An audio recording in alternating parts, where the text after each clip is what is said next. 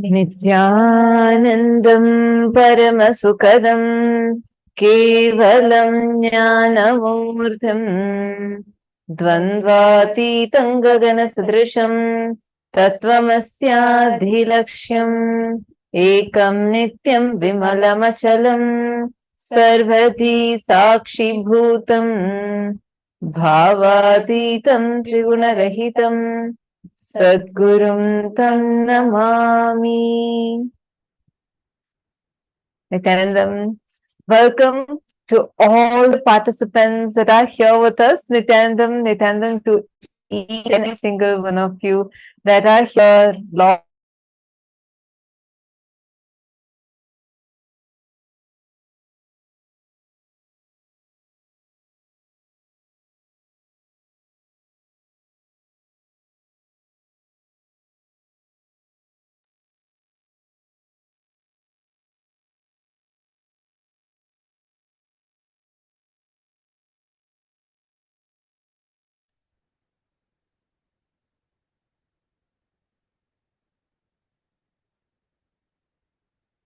Nityananda.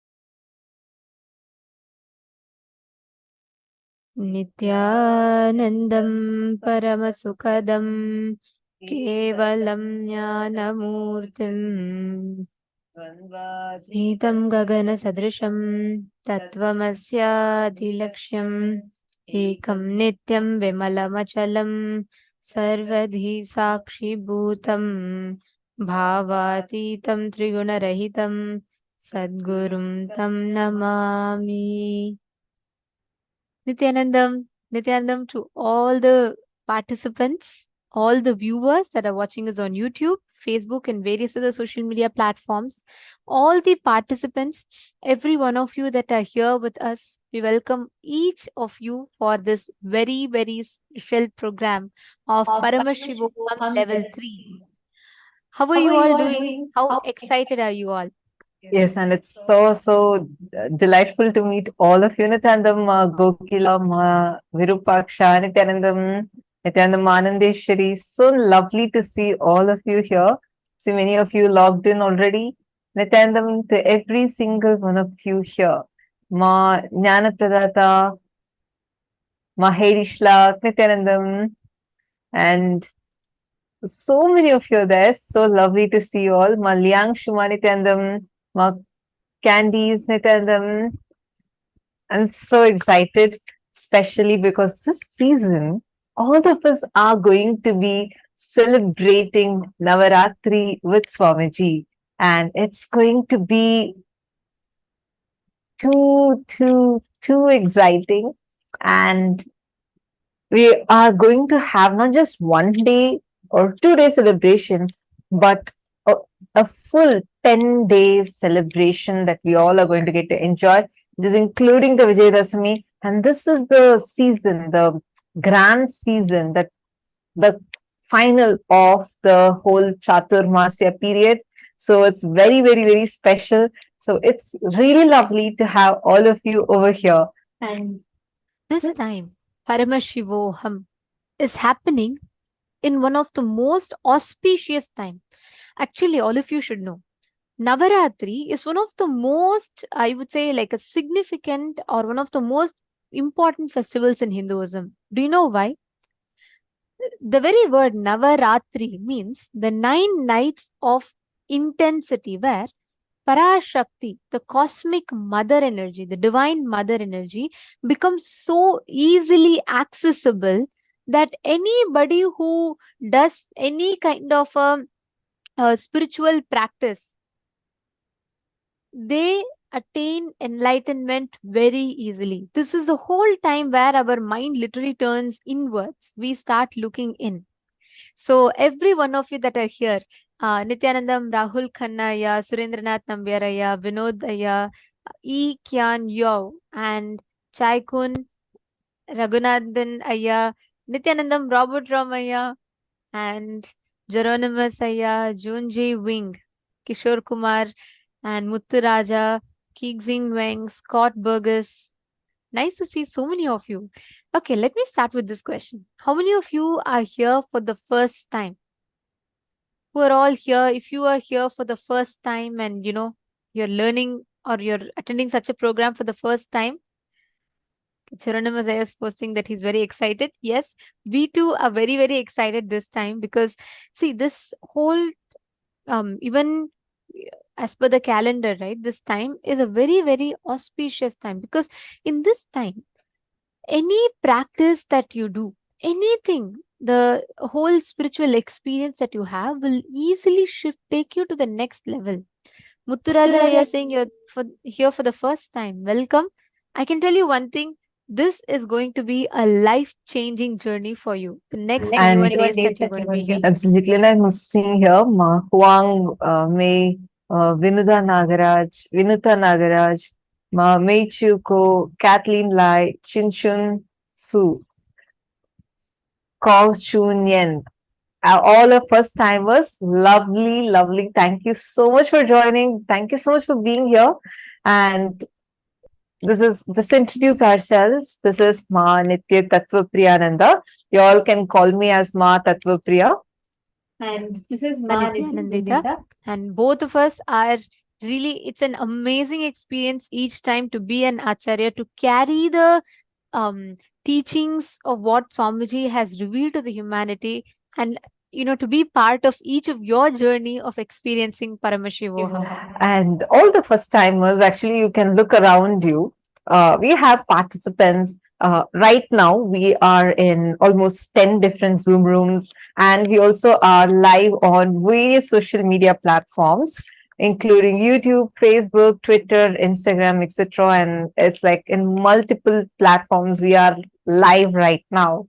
And we have people that are here with us who are there attending this program probably for the 6th time, 7th time, or even the 10th time.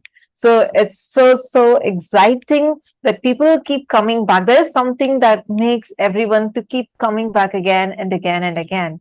So this program would definitely transform your life, and you would see the kind of superconscious breakthrough, not just in the aspect of your health, or not just in the aspect of your wealth or relationship. Each of us might have been coming here, sitting here with us, like all of you from various corners of the world. Literally, we have people from across all time zones who's sitting here with us for various reasons. Some of you are here because you want to receive healing, you want to receive blessings, you want enlightenment, you want to have some completion or fulfillment in your relationships, you want to manifest a new job, you want to manifest your dream house, you want to have the best kids, children, or anything might have been the reason, either all of these, some of these, or something else.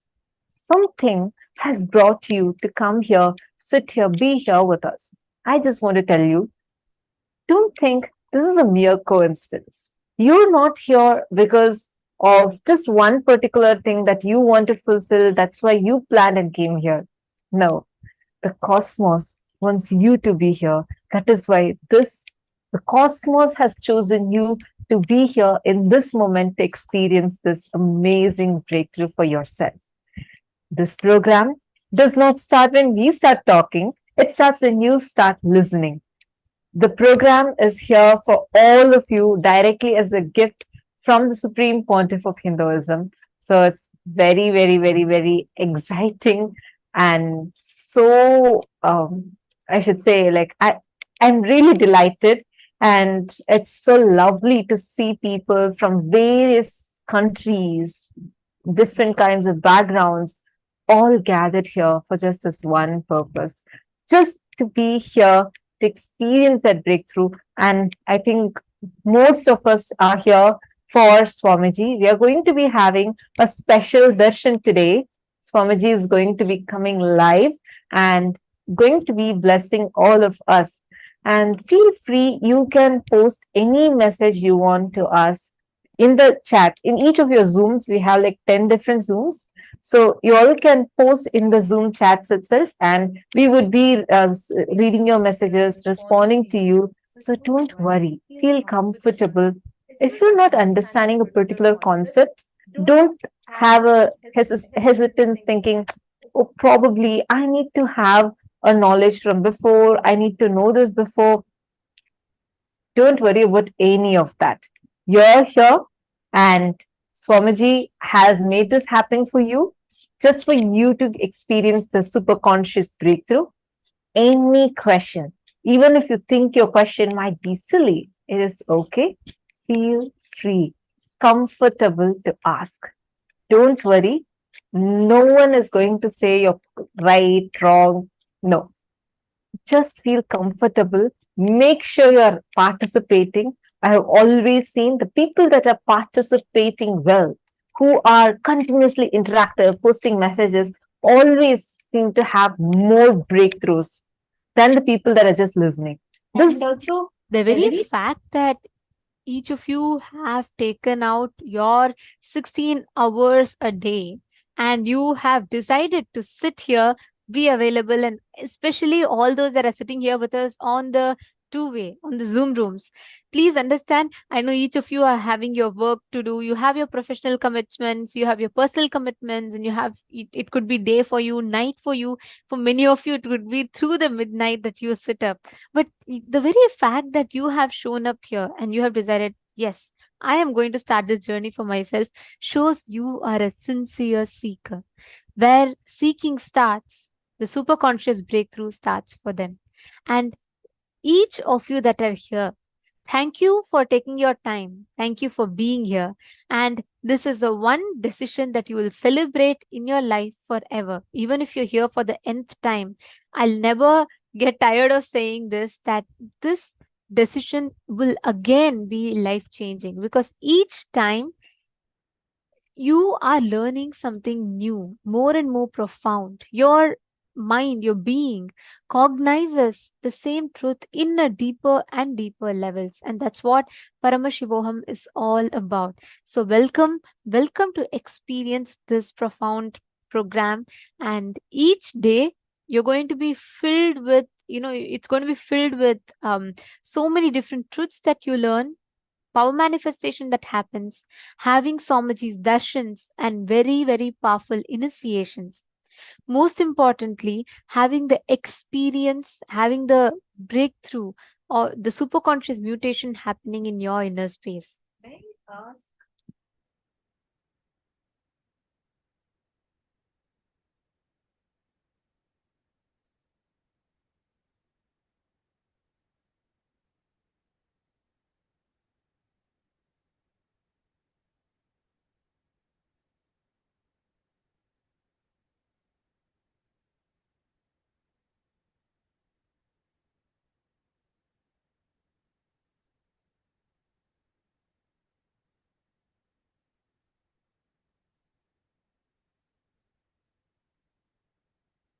Yes, sorry for that. Each of you can post which country you are watching us from. Can we request every one of you to let us know which country or each of you watching us from? Right now, as you're all sitting, you can post in the Zoom chat and let us know. Yes, and how many of you have heard about third eye? How many of you have heard about what third eye is? Third eye awakening. Who all have heard about this? Okay, we are already having so many messages. T.Y. Marcus from Hong Kong. Nithyanandam, Vinita from USA. Nithyanandam, Juan Hao from China. Taiwan, Malaysia. China, Malaysia, Australia, Greece, Okinawa, China. Okay, we have like so many. Okay, Canada, Tamil Nadu, Paris, France, Fiji, Germany, Malaysia, Bangalore, south India, of France, Germany, Los Angeles, China. Okay, Canada. So we are literally having from across all the time zones, starting from Fiji, Australia, all the way to Canada. Like literally, I'm just saying across everywhere. We have people sitting with us right now here together just to have experienced this amazing program. So who all have heard about Third Eye Awakening? Who all here have heard about what is Third Eye Awakening? And how many of you feel like, I want Third Eye Awakening? I want to awaken my third eye.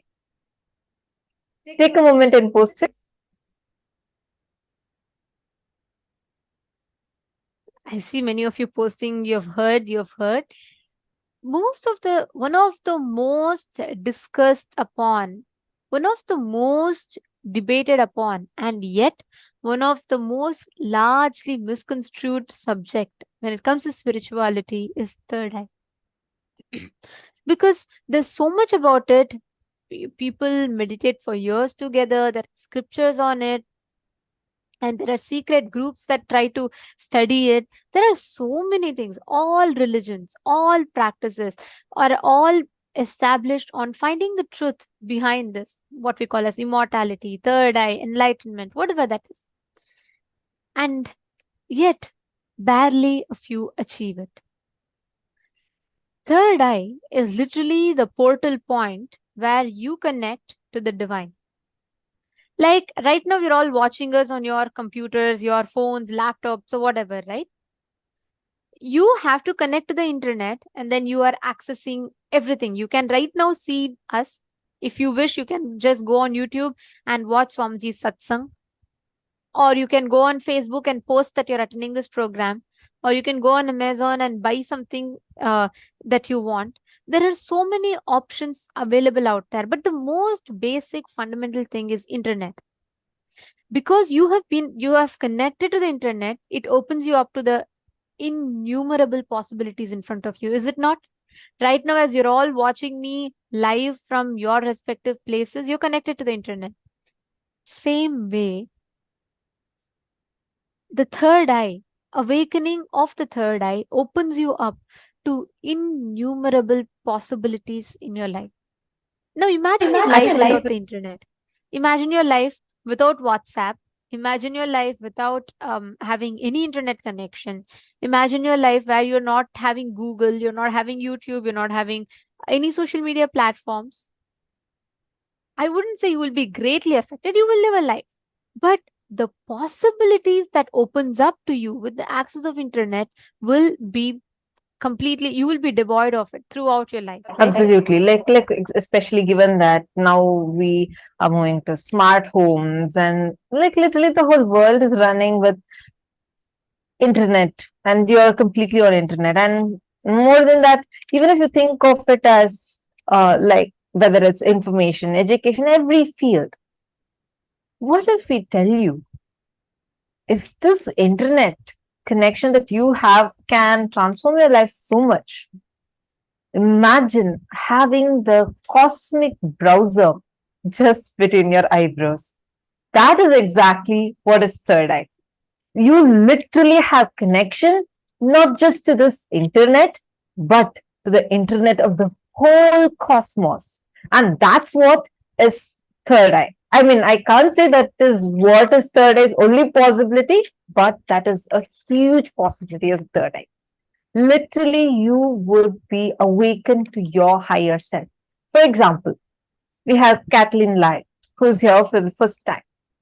Now, whatever your life was till this point, till now, however amazing person you have been, whatever achievements you have had, but from this point, the moment when your third eye awakens, you become someone completely new, completely amazing, completely something extraordinary.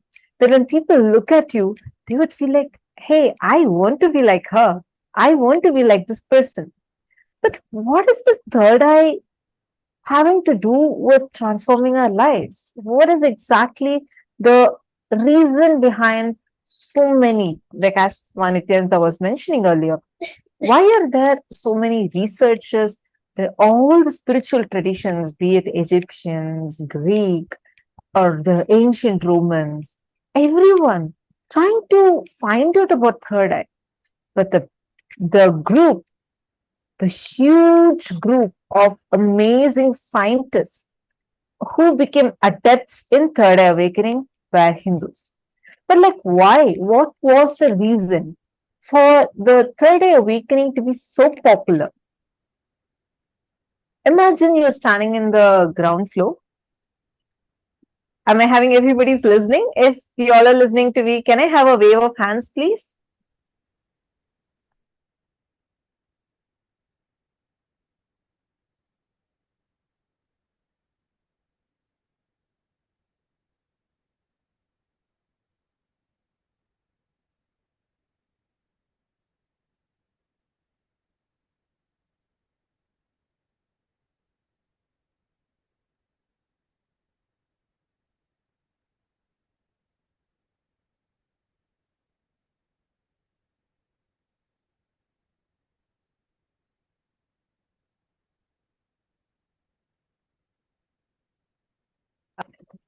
So suddenly people are, okay, Nithyananda, sorry, I hope all of you are able to hear me now. Okay. Sorry, I think it just got disconnected in between. Now, you're not going to imagine with me. Imagine that you're standing on the ground floor, okay? Suddenly there's someone from the 10th floor is saying, hey, move, move, move. There's a big truck coming your way. Move. You've got to move. You're looking on either sides. You don't see any truck. But this person from the 10th floor is saying, hey, come, come, come. Don't stand there. It's not safe for you. You just listen and then you come in. And then in a few minutes, a heavy truck just rushes by. You feel that your life is saved, and you say that the person who's standing on top has intuition. That person is not having intuition. The person is only in tune with reality. Because the person who's in the 10th floor, when you're on the ground floor, you only see a few meters this side, few meters this side. But when the person is on the 10th floor, they see much more than what you can see.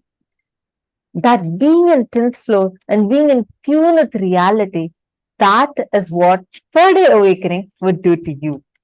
And most importantly, this is like you opening up to the whole Pandora box of all your possibilities and all the powers that you can. See, it's like this. Your life without the internet is going to be okay. You can still continue to whatever you want to do, but the possibilities that opens up to you with the internet are immense, right? Same way, the Bro Center, this part, the Bro Center is the cosmic browsing center, wherein you can access any information that you want from the cosmos, and that literally opens you up to your highest possibility. So, Paramashivoham, the very word Paramashivoham, means experiencing that you are Paramashiva. Swamiji beautifully tells Paramashivoham means the Paramashiva is your highest reality manifesting in front of you. He is the reminder that you are the highest existence of you. He reminds you of that. He manifests as that. And every moment that each of you are sitting here, you're listening to the program, you're learning the cognitions, understand you are on your fast track to superconscious breakthrough. Okay, I think we have been talking for quite a while. But what exactly is this third eye? I think we should see a demonstration of it. Are you all ready for it? So we are going to now see a live demonstration of what is the possibility, the power of third eye. So we are going to be having a Balasant, Nithya Virajananda, who is going to be joining us here and going to be taking us further from here. So now let's listen to Nithya Virajananda.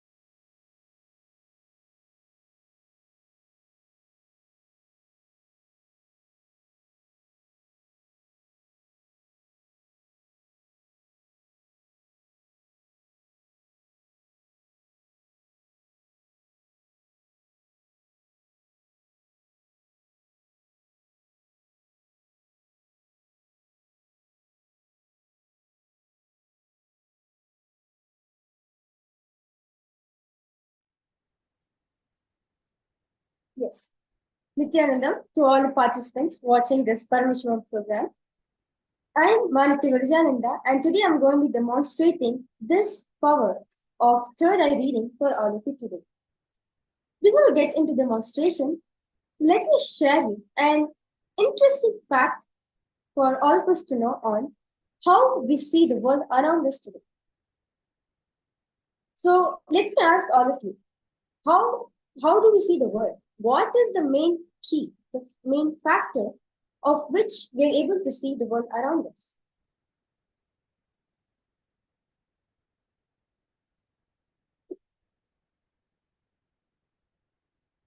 It is, so the main factor which we're able to see everything around us is with the help of light.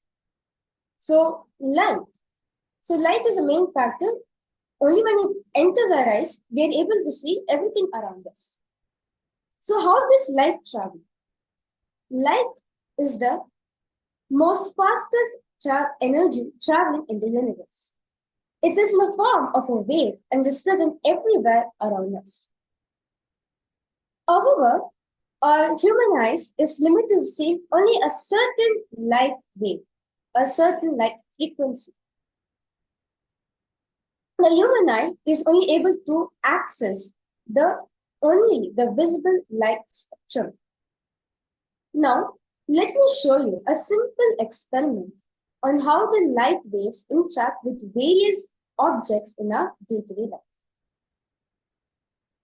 Yes. So, I have with me a transparent glass. So you can see this is an empty glass where we use this normally for drinking water. And I also have a torchlight. So now I'm gonna switch on this torchlight to see how light passes through this glass. So you can see that the light is so bright and intense. It's glaring so much. So this object is called a transparent object. And this is how light passes through it. So now let me take the second object and see.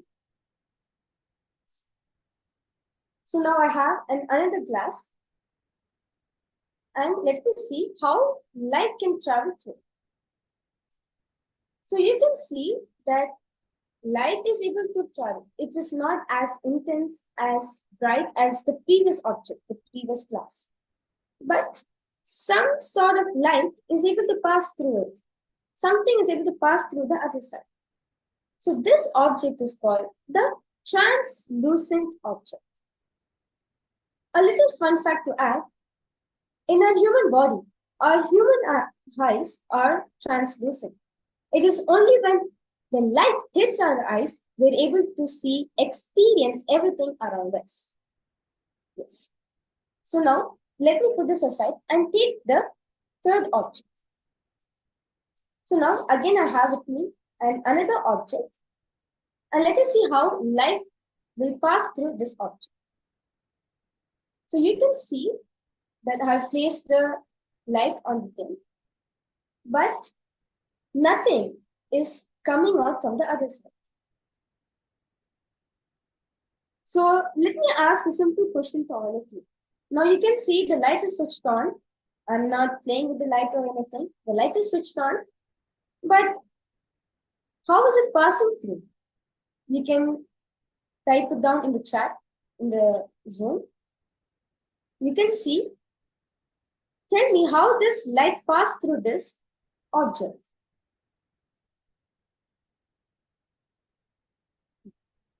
It is because this object is an opaque object.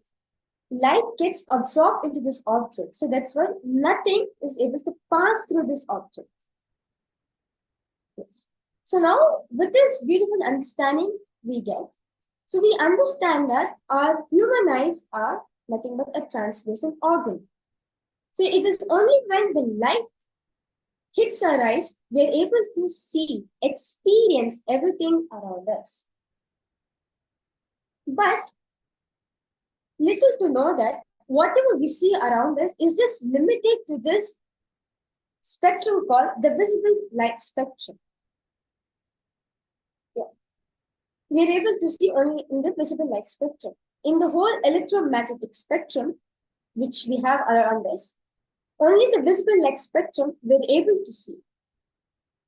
Science says that only when light enters our eyes, we're able to see. Only when light hits our eyes, the act of seeing is even possible. So when there's no light, there's no sight. So is this the only possibility which we have for our eyes today, our regular eyes? You can type down in the chat whether is there any other possibility other than light entering to our eyes and having this regular breakthrough to having in our eyes. Well, let me tell you something. There is a higher possibility which is sitting inside of us, which is waiting to be awakened. This possibility is waiting to be awakened and it can penetrate, access the different frequencies in the electromagnetic spectrum. In Vedic tradition, we call this possibility, this higher possibility which is sitting deeper, sleeping inside of us, is what we call the science of third eye awakening, the Agnya Chakra. We say it in Sanskrit. Third eye has the ability and can access to anything which is visible, invisible, and beyond within this visible light spectrum. To give an example, the microwave which you have in your house, or the speakers which we have in your house, waves have been transmitted from it. But can you see the waves? Definitely no. But does not mean it is not there. It is present. It's just that we're not able to see. But where is our third eye? When we connect with our third eye, we're able to see even the waves which is being emitted from the speakers or the microwaves which we have in our home. Yes. So now, with this understanding we have, let us get into a demonstration of the third eye. So you can type down in the chat your understanding or anything you want. You can please feel free, open to have any questions. You can type in the chat and I can answer it to you. So now I have with me a mindful. So I'll be using this mindful to demonstrate the power of third eye. So this mindful is made up of 3 materials. So one, you can see over here the first, that this is a hard opaque sheet. And at the back, you can see there is a soft sponge which is stuck against this hard sheet over here. And there is a nice strap which has been placed so that once you wear the eye band up, you can wear it comfortably. So you can see around. Yeah. So now I'm going to take the same light and see whether light is able to pass through this eye band or not. So now I'm placing the light on one of these eye sockets.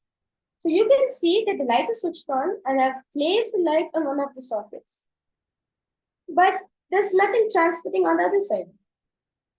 So all of you can comment how it is passing through. Whether it's passing through or what's happening inside. It is just, you can I'm pressing and feeling, there's no absorber, there's nothing inside. It's just soft sponge which is just placed. It is because this is an opaque eye band. Now let me see from the other side, from this hard sheet, whether anything can pass through it or not. Now I'm placing the light. So you can see that I placed the light on the sheet. So let's see on the other side whether any light is passing through or not. You can see that there's no light passing through. So now I'm showing one more time to all of you that the light is switched on. I'm not playing with the light, but nothing is passing through it. It is because this eye band is an opaque eye band. So now I'm going to be calling someone to place this eye band on me as to give an authentic demonstration to this power. I'll be not touching this eye band during the entire demonstration.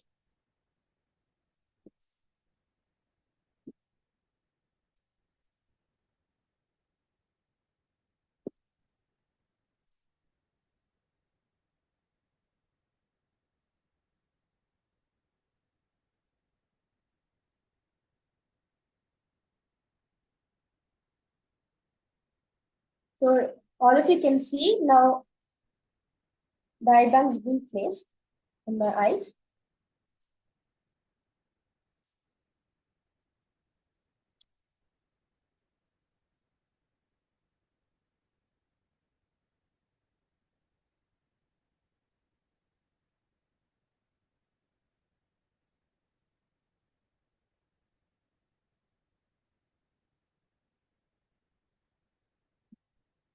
Yes.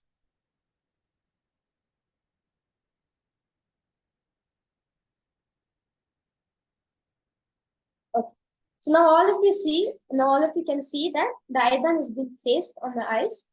So this eye-band is just an instrument to block the light to pass through this eye-band to enter my eyes. So now I'm going closer and you can see that the sponge is completely touching my face and there's no way light can pass through this eye-band.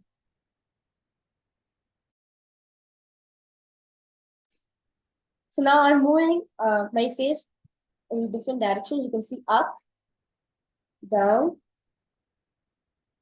left, right. It is completely covered.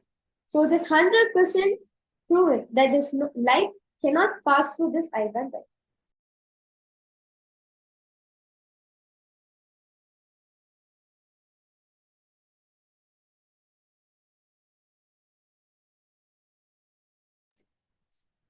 So now I request the torchlight to be given.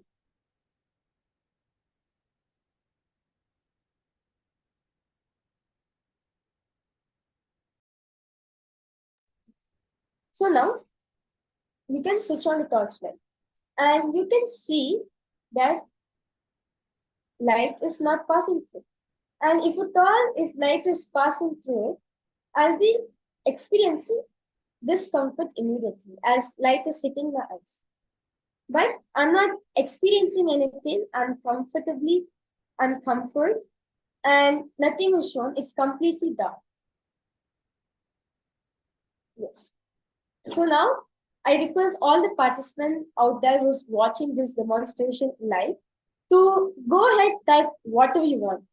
You can type numbers, letters, or you can even show anything which only you have, not anyone around you, or you can pick up anything from your purse or pocket and you can place in front of the camera, and through the power of third eye, I will be seeing it and telling it to all of you.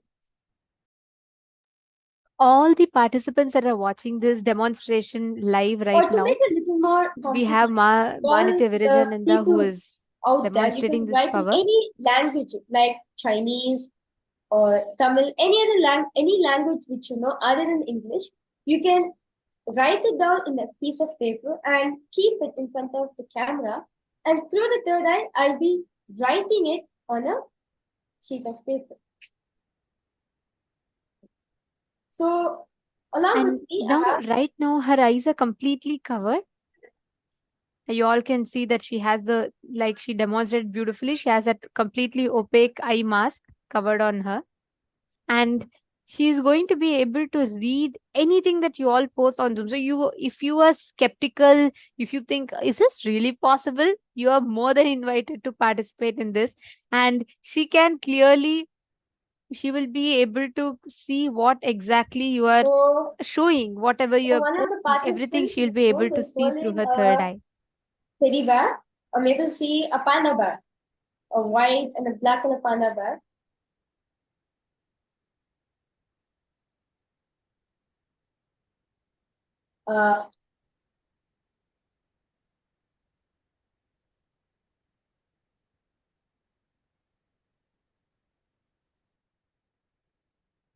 Yes.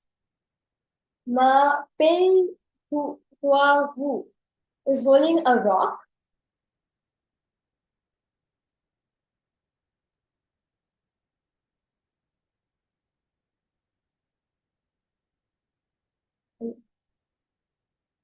Ma Motao Wang is holding a white color doll with a blue color ribbon, a light blue color ribbon.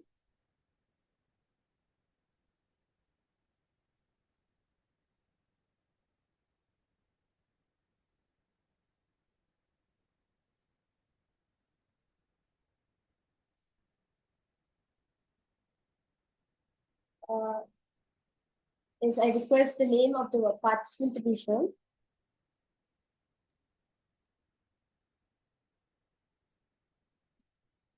Maha Bhairava Jana Swarupini. Ma is holding a bracelet, a white crystal bracelet.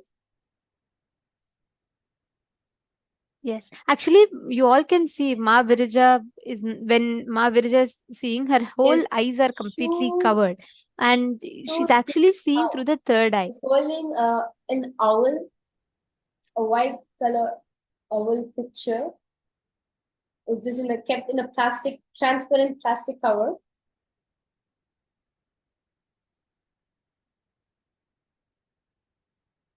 Okay, you can see many participants are holding many different objects on the screens. Um,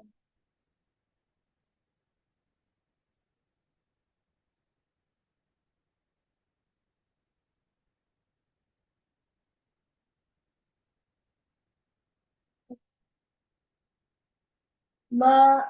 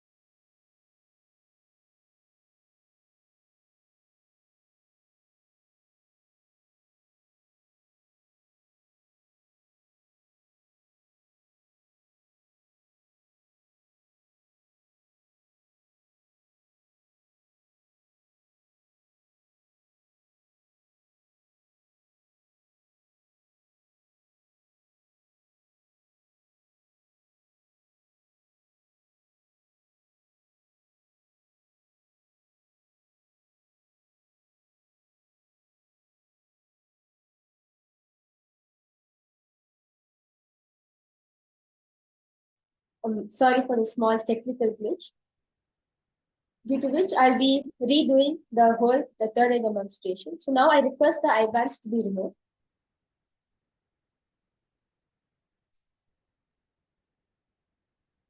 And whatever the participants have posted so far, I will not be reading as my eyes are open. As my eyes are open, you can post it again and I'll be doing it. You can write anything in a piece of paper, show it in the camera, and through the third eye, I'll be reading whatever you're written. Yes. So now I request the IBAN to be placed on me.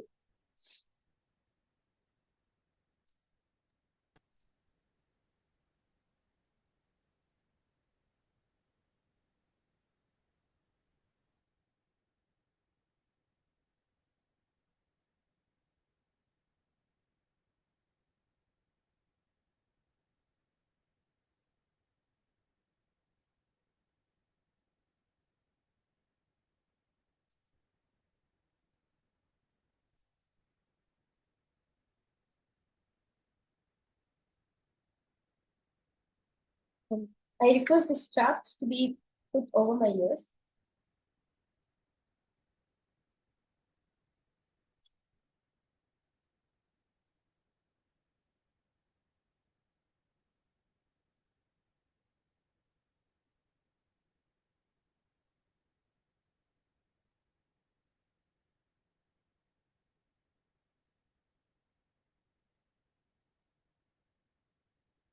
I request a little loose, please, and this side to be over my ears.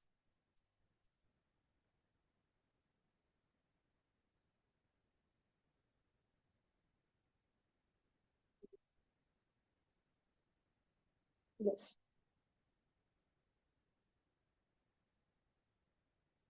Yes. So I'm very much comfortable on the way the IBAN is picked.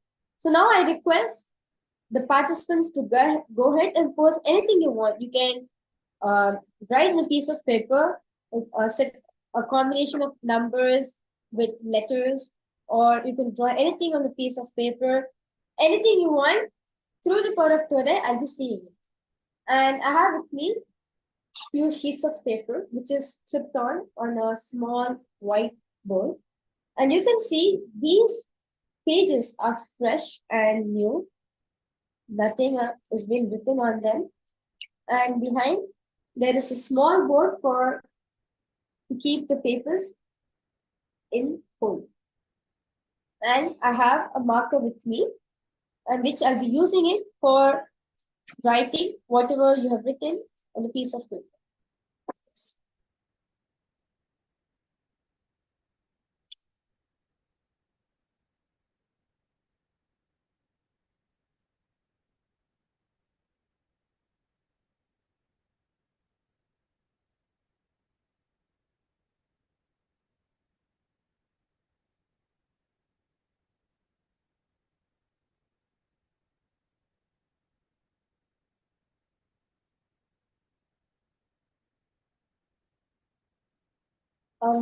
Okay, so one of the participants has written, I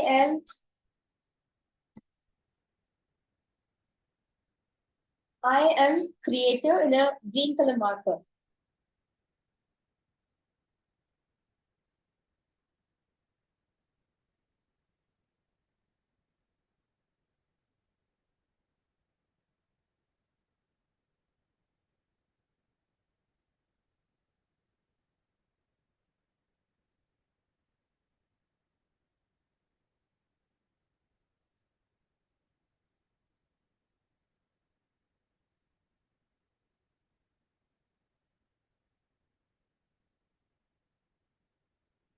Okay, so and also one of the participants has written cup in a piece of paper.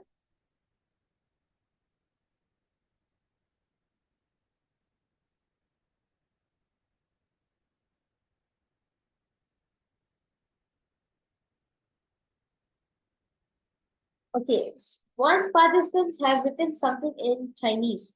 So now I'm going to be writing in the paper.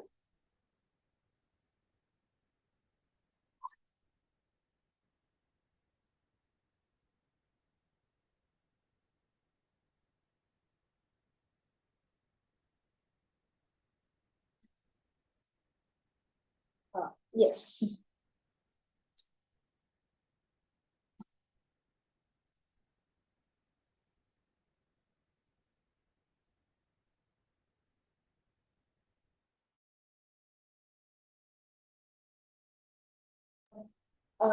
Please, please show the paper closer to the camera. Yes, little closer to the camera. Yes. Thank you. Yes. Little down so that everyone can see the word what you have written fully.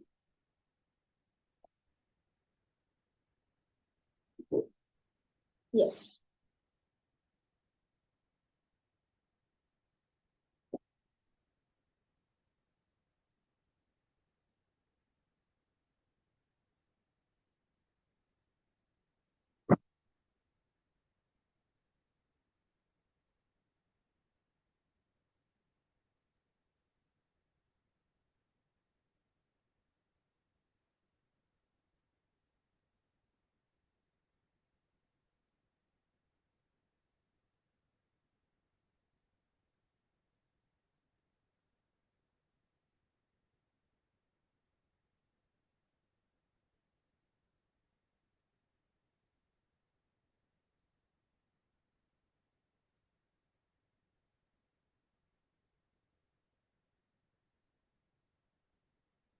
Yes.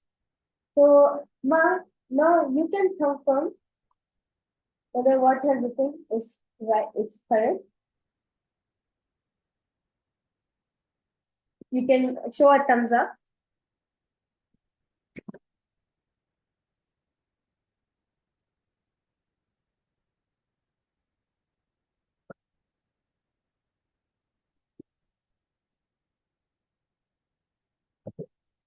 Yes. Yes, so and one of the participants is holding the Ganesha deity and they have written love. Yes, Mark Hardis have responded back saying, yes, it is right.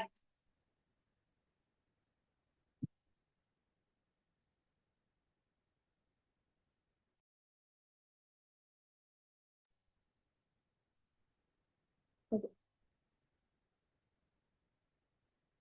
Um, okay, one of the participants have written star.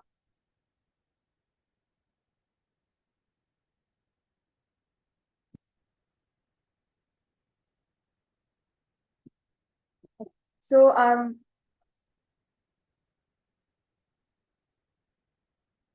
yes, I can see one of the participants is holding a word in Chinese. I request you to show it clearly.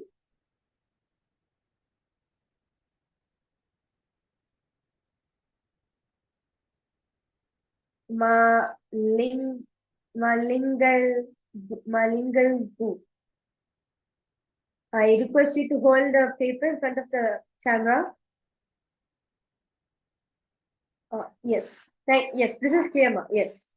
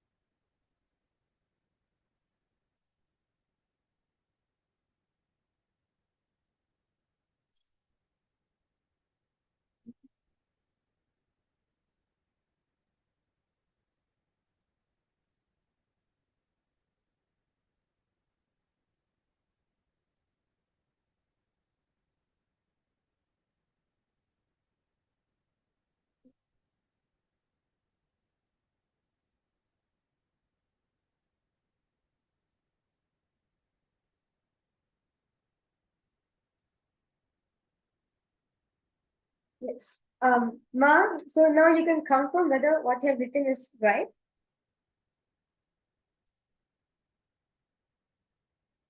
Yes. Yes. So now I request the participants to go ahead and write anything you want in the chat.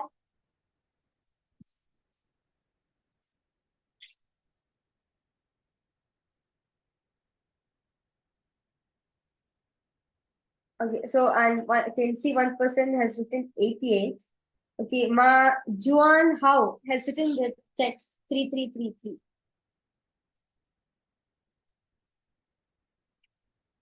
Yes, Ma Maha Bhairava Jnana Swarupini Ma has written, I'm happy. Chun Chun has written, Chun Chun has written 1005789. Yes, Ma Maha Bhairava Jnana Swarupini has given a thumbs up. Yes, Ma Liang Shu Wu has written, yes, Ganesha plus love. Yes, I can see many people commenting in the chat section. Ma Ling Du has written good. Maxi Shu has written a number of few sets of number 990815. Ko Chun Yen has written very good. Yeah.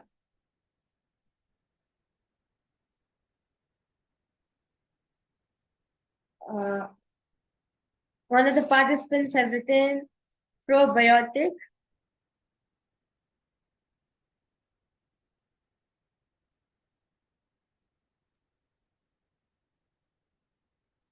As all participants are witnessing this, please understand right now you can see Mahavirja defying the fundamental law of seeing. This is beyond science, and that's what Swamiji is gifting us. If you all remember, she had passed the light through the same eye band that she's wearing and showed all of us, right? Right now, as you all see her eyes are completely covered in this opaque piece of eye mask, which completely covers her eyes. And whatever light, there is no light that can pass through. There's absolutely nothing. There are no gaps. And she is seeing through the third eye. The very basic requirement for seeing is passing of light. Yes, she's showing us. Please go ahead. You can put the torchlight and show. She's showing us with the torchlight. So typically, if we see our eyes like quickly contract, we can't see the light. And here you can see she's putting it so close, and that means there's absolutely no light passing through, and there's no gap for that light to enter into the eyes. So there's no way that she can see something, and she can see based on the photon particles hitting her eyes. So this is completely through the third eye, which is beyond the normal physical eyes.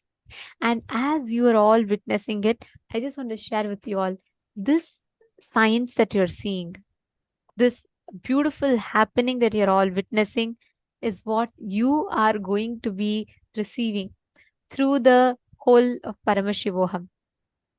Now, can I request any one of you who's very new, you want to experience this, you've not really experienced it, and or you're having some doubts, you think, oh, is it really true? Could it be really completely true? Go ahead and please post in the chat. You can test her, you can post any complicated words, and she's going to be able to read it. Come on, let us start. Anyone else feeling you want to test her a little bit more? Please go ahead. So one of the participants have posted in the chat, how do you do? As I said earlier, it is just the third eye has ability which have access to various spectrum, various frequencies in this electromagnetic spectrum.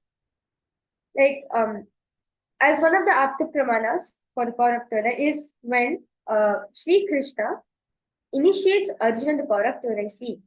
So you can see, like, to behold the Vishwarupa Darshan, the cosmic vision of Sri Krishna. Sri Krishna initiates Arjuna into the power of third eye because his normal eyes cannot perceive the the cosmic vision, because the cosmic vision of Sri Krishna is beyond this whole electromagnetic spectrum itself.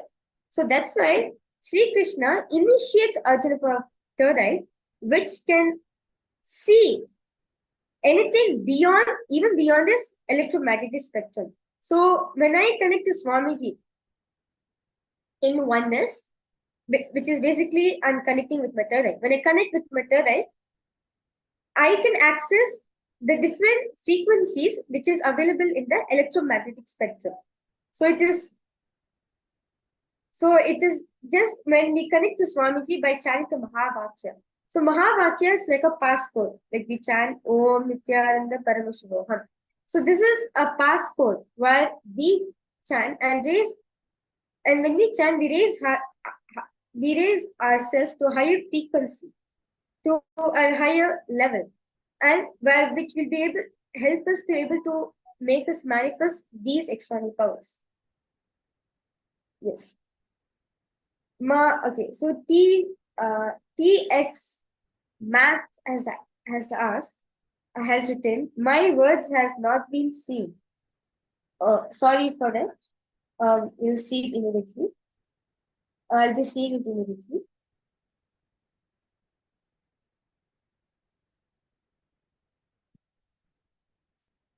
Okay.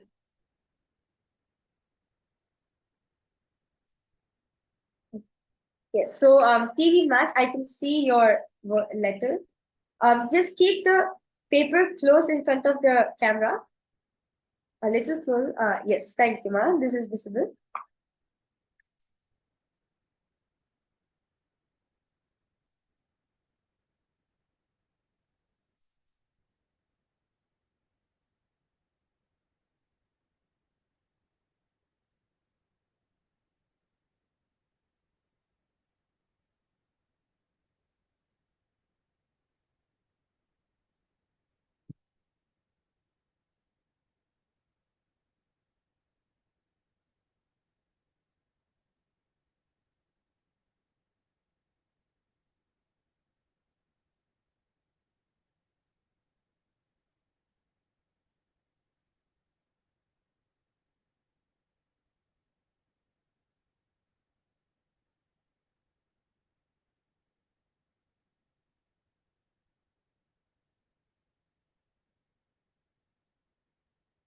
Yes. I request my TX Mac to verify whether I've written it correctly or not.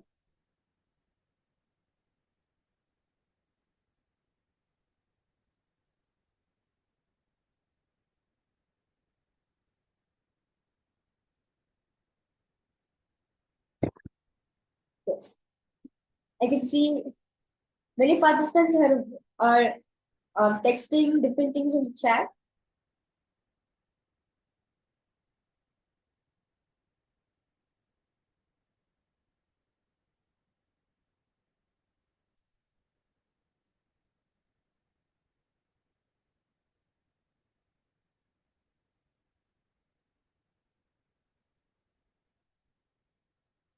Yes. So yes, so I can see, okay.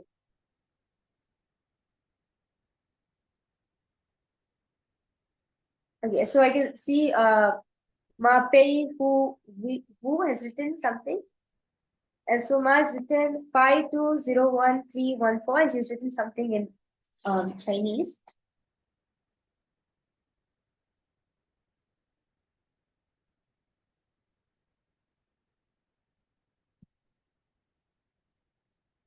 Yes, Ma Yuxi has written, you're so beautiful, love you, and a heart.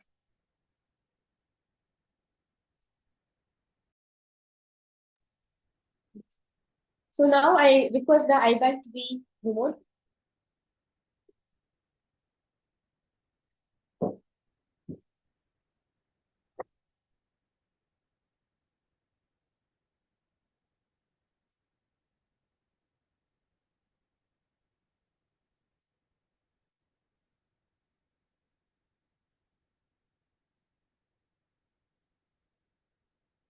Yes. Yes.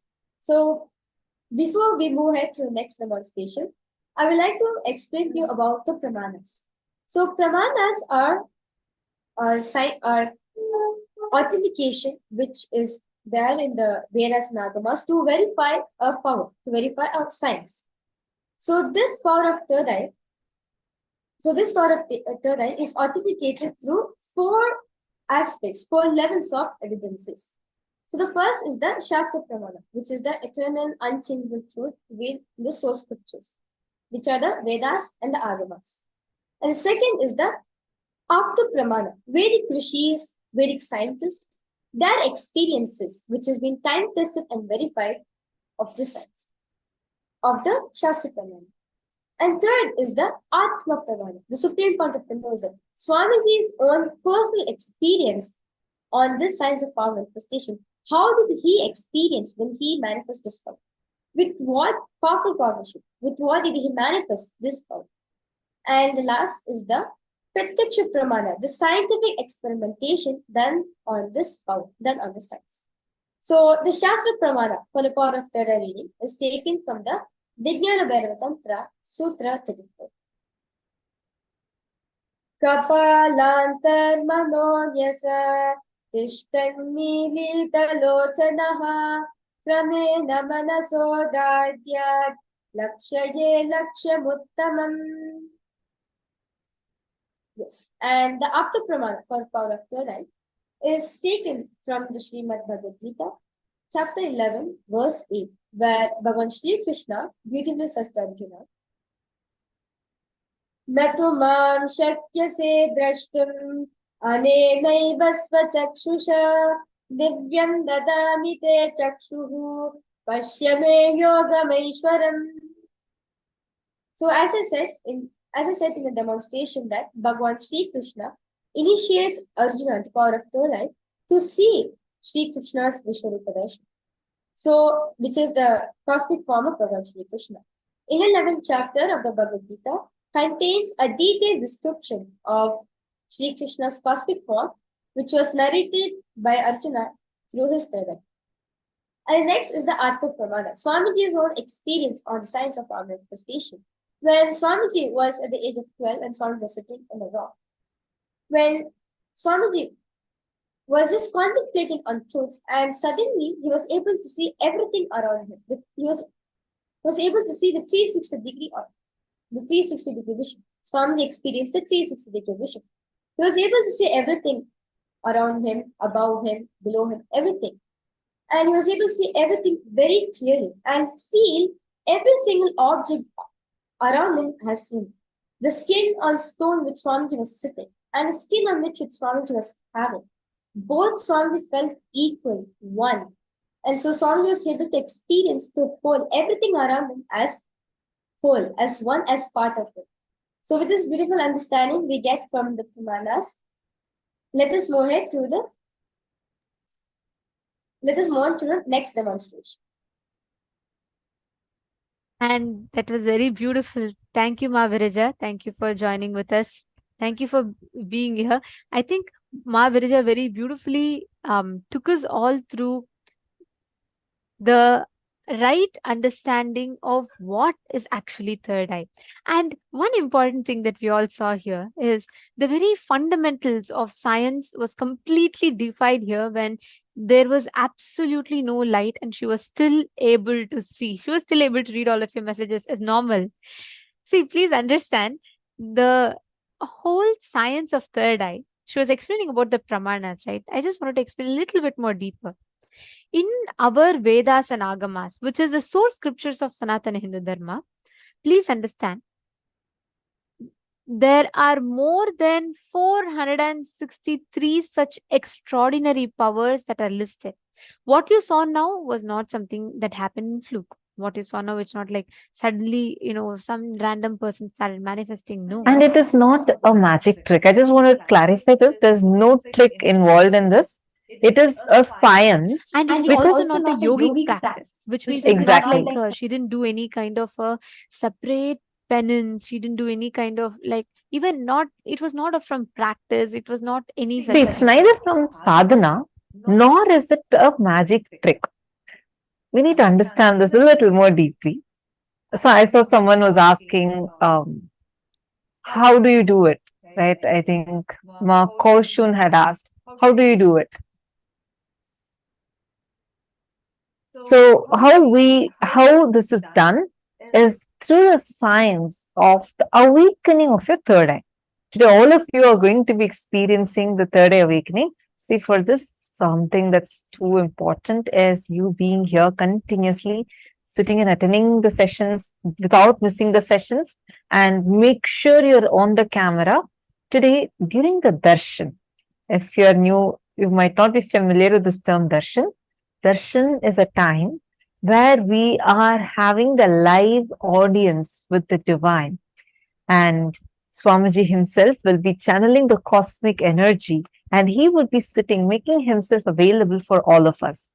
And during the darshan, Swamiji will awaken our third eye. What does that mean? When you take a lit lamp to another lamp, what happens? The fire from this lamp jumps to the other lamp, right? Same thing happens during initiation. From Swamiji, the power comes to you also. You get initiated. It's called as Dīkṣā. So through the Dīkṣā, you start receiving the energy of the third eye. The Kundalini energy in you gets awakened. And your third eye is opened. The third eye power starts manifesting through you. We're also going to be doing a very, very powerful third eye meditation today. So be tuned in. Now, what someone was asking, how did she do it? It is because the third eye is awakened. Now, without the necessity of these two eyes, using the third eye, she will still be able to see. Why? Because the third eye has the capacity and power to see through obstacles, see things that even the normal two eyes cannot see. So when your third eye is awakened, you would also be able to see like this, as well as you would be able to see things even beyond. Mavinuta Nagaraj is asking, what happens if our chakras are blocked? This third eye is called as Ajna Chakra, seat of will, Ajna. Chakra Raja, king of the chakras. We all have 7 chakras. And then the third eye is located here as Ajna Chakra. It is blocked by ego, active ego and passive ego, both. Don't worry if you're not familiar with these terms, because we are going to be learning all these throughout the program. The third eye is also calcified because of the toxins that enters inside our body. For example, the fluoride that's there in your toothpaste, or that is there sometimes even in your drinking water. These are toxins. These are actually neurotoxins. They enter into your system and they calcify your third eye. So these are the different ways how it is blocked. The initiation from the master, the initiation from the guru is literally that lamp, which is the fire is lit in the lamp. And when the lamp is coming in contact with another lamp that does not have the fire just jumps to that also. So now both become the lit lamps. Same thing happens when we receive the initiation from the avatar. Now take that the wick of the lamp is little damp. You do something to it so that the wick is proper, so that the fire can jump in, right? So that is why we sit and attend all these sessions throughout the day, because it is designed to help you come out of those blockages. And you would also be given specific meditation techniques and detox methods through which you can help your chakras to be more active. But the awakening itself can happen only through the initiation. And please understand, this is a very, very different from what you normally hear about powers, right? We say like someone stands in the mountains and does tapas for years together, and then there's suddenly some part them gets awakened. But third eye, that's what they do with the penance and all that we call as siddhi. But what Swamiji is giving us is shakti. The very fundamental software with which it works here is different, because here it is not about your capability. If it is about our capability, then none of us will be able to manifest, because we'll have to do tapas for 10,000 years, or 100 years. It Do you doesn't require remember? that. It doesn't require the tapas from our side. It only requires the software of this power, requires the initiation. So please understand, every one of you that are sitting here, the moment Swamiji initiates, when we say initiate, that means, like she was explaining, when that lit lamp is transferring the light to the other lamp, which means when Swamiji passes that initiation, when he's passing that energy, your third eye gets awakened, which means you get the access to 463 powers. And then you can just go on practicing and manifesting it. You will see in your day-to-day life, you'll be able to practically apply these powers, and you'll be able to benefit from the science. Do you remember in Kumbh Mela, or I think in a camp, like where a sadhu who had meditated for so many years had come, and I think you did the third eye demonstration. And I remember, like the other day, you were sharing, right? How he said that even though he did penance for so many years, he didn't get what you were able to get. Do you want to maybe share that? So, actually, it was in Kumbh Mela. There was one sadhu who had come, and I was just that time we were just manifesting these powers, and I was about 13, 14 years old that time. And I still remember this sadhu had come, and he saw the demo. He saw me reading through the third eye and all that. And when I removed my eye bands, and when I saw him, he was in tears. He was really like moved. I was so surprised. Like, why is he in tears? And he asked me what's my age. I said my age. And then he said that he did penance for almost 40 years. He is standing in one leg, or he did one very hard tapas. And he said to get the third eye awakened, and he could only start seeing colors after 40 years. And he said, you're half. 40 years. Yes. And then he said, you're half of my age. And you are able to see already words, numbers, everything so clearly. And he beautifully said, after that, the line he said was really something that something that really touched me. Was he said that how blessed are you all that you have an avatar who's gifting you this. He said you have Swamiji, and he said that's why I came to Swamiji today. You got Swamiji in such a young age who gifted you this power, and I came to Swamiji so that I can have this experience. Every one of us here today are blessed because we have an avatar who's gifting us the science. See, please understand, the next 21 days is going to be a unique journey for you. There are going to be so many different things that you're going to be learning. You're going to be learning about the science of power manifestation, but ultimately, the power manifestation, these powers are where you have access to the different extraordinary abilities that you can manifest through you. This enhances intelligence, increases your emotional quotient, and it makes you more powerful, confident, and it makes you literally like a genius, where you are able to apply the decision making, critical thinking. All of these improves drastically with the awakening of the third eye. They have direct, permanent, practical benefits. Pengwa is saying it was super excellent. Okay. And Surendranath is saying, I'm sure it is possible, but I couldn't achieve it till now. See, please understand. I'll tell you one thing. Every one of you here, the moment you come here, the moment you step here, the moment you're sitting here, your innate ability to express this is awakened in you. Now, I'll tell you all one thing. Sometimes, for many of you who are here for a long time and you're still trying to manifest, it is not about your ability. It is not about your qualification. Swamiji tells a very important statement. It is just about the decalcification. It is about the detoxifying. Nothing else. See, by the time you are 20, 30 years old, and especially in today's world, there's so much of toxins that gets induced into us. Even the air that we breathe is not pure. So children tend to manifest much, much more faster because the amount of toxins induced in their body is lesser compared to that of an adult. So with an adult, what Swamiji will have to do is he first detoxifies.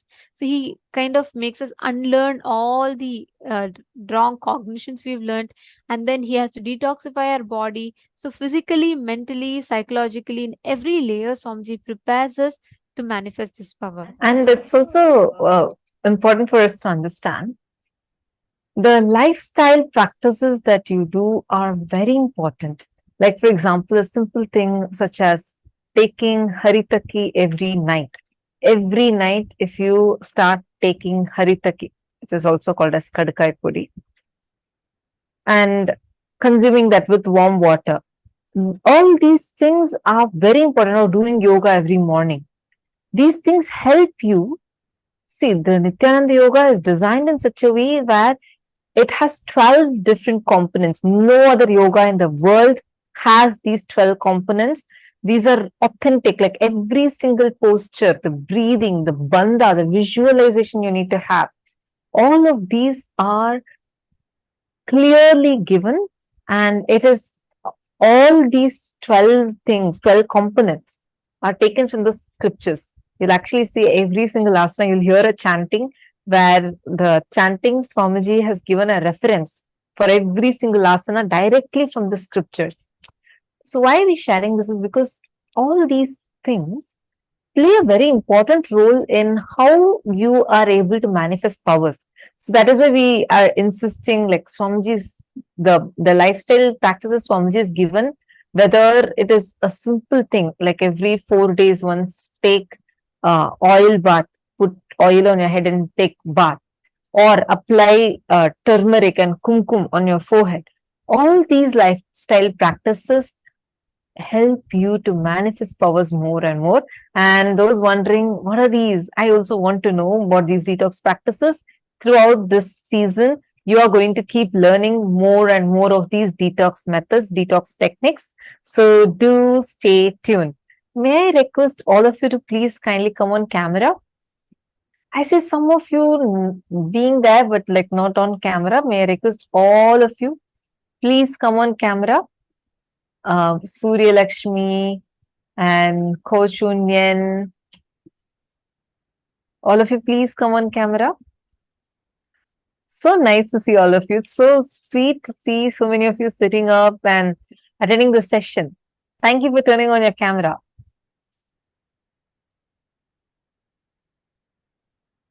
Nityanandam, Vinuta, nice to see you. Kimya, Nityanandam. Kathleen Lai, Nityanandam. Many more are coming on camera. Lovely to see all of you. Nityanandam to all of you that are here. Okay, wonderful. So now, throughout, you want some tips to have the best of the program. First and foremost, participate. You just got to sit there wherever you are and participate. Don't feel like, am I asking too many questions? No question. How many other questions you want, you can ask. Okay. Keep posting the messages in the chat. And if any of you feel like you don't want to ask your question in public, you want to privately ask us, the ID through which you're seeing us in your Zoom, I think it will be called as PSM Tech. You can directly message that ID in your Zoom. So that message will come only to us and we'll be able to respond to you. Okay. And we're going to also have Swamiji's videos that will be played throughout the session. The structure of the program would be in such a way where every day we will start our day with yoga and we are going to be learning detox methods. Every day there's going to be a unique initiation. I see some of you are puzzled as to what are these words. Don't worry. Slowly we will explain one by one. Even if you are an Indian or a Hindu, you may not be familiar with most of these words. At least I was not familiar because these are not some common words. All these Swamiji is taking from the scriptures and reviving it and giving it to us. So don't worry, don't feel overwhelmed. And initiation each day, like for example, today, we are going to be receiving the third eye initiation and we are going to be receiving the Shiva Dīkṣā. We're going to be having sessions on all of these. We're going to have every day the sessions, like we'll have some videos of Swamiji's, a very special course played for each of you. And we're going to be doing an internalizing exercise right after that. And we're also going to be manifesting powers along with that. And we're also going to have some kriyas, yogic techniques, and we're going to be doing some breathing pranayamas. All of these throughout this program, and special meditations. Like, for example, today we are going to be doing the third eye meditation. So all of these would be the different various components that we are going to be experiencing And through the program. one thing is, you all can be rest assured, every individual component in this program that you will be learning, every single thing is authentic, taken from the scriptures, presented to all of us in the most practical way that you can apply in your daily lives. So understand, every single truth that is presented to you all is taken, acid washed with the scriptures, and then presented to each of us. So the next 21 days is going to be filled with a lot of manifesting of these powers and the different ways you can experience them. Like Paramashiva reveals in Agamas, there are 463 such powers. Like, imagine you are going to be like Harry Potter, whatnot. All your ability of being Iron Man, Harry Potter, everything awakens in you. Much more than that, in fact. See, because with this power manifestation initiations, your physical body, your physiological existence, and your conscious awakening happens, all of which leads to the superconscious mutations. So throughout this program, the time that all of you are going to be spending, and that each of you are going to be here, just make sure you are constantly sharing with us, interacting with us, and don't even hesitate one bit to ask your questions. Now, we will first be understanding what you can expect from Paramashivoham this next 21 days, the 16 hours you're going to spend here. What is it that you're going to be learning? What can you expect? So the whole day is designed, like she was explaining, the whole day is designed in a way where you are taught the different powerful cognitions from various different scriptures, and all those powerful cognitions taken the best of the best, and Swamiji gives it to us in the most powerful combinations ever, which will directly work on your conscious level. And don't worry, it is going to be a real blast for you. Like, don't think scriptures, am I even going to understand them? And don't think scriptures, like, are they even relevant to me? They are going to be the most practical things that you're going to learn, and you're going to see how it will transform your life. So ready? Let's enter into the first session. Swamiji is now going to be explaining to us, just introducing to us, what is this Paramashivoham? Listen. Simple, straight introduction. I am Paramashiva. Paramashiva himself is manifesting as Paramavatara in this body. He will do it. He will do the Paramadvaita, ultimate superconscious mutation for all of you,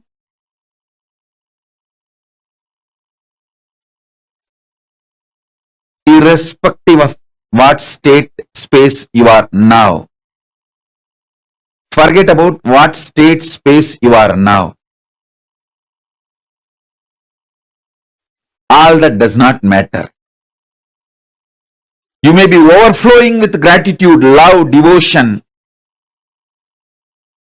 or you may be just sitting, fighting with yourself, ready to fight with me, ready to blame yourself, ready to blame me, whatever state you are in. Don't worry, nothing bothers. All that is too shallow. I'll swallow everything. Not only where you are stuck, including you, I'll swallow it. Just come and switch on this camera and sit. That's all. Only one thing, don't miss sessions. Be here for all sessions. That's all. This 21 days, put everything away. Be here for all sessions. Don't miss one word, one session. Be here for everything. I'll take care of everything.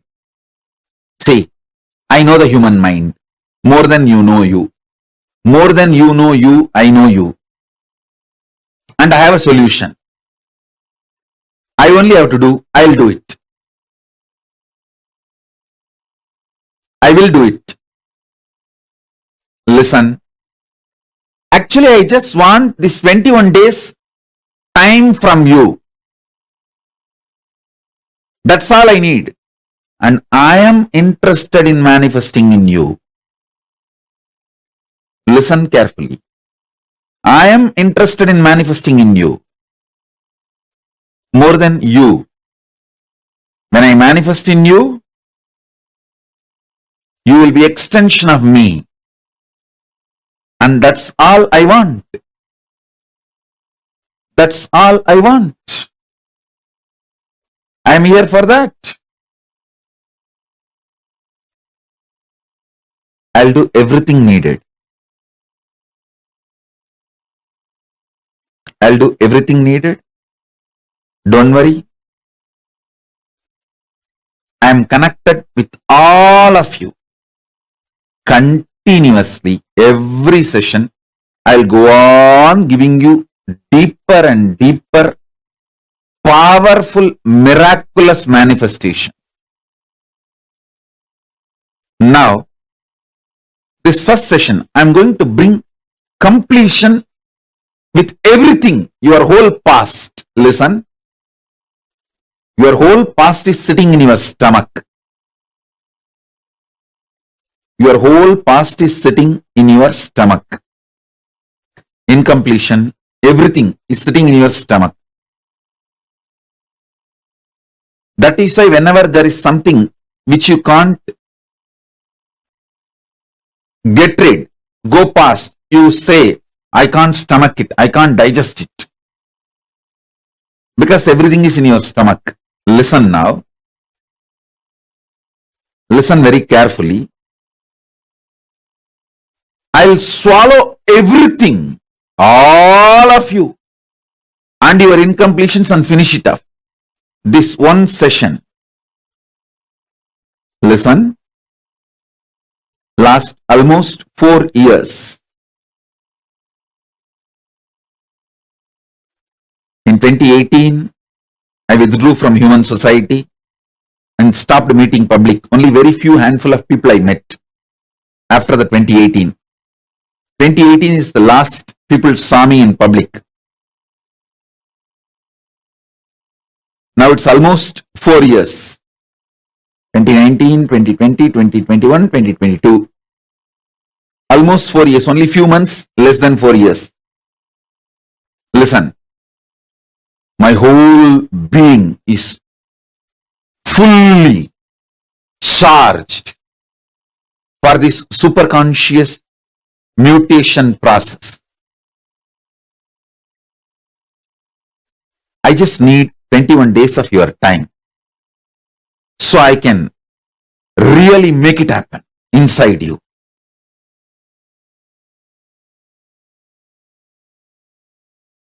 Paramashiva's superconscious mutation manifestations. When he superconsciously mutated his manifestations, 64 manifestations documented in Veda Agamas, which he himself describes. Manifesting all of them in you is the complete manifestation of Paramadvaita. listen. Paramashiva's own superconscious mutation manifestations. 64 manifestations he himself describes in Vedagamas. Lingamurti, Lingodbhavamurti, Sadashivamurti, Mahasadashivamurti, Umamaheshwaramurti, Sukasanamurti, Umeshamurti, Somasgandhamurti, Vrishabhantikamurti, Natarajamurti, Dakshinamurti, Mahakalabhairavamurti. His own 64 superconscious mutation manifestations, initiating all of you into this, making all of you manifest this 64 is the message from Paramashiva directly from KAILASA. Listen, all these are 64 forms of Paramashiva. Ardhanarishwara. Listen carefully. First time ever I am initiating people into this. First time ever I am initiating people into the superconscious mutation manifestations of Paramashiva. All the 64. See, separately I initiated people in Dakshinamurti manifestation. Separately I initiated people in Kalabhairava manifestation. Separately I initiated people in Nataraja manifestation. Separately I have also initiated people in Lingamurti manifestation. Like different individual manifestations of Paramashiva I have initiated, like Lingodbhava Darshan. Through that Lingodbhava Murti initiation I have done. But first time, all the 64, this Paramashivoham, you are going to experience all the 64 and this whole Paramashivoham. Initiation into superconscious mutation manifestations of Paramashiva. All the 64 manifestations. Like Gajasamhara Murti is one manifestation. Tripurantaka Murti, Sandhya Nritta Murti, Gangadhara Murti, Jwarabhagna Murti. Each of these manifestations, Kshetravala Murti, Kalantaka Murti,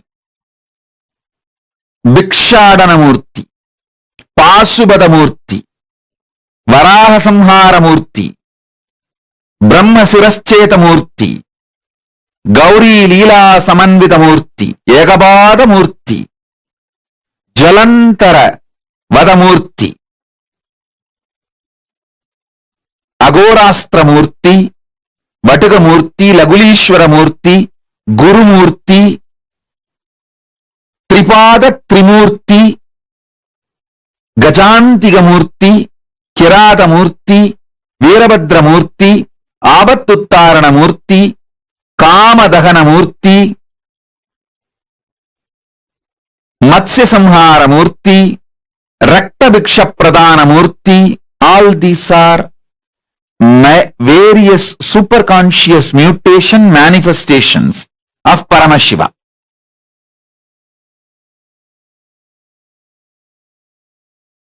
Paramashiva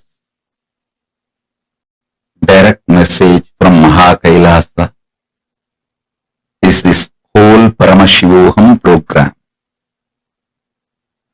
This Paramashivoham program is the direct message from Paramashiva, from KAILASA. Listen. Listen to the simple truths I am sharing with you as the introduction. First and foremost, you all have consciousness.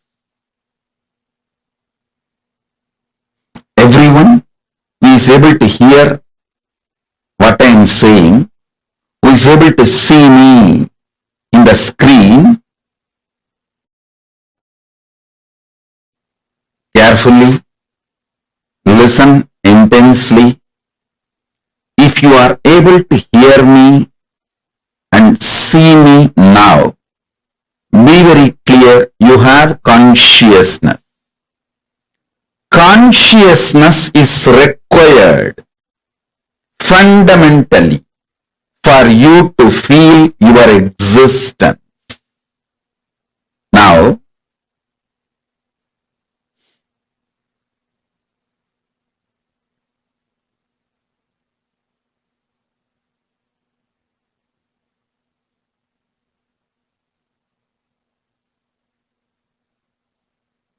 through various programs in the past, I helped all of you to manifest various possibilities and powers of your consciousness. Listen. Now listen carefully. Let me repeat. You all have consciousness, and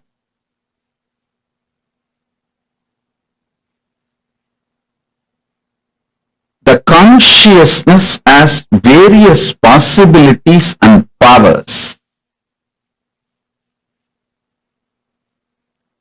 Through multiple programs,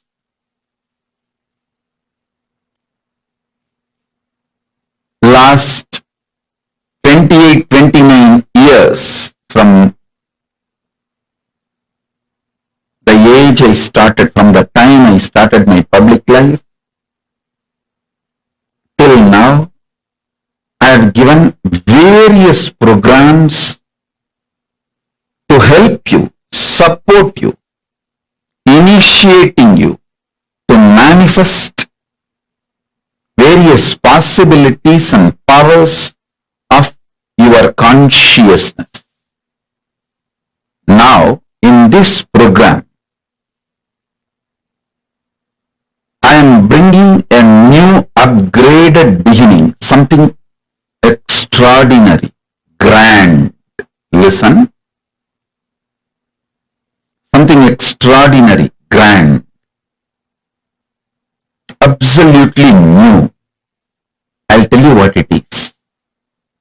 Your consciousness can act like an airport. Your consciousness can act like airport for Paramashiva and various beings of KAILASA, gods of KAILASA, divine beings of KAILASA, to land on your consciousness. Your consciousness can be like an airport for those powers to land on your consciousness. Understand that. So, not only you can manifest all your possibilities, you can manifest Paramashiva's possibilities, Paramashiva's power. Understand this whole program. This whole program is an upgraded new beginning. It's is not going to be stopping with you manifesting the powers and possibilities of your consciousness. It is going to be letting Paramashiva land in you and manifest the powers and possibilities of Paramashiva himself. Listen.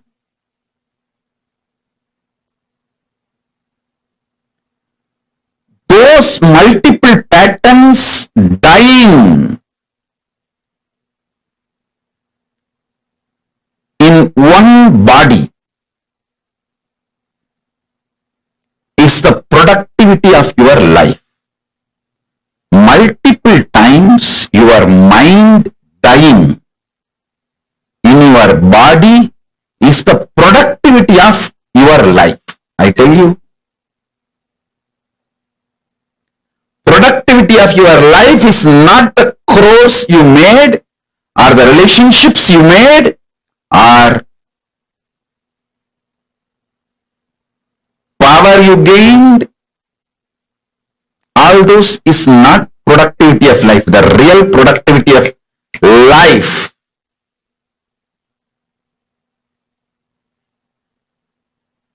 is multiple time your mind dying in one body, in your body. Wasting of life means same mind you carry and multiple times your body dies, means multiple times you take birth again and again, but with the same mental setup, same mental structure. That is what I call it wasting of life. Listen, if you think the money you made is the productivity of your life, when your bank goes bankrupt, you will understand your whole life is gone. It just melts down with the zeros for which you spent day and night holding the hopes in your consciousness. Listen. If you think the buildings you built, the organization you developed is the productivity of your life, no, that is productivity of your country, who inserted greed in you, his productivity, not yours. Listen carefully. If you think the buildings you built or the organization you created is your productivity, be informed, it is the guy who inserted the greed in you. It's productivity of him. When you die, the country is going to have the building.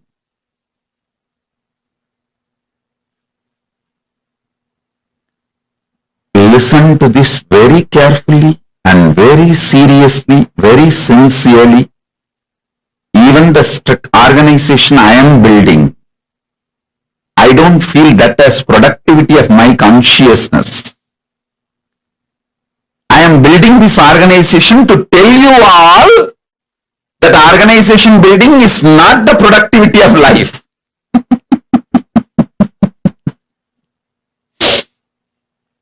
To give you the truth, I am building this. Truth is this. Productivity of life is the number of times your mind died in the same body. If you can kill multiple times your mind in the same body, your life is productive. Your life is productive.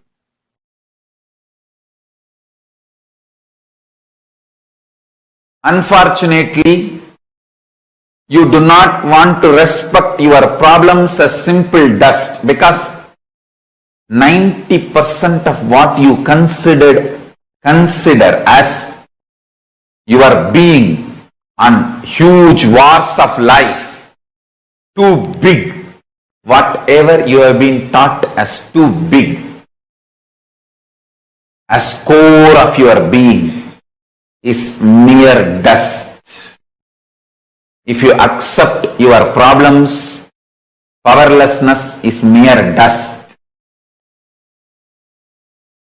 You need to literally drop your being, and you don't know which one to hang on, hold on. That is why you kept your old being alive and suffered a lot. Now I am telling you, I am Paramashiva, fully available to all of you. Absolutely available to all of you. Me, Paramashiva, here, fully available to all of you. Decide to drop your powerlessness, fear, greed, non-integrity, a low way of existing. Drop all of it.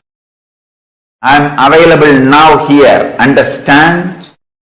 When you hold me, allow me to manifest through you all your lower level, all your powerlessness, fear, greed, non-integrity, everything will become irrelevant.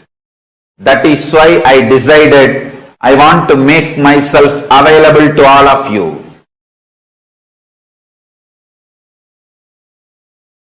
That is why I broke all the social structures, ideas, concepts, including money. I made everything irrelevant and making myself available to all of you wherever you are in your very bedroom. I am sitting with each one of you now personally in your room.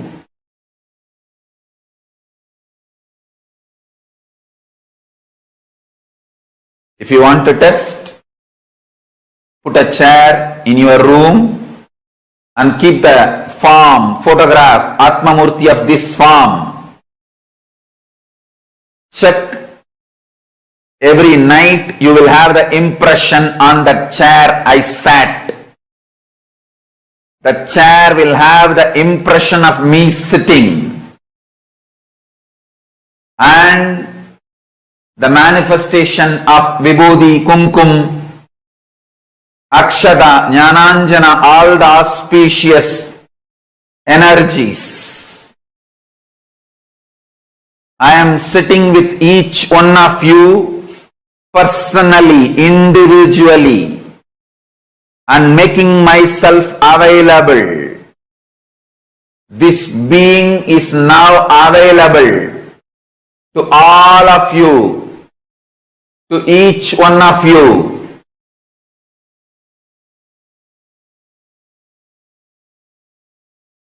I am making myself available to each one of you.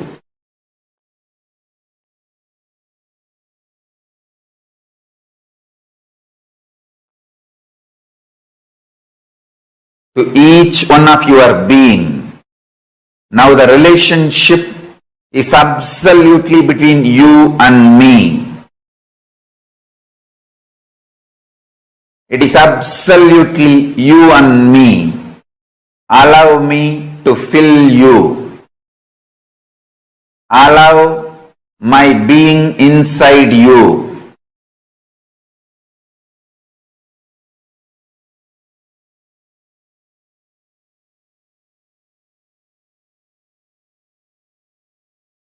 When you start tasting my being, all your past fears, greeds, powerlessness, everything will just become irrelevant.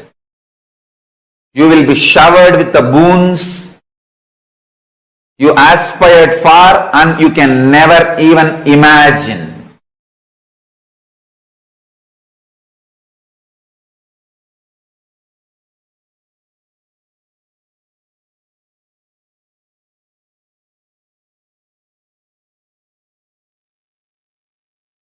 The whole of Paramashivoham, the only requirement for us to do is being available. Like Swamiji said, Swamiji is going to be taking all of us through the whole process, literally taking us through that entire superconscious mutation through the program. The only requirement that is there from our side is to be available. Be here and make yourself available. Make sure you are sitting here.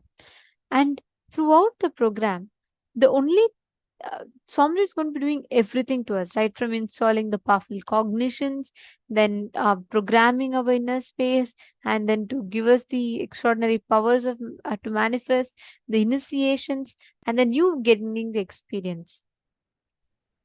So be here, be fully available here in front of the camera. How many of you are ready and saying, yes, I'm going to commit for this? Azita Marak is asking, what is the session timing every day?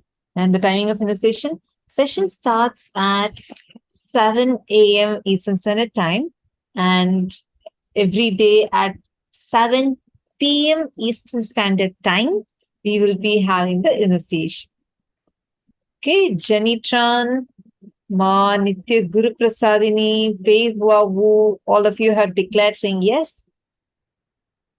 Vinishan is posting so many hearts. I keep seeing that's wonderful. Actually, so many of you that are saying yes and committing across all the Zoom rooms that are here. To all of you, understand that one thing is enough. You would see how even without your effort, without any effort from your side, just like that, a transformation will happen. Transformation will definitely happen. And I also have one more thing. During the program, you all can also record videos of yourself, like actually document how you are feeling each day. It's record, like make like a vlog, just every single day. Like how, what exactly are the experiences you're having and how you are having the breakthroughs happening for you. What kind of cognitions clicked with you? Start recording it. You don't know the value that it'll add to you, because when you see it on the 21st day, you'll be amazed. Hey, was this me? Oh my God, what a transformation Swamiji has given to me. You feel, wow, it's me. So you are going to have an amazing experience. Make sure to record, document yourself. Like every day, make a short clip. Okay, just a short clip and start recording. Even you would have a lot of spiritual experiences, like the flicks you'll get. Make sure to record all of these. I know some of you are camera shy, but don't let that be the reason for you to not record your experiences. At least record and keep it first for yourself. And when you're confident, you could post it, but at least record. You don't know the value, otherwise you'll be missing out on something big. All right. So now let's set up the place that each of you are sitting in first, because that's a very important thing. We are going to be experiencing Swamiji's own presence in each of your places. This is an online program. As we saw earlier, we have people starting from Fiji, Australia, and all the way up to this side, Canada, US, like entire world. We have people from France, Germany, and Greece, Portugal, like many places. Of course, India, Malaysia, Singapore, UK. Like there's a lot of places we have people from. The most important thing right now, even despite of you being from various different countries, you have people from China, Taiwan, all these places, Swamiji is going to be manifesting in each of your rooms right now, onwards, from now onwards. Actually, from today's darshan, you will actually start feeling it and you can even test it. So we are going to take you all through the session where we are going to help you to understand how to set up the place that you are in currently so that you can receive the best experience. May I request all of you to please sit up and attend the session?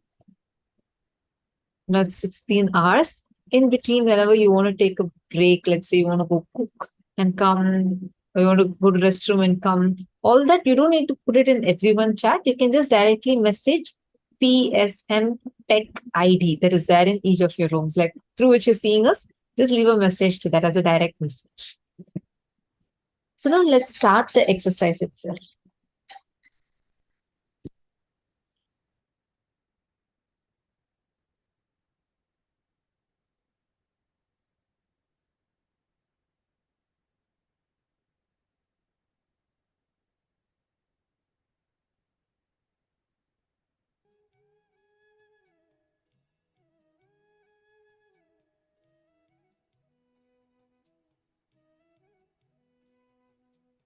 So let's understand what exactly are the steps we all need to do. That's what this session is going to be about.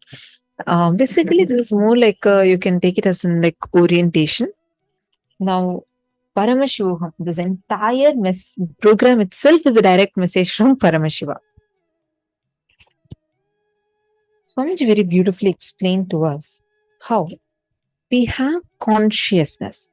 And your consciousness can act like an airport for Paramashiva and various other divine beings to land on.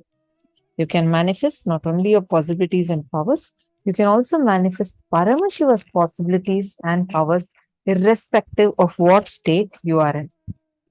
Take a few minutes to cognize these. See, whenever we use the word Shiva, Paramashiva, Mahadeva, all these represent the ultimate cosmic happening, like what we call as God and the ultimate. See, in Sanatana Hindu Dharma, what you popularly call as Hinduism, we have various traditions. We have Kaumara, people who worship Subramanya, Shaktas, people who worship Devi, Vaishnavas, people who worship Vishnu, Shaivites who worship Shiva. Like this, each sampradaya of Hinduism worships some deities as a name. Now, in our sampradaya, we worship all the gods and goddesses. And for us, the ultimate we call as Paramashiva. Now, the supreme godhead of Hinduism, Paramashiva, is what we are continuously, whenever we say Paramashiva, you can also understand it as Mahadeva, Shiva, Lord Shiva. So, when he is manifesting in his ultimate form, with 25 heads, 75 eyes, 50 hands, that form is called as Paramashiva. You don't need to worry about remembering all these because we will be explaining all these forms to you in detail. So just understand this much. So whenever we say Paramashiva, this is what we mean. Are you all clear? Sorry, if any of you have questions, feel free, even in between the sessions, feel free, comfortable to post it and ask, okay? So now, your consciousness has the ability to literally be like an airport where the divine beings can land on. So you not only manifest the possibilities and powers, you can manifest Paramashiva's possibilities and his powers through you, not just yours. The understanding? This program is going to be about understanding this, understanding about the possibilities and powers of Paramashiva, manifesting him through you. So let's take a few minutes and take a moment to set the context for what you're going to be doing in this program the entire 21 days. First step, listening to yourself. What is the purpose of your life? What do you aspire to be? Like, what motivates you? What wakes you up every day? What do you value the most in your life? Please take a few minutes and please write this down.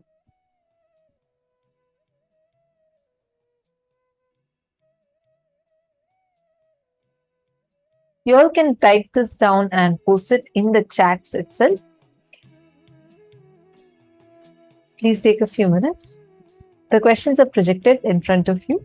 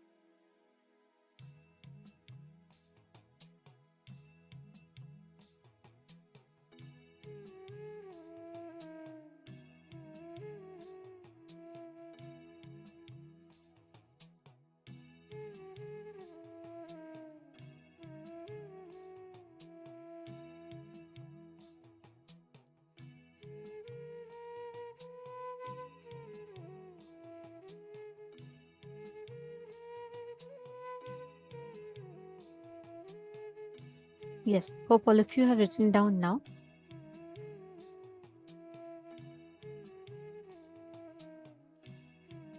The whole life, all of us seek for a purpose. We all seek for enlightenment.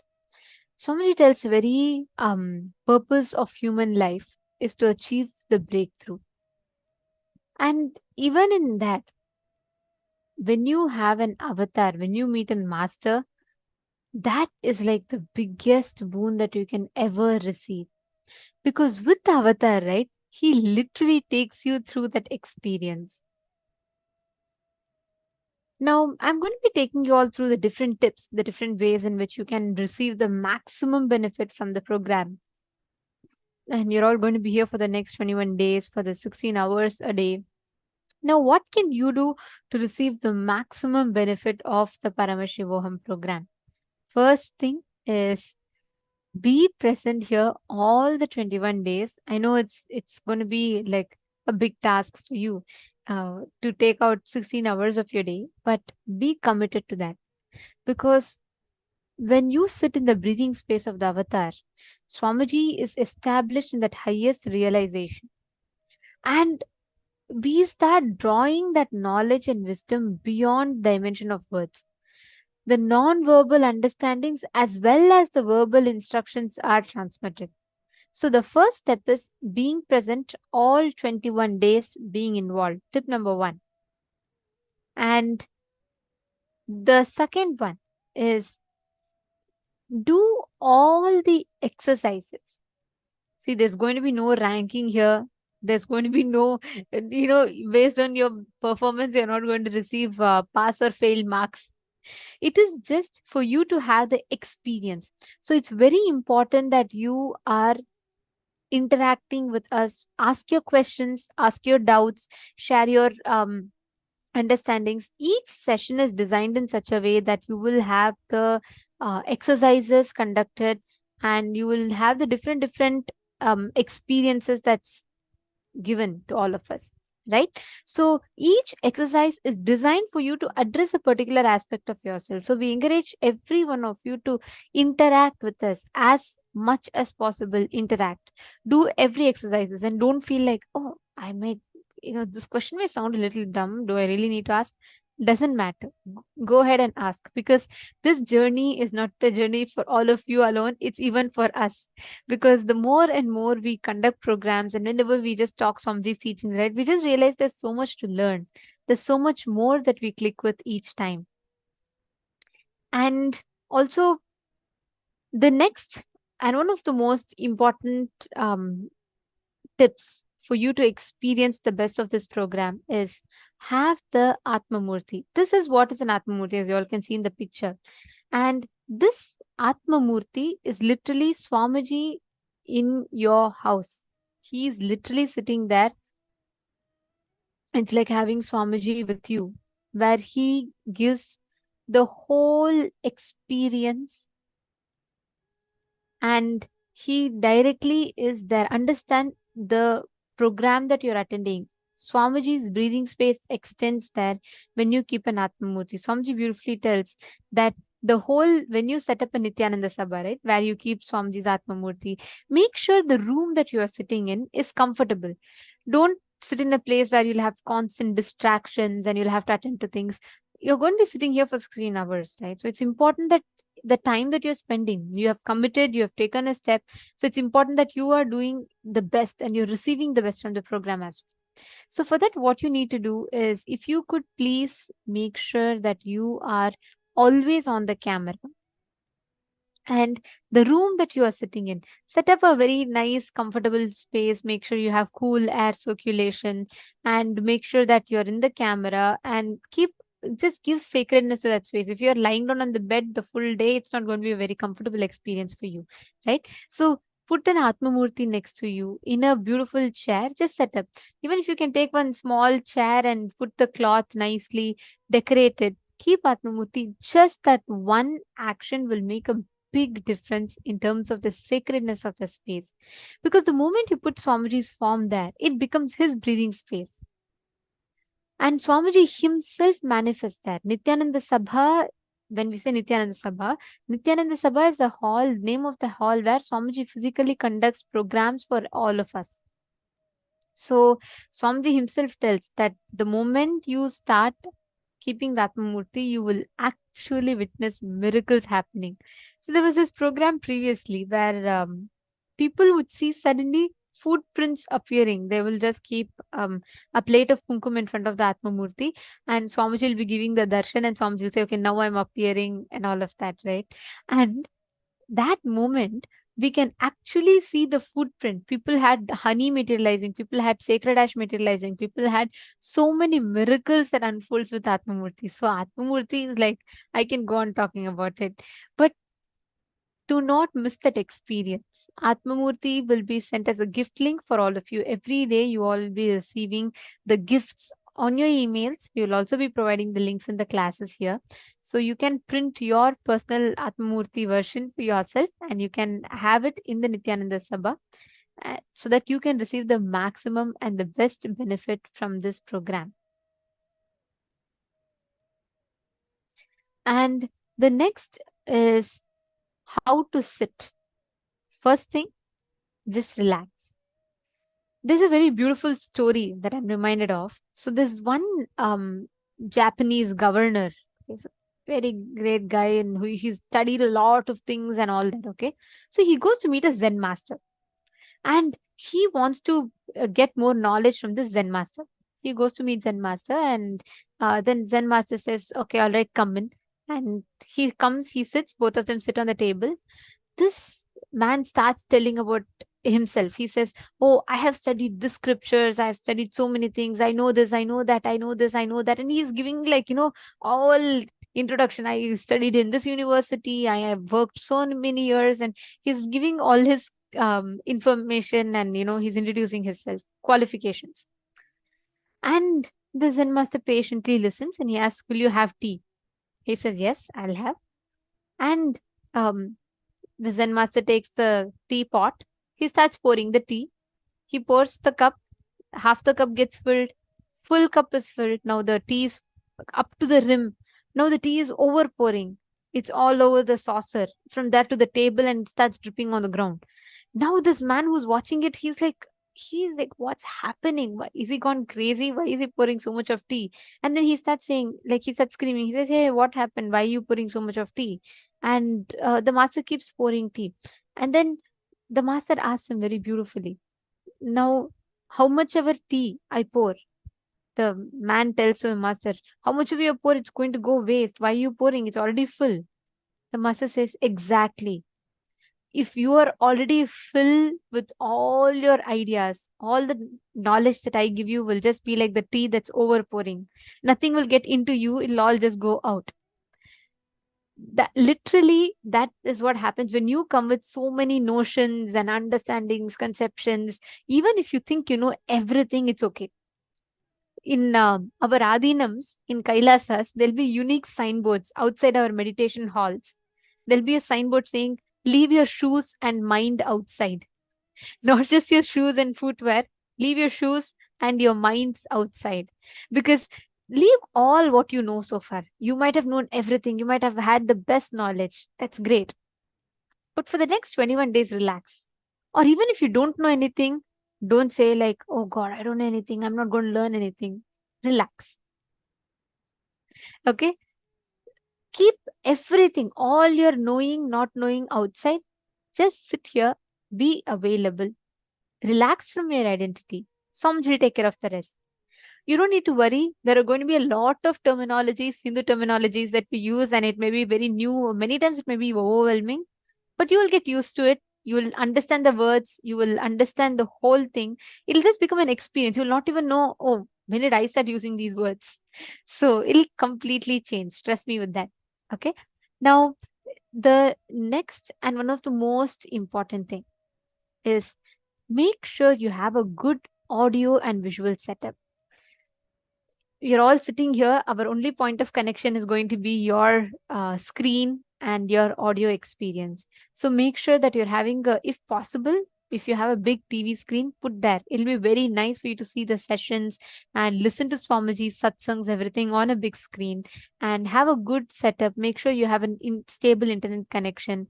At least you will need 500 GB throughout the 21 days. So make sure you have a good internet connection, and make sure you have a big TV or a projector, even if not, at least a laptop where you are stable and sitting. See, on phone you may get distracted.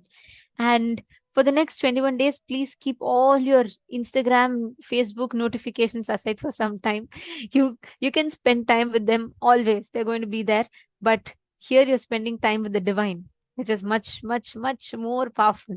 So sit here, be here fully, like physically here and mentally here, in every body that you have, you be here completely participating. And do not take any kind of photography, videography during darshan, and no recording.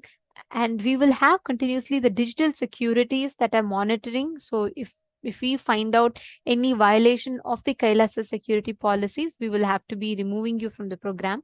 So please make sure you are adhering to all of the security policies for you to have a best experience.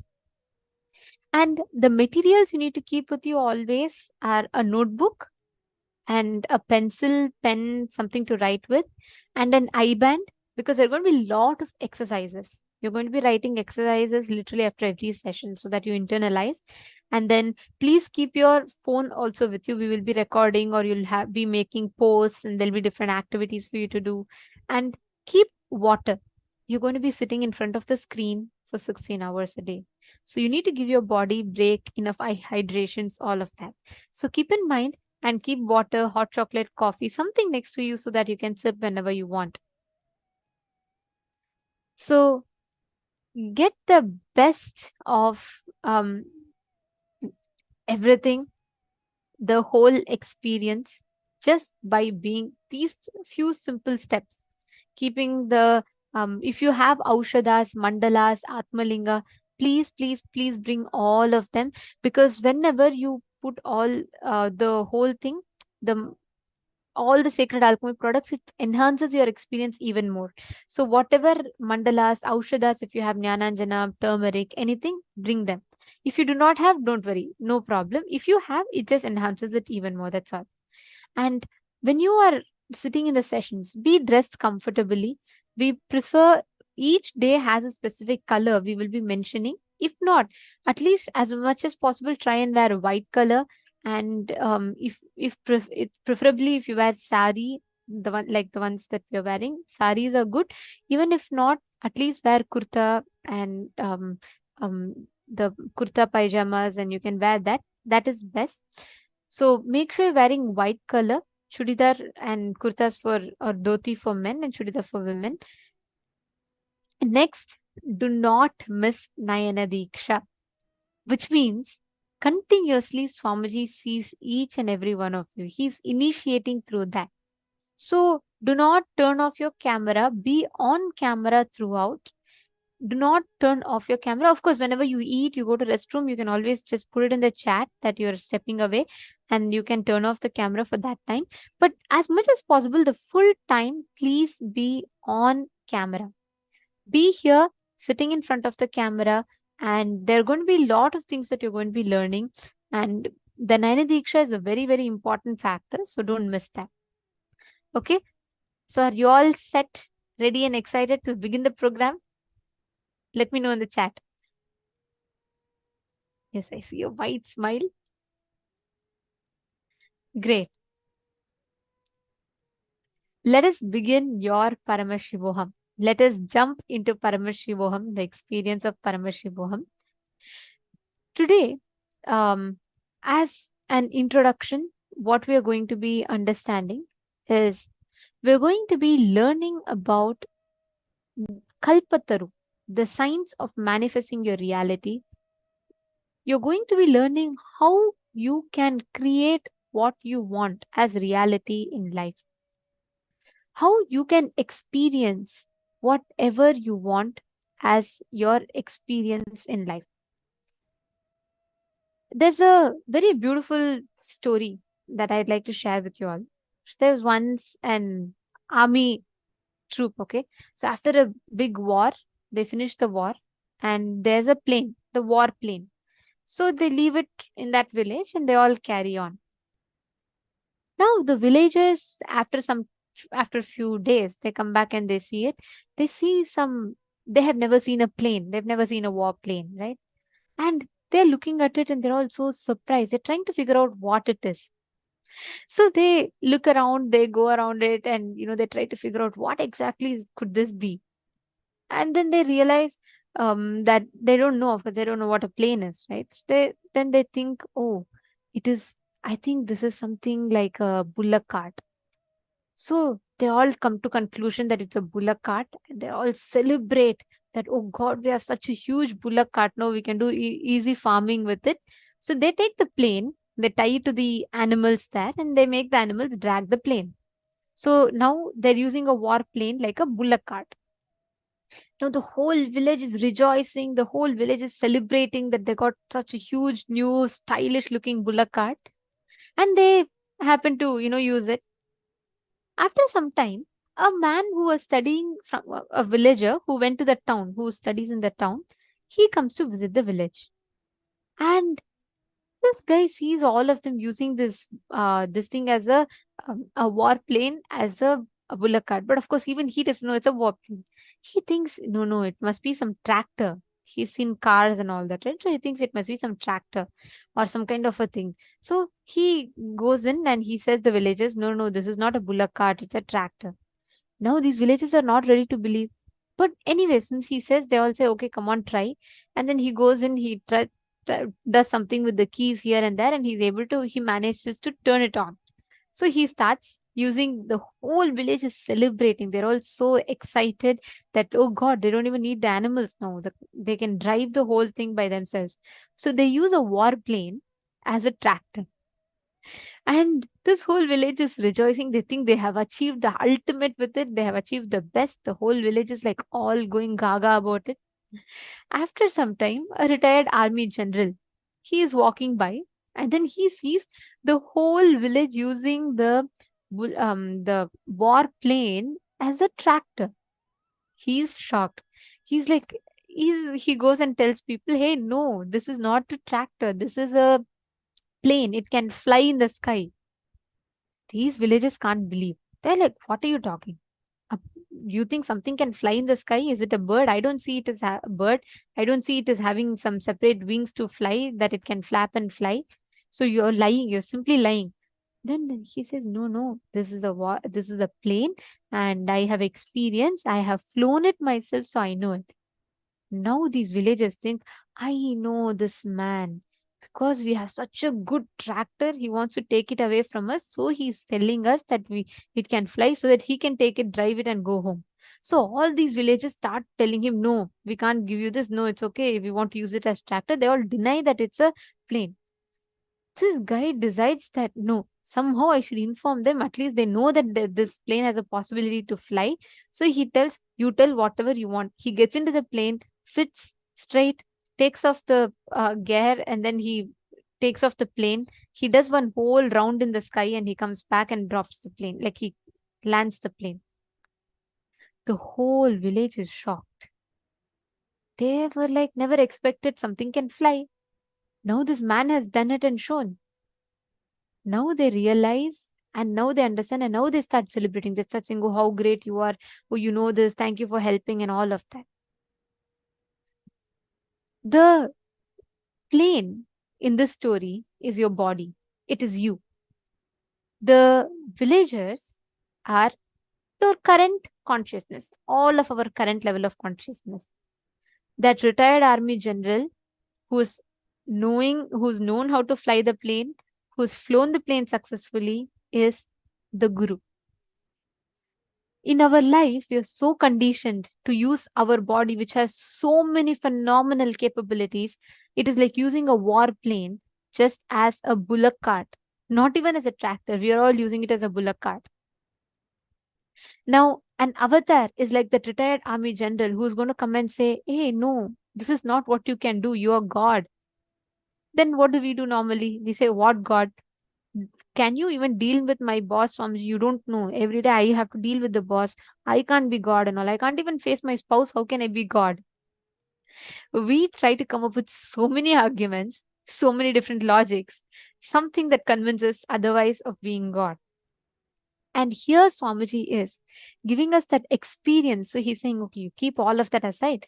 I'm going to give you that experience so you understand. That is what is this Paramashivoham. This is like literally flying the plane and showing you. He is literally using his experience, he's teaching you what is possible. That is what is Paramashivoham.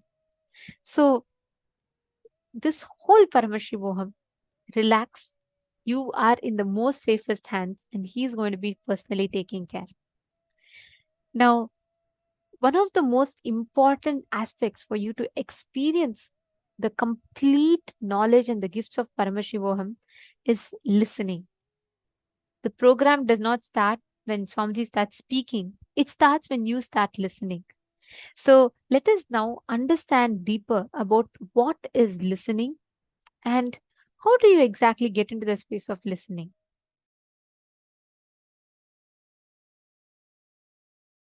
The definition of Shravana is listening to others and yourself. Listening to what is happening outside and inside is Shravana. The spiritual rebirthing, spiritual revolution, conscious awakening, inner awakening starts with listening, because listening makes you enjoy subtle pleasures. You do not need crude pleasures which makes you powerless. The crude pleasures takes away your grace. When you develop these subtle pleasures, you are a sannyasi.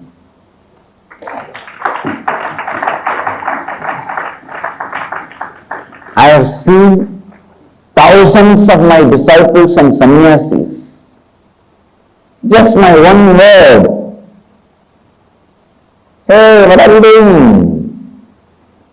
Not even I am with you, my blessings, I'll always be with you. Not even those words, be blissful. I don't even need to go to that second, third statements. The first statement is usually, how are you? That is enough. They say, now I am okay, Swamiji. Understand? Listening raises you to the space and increases your ability to enjoy the subtlest pleasures. With listening, you become a real sadhu. With listening, I know there are many people, the only excitement in their life is morning satsang. They wait for that moment.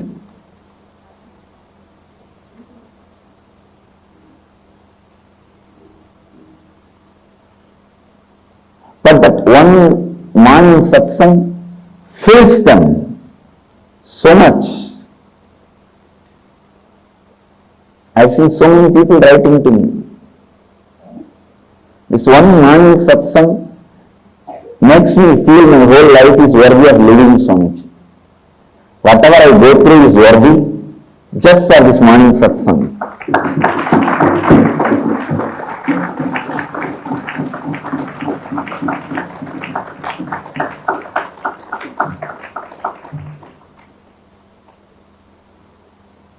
So all of you understand the essence of today's satsang is listening.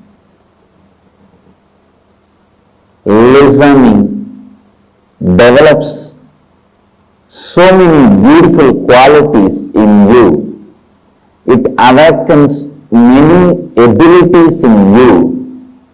Listening alone is enough for you to achieve brahmacharya and sannyasa.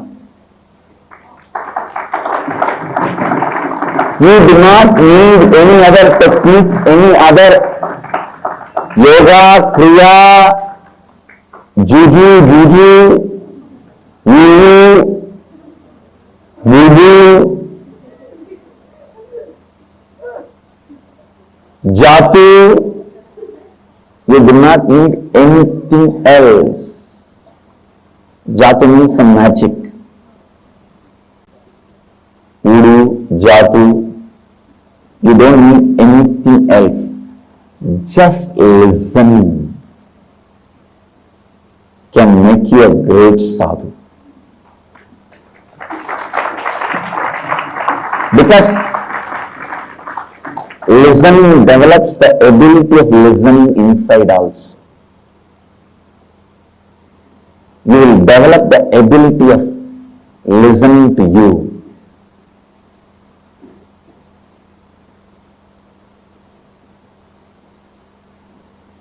Whether it is in your school or college or university, or you are watching a movie or fighting with your spouse,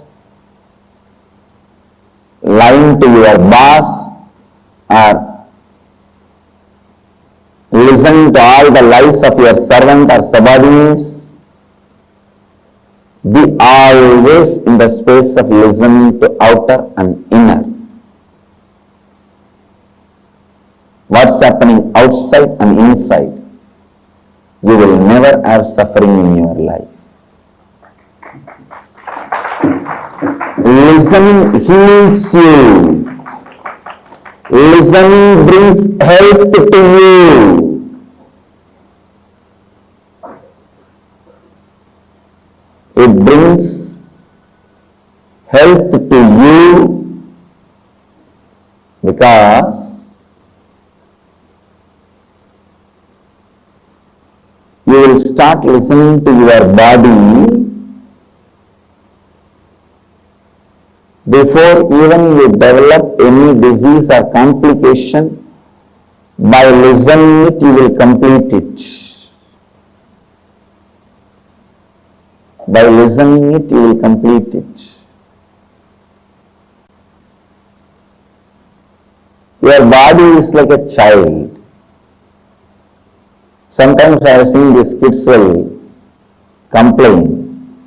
The grown-up kids also, I have both kids and grown-up kids. I don't want to do this. I'll say, okay, then. After 2-3 minutes, I'll say, no. I just told that I'm going to do. I just wanted to show that I can say no to you, that's all. There is a kind of a silly pleasure. After a few minutes they understand, no, this is not right.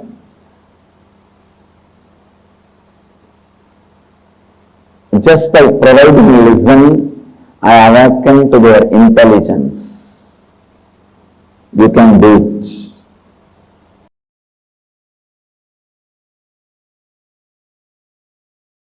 Please understand, whatever may be the reason, whatever may be the purpose, whatever you may want from this program, through this program, can happen in you by listening.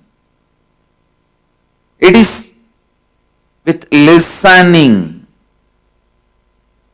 When you start listening, it starts.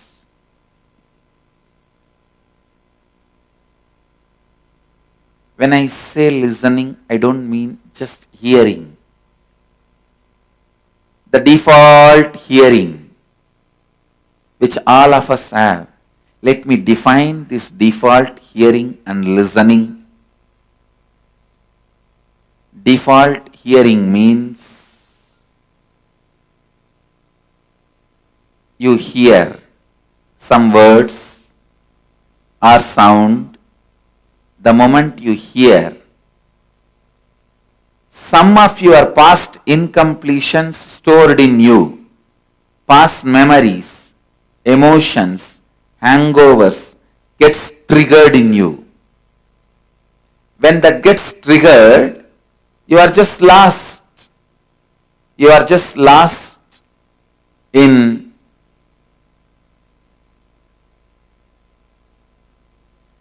the triggered hangover. I'll give you an example.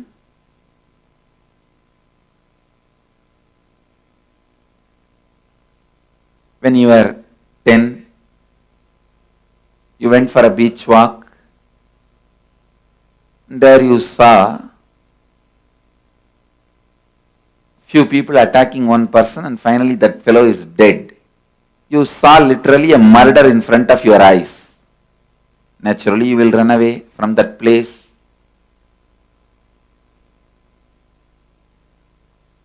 After that you may never go to beach for a walk.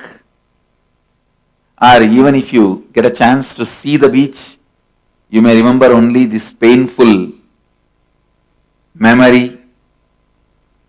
If you carry this incompletion, the moment I start speaking, I start uttering the word beach or a beautiful walk in the evening beach, the breeze of the evening beach.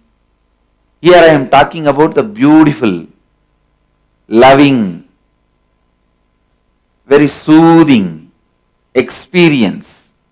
But there in you, that incompletion gets triggered, you are already in the mood of that being terrorized, frightened, fear, carrying that hangover, that incompletion being triggered.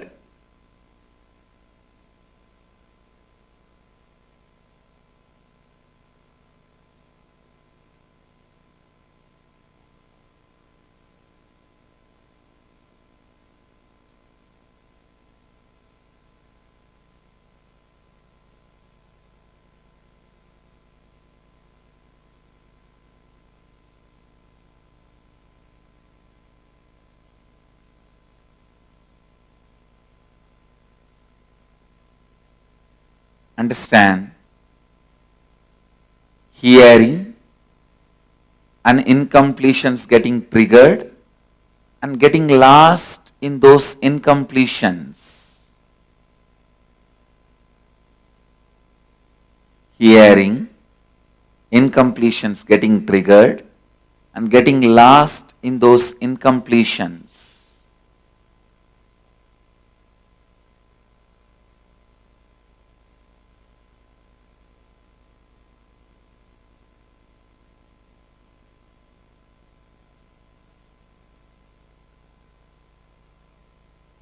That is what is your default hearing. Now, when I ask you to listen, I mean listen and internalize everything I am uttering without allowing the interference of that past hangover, incompletions. Listen.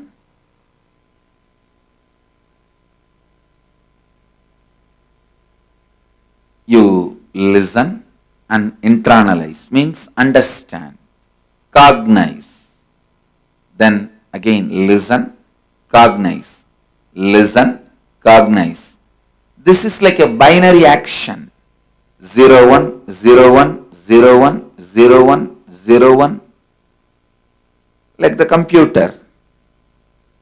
How you hear the binary code in the computer. 0, 1, 0, 1. But if the incompletions get triggered and interfere, it is not 0, 1, 0, 1, 0, 1. It is like a 0. 1. Then again 0. The incompletions getting triggered stops the hearing and internalizing. Hearing and cognizing. Hearing and cognizing. This process gets disturbed. This process gets disturbed. Understand? When the hearing and cognizing is disturbed, you become tired. You get disturbed. And the listening gets broken.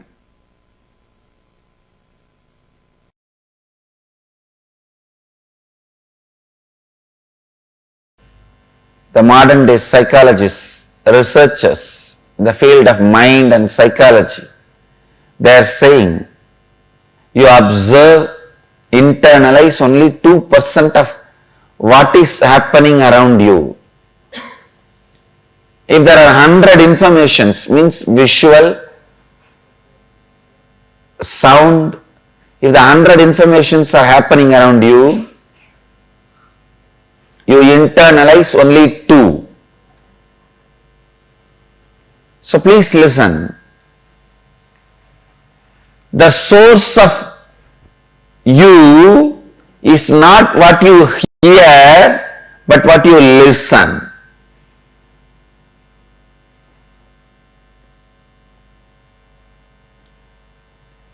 Please listen. Step by step, I am leading you to the next principles. The first principle I want you to listen and internalize. Whatever you are, good or bad, health or disease, richness or poverty, whatever you are, the word you utter,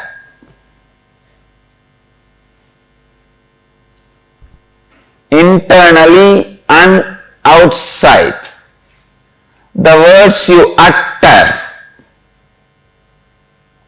internally about you, externally towards others,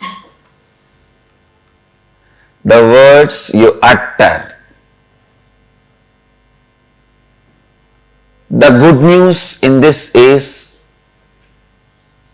any mess you created about you can be corrected. That's the good news. Because you just need to correct the word.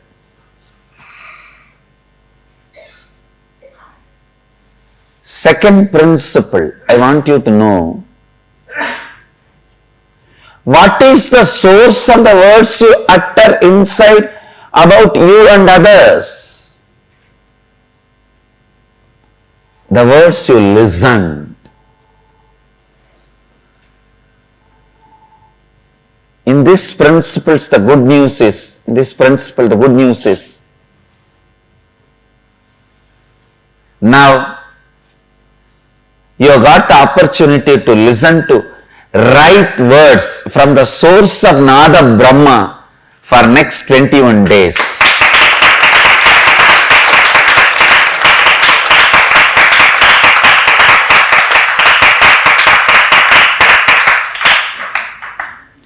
Understand? 21 days. Amazing opportunity to listen to the words.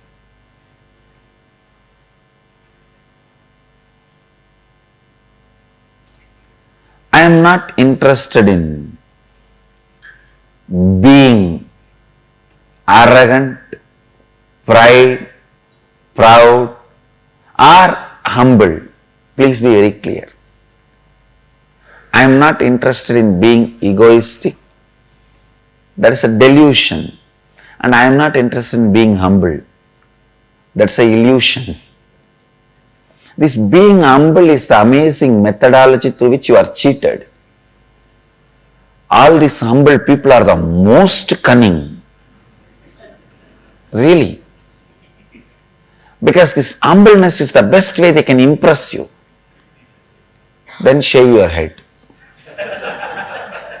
See in your life, all these so-called humble people are the most manipulative people.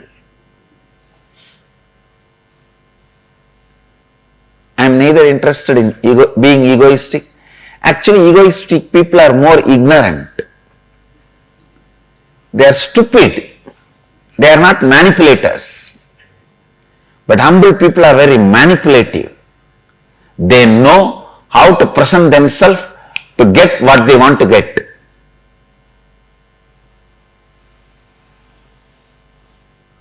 At least with egoistic guy, you can be very straightforward. I come to fight. You fight, we fight. But with these so-called humble people, they are such manipulators, don't even go near them.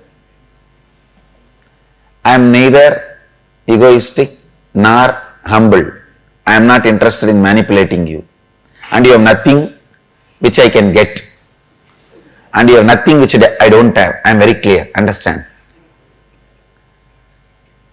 You don't have anything which I don't have. So I have no reason to manipulate. I am very clear and straightforward. I am telling you the truth as it is, not with arrogance or with any manipulative humbleness. The words which comes out of me is capable of materializing something, not just giving you the spiritual experience or the spiritual strength. It has already proved thousands of times. People ask me, Swamiji, how do you materialize wherever you want, whatever you want? And how do you awaken our Kundalini even if you are sitting thousands of miles away? It is just word, the power of word.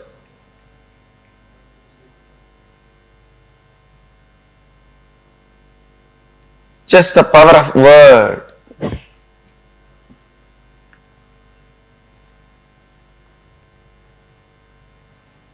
When you are completely listening to your source, the words you utter naturally creates a powerful impact on the reality. So next 21 days, you have the amazing opportunity to listen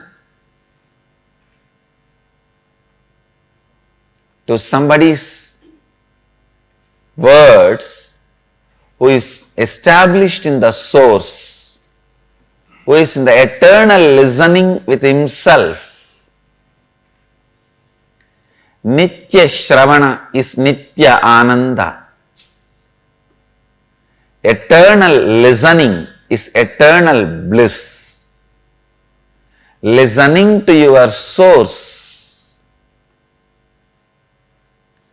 eternal listening to your source is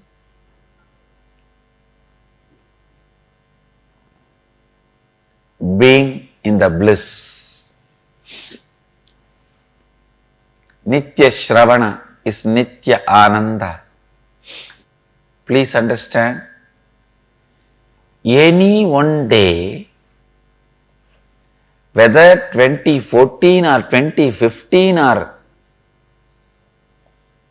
2016 or 2020 or 2050 or in the next Janma 2200 or 2500, you have to align yourself to this eternal listening, because that is your original space. Why do you want to do in 2200? Why don't you do it in 2014? March 6th. That's all I am asking. Understand? You have to come back to your original space. You have to come back to your original space, I tell you. Listening is such a beautiful way of involving yourself with life. Participating with life without tiredness or boredom. The best way to participate with the life without tiredness or boredom is listening. I tell you, other than listening, any other participation will tire you and make you feel bored. Whether it is seeing or smelling or tasting or the touch pleasure, other than listening, everything can tire you and lead you to boredom. All the other senses can be closed. Eyes can never be closed because God does not want you to stop listening even for a moment. That is why the system is created such a way. It is always open and available. Listen.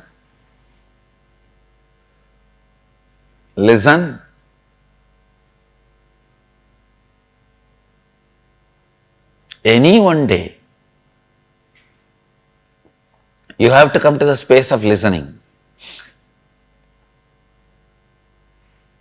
Listening is like eternal romance,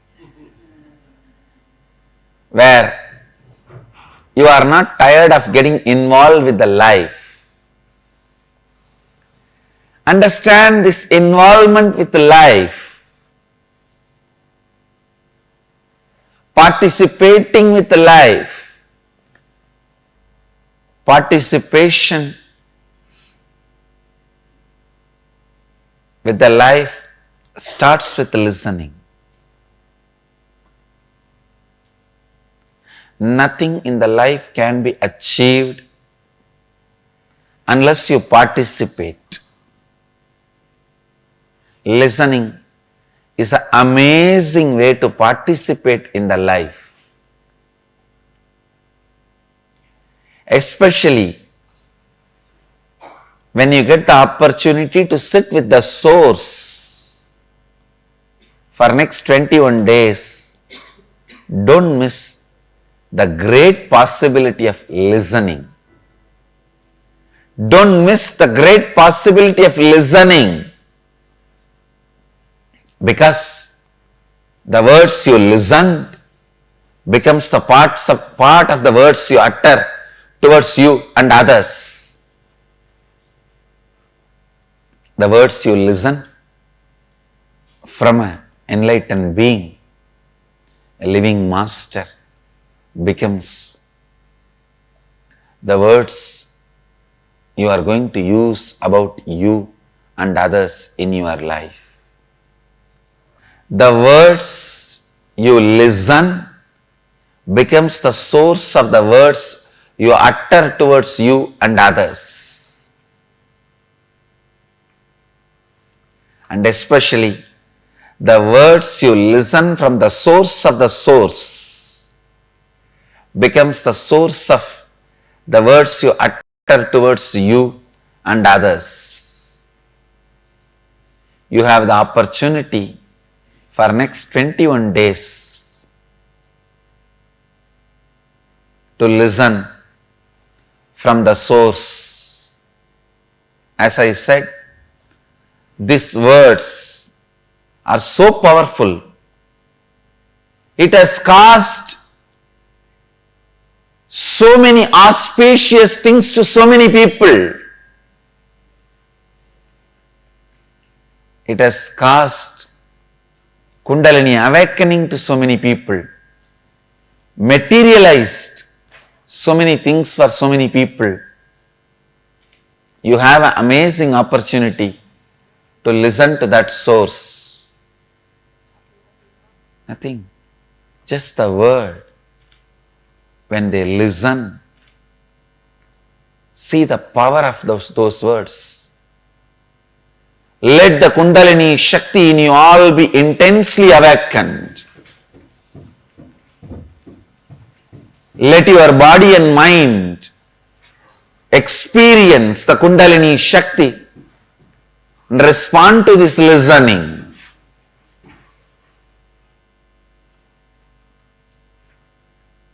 See the power of these words. What is happening in North Carolina, in London, in Dubai, in New Mexico, in Singapore, in Tiruvanmiyur, in Seattle. Understand, the word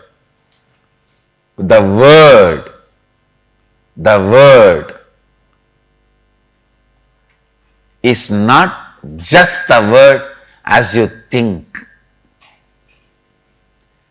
It is the power which can change your reality. And when you listen, can become the source material of your reality. Let all of you respond to this listening, and let the Kundalini energy in you all be intensely awakened, and let your body and mind respond to this power of listening and Kundalini Shakti. Understand, the word is not just the word, it can create intense awakening in you, and the words you utter inside you about you should be best.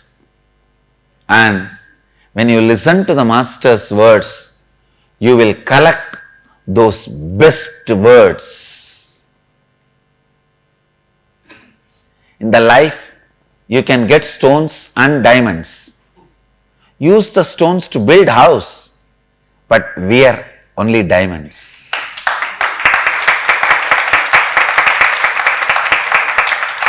You get words from your teacher, from your parents, from your family, from your boss. All that is a stone. Use it for those comforts and luxuries. The words you get from your boss, use it to make money.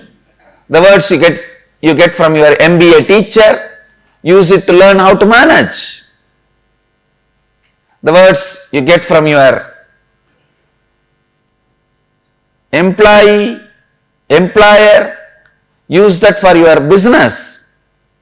But the words you get from your Master, use it to identify you.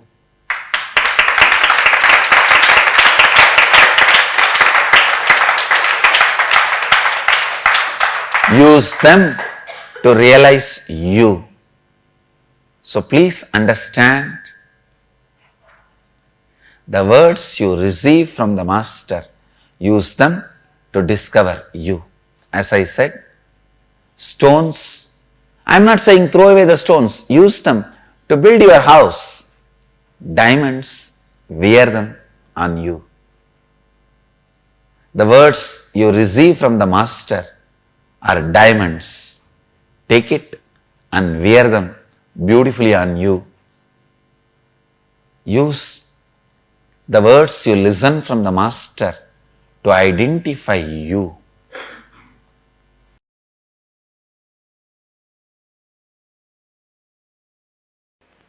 See, the inability to handle the reality is suffering.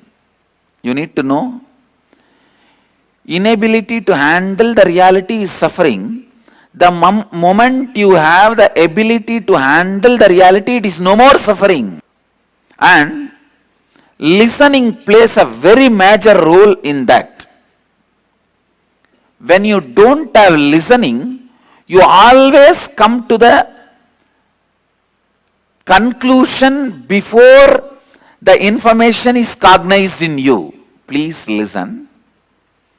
The moment you start talking to somebody, when you don't have listening, you start coming to your own conclusions either by rejecting that person or by taking that person as a big threat. Both will lead you to suffering. If you take some joker as a villain, you will be suffering unnecessarily. If you take the villain as a joker, you are neglecting the great problems and big sufferings going to come. To gauge a villain as a villain, a comedian as a comedian, you need listening. Please understand. It is listening which is important to see the guy who is in front of your life is going to be a comedian or a villain or your friend. Just because it's a close person's opinion, I don't take that as 100% truth. Just because it is opponent's opinion, I don't take that very lightly. In every moment, I put my listening and separate the comedians, villains, and heroes.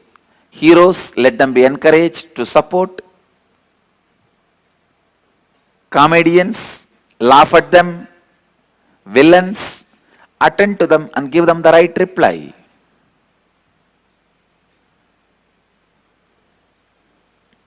Please understand, listening is survival need.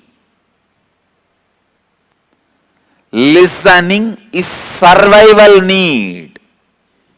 If you just have listening towards your mind, it cannot cause any more suffering to you. Your mind is also one of the close attendants you have. Because of your confidence over that guy tries to give you all false information and exploits you. I have seen this happening. It is not that he is a criminal, but he does not have listening. People ask me, how can we get to the space of pure listening? How is it practically possible to be in listening? Each time in our so busy daily lives, I can give you simple few techniques. Listen to your heart whenever you have a suffering thoughts, panic attack.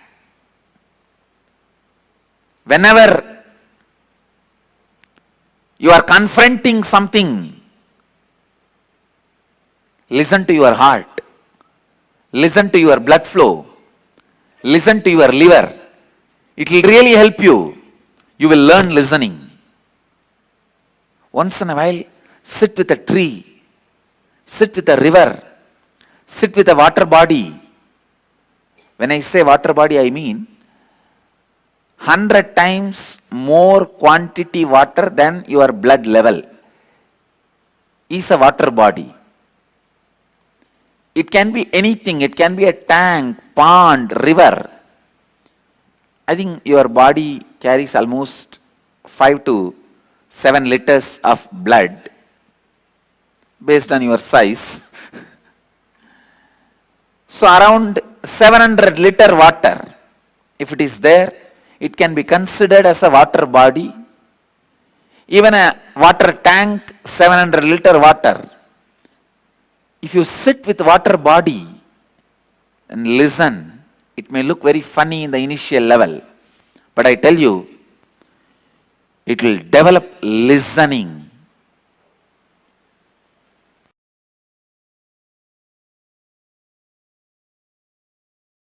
The incompletion part in you. So understand, for the next 21 days, constantly remind yourself to practice this only one thing, listening. How many of you are ready to commit that you will be in the listening? Great. I need only this one commitment from you. Listening. How many of you did not raise the hand? Raise the hand now. Now there are many hands did not go up. I just wanted to know.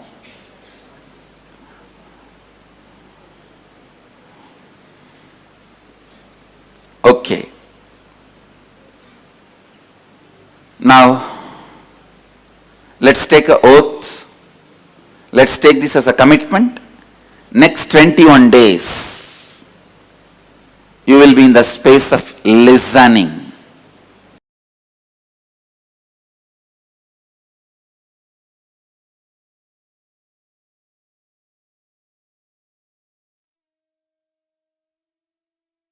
How many of you are taking this oath of listening? How many of you are ready to start your journey with this listening? Can I request all of you to post in the chat? Yes, yes, okay. Ma Guru Prasadini is saying yes. Ma Jenny Tran is saying yes. Prematavasi saying yes. Malama, Karim, great. Anyone that's not saying yes here? Okay. So now, since all of you have committed for your listening, we are going to be playing with all of you to check how much listening you all actually have. Ready? Ready for the game? Shall we all see actually how much listening? See, one thing, like Sanjay is explaining, listening is different, hearing is different. Usually we use these words interchangeably, right? Like normally we think, oh, are you able to hear or are you able to listen? We use this interchangeably. But there's a big difference between hearing and listening. Hearing means you're sitting here, already many people have gone to the mode of hearing, physically here, mentally absent, physically present, mentally absent. We talk one word, you remember something else, then your mind is jumping. Like, for example, we say, okay, listen here. And so I'm just talking about, let's say, an example of a friend. Suddenly you remember your friend. Then you remember the trip that you went with your friend. And you remember your math teacher. And then you remember your pet. Like your mind keeps jumping here and there. So by the time you even come back to listening, you've already lost what was told. Swami is a beautiful example for this, like how you read in a book. If you are reading a book and you don't understand and you just miss a line, and then again after that you miss 2-3 lines. By the time you finish the book, you would have missed 50% of the book. If you don't go back and check that again, you're not going to get what the book is trying to convey to you, right?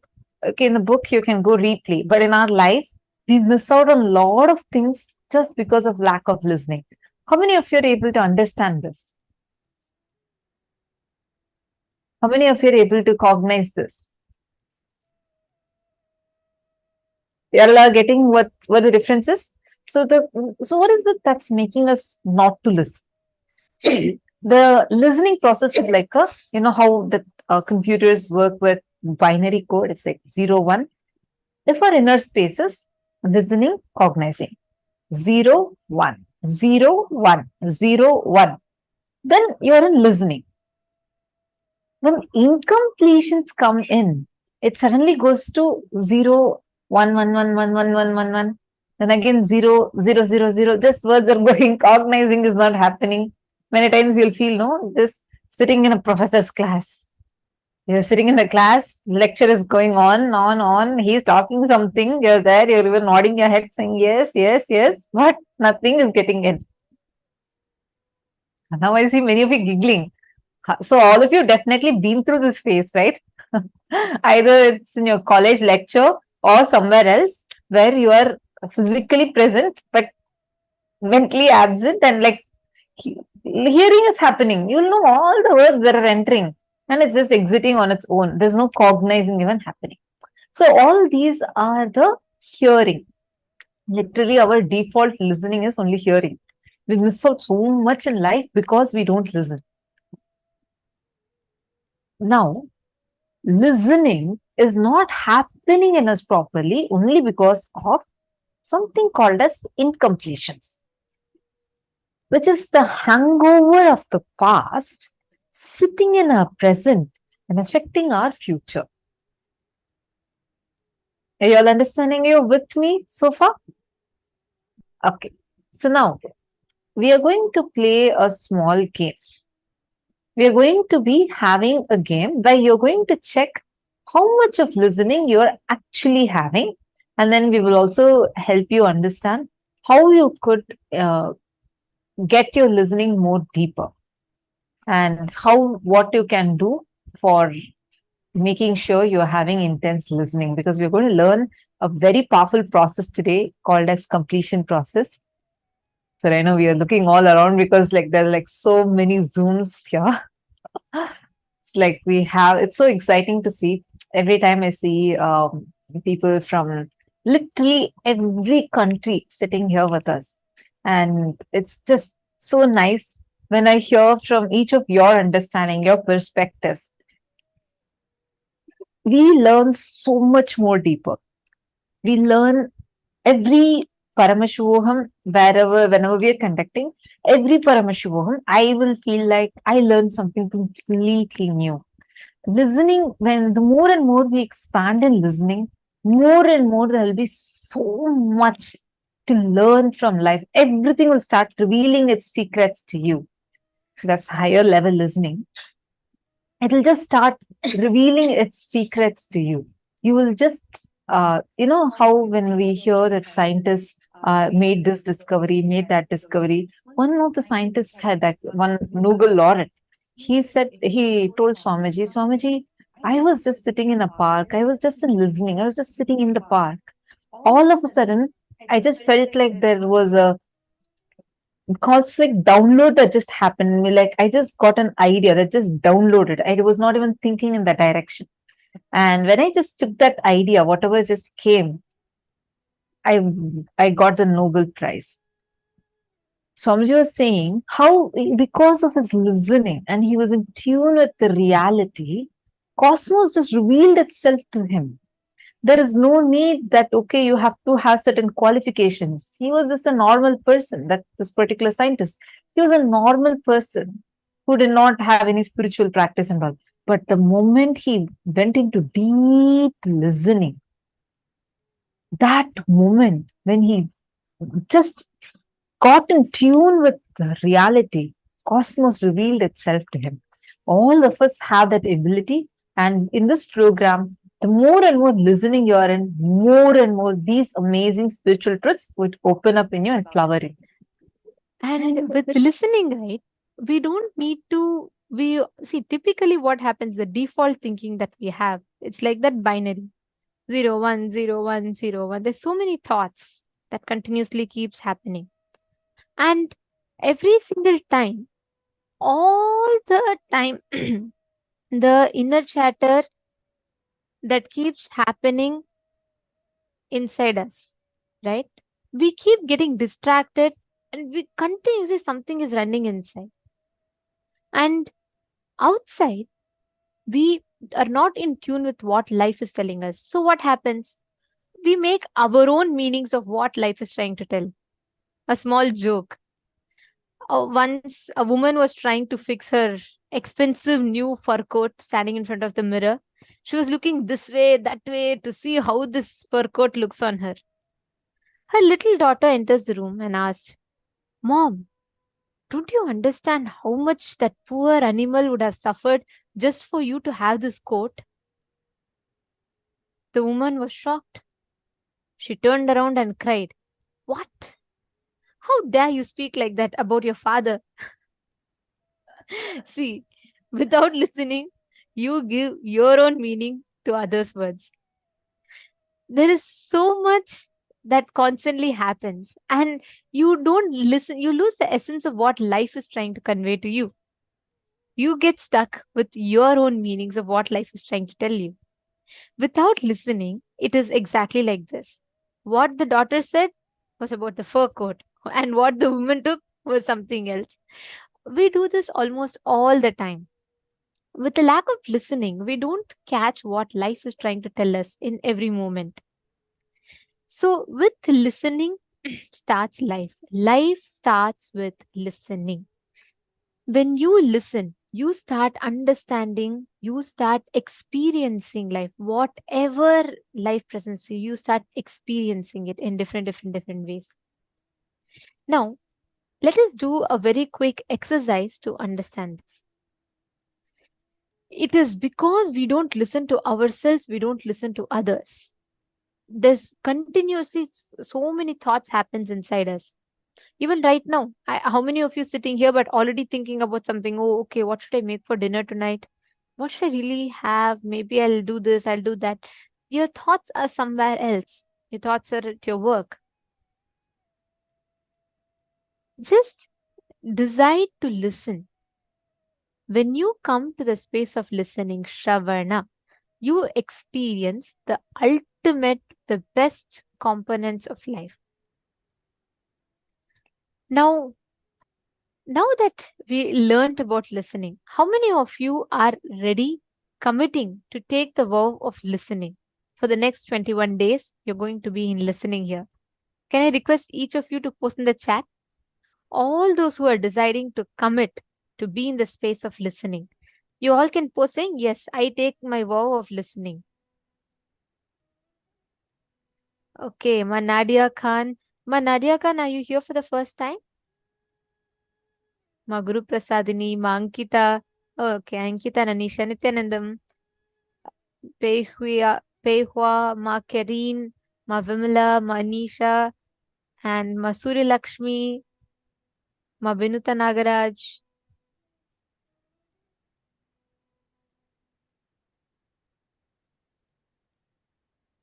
Okay, Ma Nadia Khan is saying 21 days session for the first time. You're going to surely enjoy this. Ma Nitya Rajeshwari.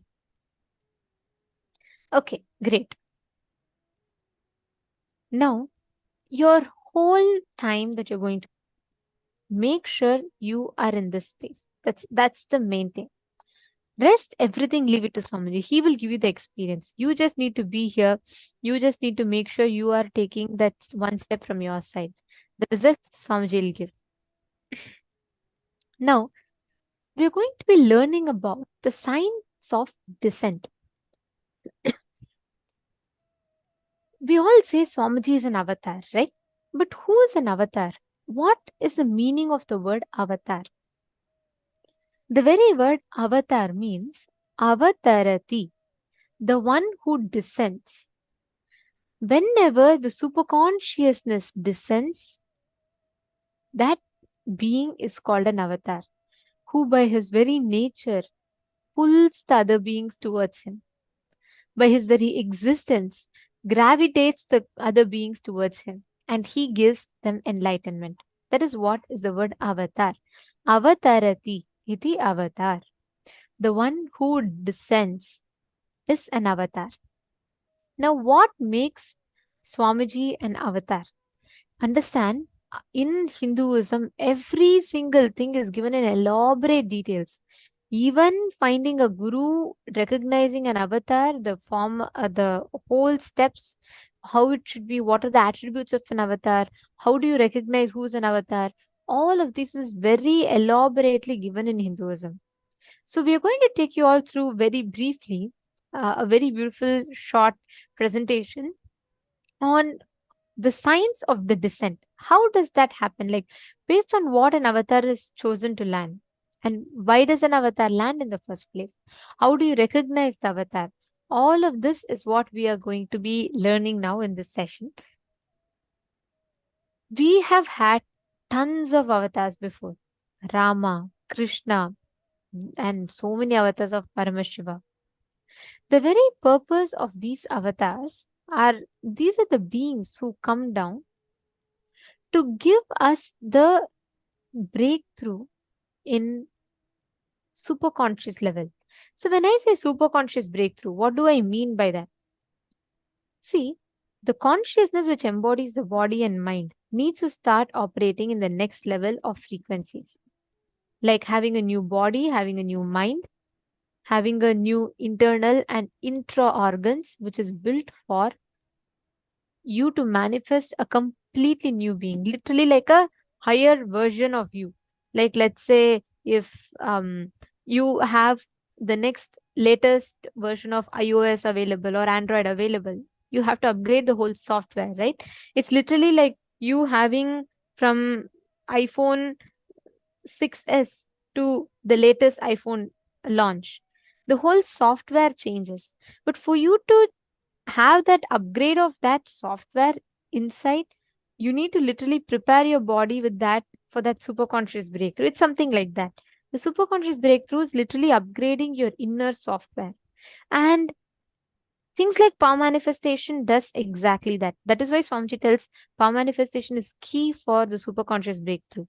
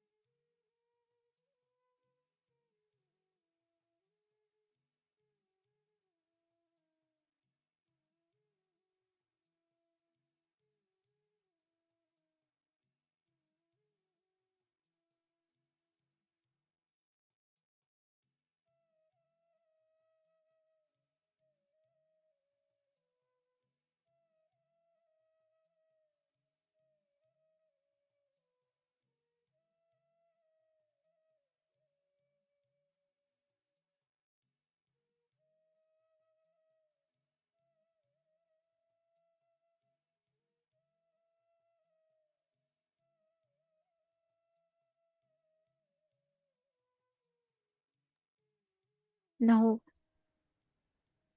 this superconscious breakthrough is gifted to humanity by the avatar. Every time there's a decline of this collective consciousness of the society, each of those times an avatar happens on planet Earth, descends on planet Earth to raise the collective consciousness of the whole of humanity.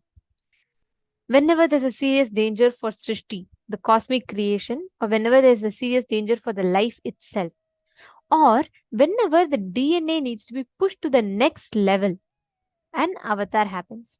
That is why in Hinduism there's a very beautiful the whole thing about Dashavatara of Vishnu. If you see, the whole science of evolution is so beautifully explained.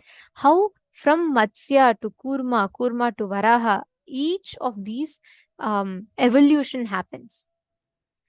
Now, there's if I have to give you a very beautiful analogy that Swami G gives, the critical hour, based on what is that critical hour decided for humanity. Listen very carefully. There is just an analogy. Let's say there's a software of the universe where the sacred secrets of reaching your spiritual goal, all the methodology, technology, knowledge, process, everything is available. Within this software, there's an automatic system which gets triggered and sends an automatic customer call whenever there's a problem, whether in the form of a virus or when almost all the systems are losing the software or it is getting deleted. That customer care called an updated software is avatar. That system, which is an automatic trigger that is set whenever the collective consciousness goes through a decline, then an avatar automatically gets attracted and he descends to raise the consciousness to the next level.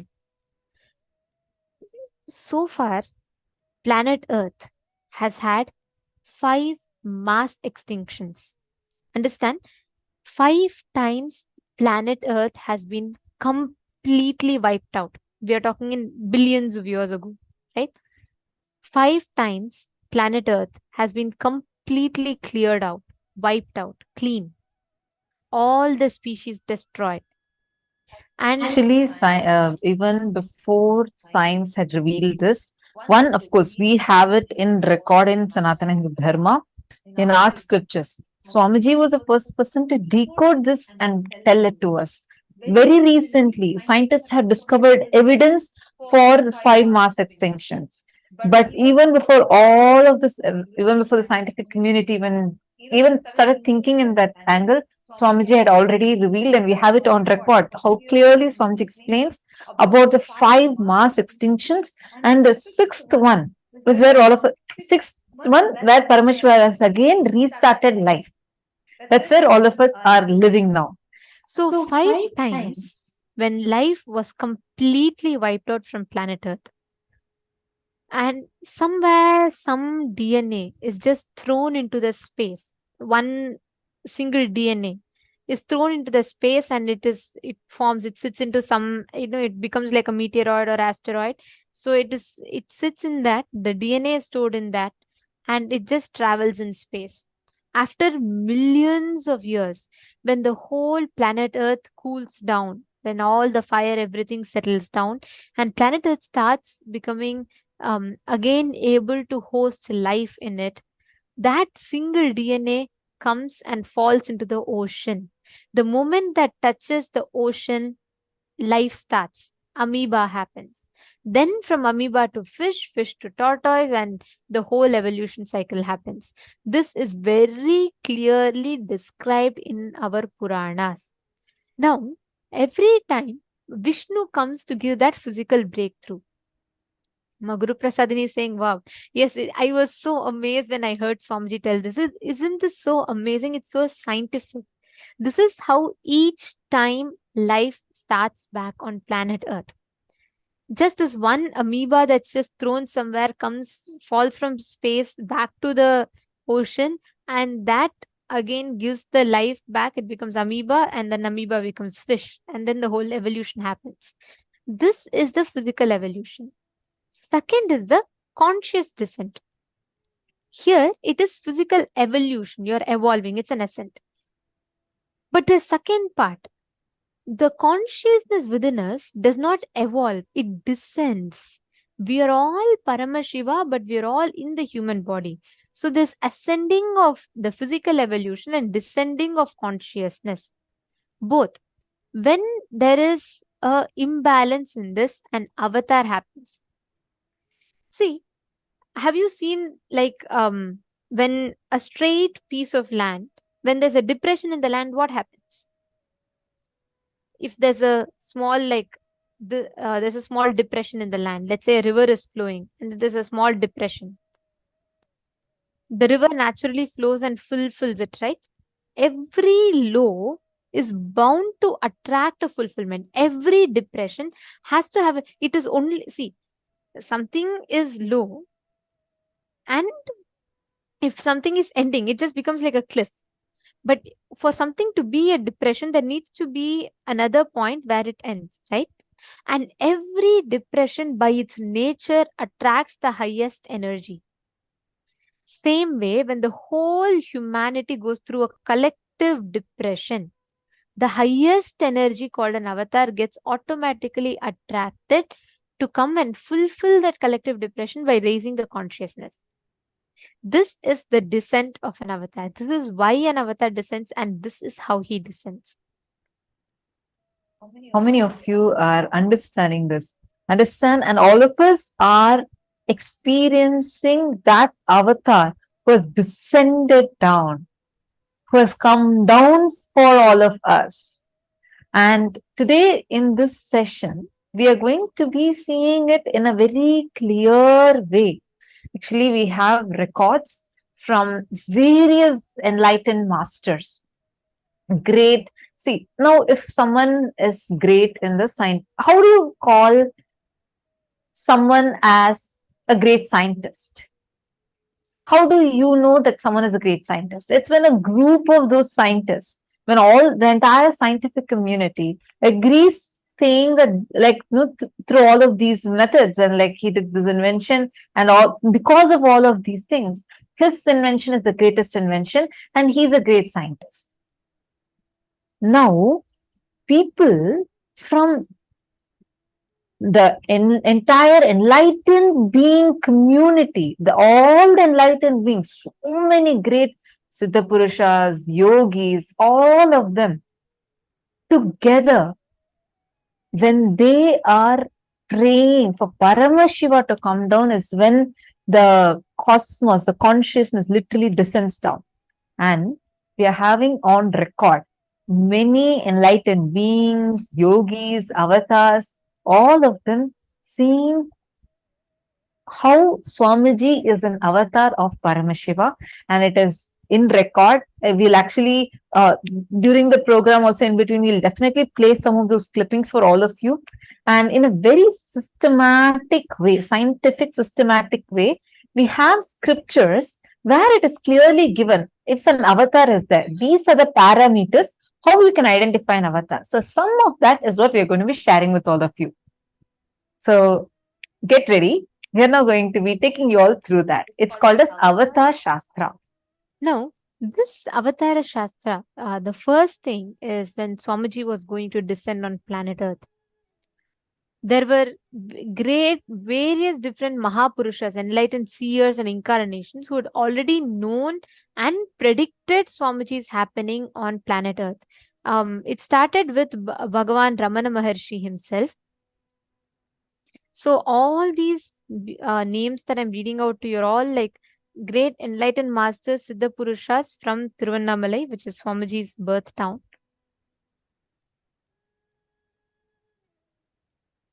There were Ramana Maharishi, Pundi Mahan, and Sheshadri Swamigal, all of them who foretold the birth of Swamiji even before Swamiji was born. Actually, so many enlightened masters continuously indicated that Swamiji, an avatar, is going to come.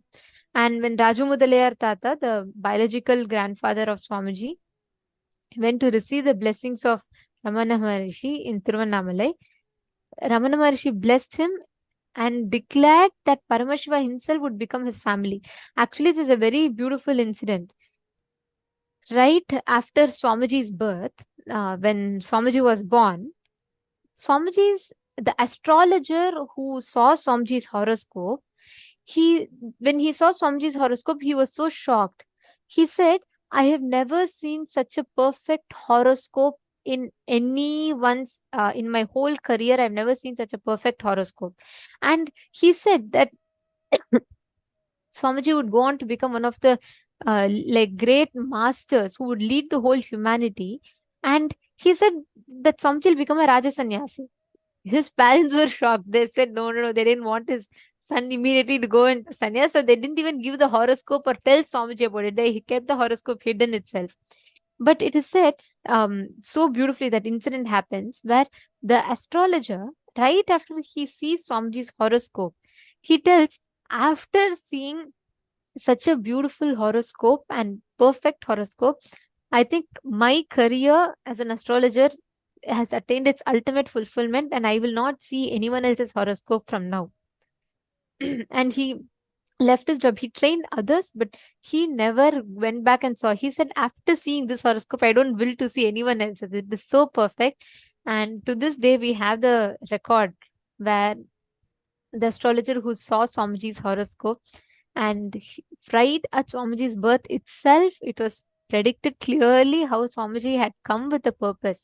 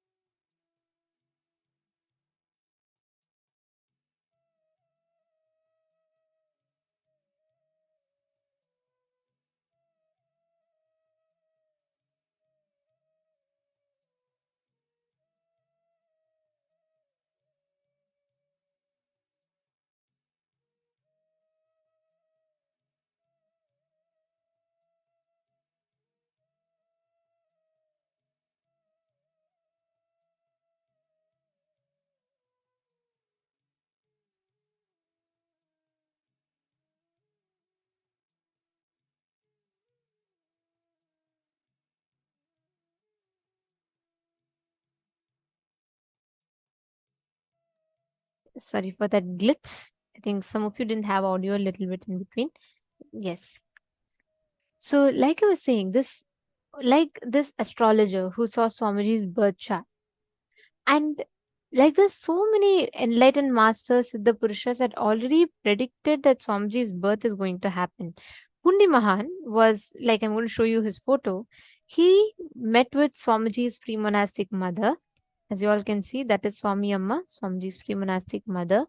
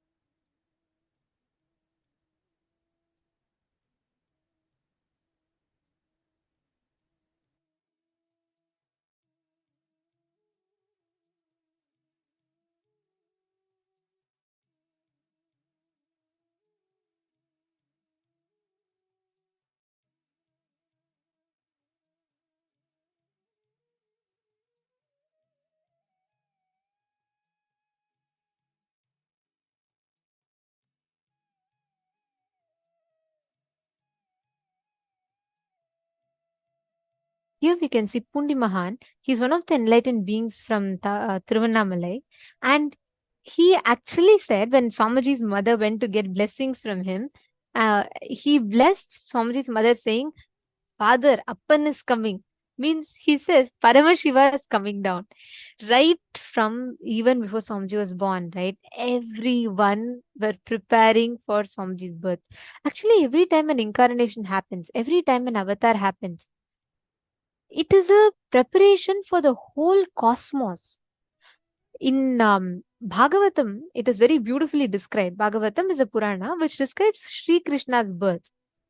It is said when Krishna was about to come down to planet Earth, the whole planet Earth, the whole Vrindavan cleansed itself, Mathura, Gokul, everything, the places where the Krishna was going, where Krishna's birth was happening, and all the gods were literally celebrating. It is said that the whole cosmos was celebrating. Literally, for an avatar to come down, it's like a massive energy that is coming down, right? So the whole world, the whole universe literally prepares for that. And all of you should know there is a physical response. There's a whole response of the cosmos for this event to happen. Because it is like a big, it's imagine if your country's president or prime minister is traveling from one place to another, there's so much that happens, right? They stall the traffics and they'll just give so much of the securities that happens, and then them traveling. It's like a huge show, correct? Now imagine the whole universe's president is coming down. So when the avatar, when the divine is descending, it's a preparation for the cosmos. It is something that's why you will see all, pull up any Puranas and read. You will see any avatar when they come down, there'll be so much of like celebration in the whole cosmos. Actually, if you see any of the scriptures, like especially whether it was a description of when Bhagavan Rama came, it's so beautifully told how literally the whole Ayodhya was celebrating. Like even the most, they'll say like even the most driest places, flowers were blooming there, and the whole cosmos literally was celebrating. If whenever an avatar is happening, really the entire cosmos celebrates, and it's a preparation, like real preparation. Understand, if you are here and able to connect with the avatar, be very clear, especially if you have a deep feeling connection. How many of you felt the moment you saw Swamiji, you just got connected to Swamiji, you somehow, you don't even know how, but suddenly the connection started, feeling connection started. How many of you have this? How many of you have this thing that the moment somehow that your whole feeling connection has started. Okay, see some people saying sound has gone. Are all of you able to hear us clearly? Okay. See, be very clear. It is not a coincidence. It's only because you are having this connection from the previous birth itself. Be very clear. This is not a coincidence. See, I see some of you who have, like, the moment you don't even know why. You don't even realize why, how, you don't have a logical reason, but you're just in love. You're just in love. Like, you feel like, I just love Swamiji. I'm feeling so connected, deeply devoted, connected to Swamiji. How many of you have that feeling? You don't even know why. There's no logical reason. It means you have been chosen. Understand, when Swamiji was descending down, literally, there were so many beings that were chosen. You are not a normal being that is here. Like how Swamiji says that you're not a human being with a spiritual experience. You're a spiritual being with a human experience. If you are having this feeling connection to Swamiji, undoubtedly, you can be very sure in one birth or another, you have had this connection with Swamiji, which is the only reason. However, instantly, without like any logical reason. One video, I have seen so many people. They saw one video of Swamiji, YouTube video of Swamiji, and started just binge watching Swamiji's videos and didn't even realize when they came to the program, but they're attending the program, it was just too much. Swamiji has just filled their life. Like this. When Swamiji was coming down on planet Earth, all the rishis and the enlightened masters, Siddha Purushas, all of them prepared for Swamiji's arrival on planet Earth. And it was around when the Avatar was descending on planet Earth, right? At the same time, the whole ecosystem of Tirunamalai was prepared to have the Avatar, literally like to birth the Avatar consciously.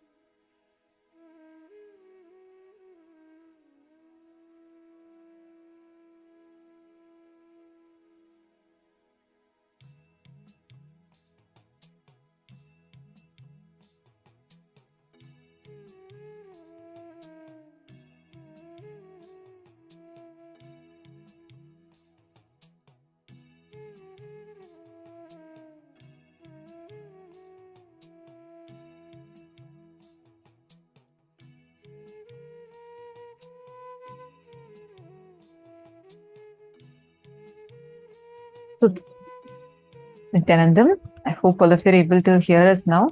Sorry for that. Yes. See, literally the entire Tiruvannamalai itself prepared for receiving the avatar. That's the birth town of Swami G. This is actually, there's a beautiful reason even behind this why Tiruvannamalai. I don't know how many of you have heard of the story of Bhagavan Lingodhava Murti, where like how Paramashiva manifested as a huge light shaft. We'll be sharing this with all of you. But for those of you who know, to remove the ego of Brahma, and like there's a fight between Brahma and Vishnu, and to solve that, Paramashiva appears as a huge light beam, showing his paratva, the conscious supremacy. So it's a beautiful happening. At that time, after he settles down, after he gives enlightenment to both Brahma and Vishnu, he comes down in the form, he just cools down in the form of a huge hill. That is this Arunachala hill. He gives a promise, all the devatas and all requests, saying, Paramashiva, if you are just in this form of hill, how will we worship you? How can we do abhishekam to you? How will we offer any worship to you? Please, just for us, please come in a form where we can relate with you. So, for the sake of all the devatas and the gods, goddesses, and people, everyone, Paramashiva says, all right, from now on, I'll be available in 3 forms. First, I'll be available in the form of this hill, Arunachala. Second, I'll be available in the form of the deity, Linga, Shiva Linga. That is what is this? Arunachaleshwara Linga. There is a temple in Tiruvannamalai, which is the Arunachala temple. Third, I'll be available as a living incarnation. Through a continuous stream of living incarnations, I'll happen again and again and again and come physically and be available to all of you. And true to his words, he has come down again in the form of our Swamiji. He is here for us in the exact same place as he mentions. And this is actually found in Skanda Purana. You will find this particular reference to what we are saying. So this is Paramashiva's 3-fold promise. All of you can see here. And he's continuously making himself available just for all of us and making himself available through all these forms for us.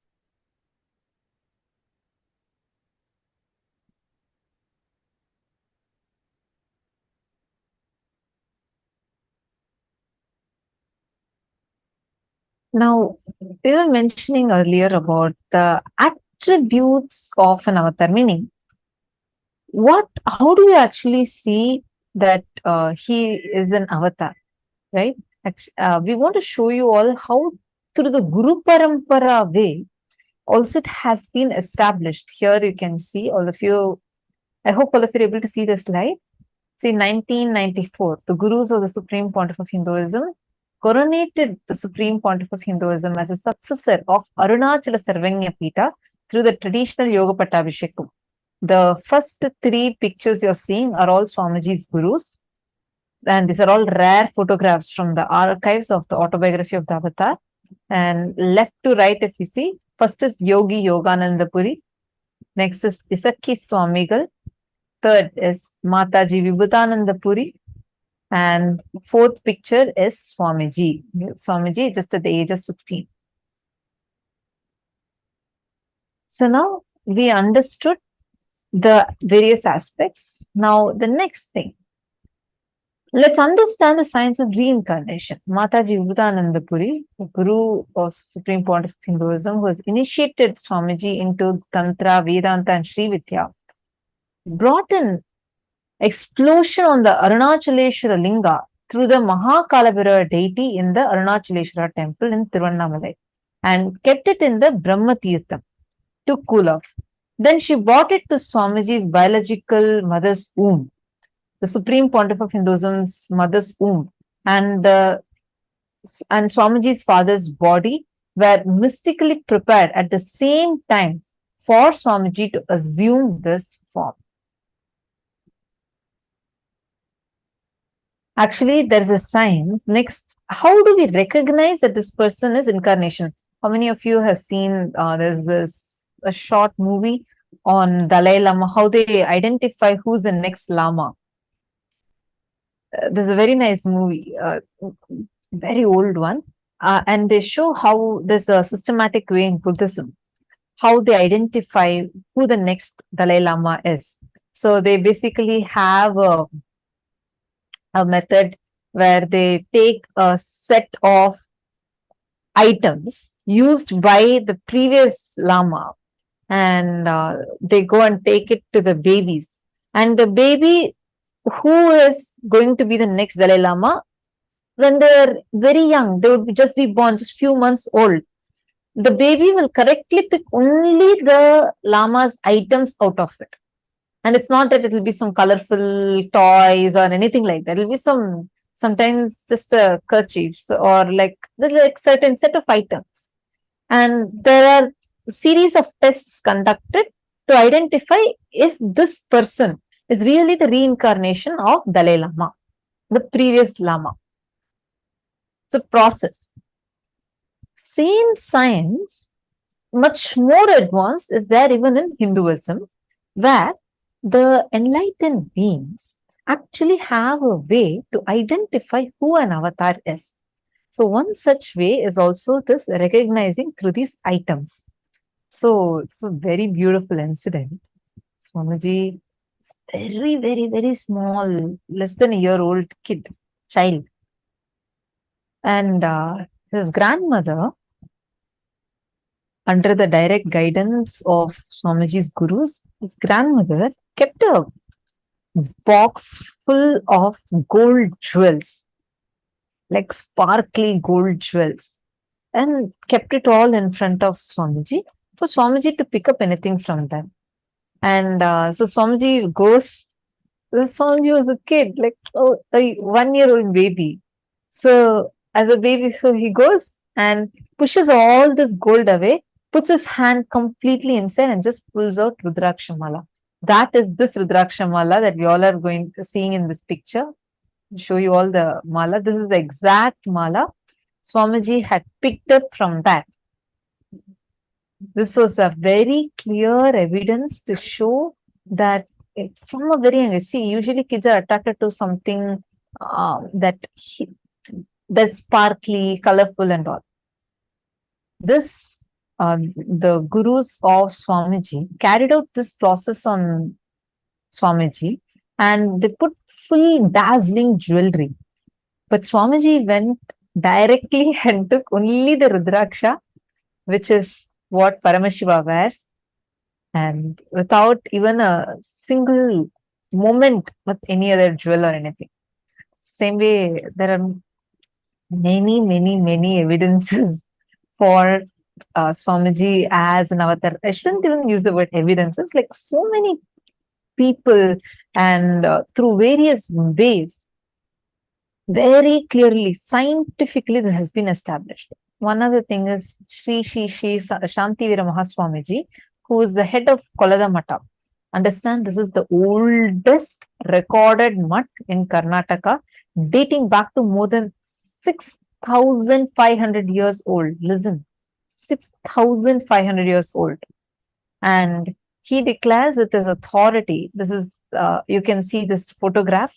The one who's sitting towards the extreme left and talking in the mic is Sri Shantivira Mahaswamiji. And right next to that is Swamiji sitting. Next is Narendra Giriji Maharaj. So all three of them you can see in this picture. On 16th of October 2016, he says, whenever humanity falls into suffering, this is just a transcript of what Sri Shantivira Mahaswamiji had told on 16th of October 2016. Whenever humanity falls into suffering and pain, Ishwar, the divine himself, does austerities, tapas for their upliftment. Ishwar is the embodiment of the divine light.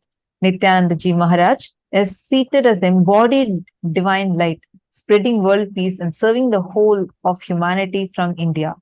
Nithyananda Ji is a treasure house of jnana, which is sacred knowledge. Now, there are various ways through which an avatar expresses his qualities. There's a beautiful line in one of the kirtans that will come. Leela Manusha Vesha Nitya. It means the one who's playing the Leela, acting as if he's a human being. The avatar in the guise of a human. Because you would see, I feel really blessed that I got such a beautiful blessing to be with Swamiji for almost like 10 years it's been since I joined Gurukul. I grew up in Gurukul. Swamiji's school would not be even the right word to use, but like literally as a part of Swamiji's own family. And from my age of 14, now I'm 24. So there's been 10 years and I have seen every moment living magically. See, for all of us, life is very logical. This, next, that. But Swamiji, life is so magical. Like you will see that he, even when Swamiji does not try to show that he's, an avatar and like he tries to be like human beings, even at those moments, you'll see continuously miracles will keep happening. Just like that. Like you'll see that whenever Swamiji walks, whichever path, if there's one pathway Swamiji uses, all the trees in that pathway will shower flowers just only in that pathway. Right next to that, there will be the same trees will be this side also, but not a single flower will fall on that side. Like this, there'll be like small, minute things, but so many things. Like miracles will happen as a lifestyle. You'll never feel like, oh, surprised that a miracle is happening, because that will be his very lifestyle. That's the way he just lives. And it'll be so sweet to even experience this. Now, earlier, if you remember, we were mentioning about the attributes of an avatar. How do we say that someone is an avatar? How? We need to see a few things for this. We have totally 12 different qualities. In Bhagavatam, it gives a very clear, very systematically how these attributes of an avatar has to be studied, and through that, how do we understand who and identify who an avatar is. Before that, I just want to take all of you through this timeline. Hope all of you are able to see the slides. In just under 25 years, Swamiji has revived and established so many Kailasa kingdoms. Sorry, the number is saying 2. It's actually 21. I think there's a small typo. It's 21 Kailasa kingdoms. Starting from his age of 3. Understand, just he was 3 years old when he was initiated into Chaturmasya. Took up Bala Sannyas when he was just 3 years old. And at the age of 3, Swamiji started giving his teachings. At the age of 10, 1988, he was coronated as the successor of the kingdom of Kailasa Paramparagata Kanchi Sarvanya Peetam Tondai Mandala Adinam. At the age of 11, he had the oneness experience with the whole. Age of 12, 1990, first great pause when Supreme Pontiff of Hinduism enters into deep Samadhi. Age 16, 1994, he was coronated as a successor of Kailasa Paramparagata Arunachala Sarvanya Peetam. This is the kingdom. At the age 21, he started a revival of Kashi Sarvanya Peetam, and which is in Varanasi, one of the most important kshetras for Hindus. And just 22 years old, Swamiji was when second great pause happened. At the age of 23, he got the vision of banyan tree and the world headquarters, and At the age of 24, he laid the foundation of Adi KAILASA and started Anandaspurana and revealed the science of vertical time zones. At the age of 24 again, he started the first Nithyananda Annalaya, free food served for all. At the age of 25, he started the next Kailasa, Adi Kailasa Sarvagnya Peetam. And first Vijayatra, he started his first world tour. Understand, actually, just to give you all a background, Swamiji is from a remote village, right? Like there's no political background, there's no kind of how to say, like no kind of backing for Swamiji. There's no some wealth or political background. He left all of this when he was 16 years old. Swamiji left from his house for Parivrajaka. And Parivrajaka means wandering, where he walked length and breadth of India, barefoot, and traveled across the length and breadth of India, barefoot, and enriched the people there. And just this was when he was just 16 years old, right? And he started the enriching at that time itself. Imagine and see, young village boy who doesn't speak English, who does not even know, who has never been on a flight, who does not even know where Los Angeles is or anything like that. 23 years old. Actually, now I'm 24, just even younger than what my age is right now. Swamiji had already established Kailasa kingdoms. He was already coronated. And when coronation means these are the kingdoms that were persecuted also. We need to know that. So starting to take responsibility of all of these on his shoulders, it's no joke. Without any kind of a political backing, he went on a world tour. He went to countries, established temples. Oh my God, it's like giving me goosebumps even to think of it. See, people can start, you become an entrepreneur when you are in your 20s. Understandable. He didn't start his mission. He established the mission. He had started way back. He established. Are you all understanding? How many of you are understanding what I'm saying? Oh my God, every time I see this, I'm like, wow, how does Swamiji do this? See this timeline, you just be amazed. Just the sheer hard work. And in 26th, when he was just 26 years old, 1st January 2004, Pattabhishekam as successor of Sri Pura Sarvagnya Peetam. Again, this is another spiritual kingdom that we have. And it has a beautiful golden temple. And at the age 26, second world tour. And again, on 2nd February 2004, age 26, signs of power manifestation, healers initiation.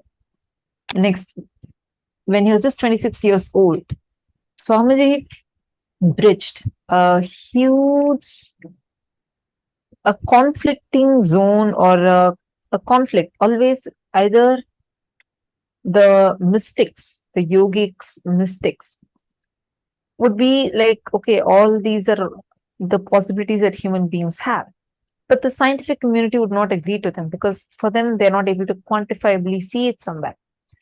Swamiji bridged this gap by undergoing the scanner himself, if I may say so, because he went on to have researches conducted on himself, whether the brain researches that was done or the studies that were done on his body, numerous studies. Now there's a big, and this was done with a huge group of top-notch scientists who were amazed seeing the findings. We'll actually be sharing those also with you, maybe the further sessions. So this is who Swamiji is. right? The very huge breakthrough he did when he was just 26 years old. I can't imagine. He already started Annalaya. Annalaya is running. Annalaya's free food service. Healing sessions are running. He's conducting continuous programs. He's traveling across the world, doing world tours, and continuing to have the temples built, deity carving. We have photographic evidences of all of these. You can go to nithyanandapedia.org. Date by date, if you go and see, you will see in everything Swamiji is there. You'll see Swamiji sitting and carving deities. You'll see Swamiji sitting and doing the homas.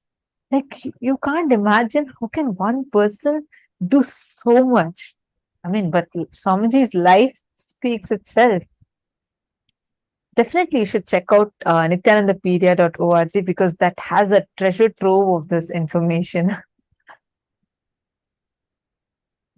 And at the age of 26, he did his first Himalaya Yatra, where he led devotees in pilgrimage. Age 26 again, first visit to Malaysia. And again, in age 26, coronated as a successor of the illustrious lineage of Ikshwaku. This is the same lineage of Sri Ramachandra Prabhu, Harishchandra, Bhagiratha, all the great rulers, which rules the Surangi Samrajyam, the Surangi kingdom. So when he was 26 years old, Swamiji was coronated for Surangi kingdom. 27 years old, he established Kailasa in Duarte, Los Angeles, first enlightenment ecosystem outside India. And at the age 28, he conducted the world's first ever Kumbh Mela in the USA. It was Swamiji who brought Kumbh Mela to the West. And age 28 was 2nd October 2006, inauguration of the Nithyananda Gurukul. Age 28, 12th November 2006, reviving Salem Sarvajna Peetham. Age 29, inauguration of Garbhamandir of Adi KAILASA Sarvajna Peetham and reviving the Agni Vamsa Adi Pallava Sarvajna Peetham. Age 29, declared as Mahamandaleshwar of Mahanirvani Akhada. Again, age 29, establishes Kailasa in Malaysia, Kailasa in Ohio, and other US Kailasas. And he was also named as the chairman of International Vedic Hindu University. And in his 29 years old, he establishes Kailasa in Los Angeles. And Swamiji also advocates interfaith harmony alongside Dalai Lama. This was when he was 29 years old.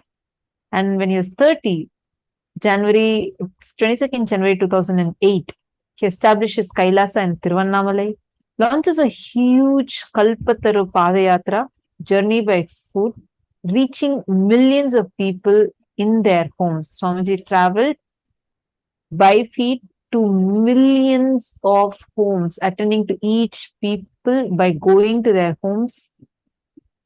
And age 30, declares the celebration of Living Enlightenment Day.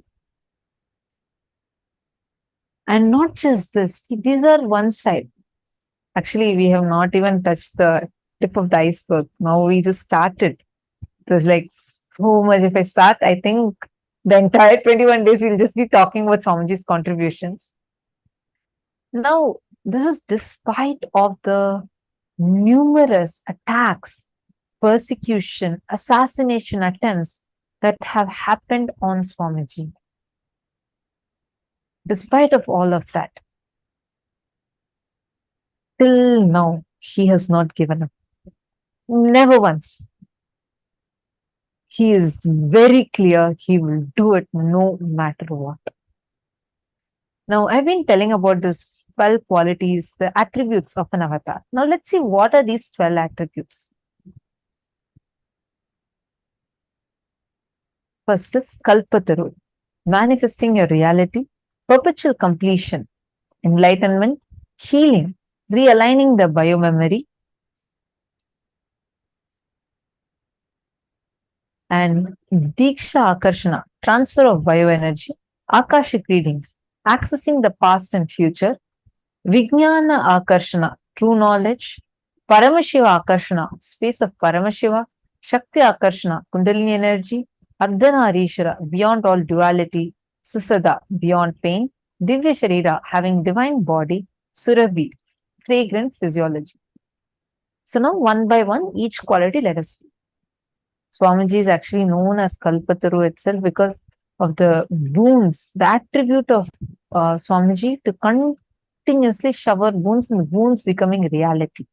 This all of us have experienced, and not just that, for the first time in 2000 years, in the year 2009, Swamiji revived the science and initiated people themselves to become their own Kalpatarus. Today you're going to learn that science. And next is a state of perpetual completion, like I was mentioning. Actually, anyone who has had a blessing to see Swamiji or physically experience Swamiji would know. Swamiji actually will never have any thoughts. He will do this whole thing with zero thoughts. I know it sounds very paradoxical. You'll understand by and by. Now, for now, you just understand this much. Like, you can take I'll give an example. After the attacks and persecutions happening on him, decade-long persecution, till now, not once Swamiji has even given up or even had a thought of ever giving up. Next.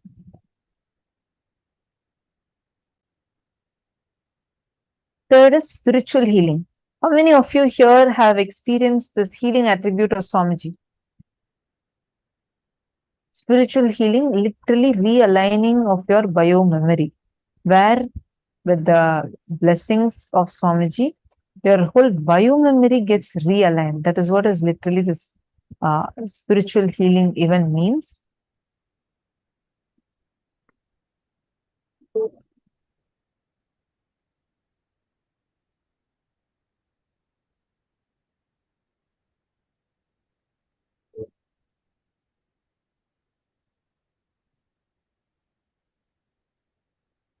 See, it is realigning the human physiology at the gross, molecular, and genetic levels, which corresponds to the physiology, muscle memory, and biomemory.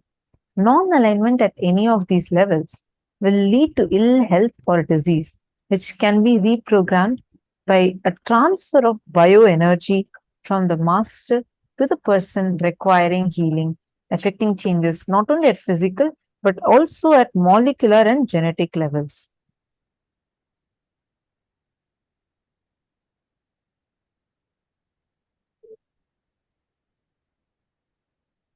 Next is Akashic reading. Actually, Swamiji has done this Akashic reading many times before. How many who all have had the blessing or an opportunity to listen to it? Literally, whatever has happened, happening, and yet to happen, all are recorded in space. Akasha. And only an avatar has the ability and the power to access these readings. And Swamiji has given enough amount of this Akashic readings. We will be playing it in few sessions. You'll actually be listening to them. These are all cosmic records.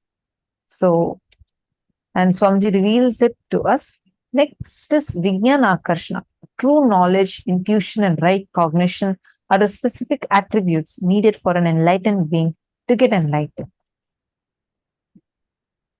The Supreme Pontiff of Hinduism affects this in his disciples through special processes involving initiation, teaching, transforming the disciple to live in a state of completion, which decreases the number of normal thoughts and increases clarity and energy. Next is Paramashiva Akarshana, literally living as Paramashiva. Okay, Nithyanandam, slowly I'm seeing some of you are like dozing off a little bit. Hello, Nithyanandam. Can I get all of you back for listening here? Many of you have happily turned off your cameras. Nithyanandam, please come back.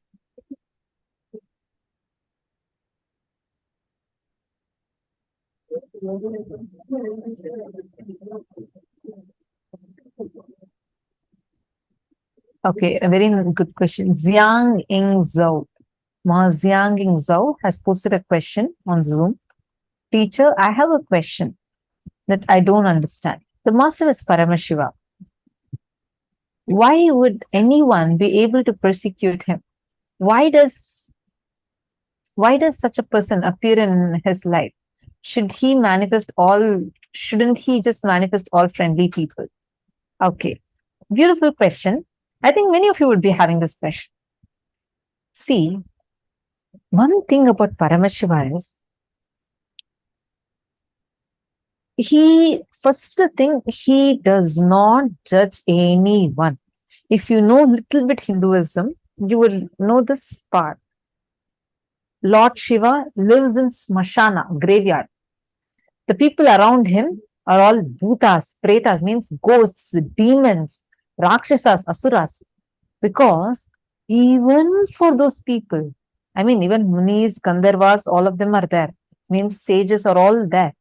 But he also opens himself up even to the demons, rakshasas, asuras, because fundamentally, he does not judge, does not give up on anyone.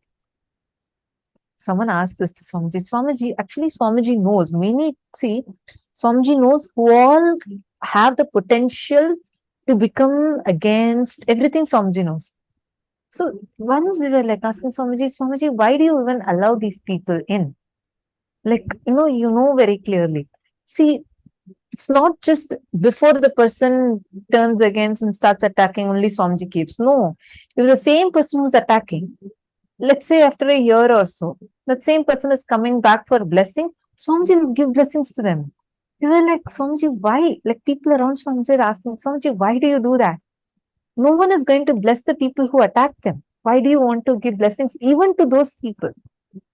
Swamiji will say, hey, even they have a possibility to be Paramashiva. So I will never give up on them. I will wait. When they're attacking, I will wait. But I will never give up on them. Understand? The problem is human beings are deluded. Paramashiva, first of all, coming down from the cosmos, landing here, that itself is a huge sacrifice.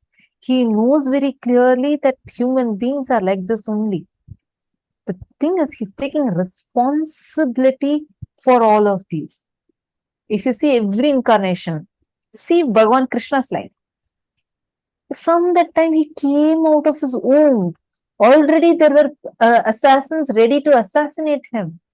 From the time he came out of the womb. How many of you know Mahabharata? Do you know Krishna's story? How Bhagavan Krishna happened? Every now and then he had to keep battling with demons. You read Bhagavan Krishna's life when he was 2 years old, 3 years old.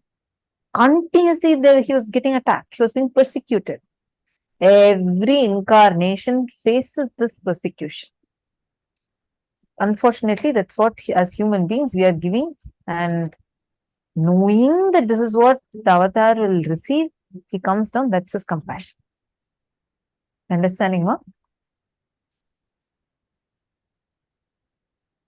Glad that all of you are intensely listening. It's so nice to see so many of you sitting with such intense listening.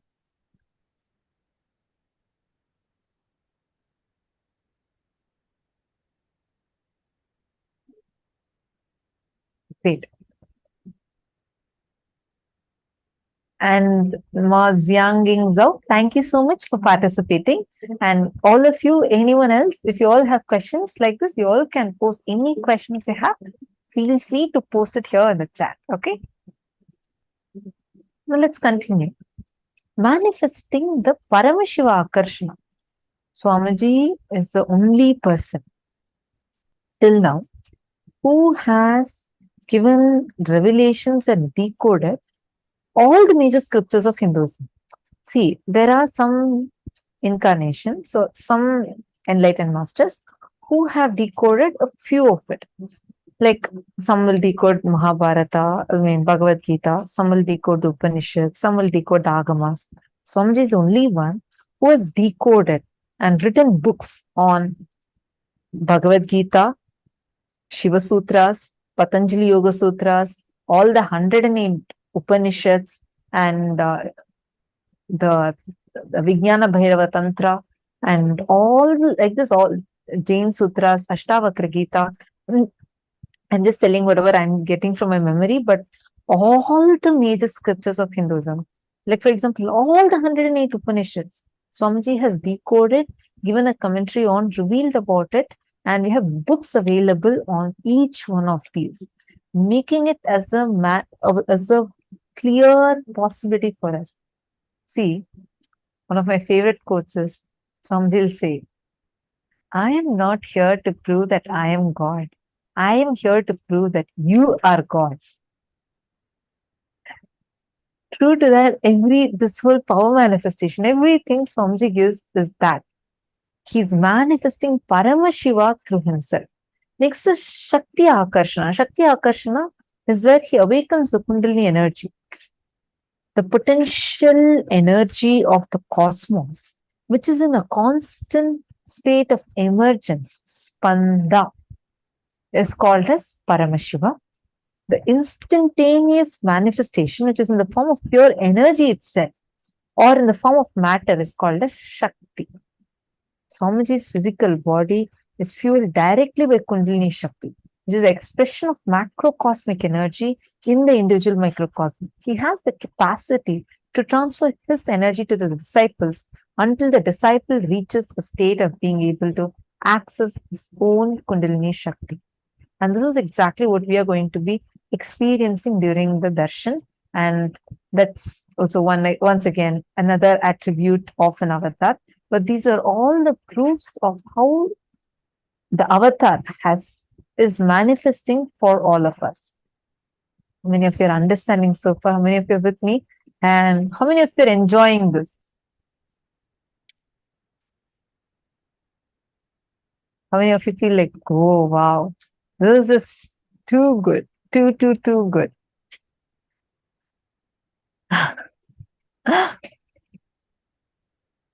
Next thing is Ardhanarishwara. Oh my God. This all of you are going to tell me. And I request you all to tell me today, right after the darshan, okay? Swamiji, you will see neither completely masculine nor completely feminine. See, when people are Swamiji's body is beyond gender. It's called as the transcendental gender because he's continuously manifesting both Paramashiva and Paramashiva Shakti through him. Both the energies are manifesting. That is why suddenly you will feel extremely feminine energy from Swamiji. Like he'll just be so radiant, so graceful. You'll just feel like, wow. Like he'll be feeling like a mother is sitting there. And suddenly you'll feel such masculine, like that energy of Paramashiva just radiating through him. You'll feel him sitting like that masculine energy will be flowing through him. How many of you have seen this? There is like, just normally when Swamiji is sitting, I'm not telling when Swamiji is in the bhava of Devi or anything. Normally. How many of you have seen this? Because today, if you have not seen yet, today observe during darshan and you all are going to share with me right after darshan, okay? Because this is actually called as the Ardhanarishwara. Swamiji is manifesting as Ardhanarishwara.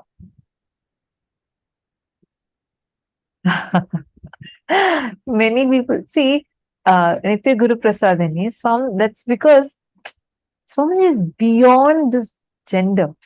He is neither male nor female nor transgender, but transcendental gender, which is beyond both. Which is the reason why, like, see, even if someone is a transgender, you would see In their physiology, it will show up. For Swamiji, it will be extreme grace. And actually, there are medical records that show that even biologically, they're not able to understand Swamiji's body. They see that the hormone level is that of a 6-year-old child. But you'll see like Swamiji's body will grow huge.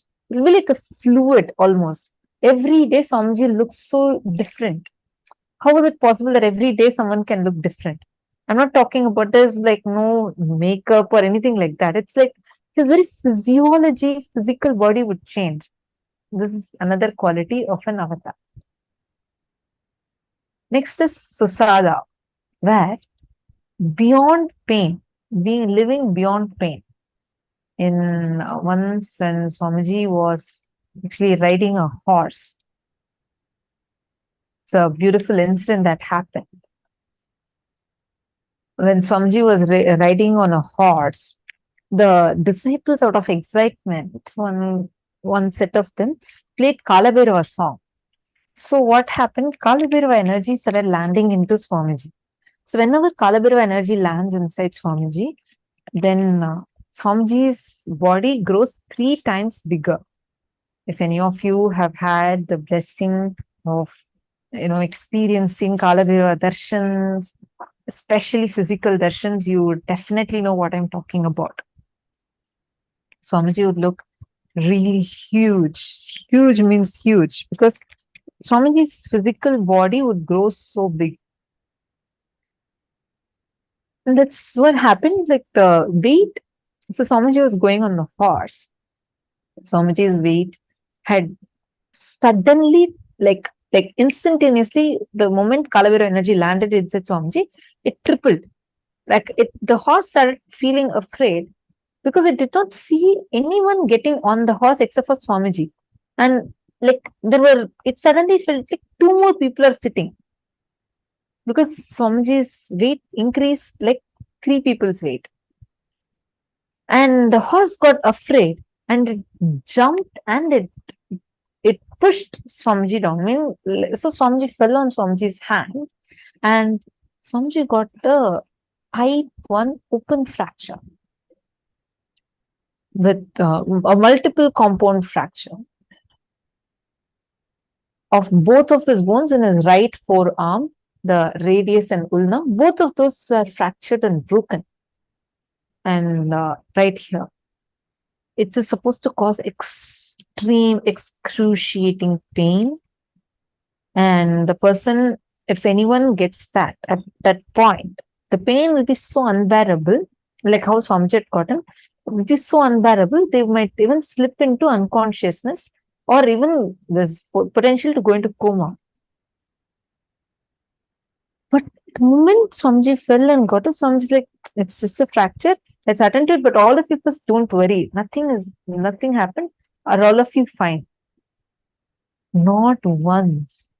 Not one, even a single moment, Swamiji had any pain in Swamiji. We have a video record of this entire thing. Fortunately, we have a video record of this whole thing. Doctors could not believe. Doctors are like, what's going on? Like, he's having fracture and that fracture is there. They're all seeing and such a terrific fracture. And Swamiji is not experiencing any pain. And some of the people thought like, is it because, he has some disorder or something of not being able to experience pain? No. They checked. The body was perfectly fine. The fracture was very severe. So he's supposed to, given all his conditions, he's supposed to be in excruciating pain. But Sushada, where the avatar does not experience pain. There is no pain in Swamiji's body.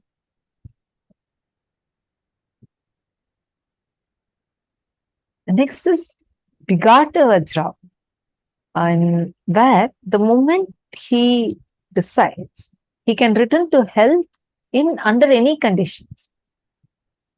This happened in any times this has been demonstrated once in Phuket, Thailand. So I'm just conducting the sessions. And this was in December 2015.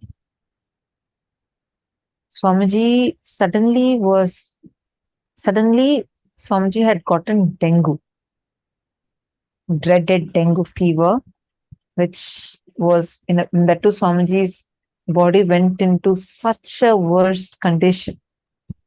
Doctor said he cannot even move. It's impossible for him to even move. But Swamiji said, no question of that. I will not let this body to be stopped for any reason. So he came, gave darshan, and he did the healing, everything. And Swamiji got his body also to completely heal without any medicines or anything. The doctors simply could not believe it. Because especially when you get dengue, you're supposed to be admitted, you're supposed to be in, it's a very, very, very critical condition, supposedly. But just with one decision, Swamiji got the whole thing healed. And next is Divya Sharira. Divya Sharira, actually, I'll show you a video for all of you in a while. But what this Divya Sharira is, where it's a light, divine body.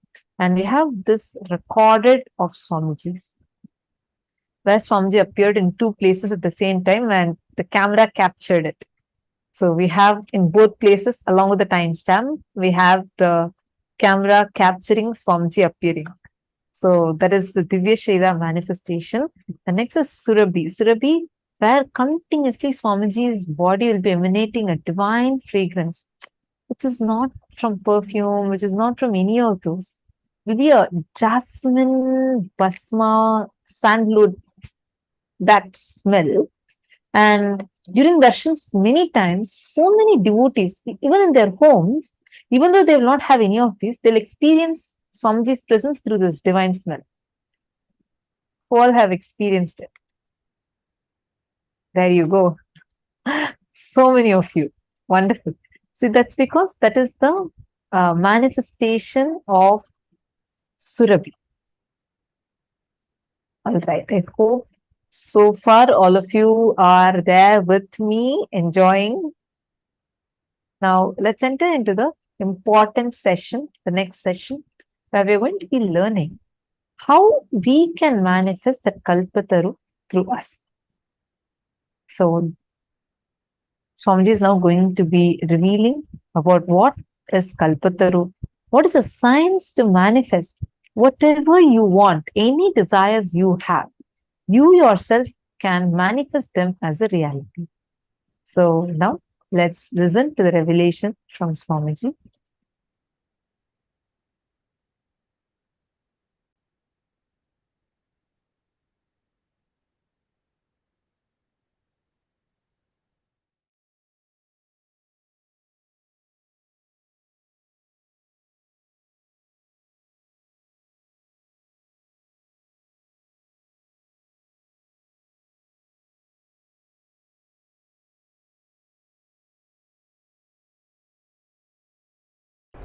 I'm giving you very simple examples. Look into yourself. You have shut many of your possibilities with the idea you are a finished product. Sometimes you also think, if I am more loving, how nice it will be.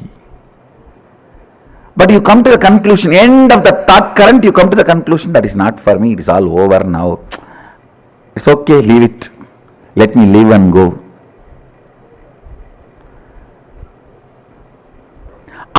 Or you start doing the actions where others will recognize you that you are a loving person. You don't work for really becoming loving.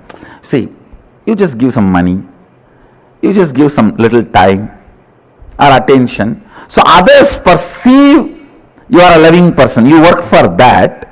You do not try to understand the physiology and psychology of the love and how to manifest that as a reality from your very core.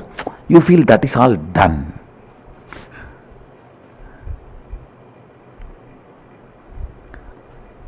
Once I was teaching about the science of what you want and what you believe. What you want, you will never manifest. What you believe as you will manifest only that. One fellow came and told me, oh, I believe all only negative things. My life is done. No, listen. When I am giving you this science, I want you to understand you have a possibility even to change your belief. I am not here to tell you about doomsday. No.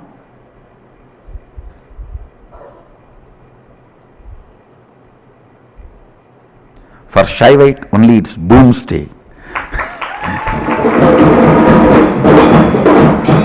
There's no doomsday. Don't worry. There's no doomsday.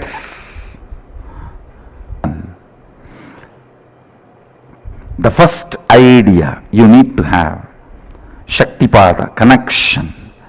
The first principle you need to internalize is you are a possibility. You are not yet done.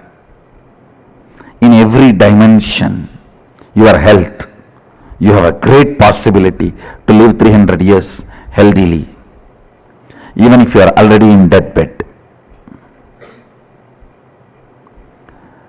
Actually, what is deathbed, you know? When you come to the conclusion, you have no more possibility, you are in deathbed, even if you are 20, even if you are a teenager.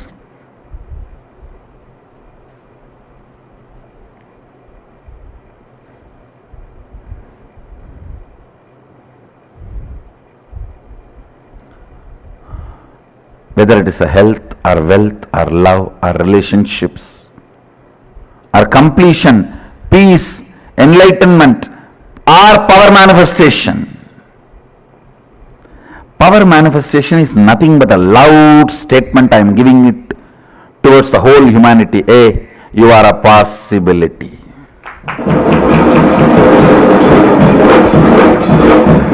Power manifestation is a statement I am giving it towards the humanity. You are a possibility.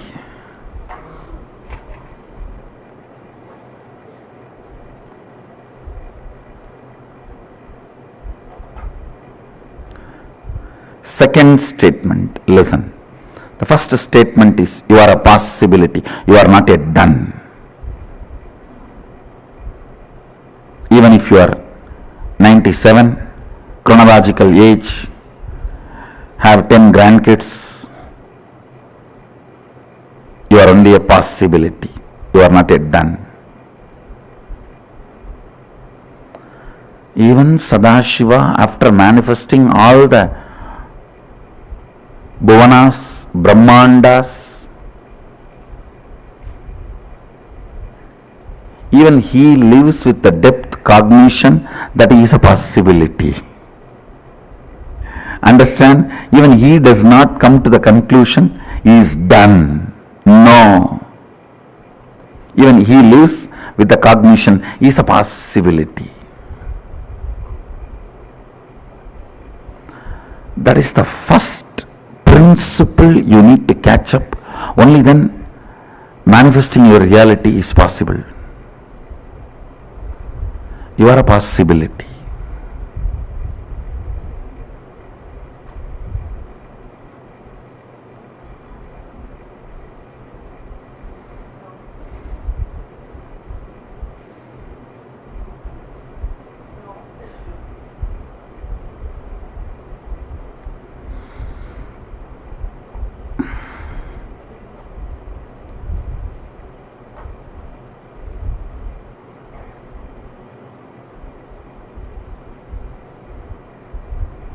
The second statement.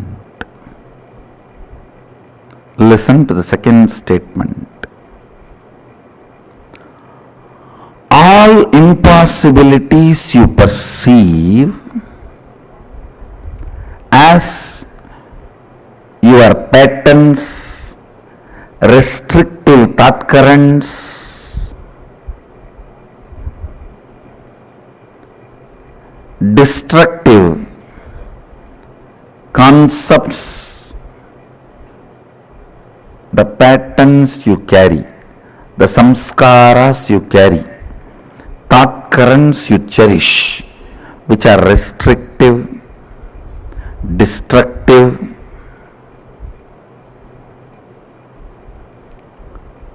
which reduces your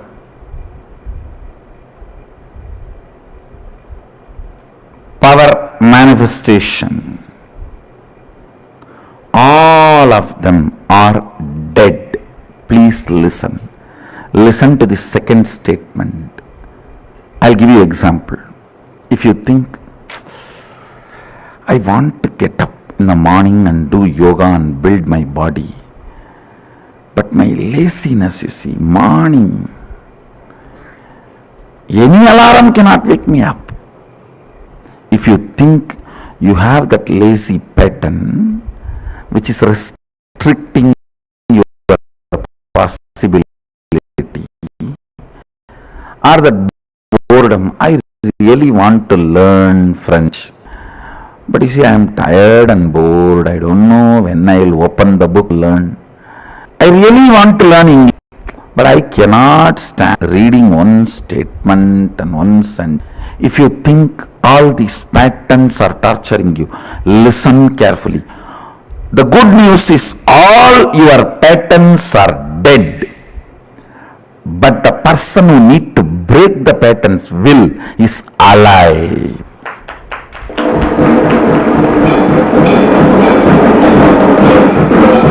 Listen, your patterns are not living part of you. They do not live, means they do not exist. You are a living mechanism. They are not part of the living mechanism, which is you. Listen carefully. This is a second statement of physiology of reality.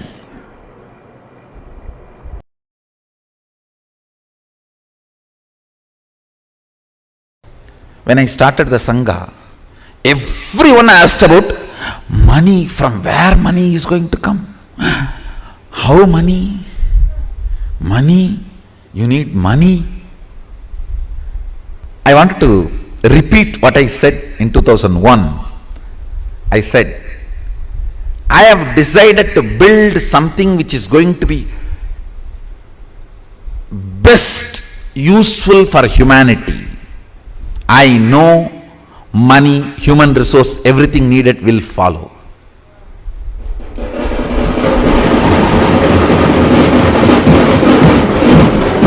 I am planning to build something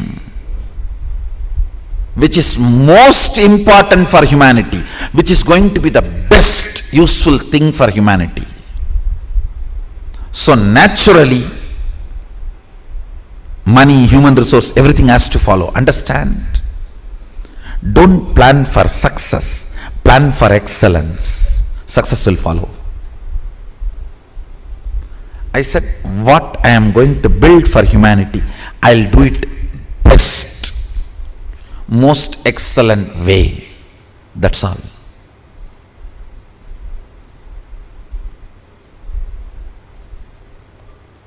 More and more of me makes the Anya come down. Anya means will, to come down, and will starts believing in more and more of impossibility.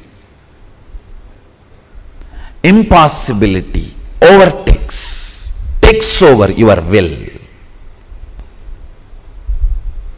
If you think with responsibility, energy flows straight. Means you manifest your reality. But that is also not enough. That's good, but not excellent. Excellence means constantly cherishing cosmic principles as your thought currents. What's the goal? What's the purpose you want to exist? Why do you exist? More and more of cosmic principles, more and more of cosmic understandings, more and more looking up. Understand? The more and more cosmic principles start sinking in your day-to-day thought currents, lesser and lesser blind spot about your existence. What is blind spot?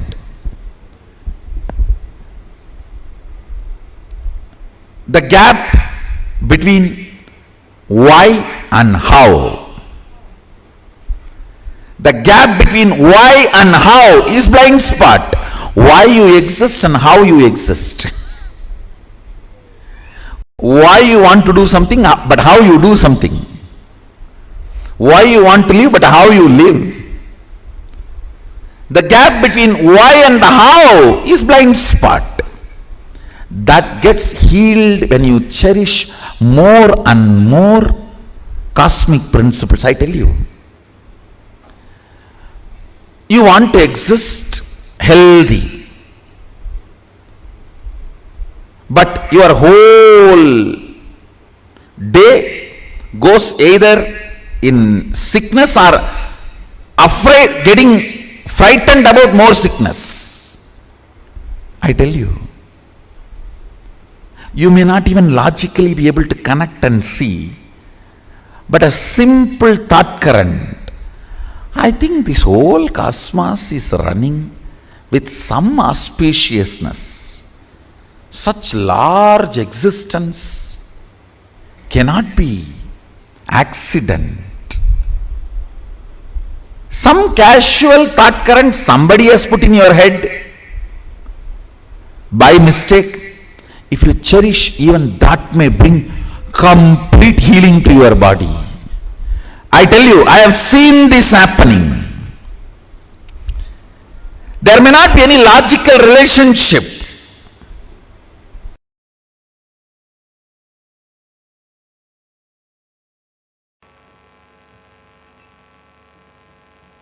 Yesterday in the class I was giving one example. I think again I wanted to repeat that example for many of you to understand.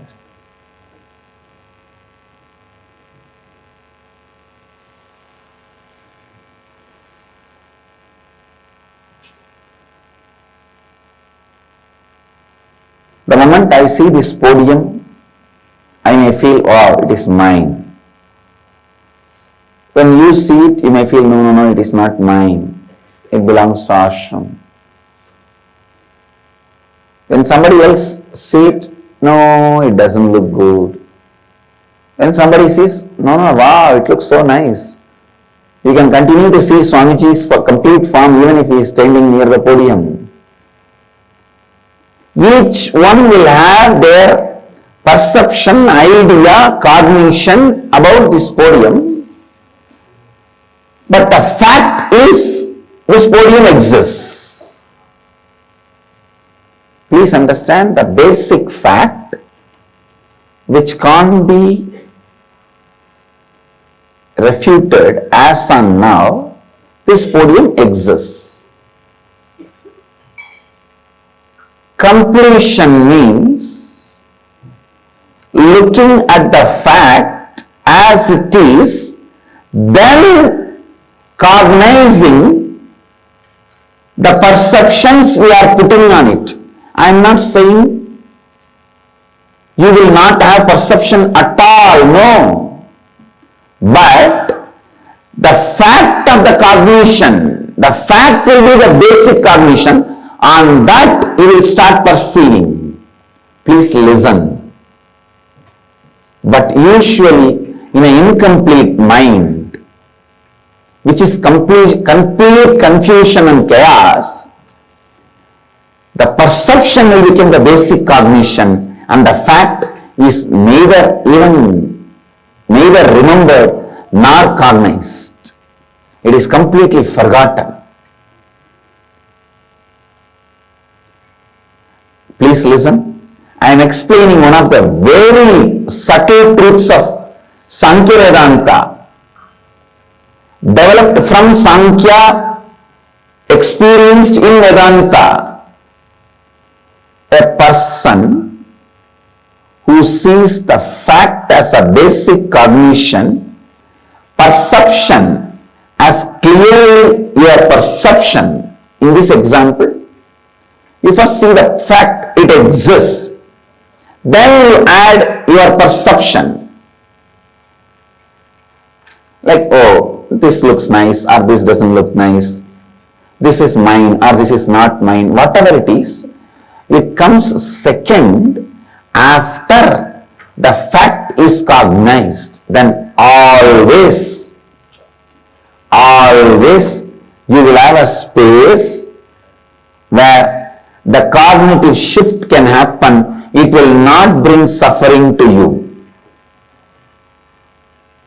But unfortunately, when the perception becomes the basic cognition, the fact is not perceived, any cognitive shift feels as a suffering. Just now I was settled in my life. I have been transferred. Just now I settled in my family. I am having only first child. Already the fight between me and my wife started. Many times the recognition, please understand, I know it is going above the head for many people. If you practice completion, what I am talking, you will directly catch it. All incompletion is nothing but the fact not being given enough inner space and cognition and respect by you. And the perception itself is given the first priority and respect. If the perception is recorded as a reality in you, which is going to be constantly changing, will give you a deep insecurity and instability in your life. But instead, if the fact is given the place of reality and the perception is given the place of perception, the recognition,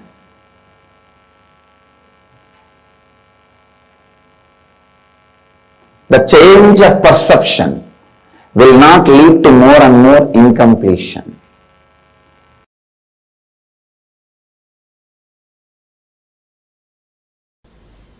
A man who stops with the idea of impossibility continues to be in the lower worlds, lower existence. Man who goes on making impossibilities into possibility achieves Ishwaratva, leadership, consciousness.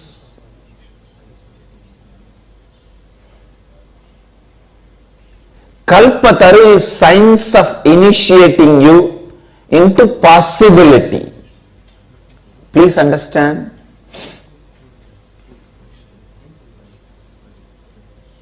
I am not just giving you some technique to make what you want as reality, like this, the book, The Secret. One book became very popular, The Secret. It just gives you some technique, some key. I am not doing that to you. Same way, I am not just doing the job of making one of your desire into reality by blessing. The job of a mystic. I am not doing only that. Understand, I am trying to do, I am doing both. Giving you the science of making what you want as reality and making one of your desire into reality so that you understand the power of this science and start living this science in your life. So understand the few principles of this science.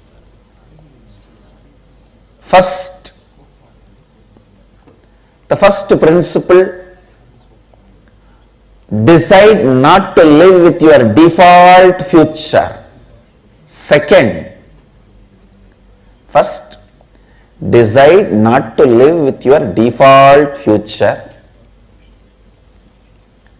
Second, understand rewriting your future is simply possible. Third, SDHD you carry, self-doubt, hatred, denial you carry. It's the right word I use, SDHD. self-doubt, hatred and denial. The SDHD you carry only obstacle stops making what you want as reality. SDHD is the only obstacle causing what you want as reality. Listen.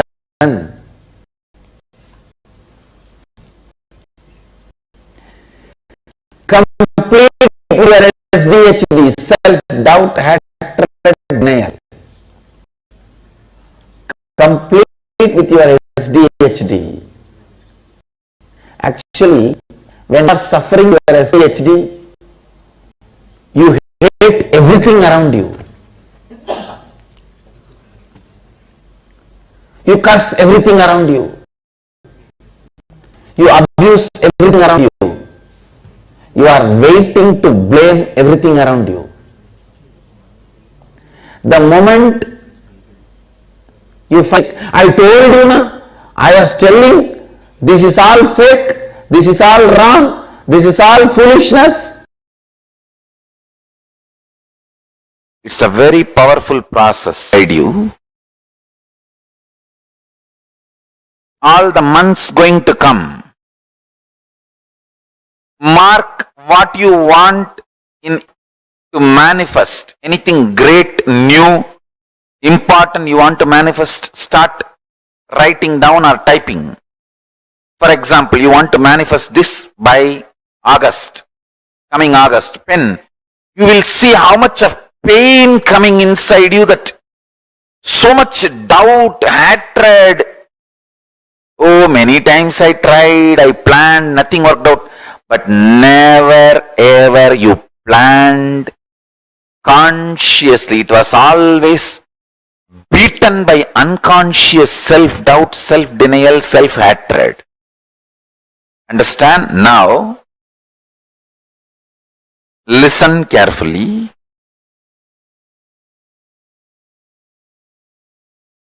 To all my disciples, I am giving you the boon. What you are going to plan now, I will make it into reality. So my powers are more powerful than your self-doubt, self-denial, self-hatred. Drop your self-doubt, self-denial, self-hatred.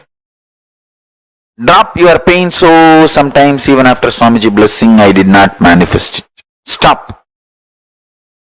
Drop all that unconscious, vague thinking.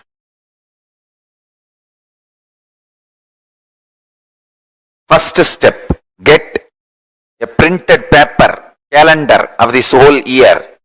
If you don't have, at least open it on your laptop screen.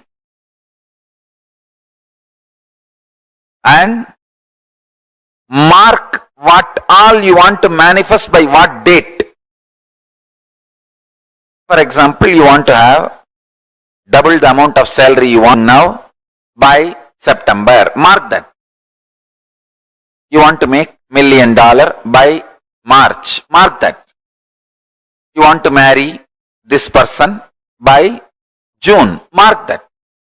You want to have a new house by this month.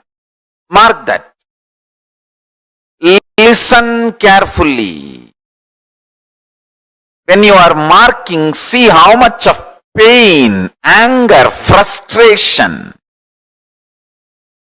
doubt, impossibility, violence, all that is flowing in you. See, be very clear. You never ever trusted your life or your ability to manifest or your future possibility.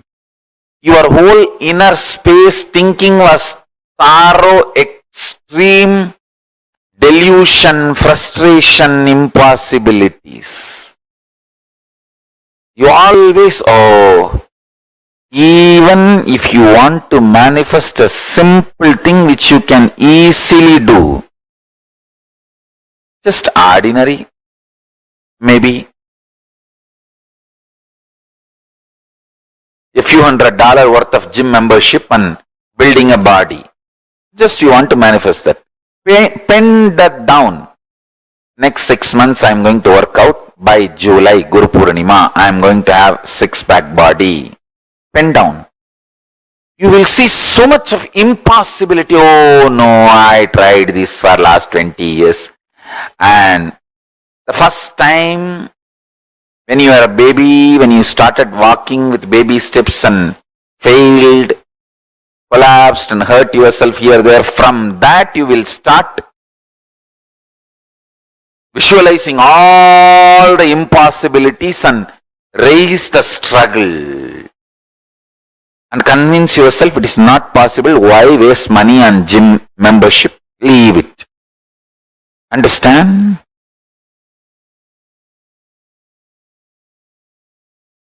Death happens when you stop breathing. Death starts when you stop trying.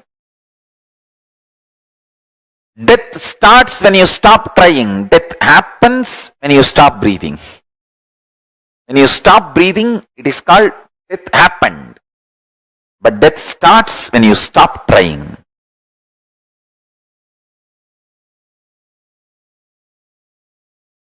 Pick up the calendar. I'll give you a few minutes. If you need, print paper, the 12 sheet. It's only 12 sheet. Print it. Because today what I received from Paramashiva is extraordinarily powerful truth. He said beautifully, people don't manifest their future because they have so much of anger about their past failure, frustration with life, cursing the life because of their imagined impossibility. When you sit and pen down this 12-month calendar, you will see all that flaring up in you. Understand one thing. Stop reacting when you are agitated. Stop flaring up when you are feeling impossible. Stop responding to yourself when you are frustrated, angry. I tell you, highest renunciation, greatest tyaga is renouncing your self-hatred.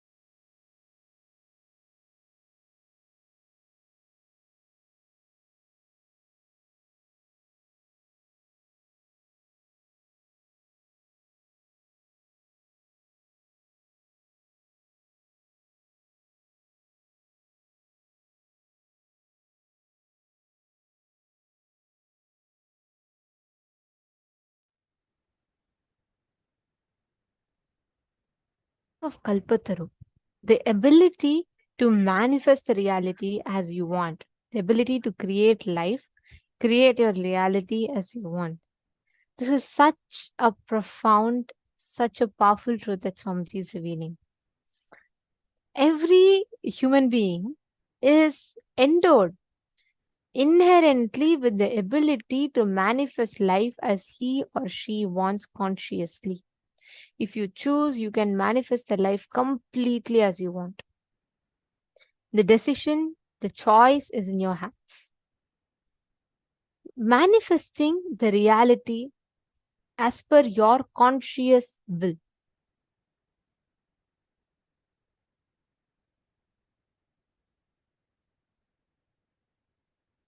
Now listen very carefully.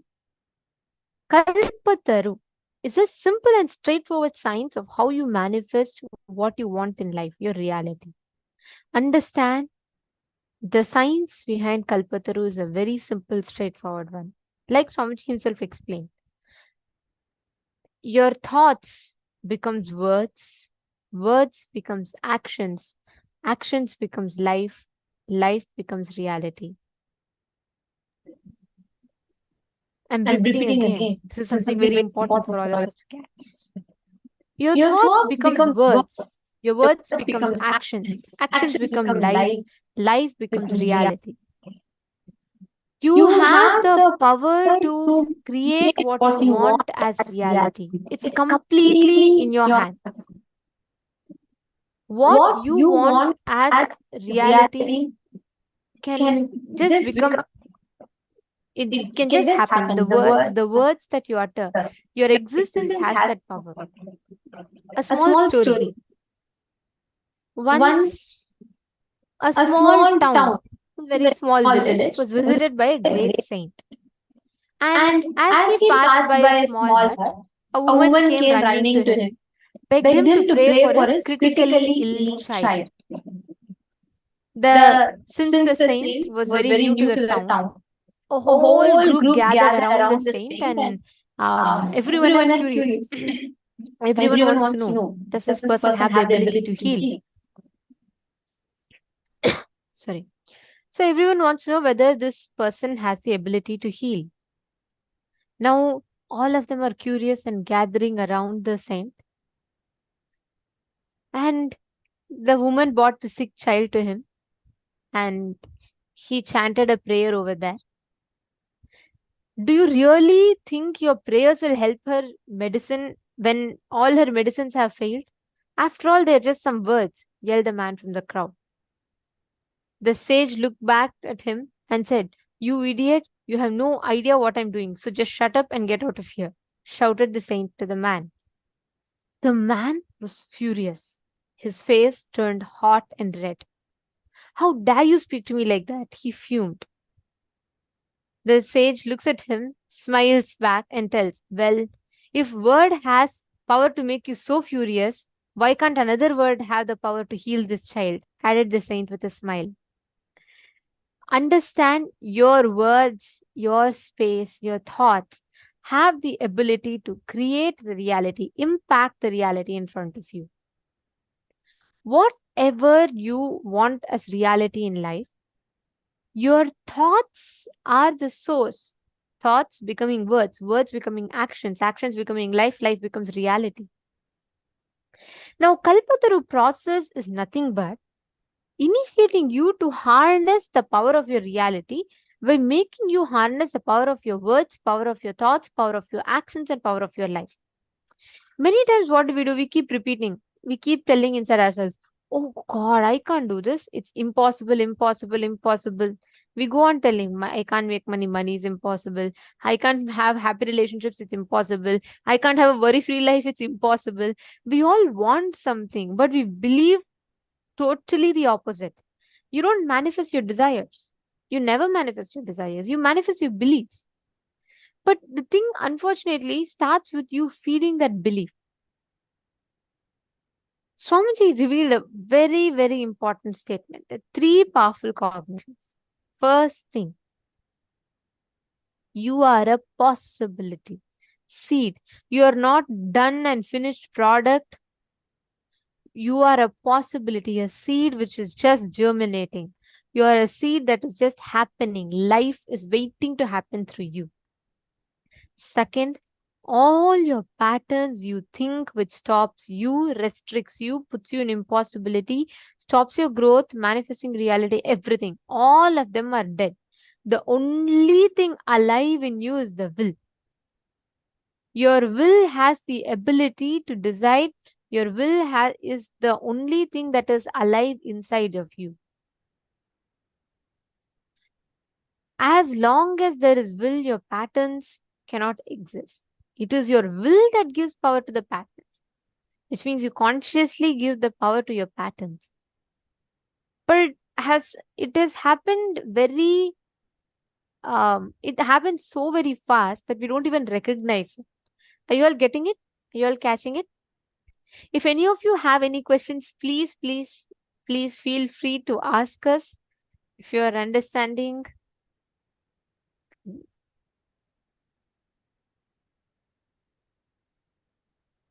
Okay, Guru Prasadini seems to be enjoying all the stories. Okay. I request each of you to share as you understand. And also any questions that you have.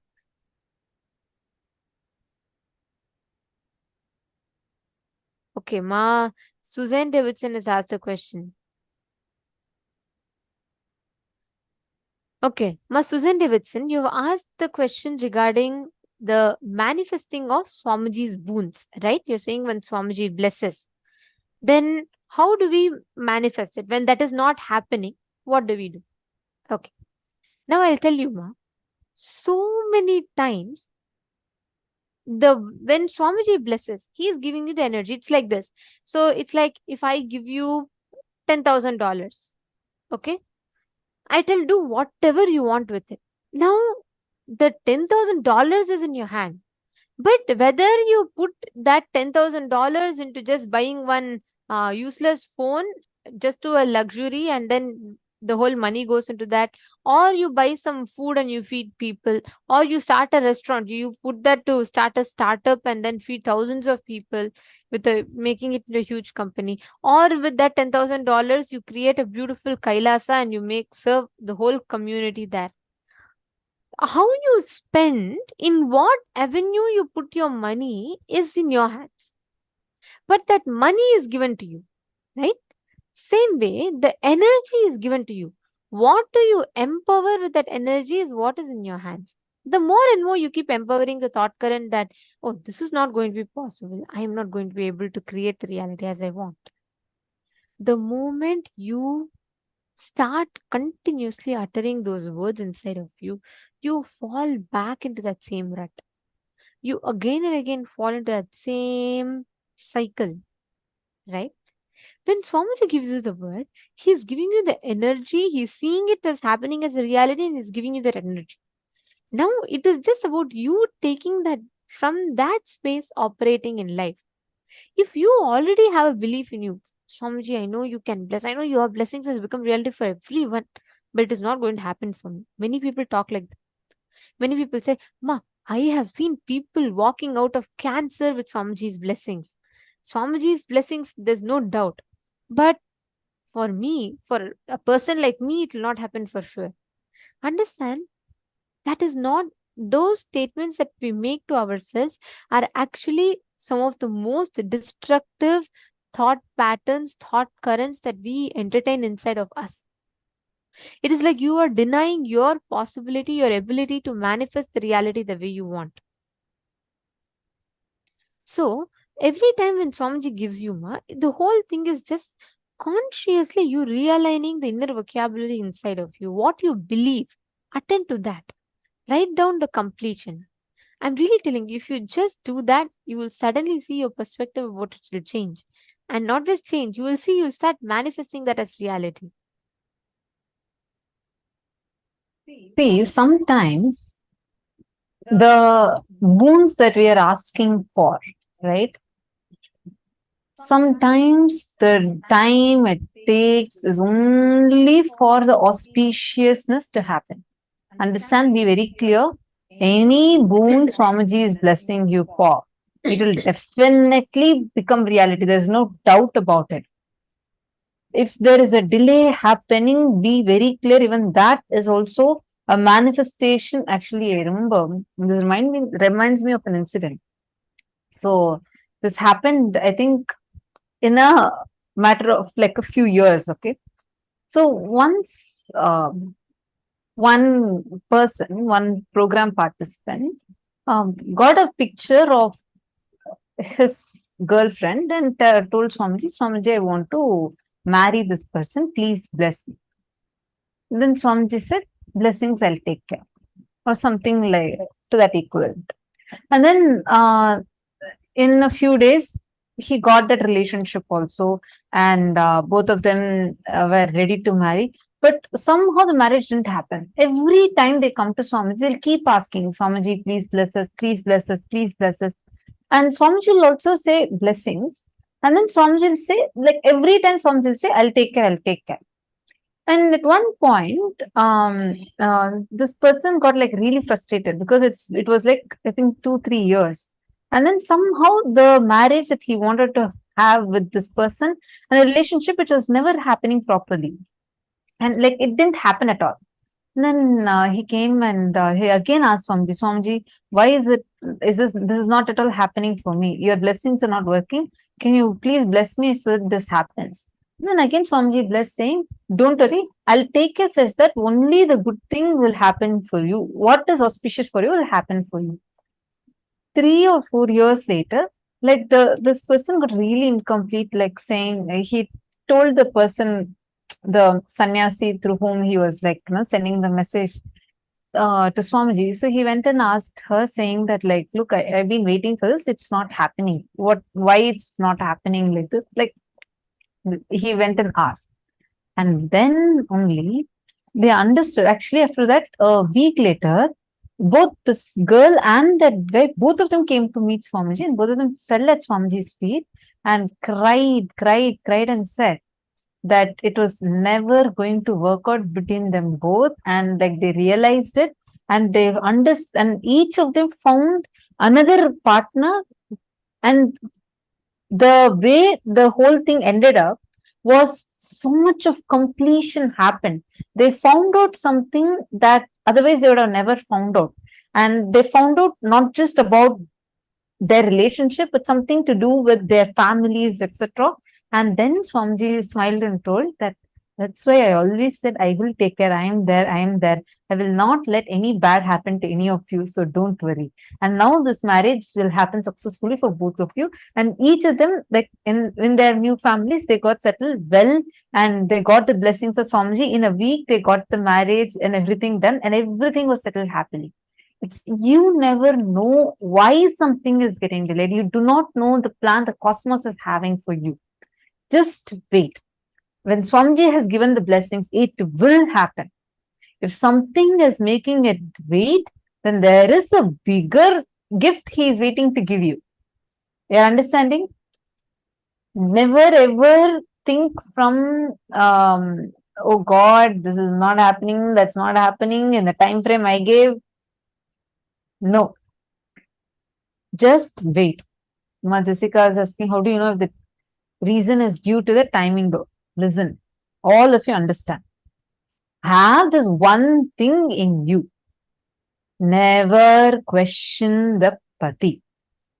Know very clearly, if Swamiji has blessed, it will happen. My Guru has blessed. More than that, I don't need anything else. If this is the way he wants it to manifest, let it manifest. Then just start talking to yourself like that. Sometimes you would be the reason because you don't want that particular thing to happen strongly in you. You may wonder, no, I only asked for the boon. But there'll be a strong resistance in you and you have the power of your own individual freedom, which cosmos respects. Understand? Once you receive a boon from Paramashivam, even once you say, no, Paramashiva, I don't need this boon anymore. That is enough.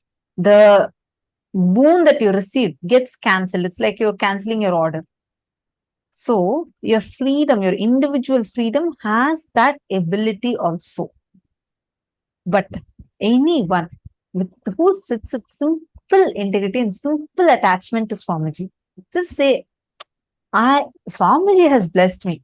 More than this, I don't want to, I will not ask a second question. Whenever it wants, he will manifest. You will see, he'll do all kinds of leelas. You will see like almost, it's like impossible. My life itself was collapsing, all kinds of things. He'll make you go into that moment, and suddenly he'll just appear and show, I'm here, it's just me. And you'll be like, oh my God, Swamiji, I knew it was you. Oh God, it's you who's manifesting for me. So, so just understand how this is an understanding inside of you. Okay? Never ever, even if you feel this is not happening, that is not happening, no question of questioning. Understanding? Wonderful.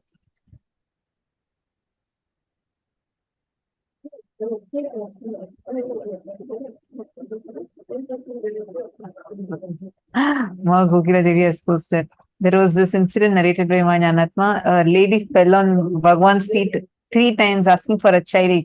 Bhagwan blessed her 3 times. So the lady got a triplet. Yes. Actually, there's like so many such incidents like this. But just be, it's just very challenging to wait 11 months plus. Ma Susan, listen to me now. Just tell Swamiji, you have an Atmamurti, no? Go talk to Atmamurti. Go and just tell Swamiji, Swamiji, see, I fell into incompletions. I went through ups and downs. I went through a lot of things. I even doubted. All these things I went through. But deep in me, I know it is you who's playing this game with me. From this moment on, I am just surrendering even this doubt, even this powerlessness, struggle, everything at your feet. Whatever you're giving is Guru Prasada that I'm receiving. Maybe in next 10 minutes, I may again fall into incompletion. But even that incompletion, I'm offering to you. You please take care. No more. I want to cherish it as mine. I am dropping both at your feet. Just, I take this. This is my offering to you. This is my integrity. This much only is the integrity. In next 15 minutes, again, I may fall into powerlessness. Again, I might get into this doubt. But even that doubting pattern, I'm offering to you. You please take care. Thing is, you are not even expected to have integrity. You are expected to have simple integrity. Like, how much more can Paramashiva be? He's not even letting us to have 5 minutes of freedom of powerlessness. He's like, even if you're powerless, declare that also to me. You don't need to have that powerlessness at all. So just go and make this declaration. See what will happen. You are going to come back to me and you are going to say, hey Ma, this is what Swamiji manifested for me. And this is that gift Swamiji is waiting to give me. You are going to say that.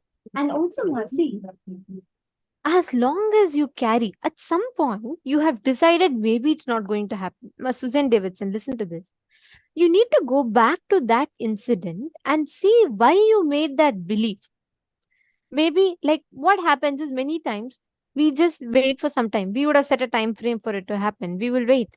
And when it does not happen by then, we have already decided, okay, it's not going to happen. What am I waiting for? I don't know. It's just not happening at all. That conclusion, you need to consciously revisit and change. Because that conclusion that you have given to yourself is actually sitting as obstacle. That is a culprit, which is sitting as obstacle. You're understanding, Ma? So you need to go back, attend to that and change that. The moment you change that, you'll have a breakthrough. Just do the declaration that she said and you will see how it will just completely being shifted in your inner space. All right. So I'm getting many more. I'm seeing a lot more questions are coming. Ma Ankita's asking, if I keep getting contradictory thoughts, like if I try to make a positive cognition and write, then a negative thought comes and the negative thought comes. Are those also dead? I don't have to take them as me. First thing, understand, Ankita. Every pattern in you is dead. The only person who's alive is you. The person who gives life to that pattern is alive. You, when you cherish a pattern, you are giving life to that pattern. First understanding. Second, your question has a few layers of questions in it. You're also asking about contradictory thoughts. So now, first step today, let's analyze and understand about this incompletions and how to get completion, because we're going to work on this contradictory thoughts, conflicting. See, Swami G very nicely says how no one can exist without desires. There is the only thing someone can do is purify their desires. Desires are not wrong. Conflicts and contradictions and complications in the desires make a desire right or wrong. Now, these conflicting patterns are coming inside you because right now inside of you, there's not one Ankita, but there's like 100 Ankitas. Like each one has is having different. One wants to become healthy. One more wants to jump for junk food. One wants to become, one wants to wake up early in the morning. One more wants to go and sleep a little more. Sorry, I'm just taking as an example. I'm just giving, it's all of us, right? Like all of us have 100 parts like this, like broken inside us. So the first step we need to do is integrate all that parts and first become one. Contradictory patterns or contradictory incompletions or cognitions that are there inside of you, if you apply little consciousness to it, it will disappear. These don't have power over you, understand? Only the time you think they have power over you, oh my God, why am I getting this thought? You lose the game. It's like the teacher says, all the students that all of you make sure that when you eat this banana, you don't remember a monkey, only then you can have the banana. And then all the students say, yes, we will not remember a monkey. All of you remember, we should not remember a monkey. Lunchtime comes, bananas are all spread. And then one fellow jumps up and says, hey, remember, you all are not supposed to remember the monkey. And everybody ends up not eating. Understand? Like this, your mind, you're continuously, you are only giving the power to it. Saying, oh no, it's like you're still trying to hit yourself and you're like trying to control. No, don't do it. It's first you need to realize the power you have. You need to understand the conscious power that you carry. Only with that, the broken pieces of you are not going to be able to integrate it. You're now going to be able to get them as one person. You are going to first identify that real you inside of you. Are you understanding? So now, first step, let us start step by step. Now, let us all understand about this completion and incompletion clearly. See, in some incidents that have happened when you were very young, those incompletions are sitting deep inside of you. Like the cognitions, probably when you were 5 years old. Your mother gave your sibling the candy that was supposed to be given to you. Your mother took that candy away from you and gave it to that sibling. And you felt so incomplete. You felt like nobody loves me. My mother does not like me. My mother likes only my sister. She took the candy even from me also and gave it away to my sister. And this is, nobody likes me. That one incompletion you got when you were 5-year-old kid, you're carrying it even now. Understand the definition of incompletions. The hangover of the past sitting in your present, suffocating you and affecting your future, making you feel suffocated, impossible, powerless, and not let you experience your future is an incompletion. Only when you do the process of completion, we will learn that process today. Only when you do the completion process, you will be able to come out of these incompletions, come out of these struggles that you're having. So first and foremost thing, all your patterns are dead. The person who has the will is the only one who's alive. You are alive. You have the power, ability to decide consciously. Your conscious declaration is way more powerful than your patterns. And understand, one of the most important aspects in this is just you realizing you are the person. See, it is you realizing you are the will, the only alive component.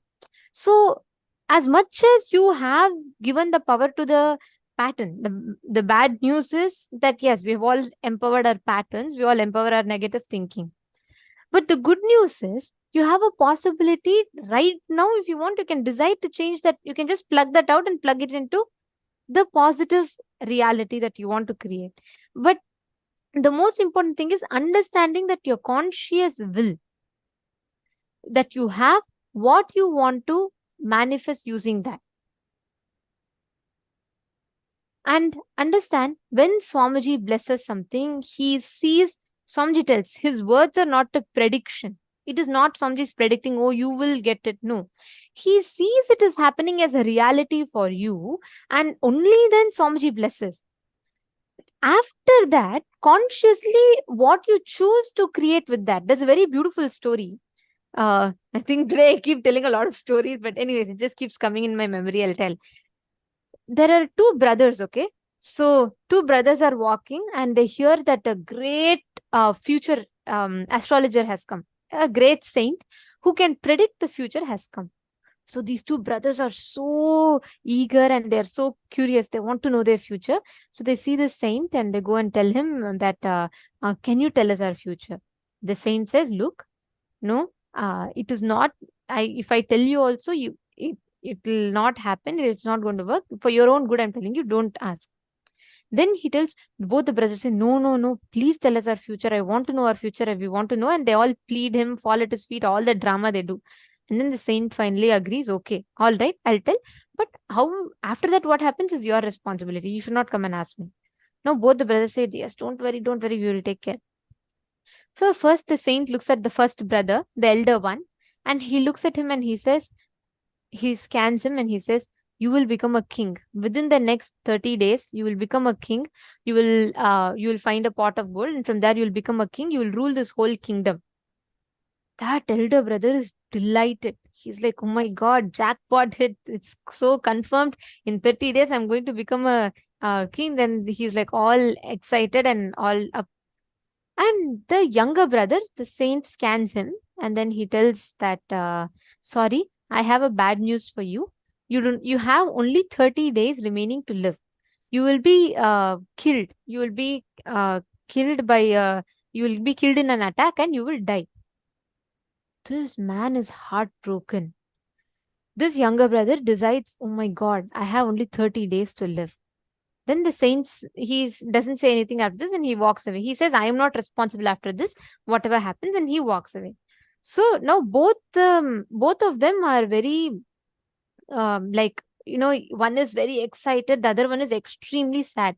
So this first brother decides, 30 days, I'm going to become a wealthy king. Why sit and save money and work and all? I will have workers doing my job. So let me enjoy the next 30 days in vacation. So he goes out, he spends all his existing money, and then he just he just goes around and wastes his time, and he's just doing that. On the other hand, the younger brother, he's completely changed. He goes to temple by temple. He says, I have only 30 days to live. Let me do the best. Let me go on doing services. Let me just go around and enrich people. So he goes around, he does annadan, whatever he can, he does. He goes to temples, he changes his completely. And 29 days pass by. 30th day, both the brothers decide to meet each other and they come back to that same spot. And on the way, the brother, the elder brother, they both trip on a pot of gold. Okay. So They trip on something and they dig and they find out it's a pot of gold. And then the moment they find this out, they both are very delighted. And then the elder brother says, look, anyways, I'm going to become a king. You can keep this pot of gold for yourself. And at the same time, a thief comes. And then the thief comes and that thief tries to grab a pot of gold and he struggles and he hits the younger brother. And the younger brother has a forehead bleeding and all of that happens. And that's all. The whole drama gets over. Now, both these brothers have doubt. 30 days have passed. This younger brother seems only healthy. He didn't even get any disease and he's not dead. At the same time, there is no sight of, let alone throne, not a single money has come. Even the whatever came, nothing happened. So both these brothers have a doubt strongly. So they go back to that saint and they say, look, you predicted this 30 days back, but look, our reality has not changed at all. Very beautifully, the sage gives the answer. He tells, yes, I told you, but I also told you that I am, after this, what you do, I am not responsible. And he tells beautifully that the brother who was supposed to be the king, based on his actions till up until that point of time, that was a future. The moment the sage revealed the future to him, he went on doing all irresponsible actions and everything. So what was supposed to be a kingdom, it just got reduced into a pot of gold, and he got that, which also he lost due to his foolishness. The same thing, the younger brother, when the sage told him he has only 30 days to live, he started becoming so sincere. He started going to temples. He did so much of punya. But what was supposed to be death for him reduced to just a blow by the thief and a bleeding on the forehead. Then both the brothers realize and they fall at the feet of the sage. What a guru gives, when he grants you the boon, he gives you, he literally creates, he's not predicting. That is what is going to happen. But how you choose to create that for you, that power, end of the day, that individual will, freedom is in your hands. You're understanding? Okay, great. Now, this is the science of Kalpataru. We coming to the conscious understanding. What exactly do you entertain? What do you cherish in your inner space? There's a very simple, very, very powerful process. We're going to be taking you through step by step of that process. Once again, we're going to be projecting from powerful cognitions. I request all of you to please pen this down and internalize this first. You are a possibility, a seed. You are not.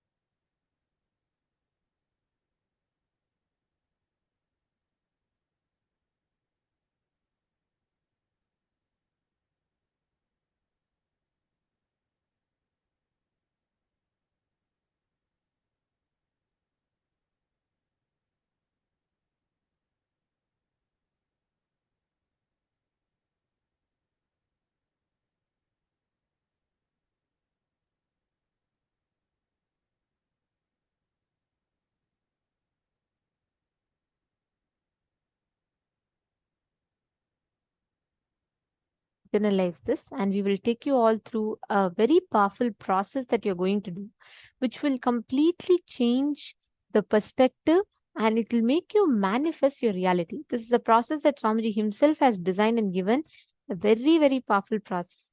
So I request everyone to first type out these 3 cognitions. Please, can each of you type these 3 cognitions and post it on Facebook? You can use the hashtag Paramashivoham. Once you post the cognitions, let us know. Just post it. Just see and type also, no problem, but type it once. Only then you will internalize it. I request every one of you to do it on Facebook. Just type once and make it like a journal entry for yourself.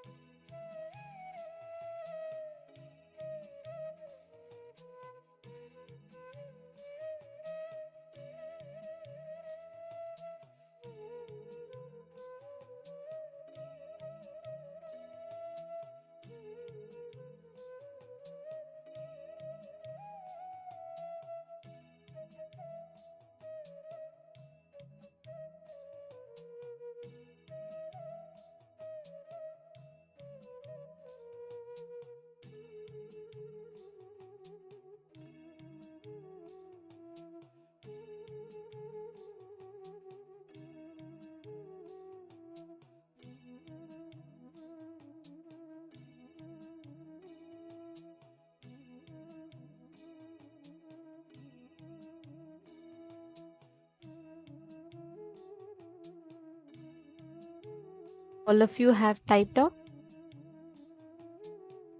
Keep posting these powerful cognitions. It will help you because it will be like a you will maintain like a journal, and these posts that you make will help you when it will remind you of the powerful cognitions that you click with.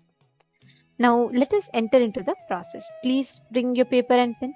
I request everyone to bring your paper and pen.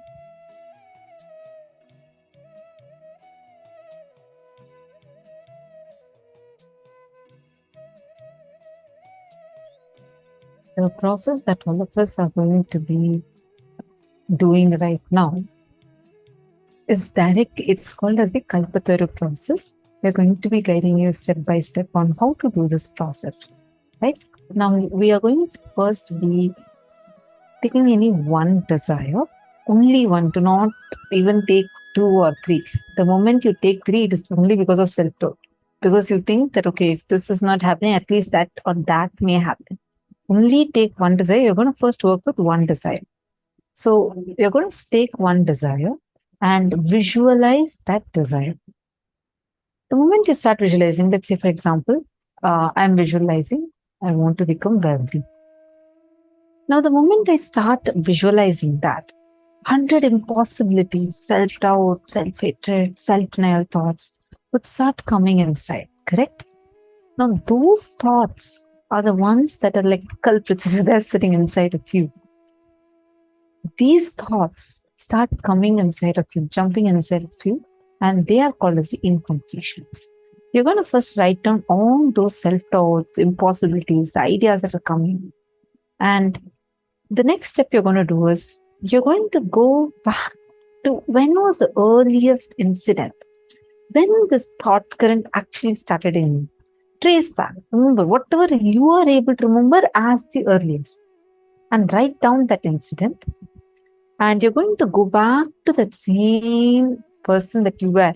Like, let's say this idea started in you when you were 10 years old. Your mom told something, and that's how you got this idea. Go back to that 10-year-old self of you. I should not be 24-year-old Tattvapriya. I should go back to that 7-year-old Tattvapriya and what cognition I was having at that time. I need to sit and relive that. You all understanding? If you all are understanding and getting it, please give a thumbs up. Then once you finish reliving and reliving, sit and visualize what exactly you want to create. Work with just one desire. Do this process sincerely. And reliving means literally going through that whole process, the whole incident again consciously. Okay, if any of you have any questions, please post it. Right now, let us start the process. Okay. We will be projecting the steps for all of you. You can read through the slides. It will help you understand better. Please read through the slides as well. And please do this exercise. We'll give you all about 10 to 12 minutes for this process. Please start.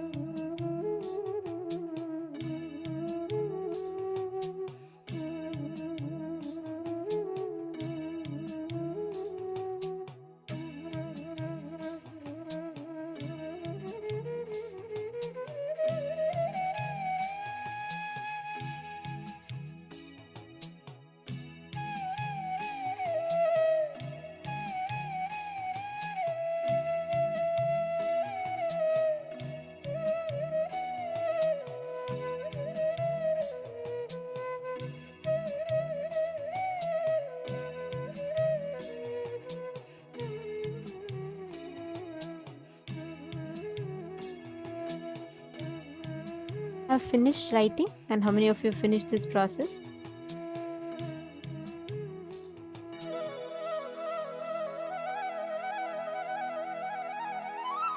We're still doing, please continue. And as you all are doing, we are going to be entering into our next session. A very important one, because today we are going to be receiving this Diksha, the Shiva Dīkṣā from Swami G. It's a very important session. So please give your full listening, and every single revelation that Swamiji is going to give during this is so important. Make sure you're not missing even a single of these instructions that Swamiji is revealing in this.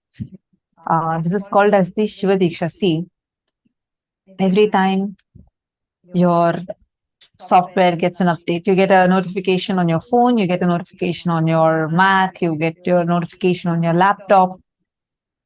You click on it, you upgrade your software. Am I right? You all do that. I mean, you should be doing it. You have to upgrade your software. You upgrade it every time. You upgrade your phone, you upgrade your OS system, you upgrade certain apps. What about your consciousness? Your consciousness needs an upgrade. It needs to have that software upgrade. The consciousness that with which you are operating needs to have that conscious upgrade to happen to it. That upgrading process that is going to happen to your consciousness is the Shiva Dīkṣā. See, your reactions, how you react to life, how you cognize life, the blueprint from which you operate, that very blueprint getting upgraded to Paramashiva is Shiva Dīkṣā. Now, we are going to listen from Swamiji on what is this Shiva Dīkṣā, why Shiva Dīkṣā, and what will happen when one receives this Shiva Dīkṣā. And we are going to be preparing for receiving the Shiva Dīkṣā initiation today. Let's listen to the revelation now from Swamiji.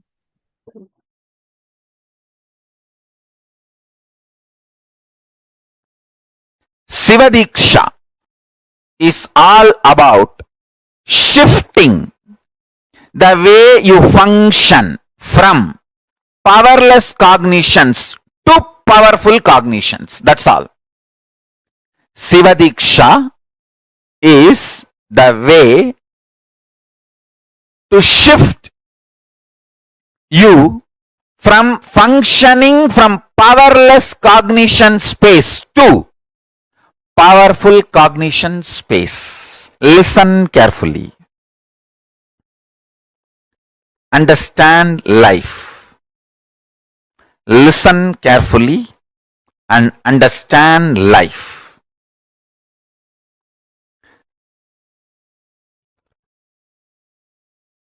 I will repeat. First,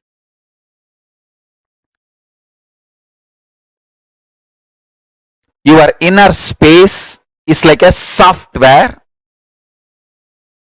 which decides how your life will be. That's the first understanding. Second, if the inner space is filled with powerless cognitions, powerless, suffocating,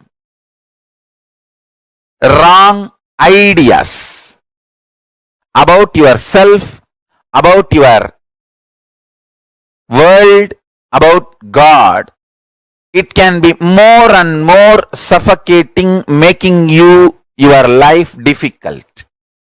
And if you can start building the content of your inner space, powerful, start functioning from powerful cognitions, truths, understandings about you, world and life, you can become enlightened, manifest powers and all possibilities. Now listen carefully.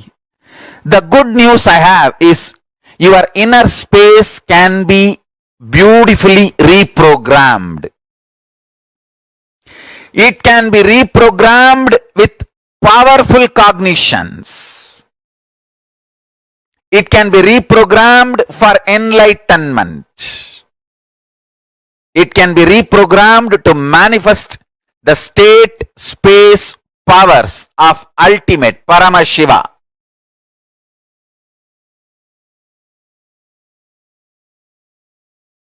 I am describing the whole sacred secret as it is. Maybe at some time catch up with the signs I am revealing.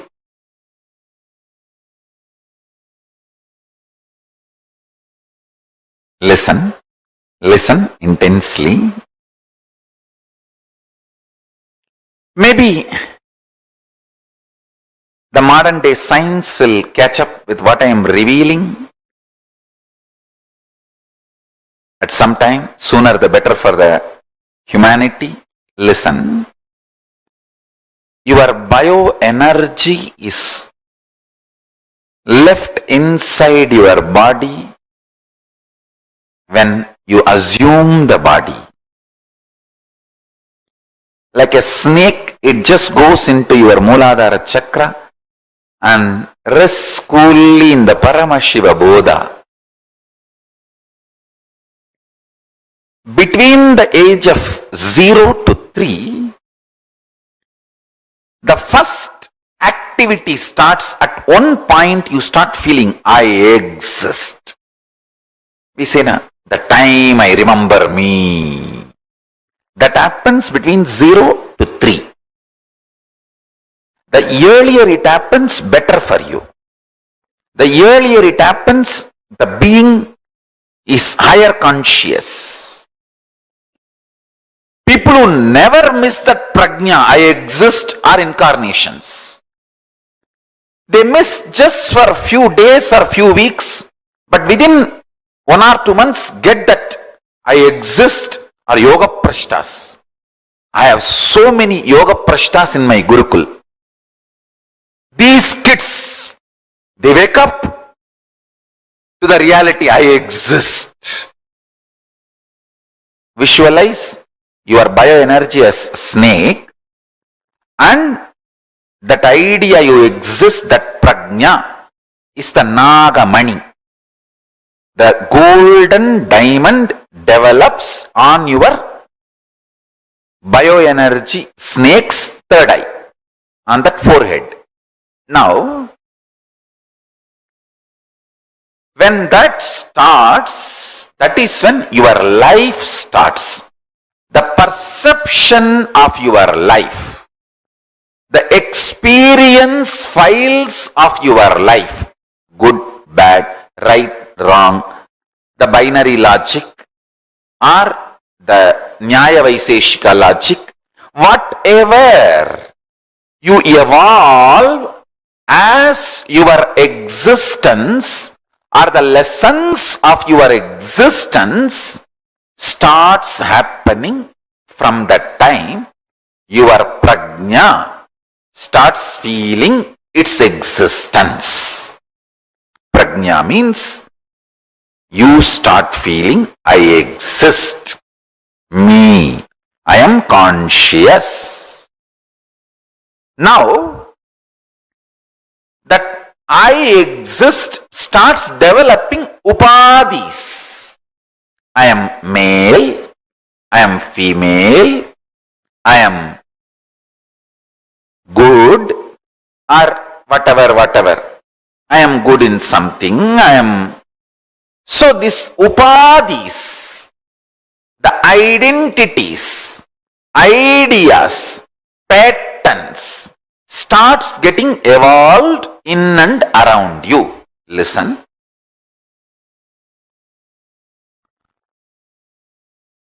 When you get the prajna matured, that happens by the age of 7. The prajna means that your existence getting matured at the age of 7. By the age of 7, that starts happening. That is the time you start developing your will. This This is what I want. This I don't want. This is the way I will be. This is not the way I will be. That will starts getting developed.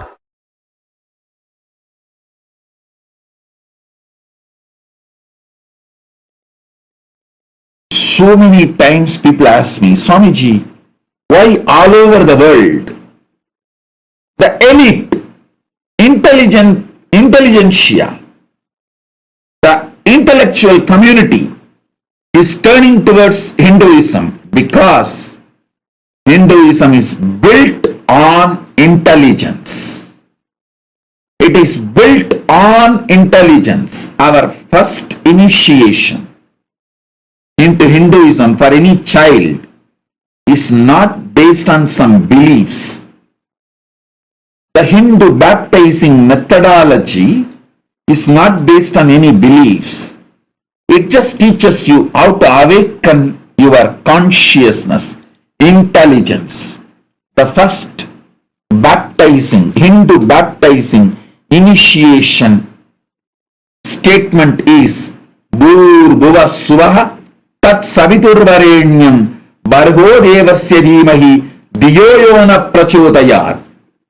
I meditate on the highest intelligence which awakens my intelligence.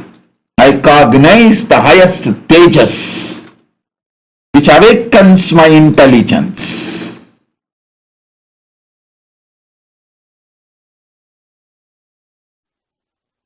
Now, through the initiation I'm going to give you all, I awaken the Paramashiva in you,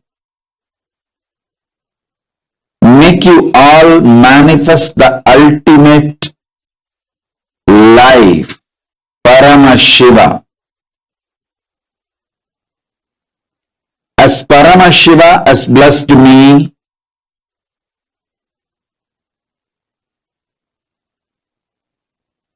He Himself has manifested in me, I will make Him manifest in you all now, because He has authorized me to manifest Him in all of you. Listen. Listen intensely. I will give you some of the most guarded secrets of the spiritual world. In the spiritual world, there may be some gurus who experienced ultimate within them, but they will not know how to teach. There are some, even if they know to teach, they do not know how to transmit the experience. There are some who would have had experience but not the traditional initiation. There are some who would have had experience and initiation but may not know how to transmit. There are some who would have had initiation and experience and even know how to transmit, but they may not have received initiation, the right to transmit. That's called Acharya Abhishekam. Even if you know the method to transmit to others, you should be ritualistically initiated, authorized by the Guru Parampara through Acharya Abhishekam. Means the right to initiate others should be given to you ritualistically by the right authorities. There are some who may have capacity to transmit the initiation and in turn initiate others. In every level, He gave me everything just by making one right decision, making this body happen in Tiruvannamalai. That ecosystem gave all the 16 things needed for an ultimate guru. Intellectual knowledge, enlightenment experience, right to transmit the intellectual knowledge, right to transmit the experience, proper initiation into intellectual knowledge, proper initiation into enlightenment experience, proper initiation to initiate others into intellectual knowledge, proper initiation into initiate others into enlightenment, proper initiation to initiate my disciples to authorize them to initiate others into intellectual knowledge, proper capability to initiate my disciples to teach others the intellectual knowledge, rightful initiation to authorize my disciples to empower others with enlightenment experience, proper initiation to initiate my disciples to empower others with enlightenment experience, initiating my disciples into enlightenment and initiating them to transmit enlightenment in every level, totally 16 level. All 16 is showered on me. All 16 he blessed me. So with his grace, compassion, and the authority,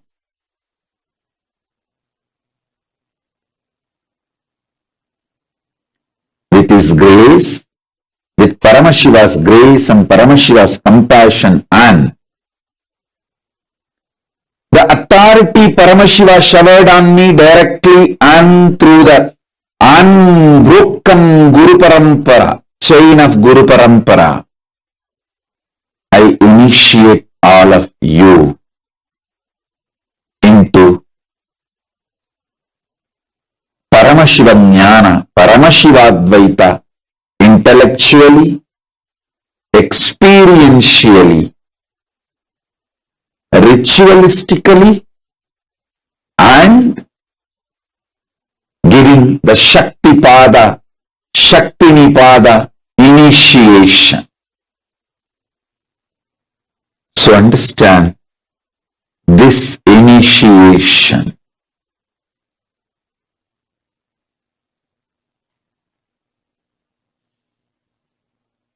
connects you with Paramashiva directly through a proper, unbroken, avichinna, unbroken, authentic Guru Parampara.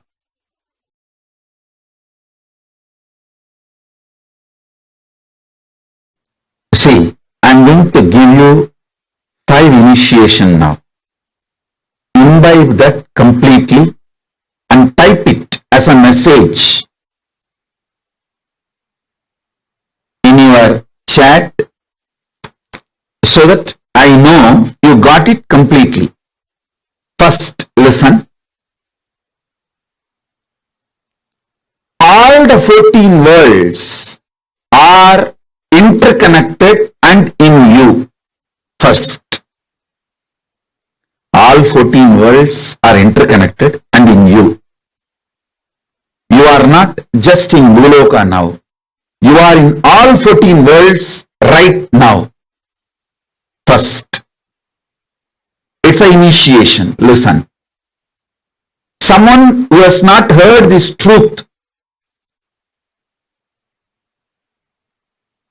is poor, spiritually poor.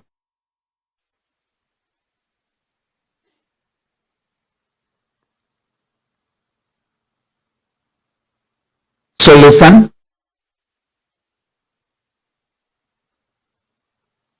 First initiation. All 14 worlds are interconnected in you right now. First. Second, if you want to be a leader, head, top in this world, you will naturally want the same in the higher world also. If you want the ultimate Parama in this world, you will want that same Parama in higher world also, in every world. This is second initiation. Listen. This is second initiation. Third,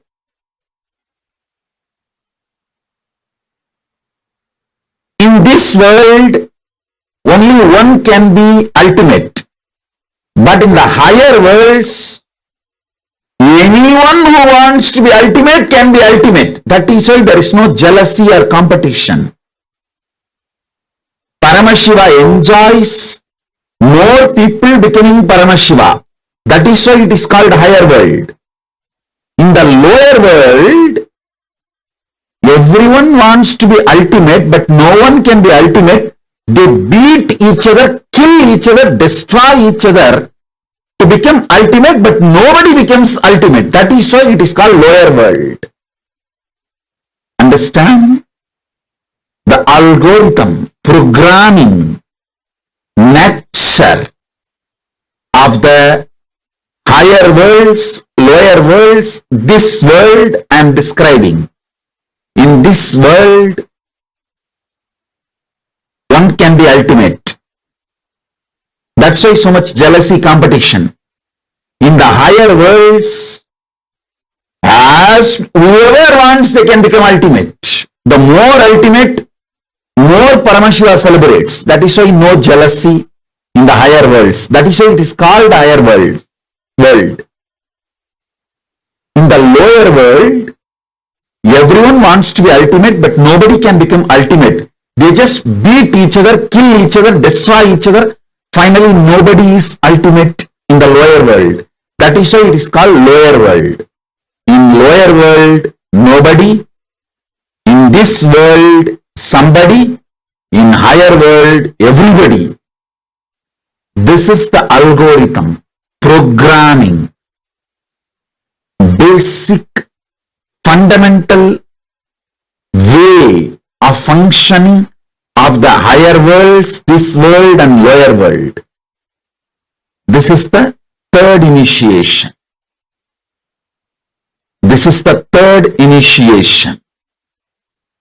The fourth initiation. Listen. To become ultimate, you don't need any qualification other than being initiated into the truth. Your free will, pure will, is capable of making you ultimate. Fourth initiation. Fifth initiation, the greatest. Sit right now. I'll breathe the super consciousness, supreme consciousness of Paramashiva in you right now.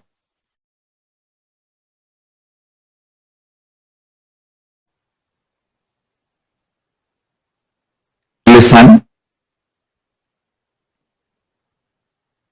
Normally, when you get a password, mantra, you need to repeat it, master it through your practice. But if you receive the same mantra from an incarnation, he has already mastered it. I have already mastered the mantra. This key will directly start working for you. You do not need to do anything specific, special. For example, normally, if you receive a mantra with a 5 syllable, you have to do akshara laksha, means 5 lakh times you need to chant that mantra to achieve the mastery over the mantra. It's called akshara laksha. Each syllable 1 lakh time, 100,000 times. If you get 8 syllable mantra, 8 lakh times you have to repeat it. But with me, I have already mastered this. So to all of you, I am giving this key. You can directly start applying it, using it. Listen.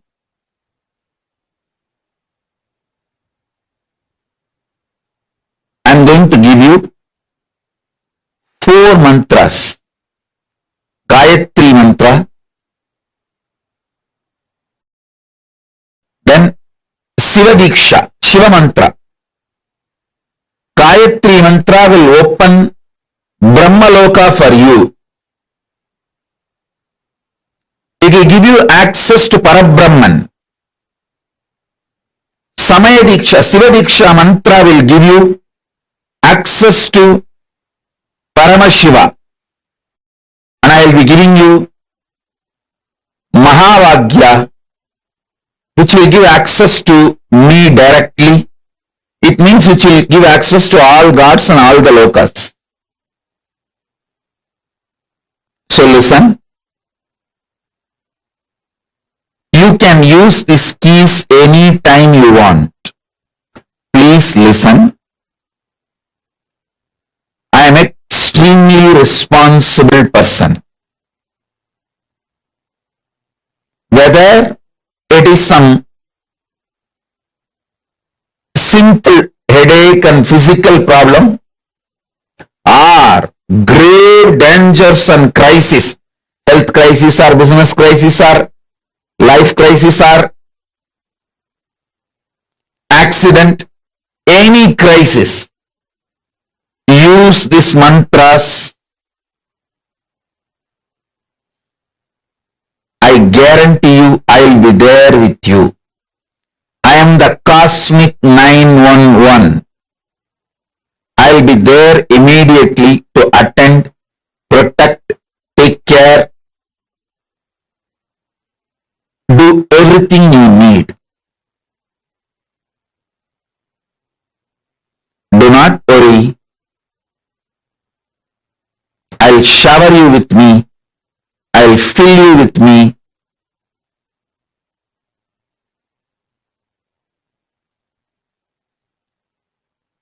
I will manifest me through you.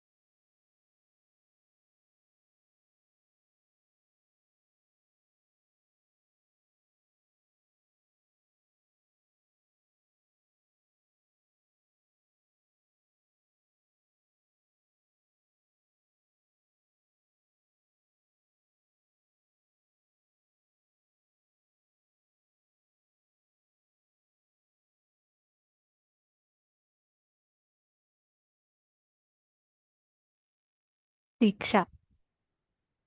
Literally, Shiva Diksha means your inner software being rewired to manifest Paramashivoham. Like Swamiji revealed, even though Swamiji is an avatar, even for an avatar, in addition to that, Swamiji has all the Shastra based qualifications needed for a person to be able to initiate another person. Shiva Diksha is literally, if I have to tell, Shiva Diksha is like having a personal hotline connection with Paramashiva. That's literally is what is Shiva Diksha. Because whenever you are receiving the Shiva Diksha, you are literally manifesting Paramashiva in your inner space. At the time of your death, Yamadutas will not come, Shiva Dutas will come. Means, for you to, when you leave the body, the avatar will come. Paramashiva himself will come for you to choose the next life. It is one of the most powerful initiations. So we will now learn about what is Shiva Diksha. Swamiji revealed the whole software, the science of it. Let us understand what will be your lifestyle after Shiva Diksha. So what exactly does the word Shiva Diksha mean? And what are we going to be experiencing? Like what can you expect through Shiva Diksha? Shiva Diksha literally means, see, Diksha. Diksha itself means to transmit something. When the master who has had the higher experience transmits to you that experience, that is called Diksha. In the Shiva Diksha, the exact thing that happens is Swamiji gives us his own experience, his inner space, inner software, infuses that into us. Now, one thing we all need to remember with that, when I say the Shiva Diksha is where Swamiji is reprogramming your inner software to manifest powers, to manifest Paramashiva in you.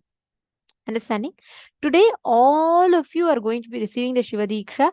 If you have already received it, of course, there's no need to repeat again. But if you have not received it, today, all of you are going to be receiving the Shiva Diksha. So, Diksha consists, listen very carefully. Actually, Swamiji can just give us the initiation. We all we won't even literally bother about anything else because we have experience, right? But still, Swamiji always makes sure he explains the software of the initiation. It's important. It is like if I just walk to you, you've never seen ever, like let's say hypothetically, you've never seen an iPhone in your life. If I just walk to you and if I hand you an iPhone and then I say, just here's the phone, use it. Till then, we were all using just button phones. So if we use an iPhone, we will just use it for calling and messaging. But the whole possibility of what all the phone can do, whether it is taking photographs, internet, all of it we completely do not know. Just because that knowledge is not taught to us. Same way, initiation, when you don't understand the software, initiation will be there, but it's just that you will not use it to the maximum capacity that it can actually be used for. Right? So this initiation, we are going to be understanding the software of the Shiva Diksha.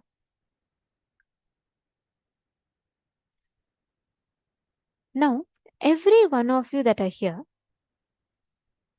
chant the Mahavakya continuously and you will see how that beautiful inner space manifests in you. Paramashiva manifests in you. Now, when that becomes permanent, that is what is Shiva Diksha. Now, Diksha is of 3 types. During the Shiva Diksha, you receive 3 types of Diksha. One is Mantra Diksha. Second is Jnanavati Diksha. Third is Kriyavati Diksha. Mantra Diksha is where when the Guru transmits to you the experience by the form of mantras. Means he chants the mantras and he transmits the experience to you through the mantras. That is Mantra Diksha. Second is Jnanavati Diksha. Jnanavati Diksha means where the Guru, the enlightened inner space, the presence of an enlightened inner space is needed to transmit the Jnanavati Diksha. Means the Guru transmits the knowledge of enlightenment to you. Kriyavati Diksha, the third one. Kriyavati Diksha is where through rituals, the energy and experience is transmitted to you. Listen very carefully. It's important that you all understand this because today, all of you are going to be receiving these initiations. So please be here to understand the science so that you know the software of the initiation you're receiving. So today, all of you are going to be receiving all these 3 Dikshas together. Mantra Diksha, Jnanavati Diksha, Kriyavati Diksha. So the Jnanavati Diksha is where Swamiji is going to be initiating you, transmitting the energy. Kriyavati Diksha is where all of you, during the Shiva Diksha, the temple in Adi Kailash does the Homa, the Purnahuti is offered. So the whole thing, the ritual part is done. So you all will be offering the flower to the mandala, the whole thing. I'll explain to you all further, but I'm just telling. All these ritualistic part components comes under Kriyavati Diksha. This process of Shiva Diksha is taken from the Soma Shambhu Paddhati, the Samaya Diksha Vidhi. Actually, our scriptures elaborately gives an explanation about how the Shiva Diksha has to be done. That's what is you all can see here in the 12th and 13th shloka of Soma Shambhu Paddhati. Don't get overwhelmed. You don't need to remember all this, but it is just for you to understand and for you to know the authenticity of the initiation you're receiving. So this is from Soma Shambhu Paddhati, Samaya Diksha Vidhi, shloka 12 and 13. Dvividheyam dvirupapi pratyekam eka kriyavati tatra kundamandala purvika manovyapara matrena yasa jnanavati mata itham labdhadhikarena dikshacharyena sadhyate. This literally elaborates on the process of the Shiva Diksha. Here is where it talks about the Jnanavati and Kriyavati Diksha. It says Diksha, which is classified as Sadhikara, Niradhikara, is of 2 types. One is Jnanavati Diksha, second is Kriyavati Diksha. The Kriyavati Diksha is done with Homakunda, Mandala for the ritual, like the whole ritualistic components of it. Jnanavati Diksha is where the process needs to be done through Guru's enlightened inner space. His enlightened Jnana, that Jnana component is added. And that is why only an enlightened being who has the 16 qualifications can transmit Shiva Diksha. Please understand, Shiva Diksha is such a powerful ritual. It cannot be very easily received or given easily. People literally search for someone to give that. And we all have an avatar himself who's come down to give us these Dikshas.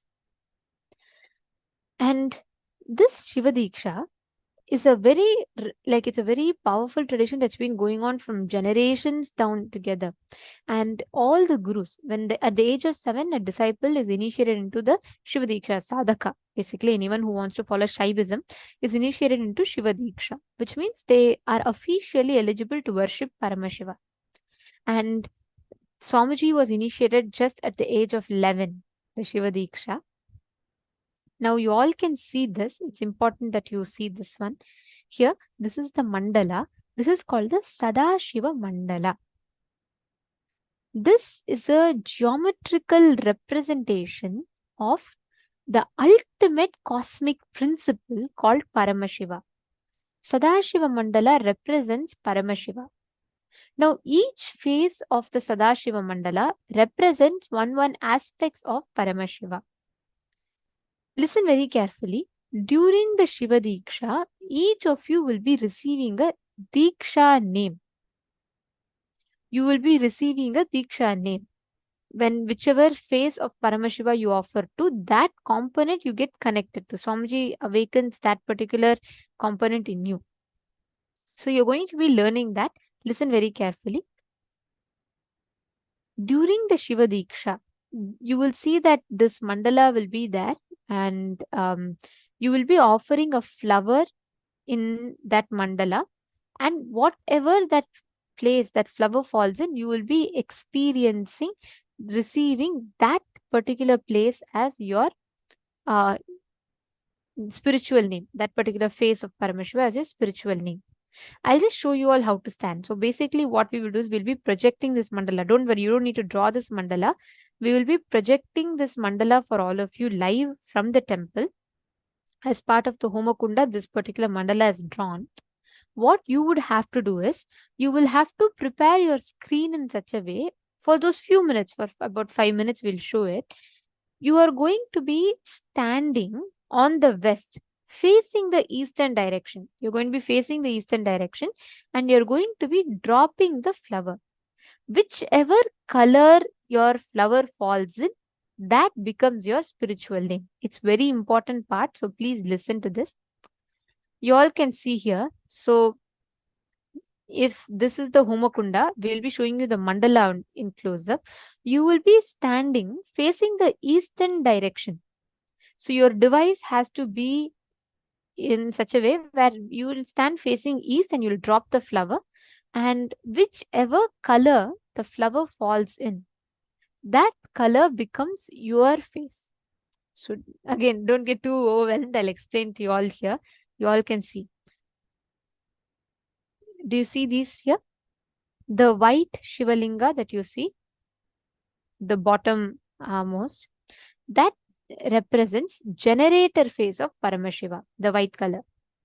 Vamadeva, the red color, which faces the north, that lingam represents the operated dimension of Paramashiva. Next is Aghora. Aghora represents, this is Aghora, when I say Aghora, I mean the black color Shivalinga. The black color Shivalinga that you see towards your right side, that represents rejuvenation of Paramashiva. Tat Purusha, the yellow color Shivalinga, represents Tat Purusha dimension of Paramashiva. The center, the circle that you see, the 3 concentric circles that you see, that represents Ishana, the liberation dimension of Paramashiva. Clear? This is just for you to understand the mandala. So each of the faces, each of the Shivalingam represents one of the faces of Paramashiva. It represents one of the dimensions and faces of Paramashiva. So now, let's say if Ma Ankita, you're going to receive the Shiva Dīkṣā today, right?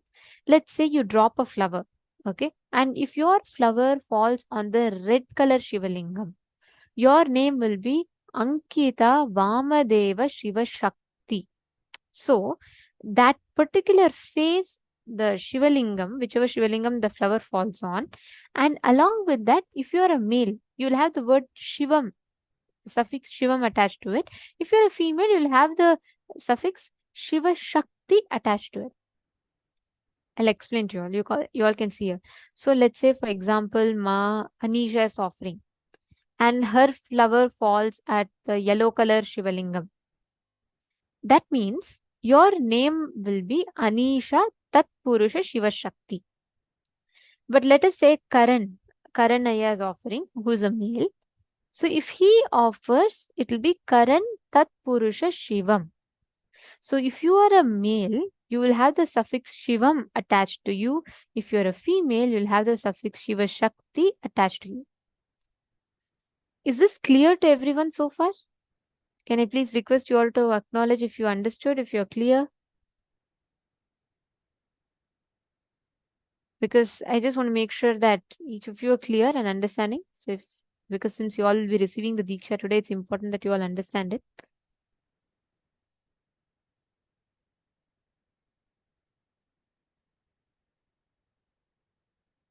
So whichever gender you are and whichever face you offer in, you can't say, hey, you know what? I really like black color. Let me go and put my flower on black color. You should not do that. You should just drop the flower. Automatically, the flower will land in whichever is the face that needs to be awakened in you. So whichever dimension needs to be initiated in you, that's why the flower will automatically fall. So you're not going to go and keep the flower wherever you like. You should not do that. You should just drop the flower, and then Swamiji will be initiating based on whichever place the flower falls in for you. Clear? Now, pertaining to what name, I'm going to be projecting this chart for you all. I request all of you to write this down. So based on whichever place your flower falls in, you will be clear. You will know what are the exact names you will have. So I'm going to be projecting this spiritual name chart. Using this, you can find your spiritual name. And again, once again, just to clarify, this is not the same one as what Swami G gives. That spiritual name is different. That is the spiritual name which guides you the path. This is just called as the Diksha name. This is not an equivalent to a spiritual name as such.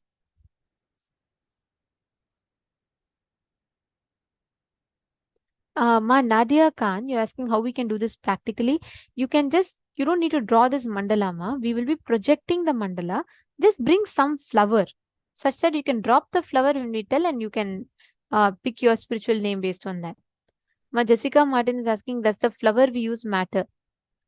Any flower that can be offered. You should not use fragrance-less flowers for Paramashiva, for the puja.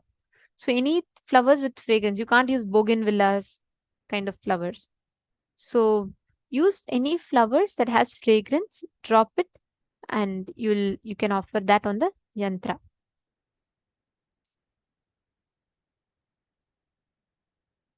Malia Khori, you can just drop the flower. You're asking how do we drop the flower? Just like stand in front. You're going to be standing facing the east and you're going to be dropping the flower.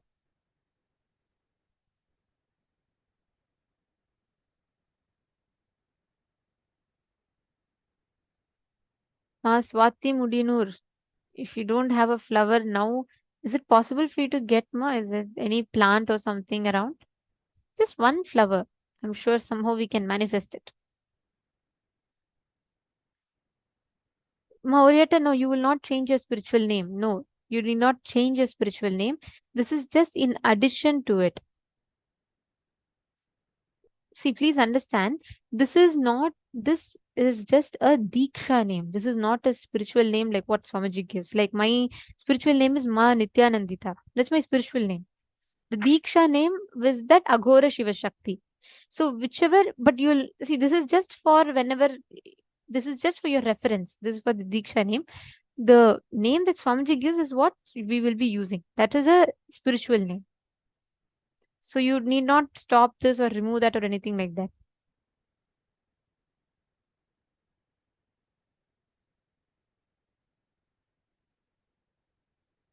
Before you all go to get flowers, can I request all of you to write this chart down so that it's easier for you to identify your name.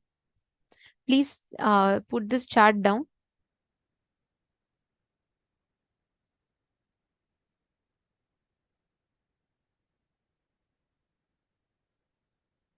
Bhaskaraya, that's okay. The red flower itself you can offer. Yes, Geronimousaya, you already got the name Tatpurusha Shivam, that's good. No, if you've already done this, you do not need to do it again. Akshay Patel ji, we have Swamiji's Darshan, which will start at about around 6 p.m. New York time. You will get to know when it starts. So, Adrian, bougainvillea is not okay. You should not offer bougainvillea flower.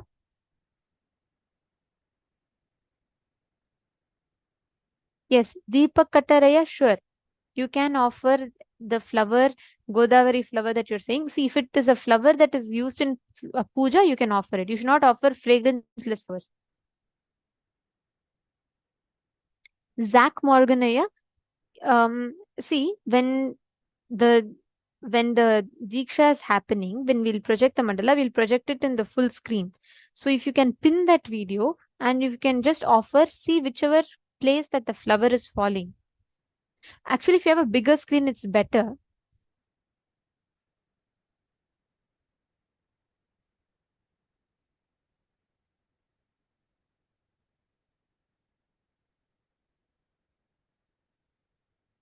Yes, anyone else has any other doubts?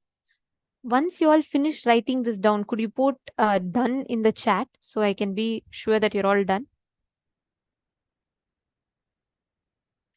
Ma Tanja Devarni, it's there in the table, ma. The north. As you can see in the table here.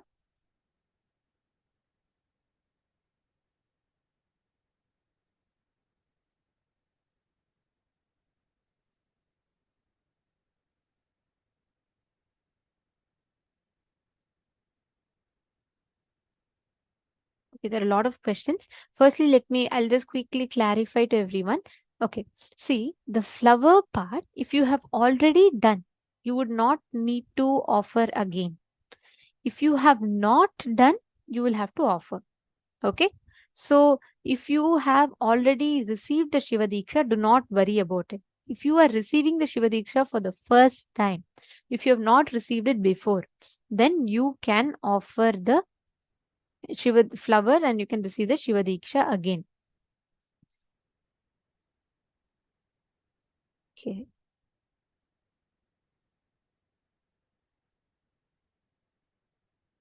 Ma Divya Shanmugam, is it, if you could try arranging for a flower, it's better. Otherwise, you can use. Ma Tanja Devane, it is red, Tatpurusha.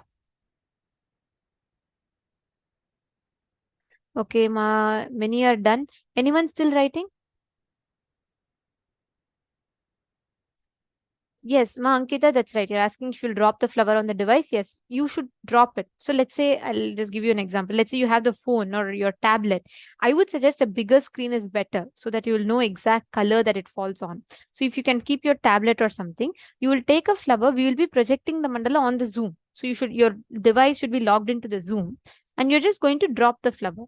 Whichever color that the flower falls in, that becomes your spiritual name.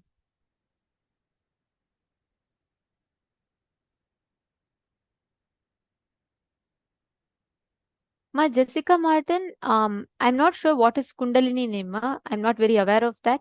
Is it somewhere outside you got? Because with what Swami G gives, this Diksha name is different. Spiritual name, you can apply for one. I'll let you know the procedure for it a little later. I just don't want it too confusing for people right now, but I'll let you know through the program. Huh?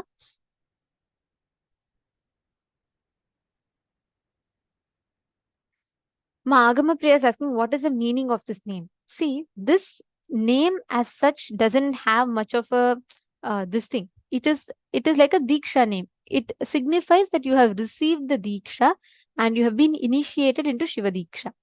Spiritual name, like for example, Agama Priya is your spiritual name, right? Manitya Agama Priyananda is your spiritual name.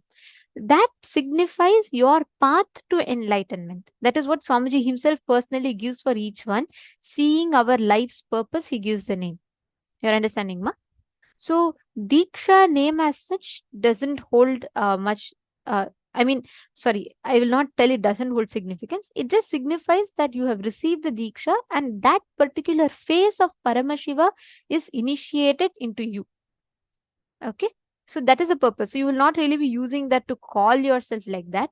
It is just if your full name is there along with the Diksha name, you will be telling. Agama Priyananda is a spiritual name. People can call you with that and you will legally change that into your name. So that's the whole thing.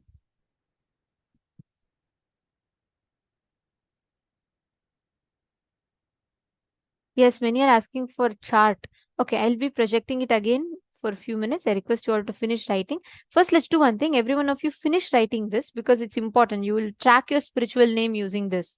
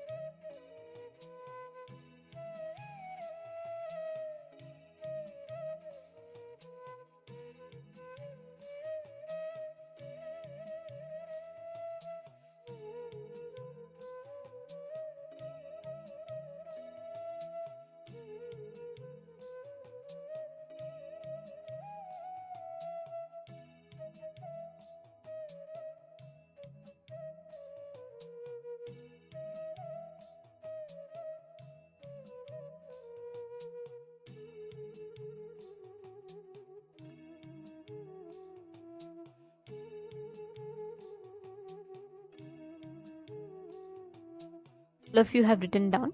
Now let us quickly go over the do's and don'ts of the Shiva Diksha. Now we have had the introduction.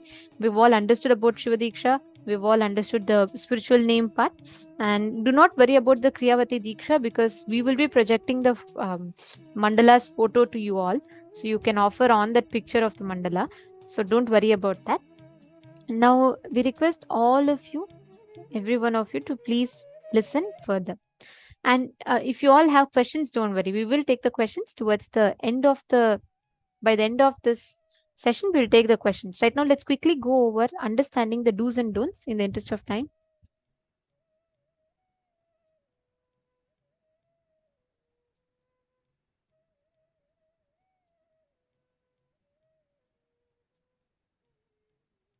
So after the Shiva Diksha, you will start wearing the Rudraksha Kantamala. Everyone who receives Shiva Diksha start wearing the Rudraksha Kantamala. This Rudraksha is going to be continuously touching your throat. So what happens is this Kantamala, as you all can see, this is called a Kantamala. Do you all see this? This is called a Kantamala. So Kantamala is where Swamiji energizes that Rudraksha with a mantra. So that actually Shiva Diksha, through the Shiva Diksha, you will be receiving a mantra. Only a guru can chant that mantra out loud to the disciple, which means you cannot chant that mantra loud to anyone else. You should not transmit that mantra. Only a guru can give the mantra. So that's why I'm not mentioning that mantra, but Swamiji will be initiating all of us into that particular Shiva Diksha mantra, Mula mantra. So that mantra should be continuously chanted from the time you receive Shiva Diksha till your death. That mantra should constantly be chanted. So how this Rudraksha Kantamala works is, this Kantamala is energized with the mantra. So it keeps running inside. So even if you're not talking, let's say you're talking right now and you're not chanting, still the mantra is actually running constantly through the Rudraksha. Whenever you chant, you are energizing the Rudraksha back to continue retaining. So it works like you energize, it runs, and then again you chant every day during puja and give that energize it back, and then it keeps running through the day. That's how the whole thing works. So this will charge each other, both will charge each other constantly. And the Rudraksha will constantly make the mantra rotate in your throat, which means it will constantly be running in your throat. So Kantamala, you can all go to the nearby temple. If you have a Kailasa near you, if you are living around a place where you have a Kailasa located near you, please do visit that Kailasa and you can receive the Kantamala. You all can see all the initiated disciples of Swamiji wear the Kantamala, and you can receive the Kantamala and you can receive the Atmalinga as well. So you can receive both from the nearest Kailasa temple. And the next part of the Shiva Diksha, when you receive the Shiva Diksha, is Yagnopavita. All the male bodies during the Shiva Diksha receive the sacred thread, Upanayanam, Yagnopavita, and female bodies will receive during the Vishesha Diksha, which we will be explaining. Now, a very quick do's and don'ts of the Shiva Diksha.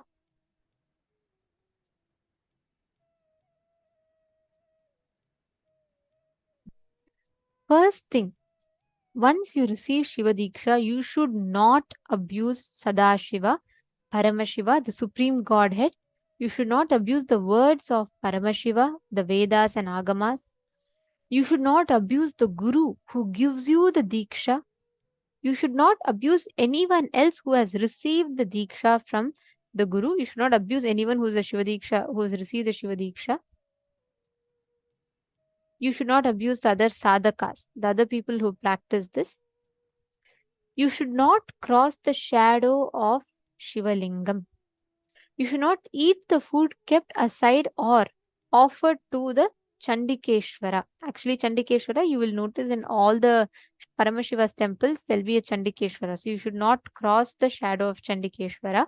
You should not eat the food kept aside for Chandikeshwara. And you should not remove the Kantamala or Yagnopavita from your body. So these are the few do's and don'ts. So this is very simple, and there are no other particular lifestyle changes as such, but this is a very, very powerful Diksha. So to all of you that are receiving the Shiva Diksha today, whoever is receiving the Shiva Diksha today, we will be showing you all the link now. Please do make sure you're going and signing up, because only once after you sign up, you're considered as initiated. So please sign up. I'll be projecting the form to all of you now.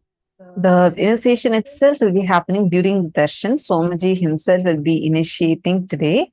The initiation will be, it's a live initiation. Swami Ji is going to be coming live and initiating us. You don't need to do anything else for this for now. Just be here, participate in the session, understand it.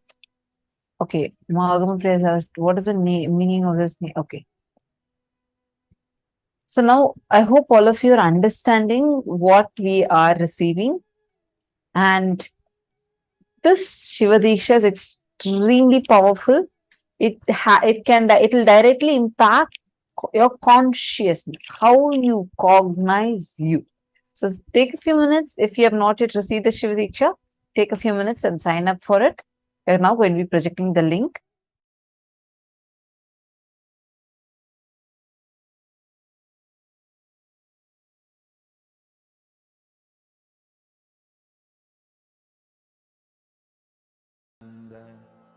Paramashivoham. Om Nithyananda Paramashivoham. Om Nithyananda Paramashivoham. Om Nithyananda Paramashivoham. Om Nithyananda Paramashivoham. Om Nithyananda Paramashivoham. Om Nithyananda Paramashivoham. Om Nithyananda Paramashivoham. Om Nithyananda Paramashivoham. Om Nithyananda Paramashivoham. Om Nithyananda Paramashivoham. Om Nithyananda Paramashivoham. Om Nithyananda Paramashivoham. Om Nithyananda Paramashivoham. Om Nithyananda Paramashivoham. Om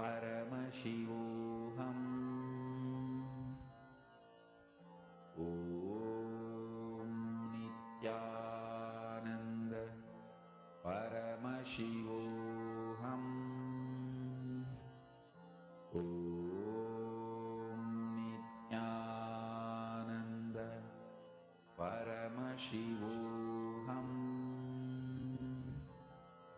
Om Nithyananda Paramashivoham. Om Nithyananda Paramashivoham.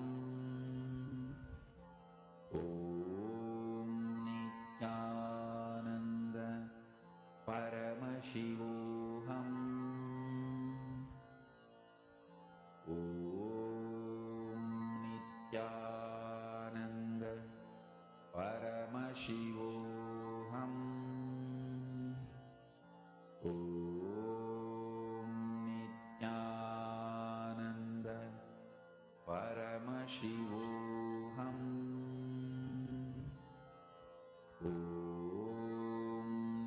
Nithyananda Paramashivoham. Om Nithyananda Paramashivoham. Om Nithyananda Paramashivoham.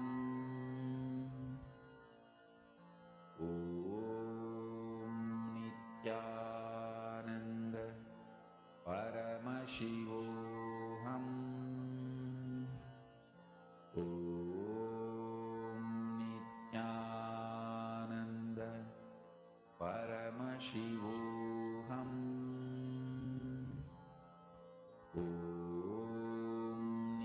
So, hope all of you have received answers to your questions, and whoever needs to sign up, please do sign up. Do not miss. Now, we are nearing the darshan soon. It's just around the corner. It will be starting in some time. Now, we're going to be entering into one of the most important sessions of the day today, which is third eye. Understanding the science of third eye. What is third eye? And what is the science behind third eye? And we will be learning about how you can manifest third eye. Let us listen to the revelations now.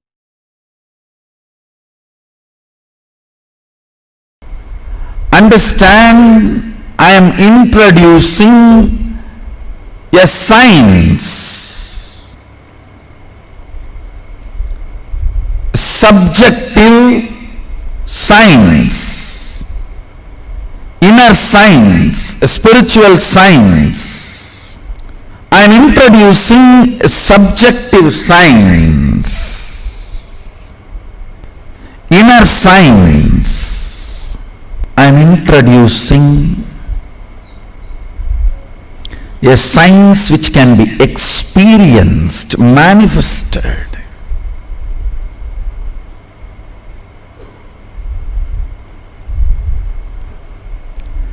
Understand, this power which can be experienced and manifested can be converted into any form of currency you want: health, wealth, knowledge, longevity, relationships. In any form of currency you want to manifest, you can manifest. It is fundamental currency of the cosmos called Shakti. Once you start manifesting that Adi Shakti, the source of powers in you, you can manifest health, you can manifest wealth, you can manifest powers, you can manifest relationships, you can manifest anything you want. It is all about just increasing the frequency of the power vibrating in you, reverberating in you, clarity in you. The state of Sadashiva, when it starts operating, the space of Sadashiva is generated. And when it starts manifesting, powers of Sadashiva starts manifesting.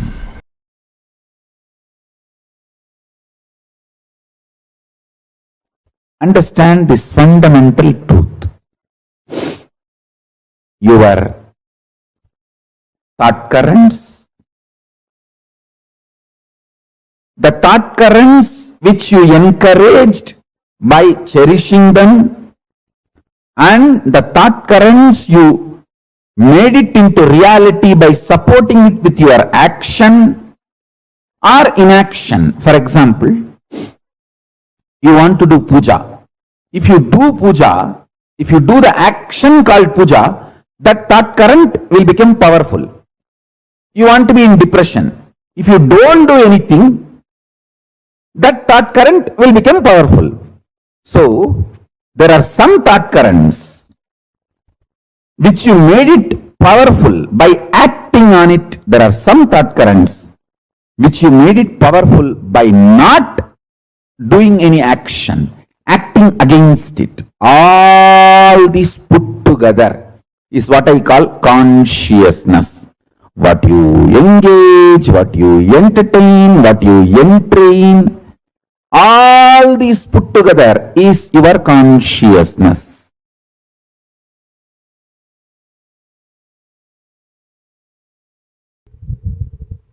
Manifesting the powers means what you think as extraordinary because of your wrong bringing up. Understand? Absolutely. What you think as extraordinary because of your wrong bringing up. What you think you have been told as a common standard. Breaking that and manifesting the absolute as it is through your body and mind is manifesting powers. Understand? The first myth you need to break. What has been wrongly taught to you? After all, people who taught you till now are human beings. Forgive them.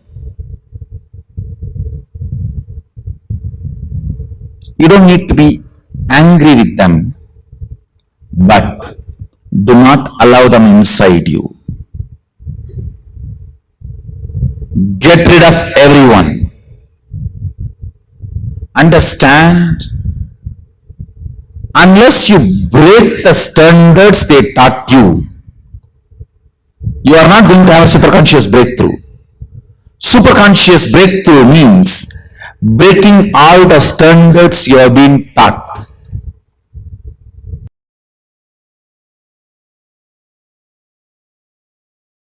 When I say conscious breakthrough, your very experience of I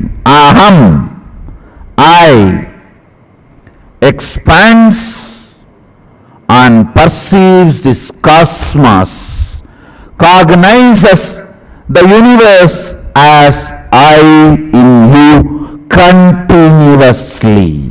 The good news I have is you are capable. The great news I have, you don't need to do anything, I'll do it for you. What is superconscious breakthrough? What is Kundalini awakening? What is third eye manifestation? All these are actually different words for one experience. It is nothing but perceiving whatever exists, that's all. 120 vision, 120 degree vision is 2I, the individual I, consciousness, 360 degree vision, perceiving everything, whatever exists, cognizing it. That is what is third eye awakening. Understand, person with the two eyes is permanently blindfolded.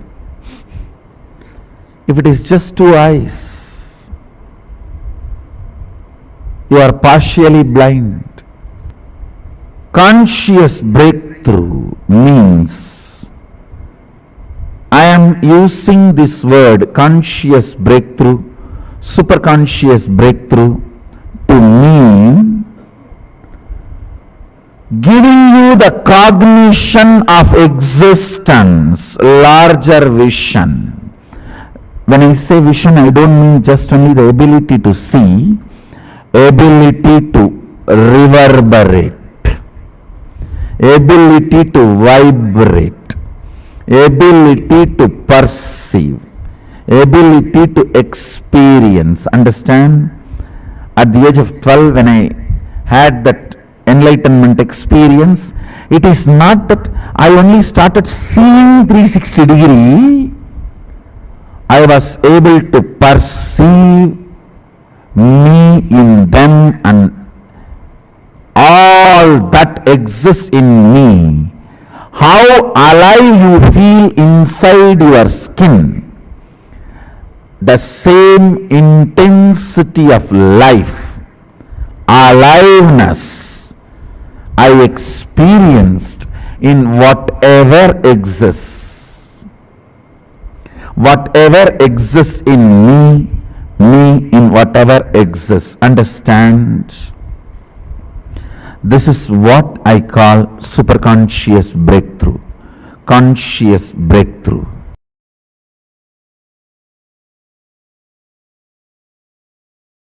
Your soul and your consciousness. Listen, listen. When I use the word soul, I use what you perceive as you, your sensations, your experience of life. Let me define. Your experience about life happens through the body,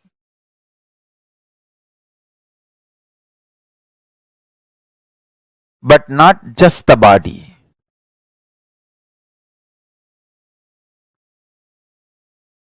You need to listen very carefully.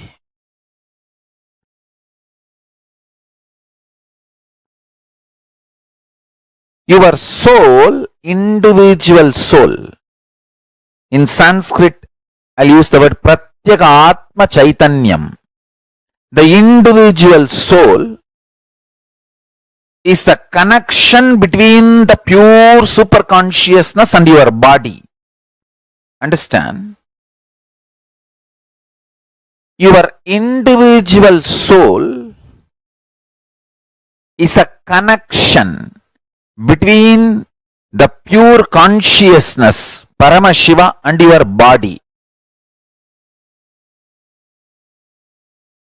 Actually, the pure consciousness and you, it means your body, pure consciousness and your body is tied through a powerful conscious vibration.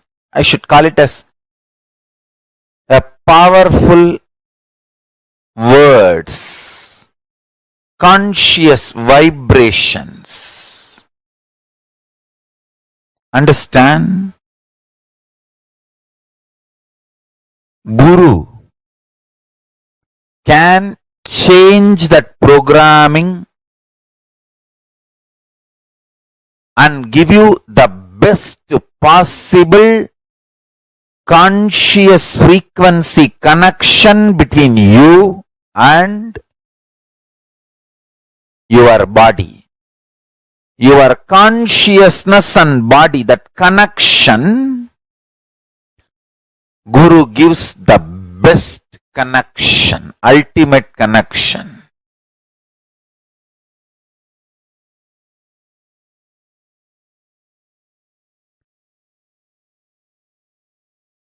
Understand? That connection awakens powerfulness in you. Listen carefully. If the powerfulness is awakened in you, whether you have wealth or not, you will live powerfully. That is what I call enlightened life. Listen carefully. If powerlessness becomes your thought current, the core frequency, whether you have wealth or don't have wealth, you will die in utter suffocation. You will live and die in utter suffocation. Understand? Wealth, luxuries, sex, life itself, whether you have or not, your powerfulness decides your experience of life. If you are powerful inside, even your poverty will be such freedom. And when you have wealth, you will be empowered. But if there is a deep powerlessness as a pattern in your life, when you don't have wealth, you will be so suffocated, jealousy, burning, boiling. When you have wealth, you will be loaded, suffering, unable to take the responsibility, again suffocation.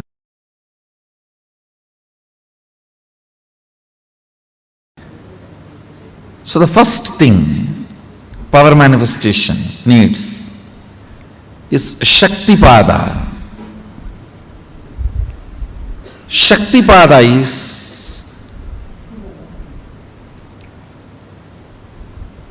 connecting with enlightened space, Chidambara, a conscious space. In the conscious space, nothing happens as a compulsive thought pattern or unconscious flow current. Listen carefully. Thought or mood or ideas or incompletions, nothing moves unconsciously. In the conscious inner space, Chidambara, if something is going on unconsciously in you without your knowledge, then it is not Chidambara. If it is pure Chidambara, it moves consciously. Nothing moves unconsciously. So understand, connecting with the Chidambara, who already achieved that space of Sadashivatva, who is already manifesting Sadashiva, connecting with that being space is what I call Shaktipada. The first step for manifesting Shaktis is Shaktipada.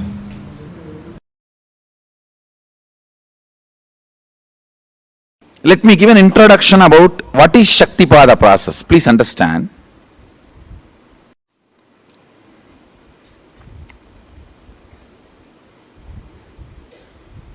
You would have seen or heard about how the chicken sits on the egg and hatches. Of course, in the modern countries, this does not happen. Machine sits on the egg and or egg sits on the machine. In those days, originally when hens and chicken were getting produced on the planet Earth, the hen used to sit on the chicken and hen used to sit on the egg and the chicken will come out of the egg. See, same way, Sadashiva sitting means the ultimate cosmic energy sitting on the individual soul and making the individual soul into cosmic energy is Shaktipada. Hen sitting on the egg and making the chicken happen, same way. You may think, how come, what is going on here? That hen is only sitting just by the body heat of the hen, the egg is becoming chicken. Because no surgery is done and nothing goes inside. It's only sitting. Same way, it is just sitting. It's only the presence.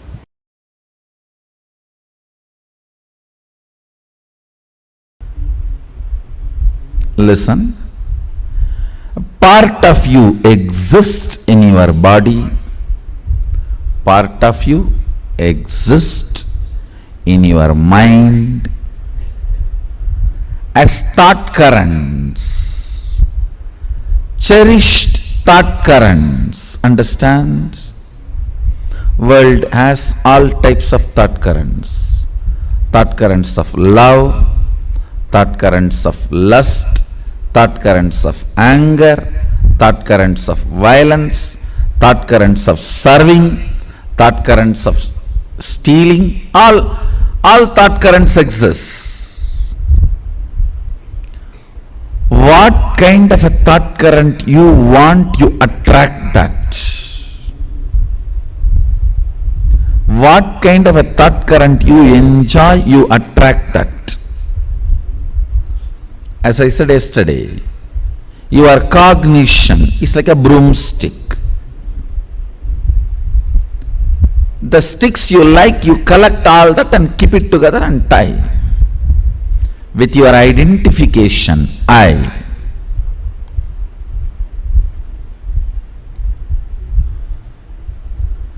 Part of you exists as your body, part of you exists as your thought current, part of you exists as Shakti, consciousness.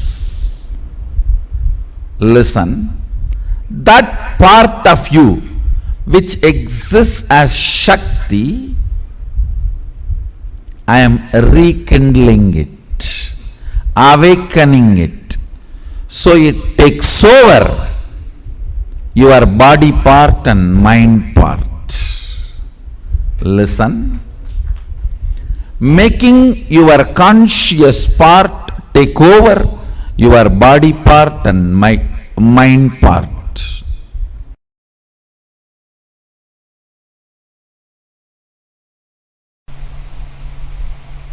English is a poor language to explain the nuances of cosmos. Definitions matter. So have the right definitions about this whole science. Right introduction about this whole science. First thing, do not get overwhelmed. Second thing, it is not supernatural, it is naturally superb. It is super but natural for you. Nothing difficult, nothing impossible, nothing. There is nothing where you need to feel, not for me, not for me. No. It's for you. I am talking to you and it is for you. If you are hearing, if these words reach your ears, I am talking to you and it is for you.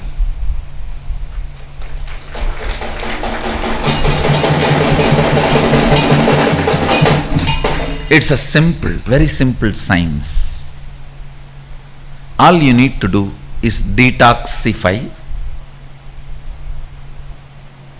the intra-organ, the physiological organ called third eye, then detoxify the psychological mental setup you are carrying, incompletions you are carrying, and simply physically it manifests, third eye manifests as reality.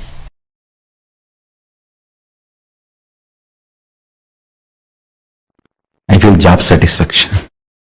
Listen, many times people ask me, Swami G, if you do samyama, if we do samyama, what we manifest will be siddhis. Patanjali also says Vibodhipada. He gives multiple powerful cognitions and asks us to do samyama, and then this siddhis powers will manifest. And what's the difference between those siddhis and what Swamiji teaches as Shakti? What's the difference? Please understand, the system Paramashiva is sharing with you all through this body, through me.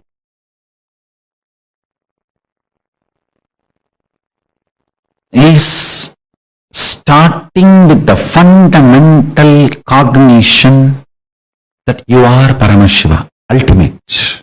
Normally when you practice the Patanjali system, Your unmanifest decides you are a man and you have to move towards God. So that is the fundamental cognition with which you develop powerful cognitions, you do pratyahara, dharana, dhyana, samadhi, samyama and manifest powers.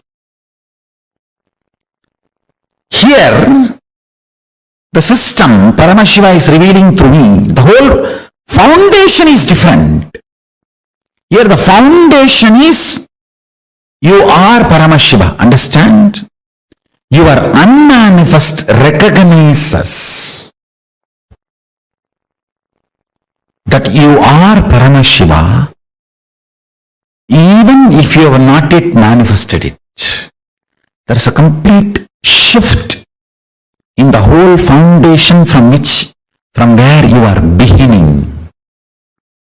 The beginning, starting point is not you are a man, you need to reach divine. No. You are a divine, you need to manifest divine. Understand? That is why what Paramashiva is revealing through this body and through this system, through this methodology, any samyama you do on powerful cognitions, you manifest only shaktis, powers, not siddhis.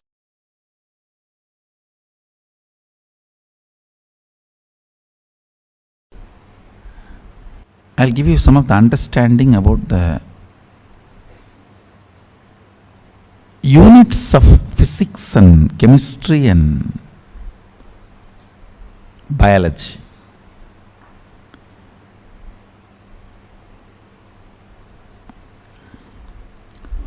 Unit of the chemistry in you, I'm talking about as far as power manifestation is concerned.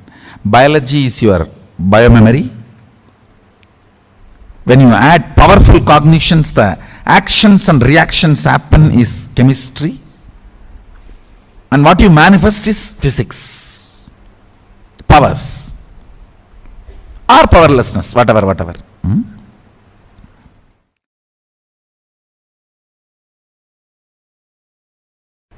Unit of physics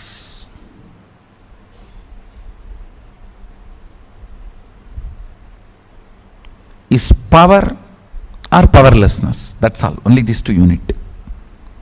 Any happening is only these two. Deva, Asura, that's all. Nothing else. Everything else is attribute. Attribute is different from unit. When I say unit, I am talking about the fundamental unit. Everything else is attribute.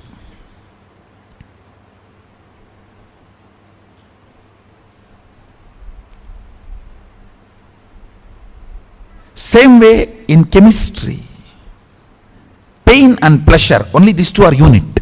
Everything else is attribute.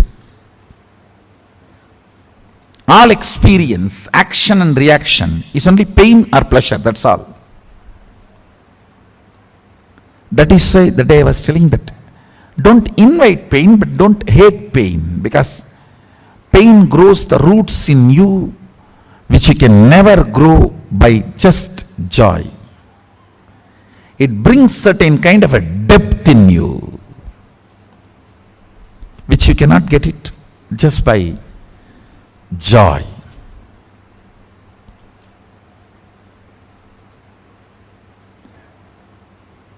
Kind of a stability, maturity is brought by pain. But of course, inviting it is stupidity. Don't invite, don't become sadist, no. Neither invite nor hate. When it comes, allow it to do its job. The unit of biology is your wants and fears. Your fear and your greed is the unit of your biology, means biomemory. Pain or pleasure is the unit of your chemistry. Power or powerfulness Powerlessness or powerfulness is the unit of your physics. I am talking from the angle of power manifestation science. You can roughly equate it to the powerfulness can be called as plus and powerlessness can be called as minus in normal physics. First truth. Tell Paramashiva, I know you are real. Second truth. Not only Paramashiva is my first priority, he is the only priority. Third truth. Let my independent intelligence, consciousness, my will to feel good, bad, right, wrong, my individual soul exists only as extension of Paramashiva. Let me think what Paramashiva wants. Let me will what he likes. Let me live as his extension. Whatever is good as per Paramashiva, let that be good in me. Whatever is right as per Paramashiva, let that be right in me. Whatever is powers as per Paramashiva, let that be with me. Whatever is right as per Paramashiva, let that manifest in me. Om, Om, Om. Paramashiva is not just my first priority, he is my only priority. The Lord of all these multiverses, the ultimate of this universe, cosmos.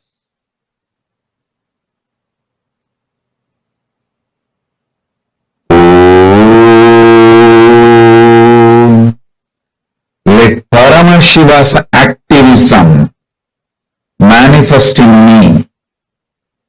Let me breathe only the way he wants.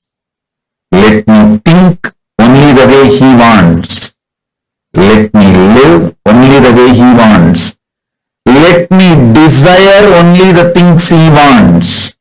Let me enjoy only the things Paramashiva wants. Let me live only the way Paramashiva wants. Let me manifest only what Paramashiva wants. Let me attract only what Paramashiva wants. Let the activism as defined by Paramashiva manifest in me. Let intelligence as Paramashiva wants happen in me. Let wealth as Paramashiva defined happen in me. Let life as Paramashiva defined happen in me. Let health as per Paramashiva happen in me. Let breathing happen as per Paramashiva in me. Paramashiva is the only priority.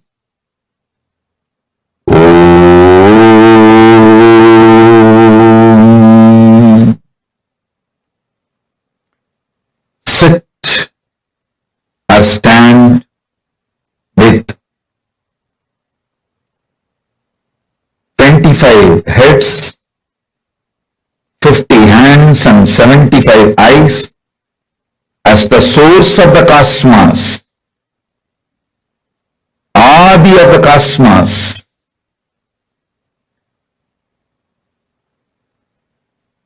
Be in the state of Shuddhadvaita, physically, mentally, emotionally, metaphysically, consciously, superconsciously. Let Paramashiva be the only priority. So, let the inhaling happen as Paramashiva inhales. Let exhaling happens as Paramashiva exhales. Let my heart beat as Paramashiva's heart beats. Let my stomach digest as Paramashiva digests. Let my brain flow, visualize as Paramashiva visualizes. Let my will cognize as Paramashiva cognizes. Let my existence manifest as Paramashiva manifests. Let Paramashiva's existence be my existence. Let Paramashiva's intelligence be my intelligence. Let Paramashiva's energy be my energy. Let Paramashiva's inner space be my inner space. Let Paramashiva's life be my life.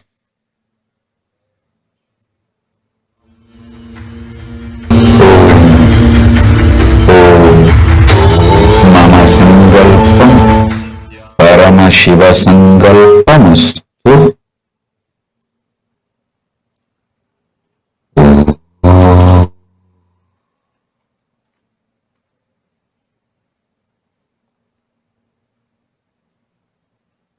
Let the mood swings, mind, life, knowledge, everything happen as per Paramashiva into the being.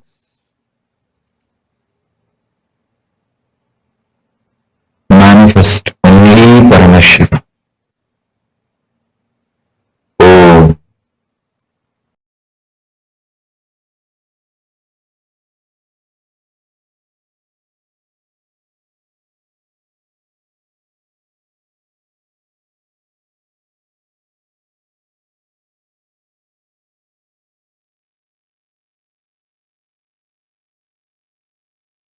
Swamiji just revealed to all of us about the science of power manifestation. Understand, power manifestation, awakening of the powers in you is literally like you upgrading your software, your inner space, you accessing those dimensions of you which you have never ever known about yourself. The more and more you start manifesting powers, actually, physically, physiologically, psychologically, in all levels, you'll see a huge change. You'll see a huge difference. So every one of you that are sitting here, please understand the science. When you are manifesting powers, you are awakening yourself to one of the most highest, one of the most powerful experience of yourself. Now, we're going to be, for all those who are here for the first time, or if you have not been initiated into third eye, or even if you have been initiated before, there is a very, very powerful meditation technique. So a very powerful process that Swamiji conducts, which will be working directly on intensifying your third eye awakening. Right now, we will be doing that meditation, and we request all the participants to sincerely sit now. Please manifest this power, for which the meditation is very, very important. We request each of you to please settle down. We are now going to be entering into the third eye meditation.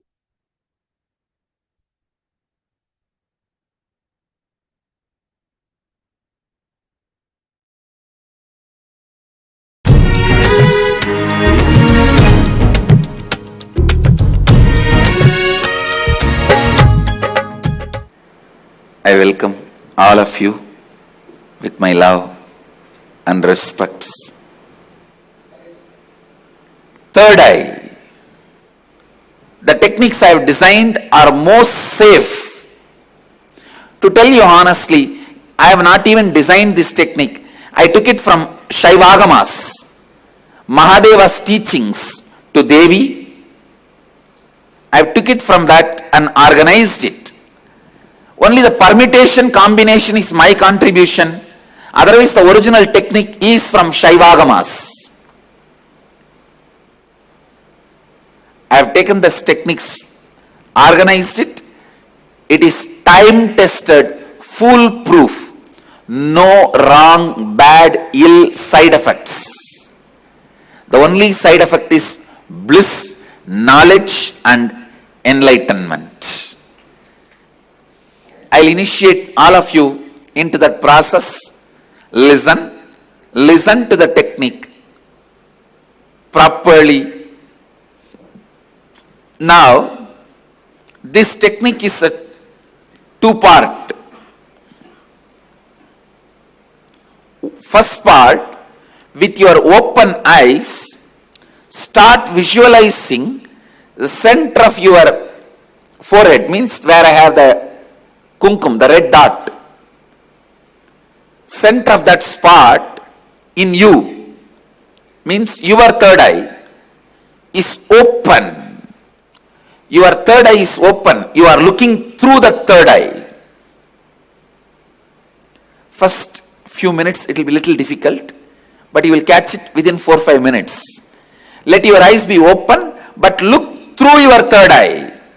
See, visualize, feel you are looking through your third eye. Second step, close your eyes, visualize the intense golden light is entering into your being and functioning on your third eye, actively getting centered on your third eye. Please understand,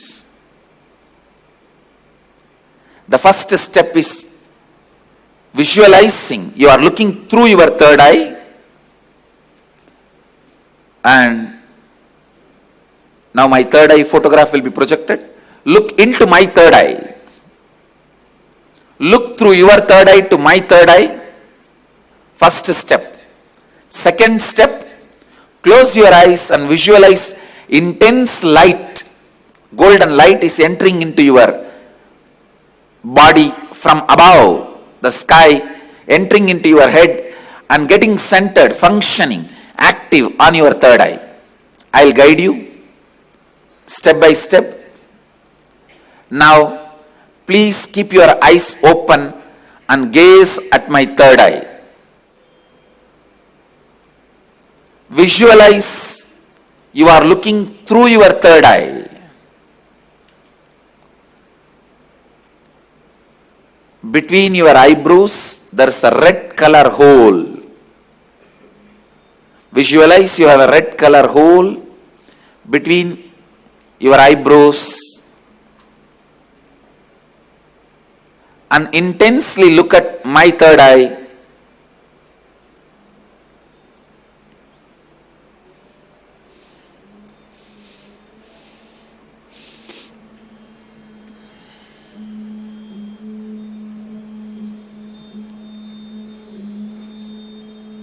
Shiva, Shiva, Shiva.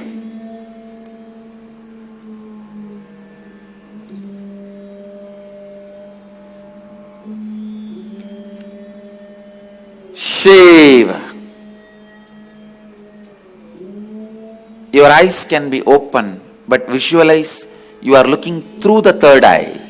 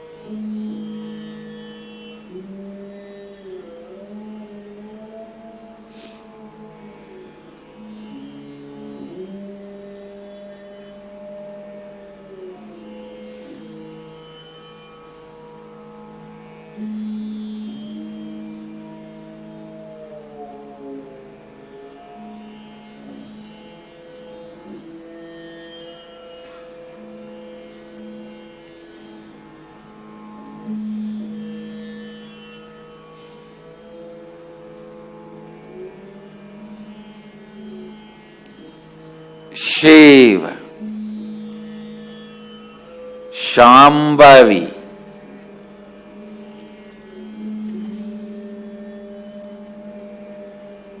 Om, Hreem, Kundalini, Kula Kundalini,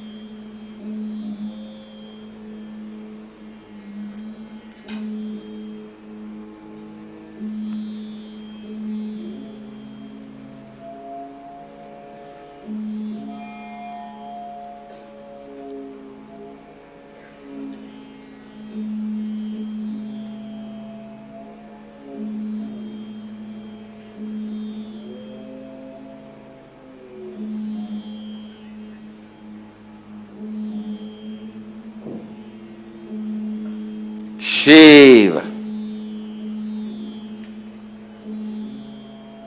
Now, close your eyes.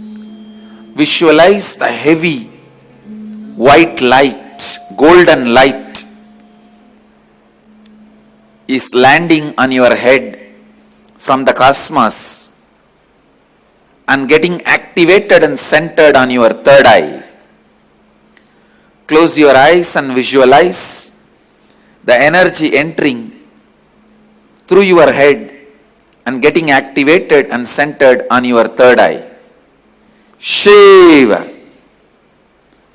Kundalini, Kula Kundalini, Shambhavi, Shankari, Shiva, Shiva, Shiva, Banashankari, Banashankari.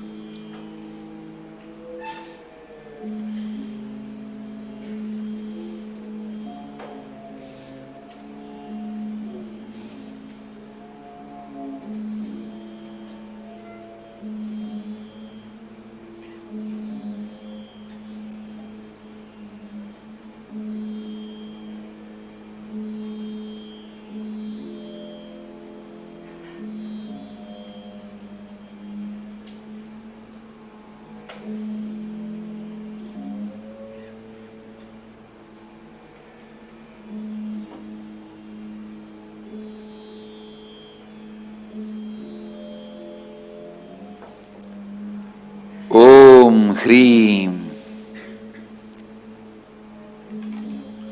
Sa Ka Ha La Hreem Ha Sa Ka La Hreem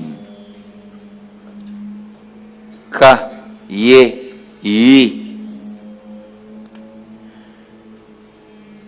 Shiva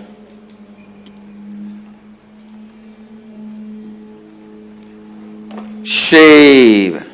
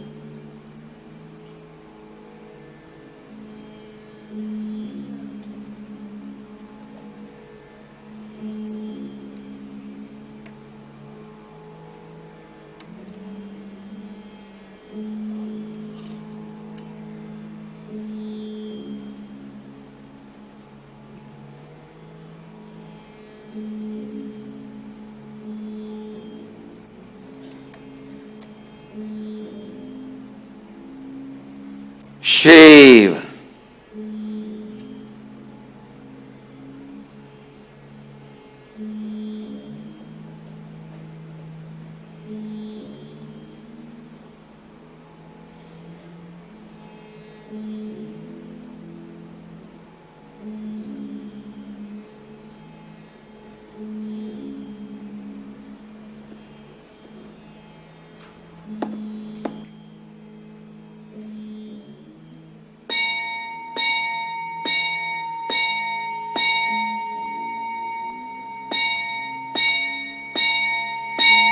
Shiva Shiva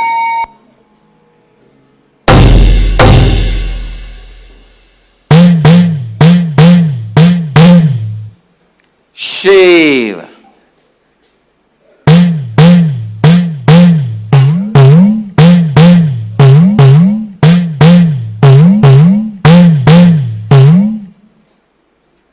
Shiva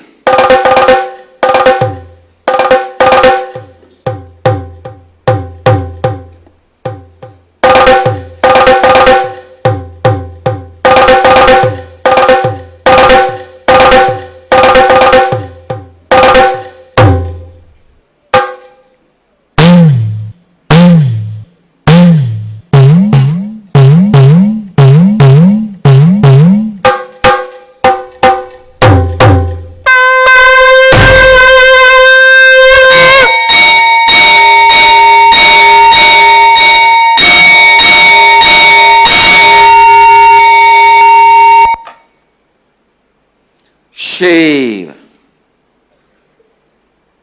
Shiva Shiva Shambhavi Bhairavi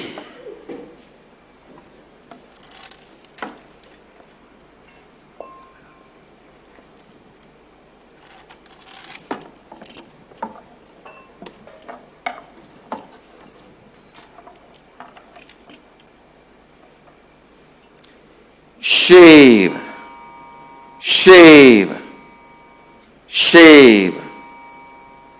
Now again you can open your eyes and gaze at my third eye through your third eye. Look through your third eye to my third eye. Shiva. Om Kri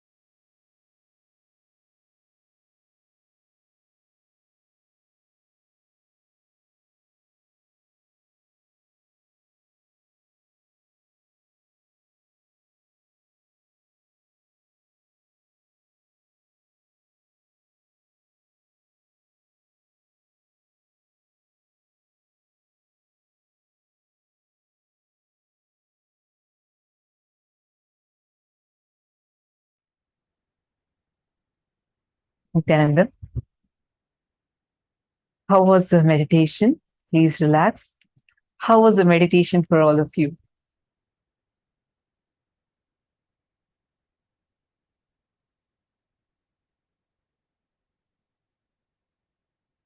Samantha D. Andre are asking, what did it mean about not crossing the flowers? It's just not crossing the flowers, ma. It's just not crossing the flowers, because see, sometimes when you go to the temple and all, if the flowers offered to Paramashiva is lying down, you should not be crossing it. That's all. I really enjoyed it. It was good. Very powerful.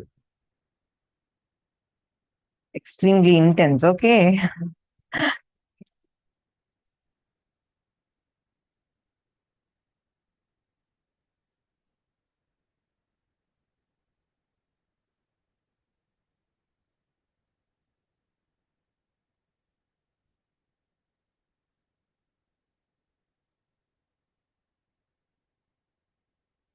So now all of you are having your third eye. Actually, during the initiation, Swamiji will be awakening your third eye.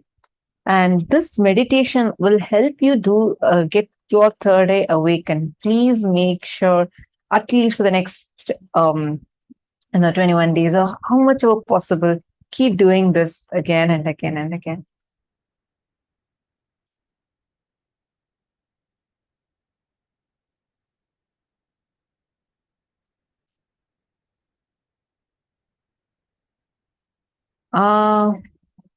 Ma Virupaksha, is that question from you or someone else asked you this question?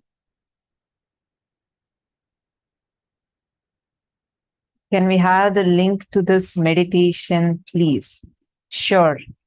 We will send you the meditation link, ma. Okay. Yeah, okay. So someone else is asking, see, Shiva Diksha can be received by anyone, and Shiva Dīkṣā is basically an initiation that you're receiving, and you can still receive this Shiva Dīkṣā. See, like what Swamiji says, right? You can follow, like, all the best things you can collect and enjoy. Like, it's like a garden. You can collect the best flowers, pluck the best flowers and make a bouquet out of it. But when you receive the initiation, you are receiving the initiation, and when you receive the initiation, you are directly getting connected to his bio memory, to Swamiji's own bio memory and bio energy. It's a very strong umbilical cord connection that happens. So your feeling connection with Swamiji would also deepen during this. You can receive the initiation, but the receiving of initiation itself happens only from the Guru. So you're receiving as Swamiji, as your Guru, you receive this initiation. Understanding more? Okay.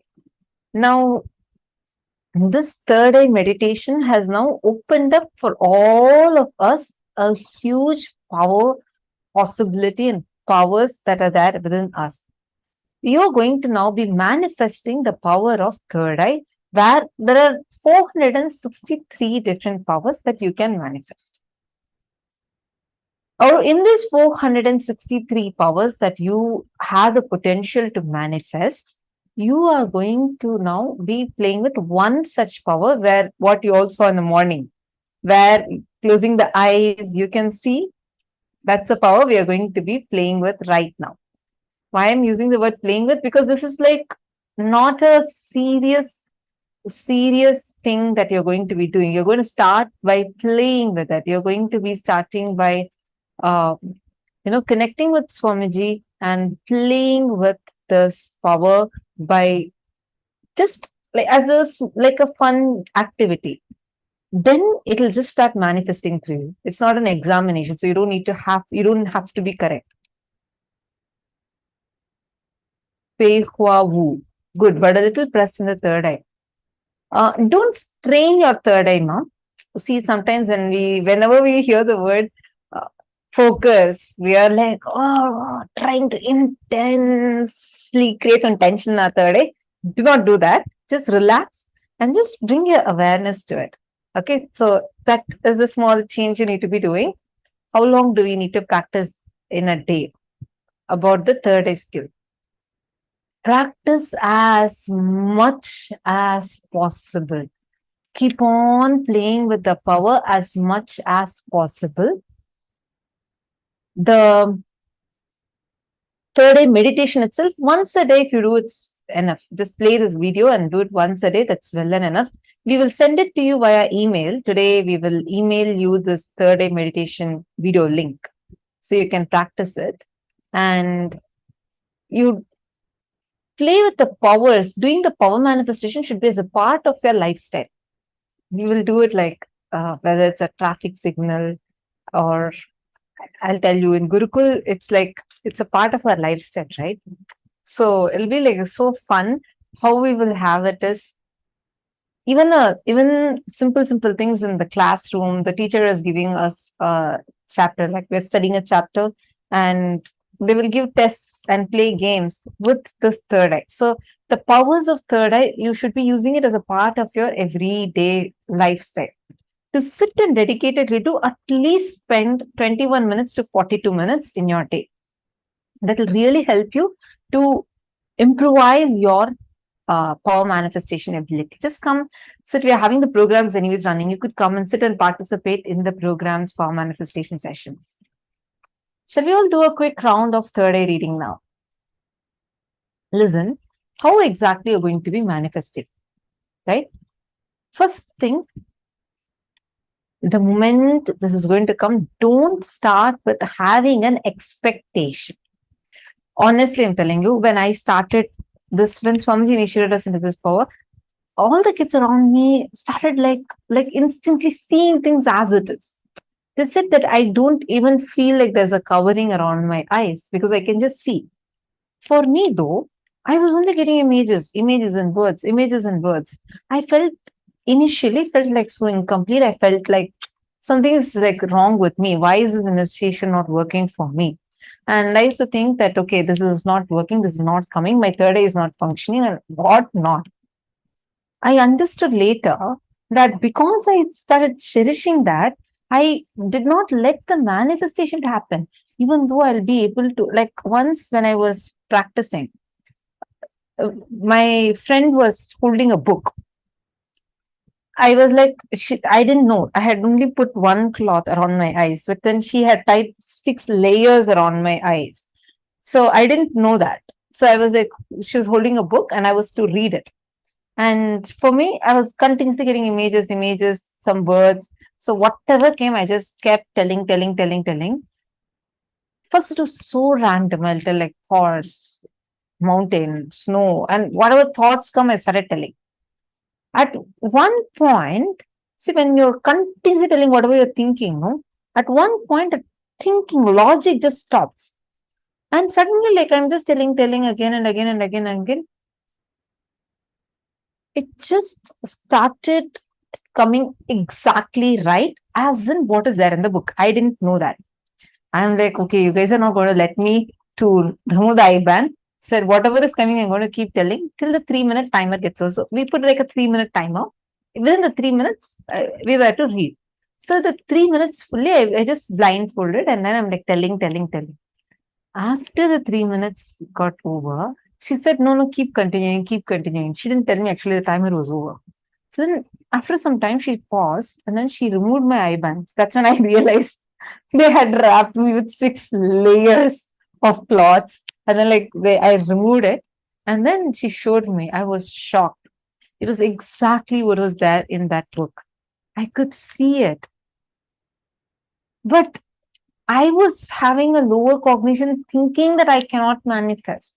I was thinking this is like, I should be able to see exactly as I'm seeing with my 2 eyes. No. Sometimes because of our lifestyle, the kind of toxification we have done for our third eye and the calcification we have done for our third eye, we would not be able to express it fully. Does not mean your third eye is not awakened. Just start with whatever is coming. See, it's like your window is basically filled with dust and it's a lot of fog and all sitting over it. Light is still passing through, but it is all covered.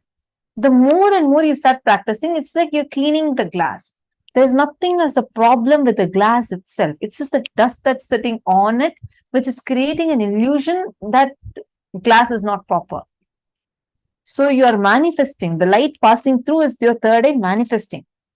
Right now, just without giving up, do it consistently. You automatically, and do the meditation regularly, you will just start doing the power manifestation. Are all of us clear? Shall we start now? Are you all ready to start? All right. So now we are going to be projecting an image for all of you.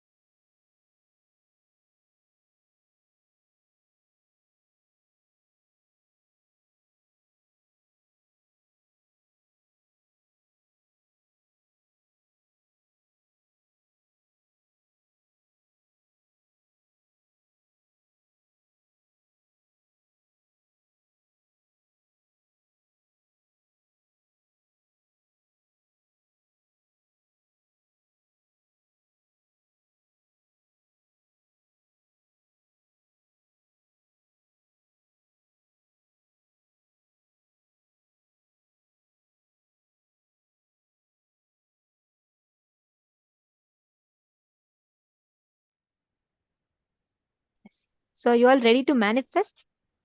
Are you all excited? Shall we enter into the power manifestation?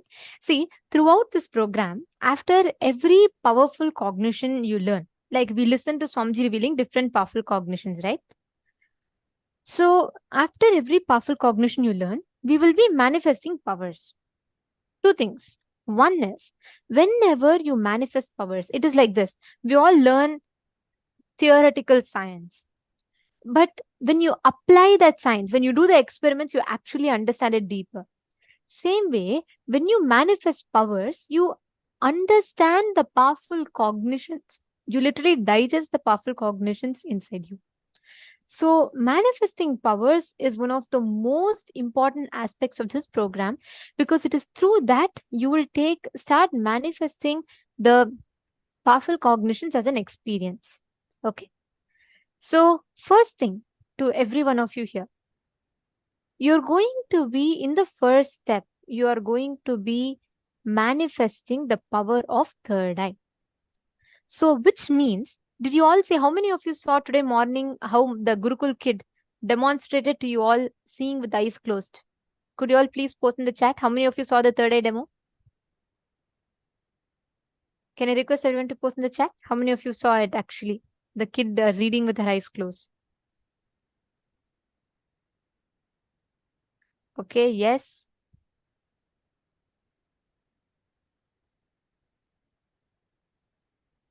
Okay, I see. Yes, yes. All right. Great. Now, what exactly she did, right? We demonstrated it so that just to share with you all, this is a possibility that everyone can do. So please understand, each one of you, every one of you that are sitting here, you can literally manifest this power, exact same power with each of you.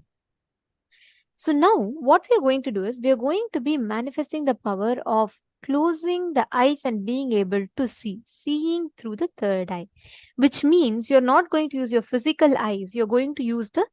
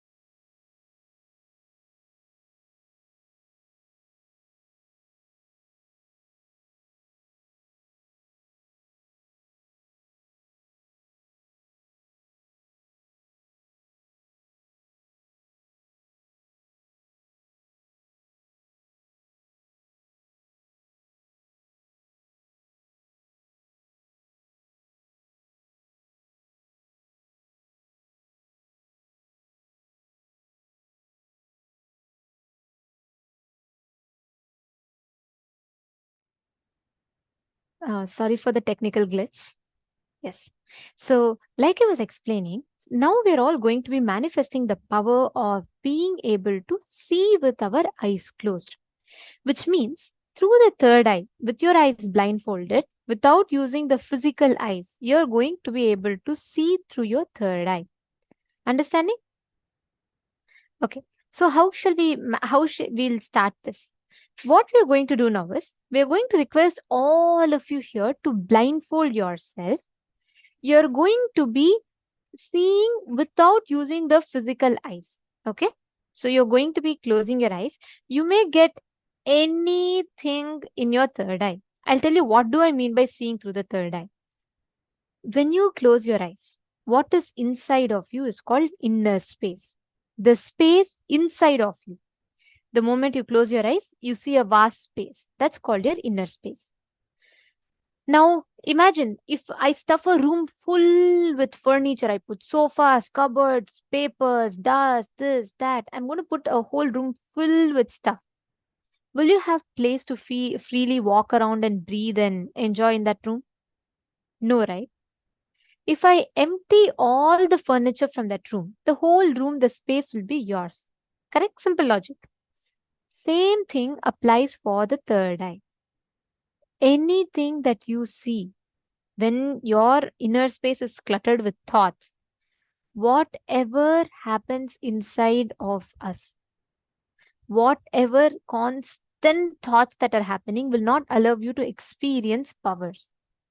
So the only key thing for here, this manifesting this power, is not engaging, entertaining the constant inner chatter that happens within. Just relax and in a very relaxed way manifest the powers. Okay, ready? So shall we all start the power manifestation? Can I request everyone here to please tie your eye bands?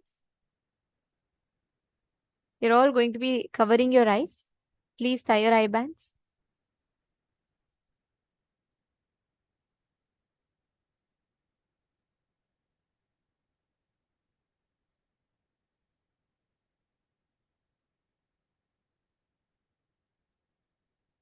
We will be projecting a picture for all of you. And joining with us in this session is also Manitya Brahma Yogananda and Manitya Devasmarananda. Both of them are going to be the acharyas who will be here along with us, who will be conducting sessions for all of us, who will be supporting us all in manifesting.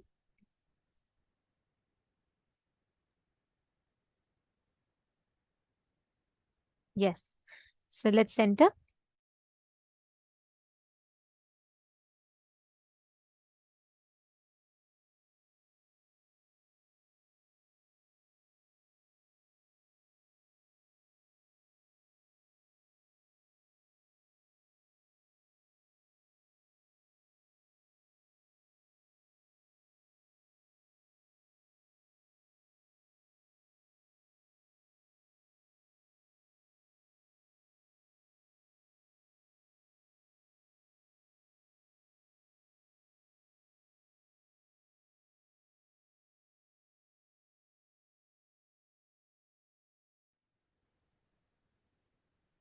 Nithyanandam everyone. Yes, so my name is Manitya Brahma Yogananda, and today we are going to be the acharyas helping you for our manifestation. So now we are going to be entering into the power of third eye reading as Manityananda just explained. So I request all of you, just today morning we saw the demonstration from Mahavarija of how the whole understanding of how the light passes through the eyes, and with the blindfold it's an opaque object, right? The blindfolds which we are all using are an object, so the light can't pass through.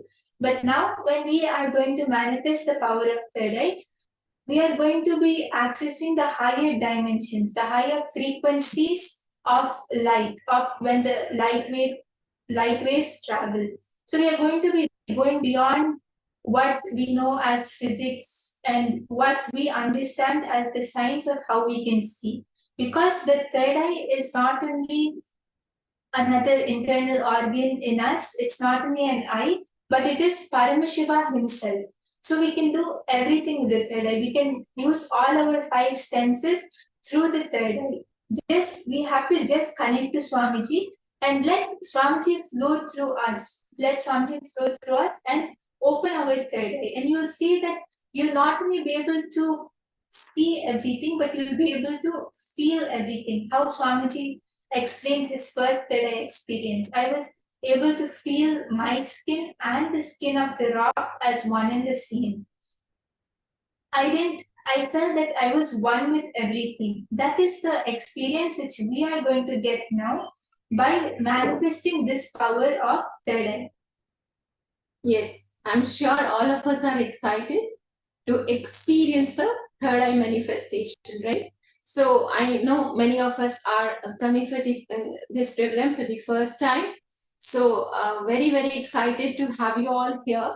And let us all get into this power manifestation, experiencing the third eye, experiencing how it feels to manifest Paramashiva and that possibility which Paramashiva is giving to all of us here, because we are initiated by Swami G, because of his initiation and power, his presence in all of us in this space, it is going to be very, very simple for each one of us. So let's get ready. And also, many of you will see how after manifesting this third eye, we just had a very beautiful experience, understanding from G on what is manifesting powers, what is Shakti Pada, right?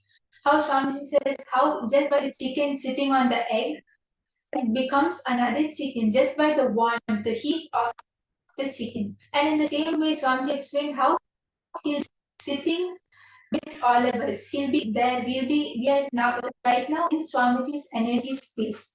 All the participants, all of sitting, all of us are now in Swamiji's energy space, are in Swamiji's entanglement. So I request whoever is not in front of the camera also to please come. And now we can start the power manifestation. Just holding the same cognition which we learned in the satsang, we'll start. So I request all the participants to please wear a blindfold, close your eyes and tie a blindfold. I'm going to be projecting an image and all of you have to scan and tell what that image is. So I'm giving 2 minutes and I request all the participants to please tie your blindfolds. And I request and remind each one of us, let us always sit, whenever we are manifesting powers, let's always sit straight. Keep your head, neck and spine in a straight line, because that aligns our geometry to the cosmic geometry and power manifestation simply happens, right? So let's all sit straight, always. Yes. And just if you all have ashtas, any one of you who are new, you may not be familiar with this, but others who has definitely will be telling you about ashtas further in the upcoming sessions. But all of you, whoever has, please do apply it on your third eye. Yes, now we will be projecting the image.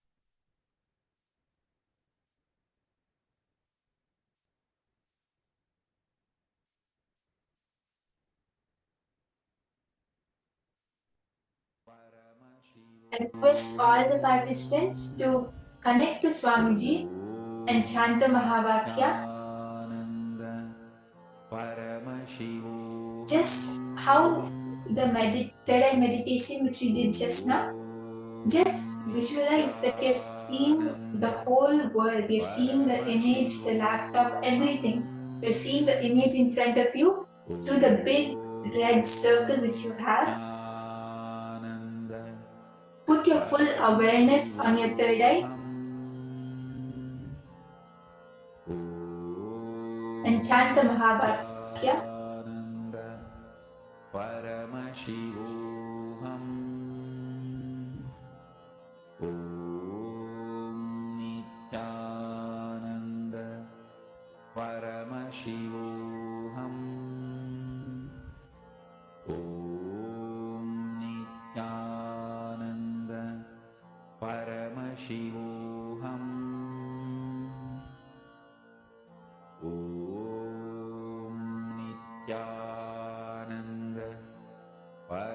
Paramashivoham. Om Nithyananda Paramashivoham. Om Nithyananda Paramashivoham. Om Nithyananda Paramashivoham. Om Nithyananda Paramashivoham. Om Nithyananda Paramashivoham. Om Nithyananda Paramashivoham. Om Nithyananda Paramashivoham.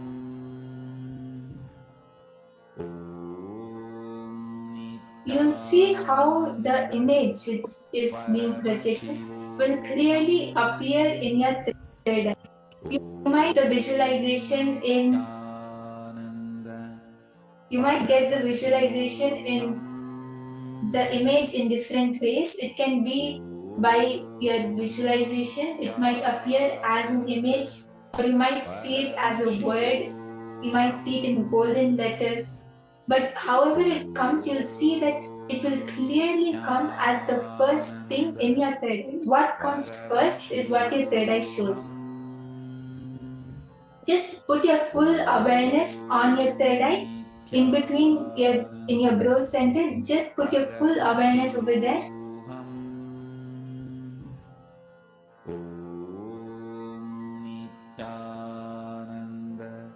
And you will see that when you just connect to Swami G and put your full awareness, the answer will clearly appear. Paramashivoham. Om Nithyananda Paramashivoham. Om Nithyananda Paramashivoham. Om Nithyananda Paramashivoham. Om Nithyananda Paramashivoham. Om Nithyananda Paramashivoham. Om Nithyananda Paramashivoham.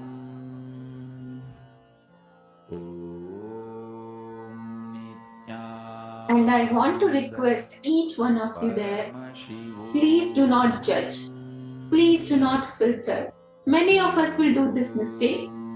So, whatever Swamiji shows, just write it down. You may even forget it after a while. So, I request all of you, whatever is appearing into third eye, just write it down. You will know that it is being shown to you and you are able to manifest. Nithyananda Paramashivoham. Om Nithyananda Paramashivoham. Om Nithyananda Paramashivoham. Om Nithyananda Paramashivoham. Om Nithyananda Paramashivoham. Om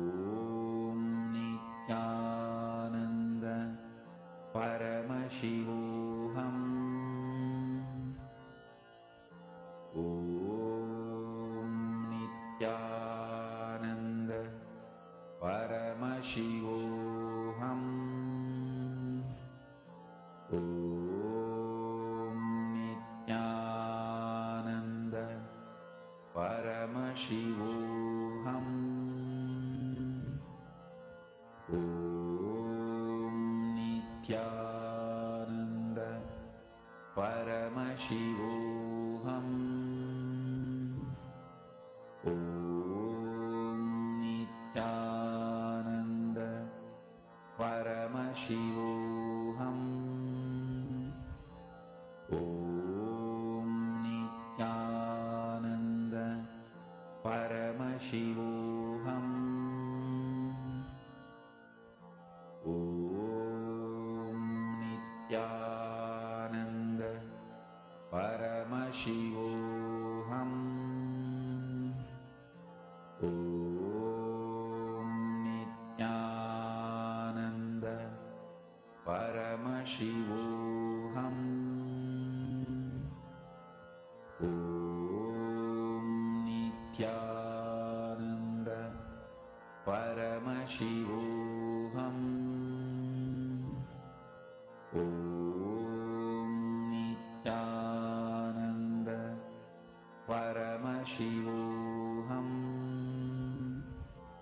Om Nithyananda Paramashivoham. Om Nithyananda Paramashivoham. Om Nithyananda Paramashivoham. Om Nithyananda Paramashivoham.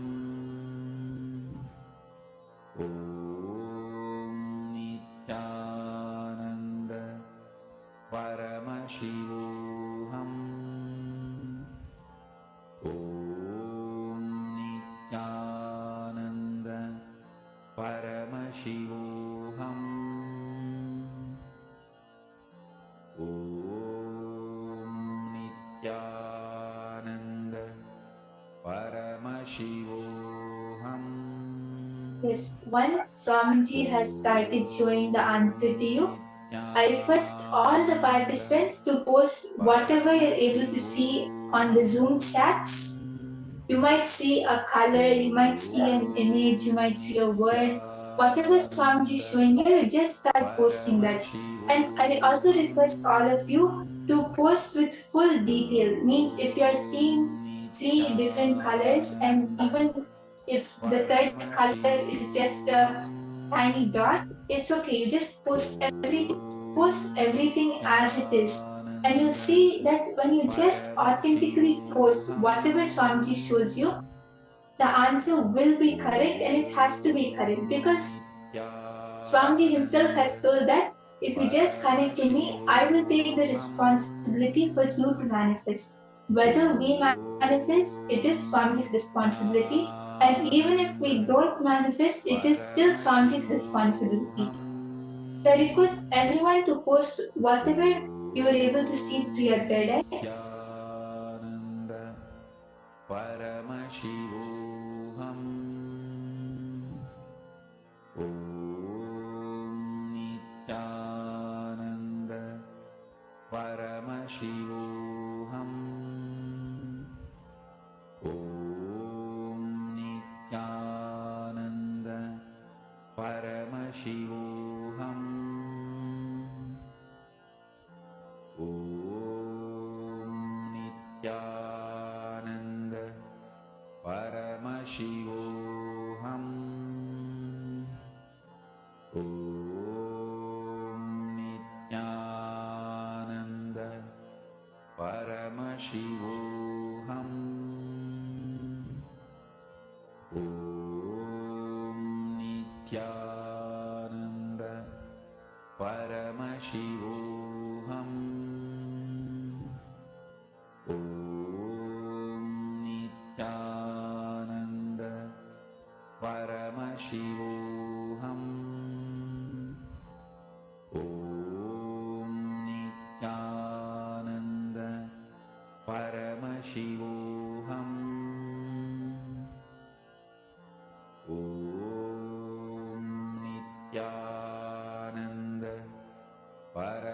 Paramashivoham. Om Nithyananda Paramashivoham. Om Nithyananda Paramashivoham. Om Nithyananda Paramashivoham. Om Nithyananda Paramashivoham. Om Nithyananda Paramashivoham. Om Nithyananda Paramashivoham. Mahamahavagya, spiritual lullaby for Samadhi, and Suprabhatam, wake up call, wake up song for Paramashiva. This Mahamahavagya is spiritual lullaby for you to fall into Samadhi. Suprabhatam, wake up song for Paramashiva to wake up in you. I can see many people are already posting their answers. It is very nice.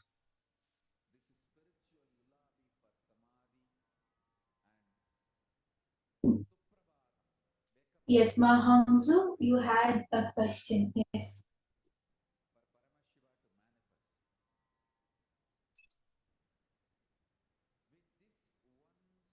I request all of you, you can please keep posting your answers.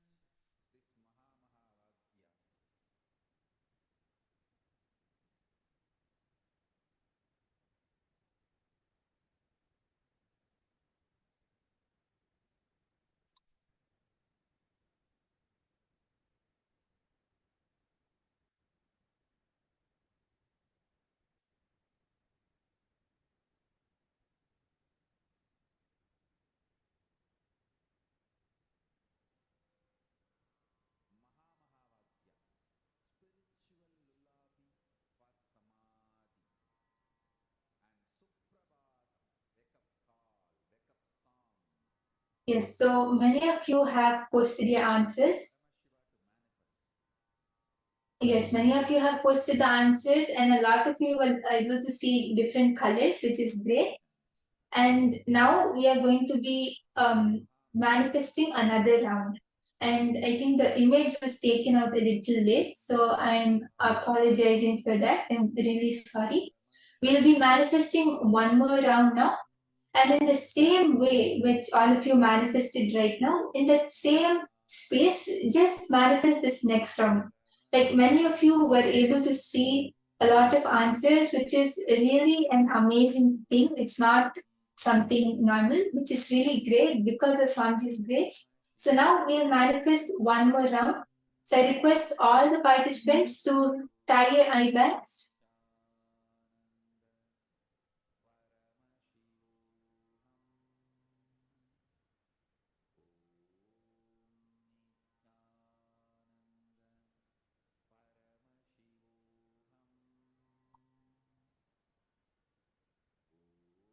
Let's all sit straight and get ready for the manifestation.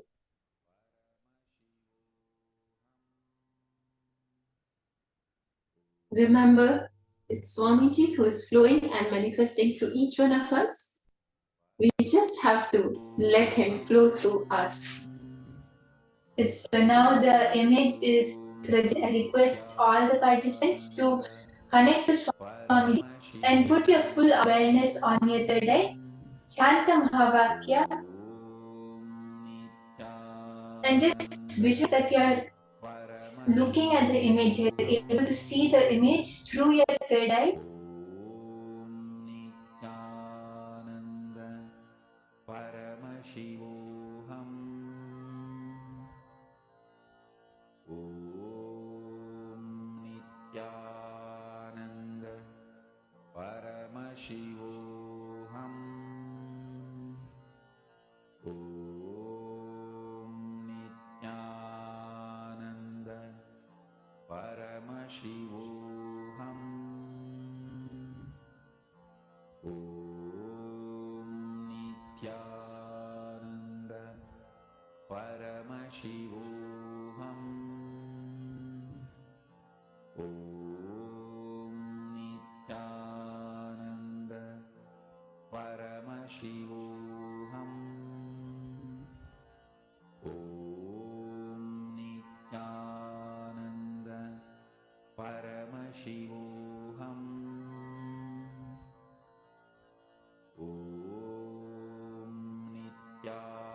If all of you have paper and pen before you, just keep yourself blindfolded and try to write down whatever is being revealed in your third eye. It can be pictures, it can be the temperature you are feeling, it can be different colors or any sound you are hearing, or it can be even a thought. I request you, please do not ignore anything. Whatever Swami G is revealing, it can be 10 different things which is happening in your system right now. Please try to write down each one of them.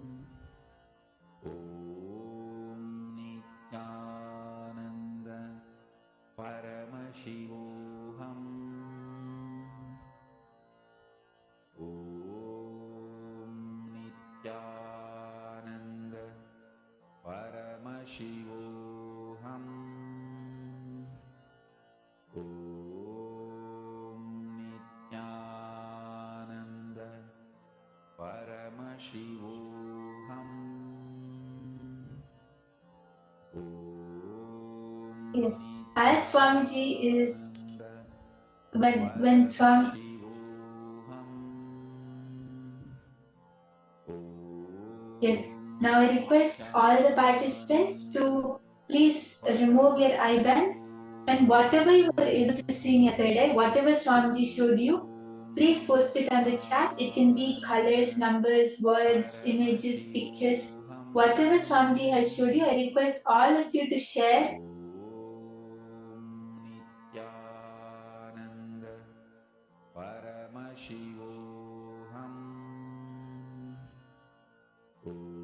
We really look forward to your answers.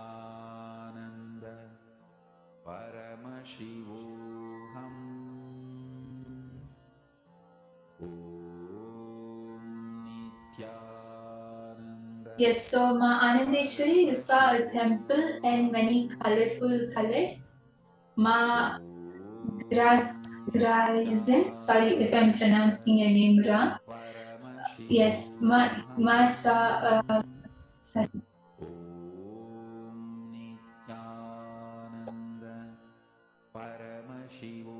Sorry for the technical glitch.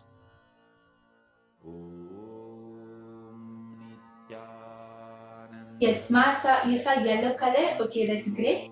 Yes, I request all the participants to keep posting whatever Swamiji is showing you.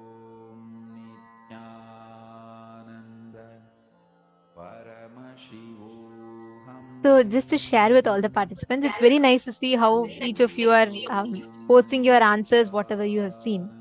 Please understand, it may come sometimes as colors, sometimes as pictures, sometimes as shapes. Whatever you're seeing, start with that. And see, understand, do not worry about getting it in accurate details and you being able to see everything. It happens, of course, it does happen that way. But to start off with, the first fundamental thing is for you to build that comfortability. Like you should become okay. You should get friendly with third eye, right? So Ma Mahabhairava Jnana and Ma Rohwa Ma Samantha, Ma Agama Priya, every one of you, see, I request each of you to only participate constantly with going on posting what you're seeing. For now, the initial few days, don't worry about the result, okay? Start with posting whatever is coming to your third eye. From there, gradually, you'll be able to start building the next levels of breakthroughs. Okay? All right. And Darshan is just getting nearer and nearer very soon. You will all know the timings of the Darshan. We'll be announcing it very soon. So if you have any friends, family members, go ahead, invite them. After a long time, we're having Darshan today, so let's not miss. Please invite your friends, family members, everyone to join. And now we're going to be entering into the next session where we will learn about today's deity, Gajamukha Anugraha Murti. So let us listen to who Gajamukha Anugraha Murti, what is the significance of this deity, and also we'll be understanding about what does Mahaganapati represent, what is completion. So we learned about, today we were learning about how the incompletions sit in us. How many of you remember what we learned today? Nithyanandam, how many of you remember? Did we learn about this incompletion, how incompletion happens? Okay, some of you are asking what was the picture? Okay, we will show you the image now. This was the image that was projected for all of you. I hope all of you are able to see the image. This was the image that was projected for all of you.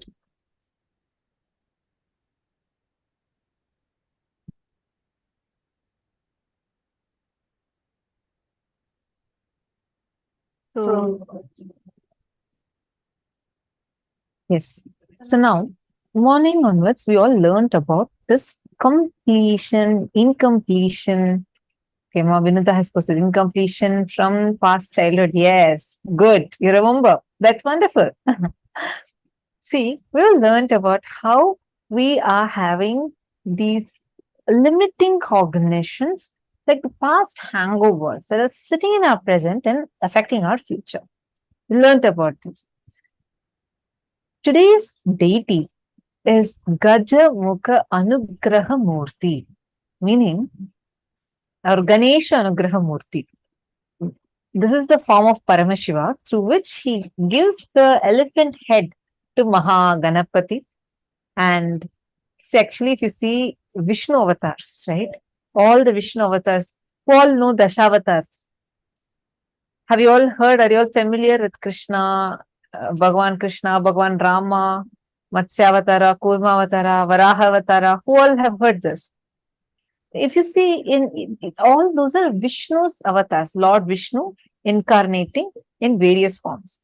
Now, these avatars, usually you will see they are all like, he assumes a physical body and an entire, that avatar Leela he does, that whole thing is one avatar.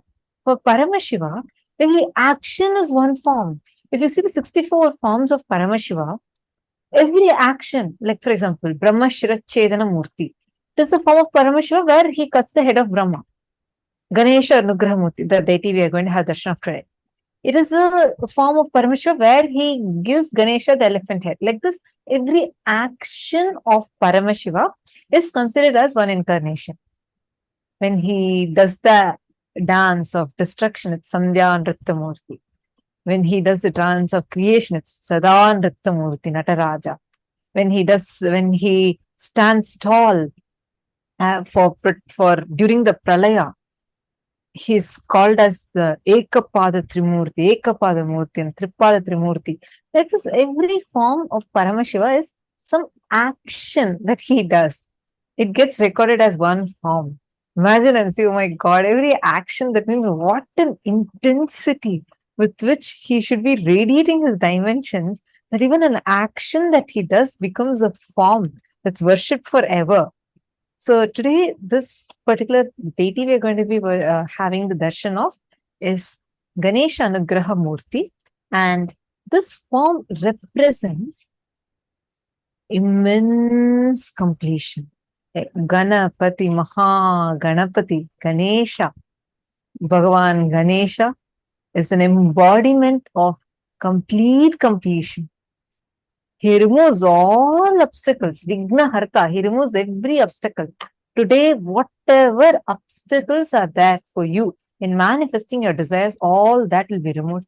And with the grace of Bhagavan Ganapati, Mahaganapati, we all are going to be showered with all auspiciousness and grace and blessings. And you all are going to see how he will manifest for you in your life intensely. And see, learning about incompletion, right? What are incompletions? Why is it important? We are going to be learning in this. Why is it important to complete them?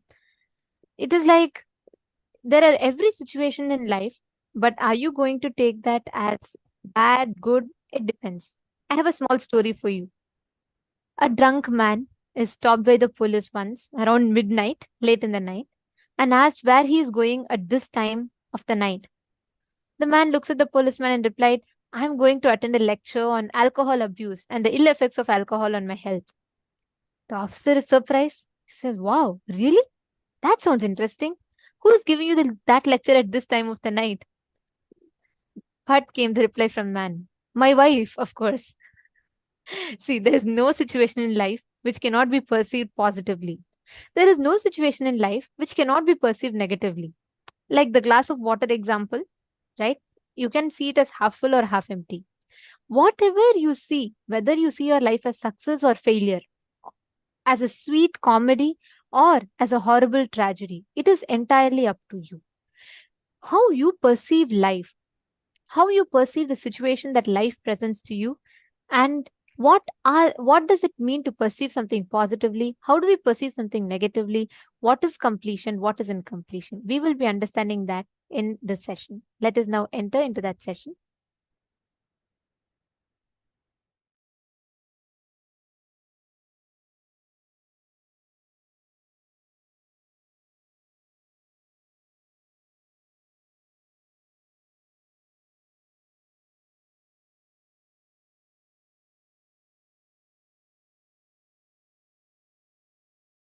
I'll explain now from Akashic records as it is happened.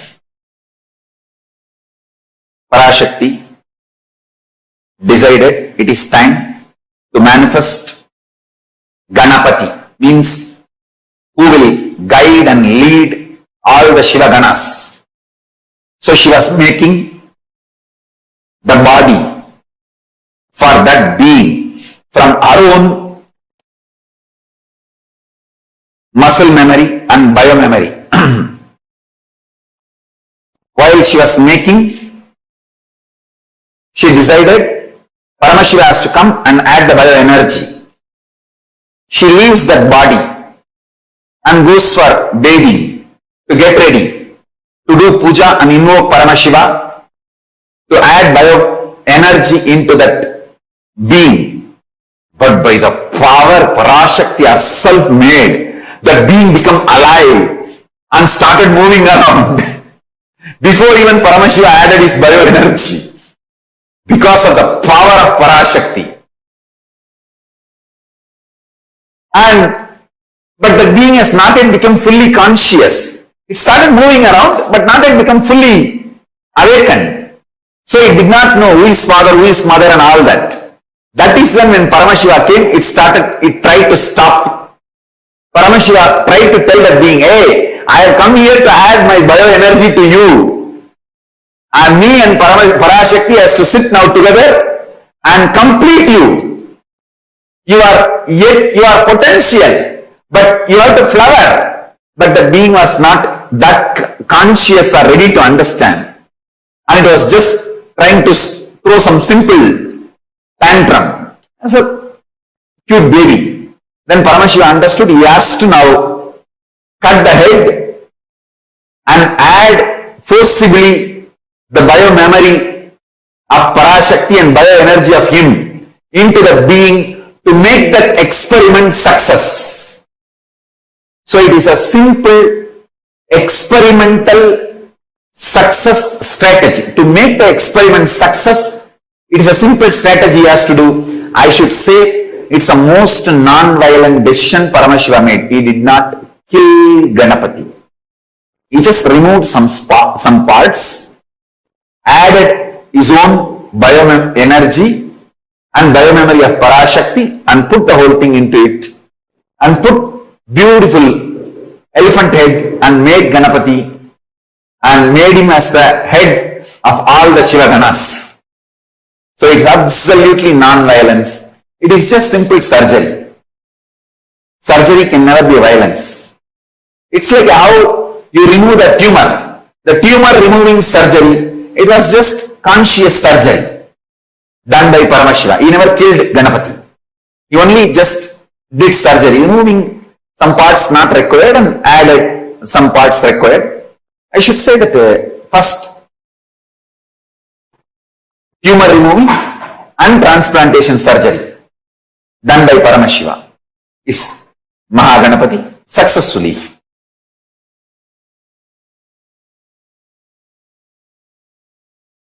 Listen to these few powerful truths. Binary logic, delusion, the mind you are carrying gifted by your society makes you feel you and me are different, separate. You and others are separate and different. Somebody is against you and you are against somebody. All these are delusion. The me in this body, me in your body, the me in all the existing beings is one and the same.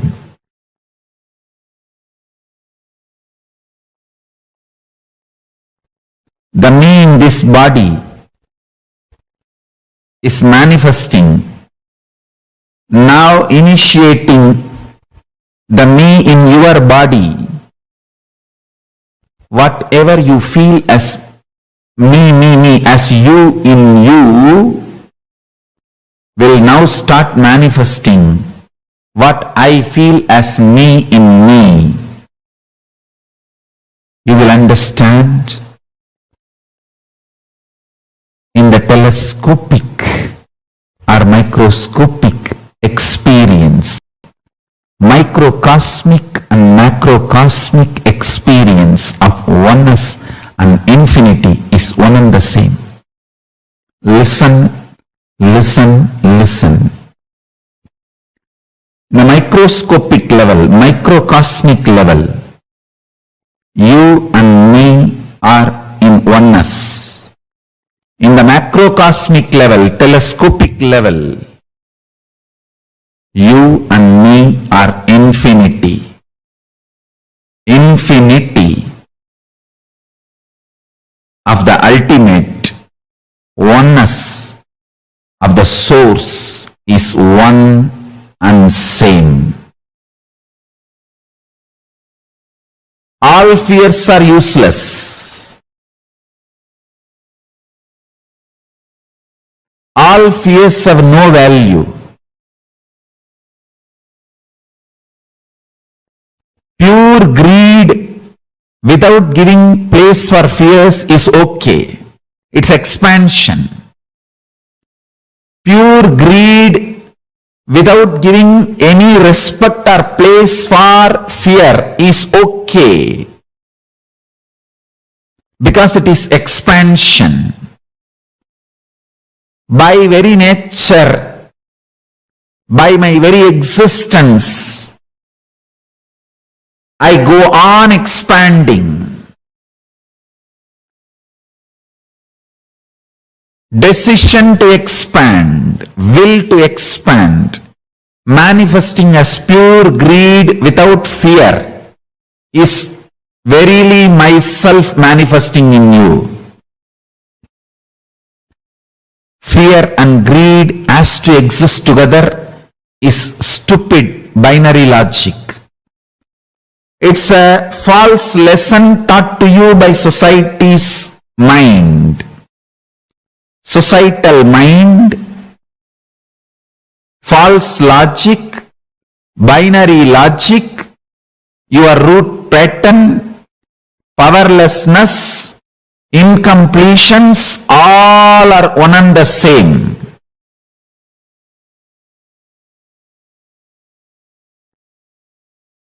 Today I initiate all of you. I will manifest as Mahaganapati, ultimate absolute auspiciousness.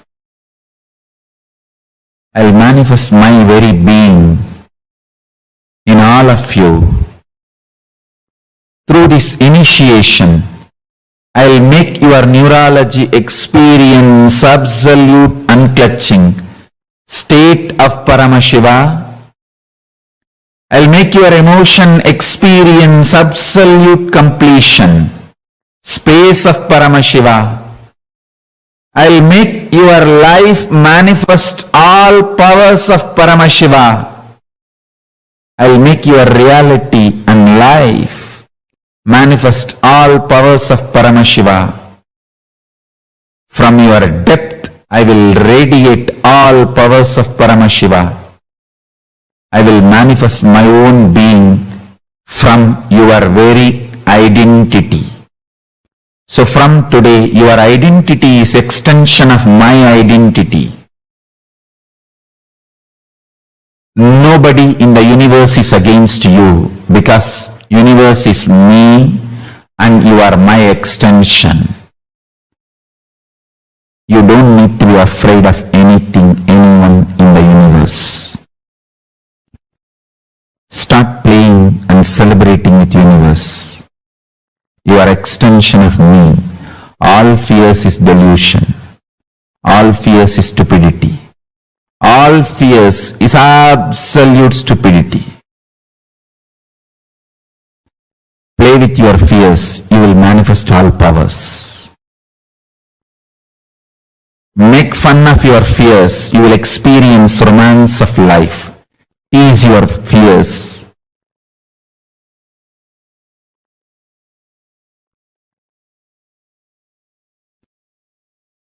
You will experience absolute completion.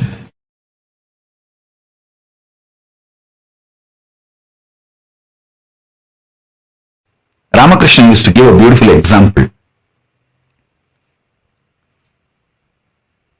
A frog which got 1 rupee coin newly wanted to check the power of the money it got. So the elephant was going outside his hole, the frog hole.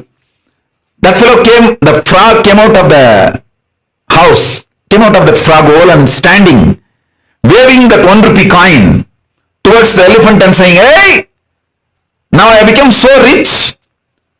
You are crossing a rich man's house without saluting the rich man." Will the elephant care for anything? He may not even hear the shouting of frog. Even if he hears, he'll say, "Hey, keep quiet," and he will walk. Exactly same way. If you treat your patterns, you will manifest powers.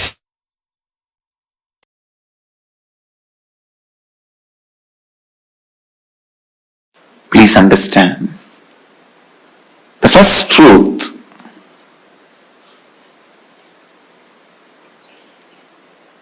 allowing incompletions to exist, is literally declaring you yourself don't want your life in your control. Please understand. Allowing incompletions to exist in you is you declaring that you do not want your life under your control. You say, no, let life happen, whatever. I can't take the responsibility. I can't keep it under my control. No. Listen. Please listen. The utter irresponsibility. Utter irresponsibility. The power of incompletion is such, it dilutes you so much. You literally believe you really can't contain your own life or contain yourself.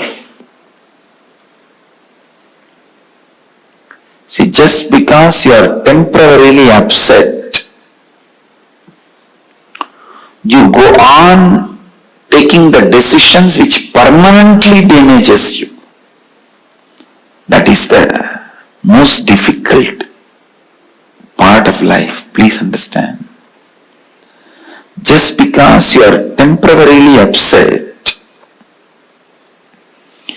go on making the decisions which permanently damages you, and the incompletions are such will never let you grow. It's like somebody was asked, what is your age?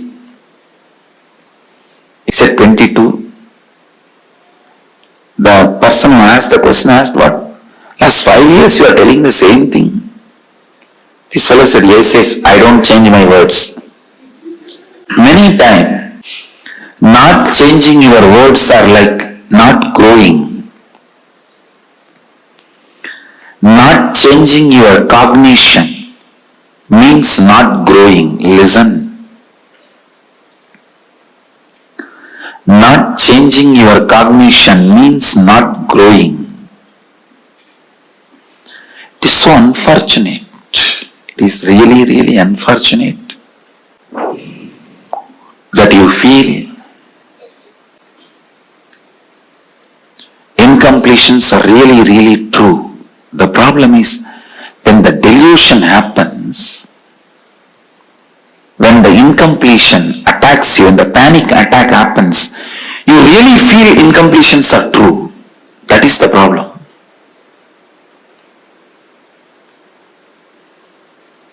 When the dust storm, sandstorm happens, you really feel you can't do anything. You are paralyzed. You are crippled.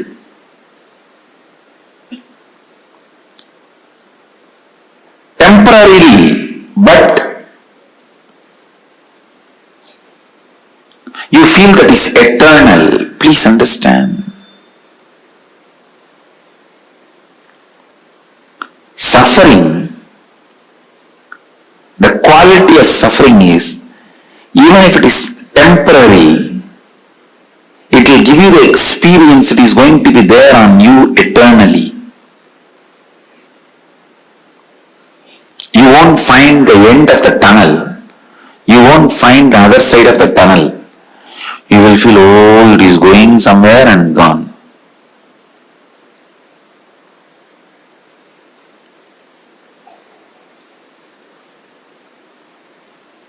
Same way that bliss,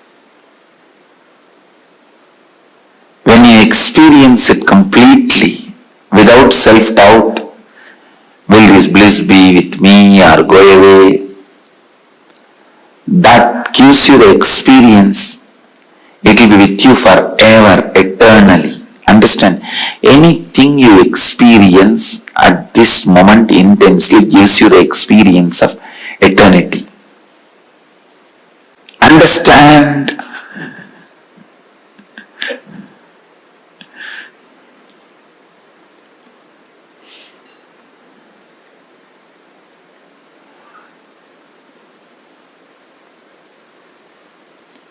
So many qualities attributed to Ganesha are qualities of completion.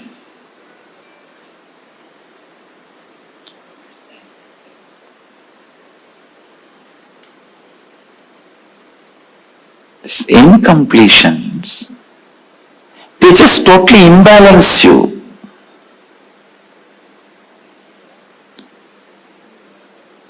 Constantly decide you will be in the space of completion. Completion means completion. No question of powerlessness. No question of powerlessness.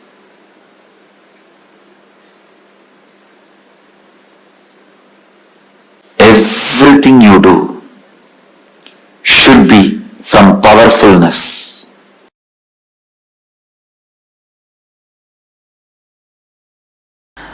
The first step you should take, listen,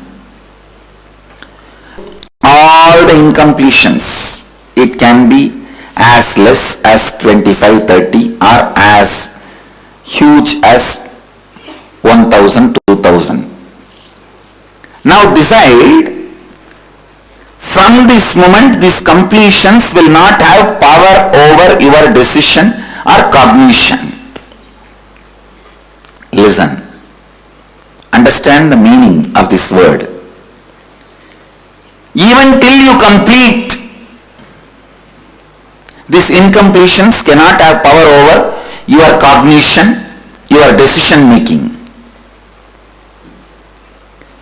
You can sit and complete all this day by day, one by one. See, it's like elephants. I have seen the temple elephants eating. They will catch hold of a huge bunch of sugar cans. They will eat those sugar cans one by one or 2, 3. But till they complete eating, till they eat also, they will not allow anybody else to come and touch that sugar cans. Once they declare it is theirs, it is theirs. They may be slowly eating or not eating. They may eat even tomorrow, day after tomorrow, but no one can touch it. Same way, you may complete tomorrow or day after tomorrow, but those incompletions cannot have power over you. Be very clear. Declare completion. Now, you know all this is incompletions. Understand, completion works more with your conscious decision. Completion works more with your conscious decision. Completion is more a conscious decision, less a technique. Pranayama, yoga, all of them are more a technique, less a conscious decision. Completion, more a conscious decision, less technique. Means your decision plays a major role in completing.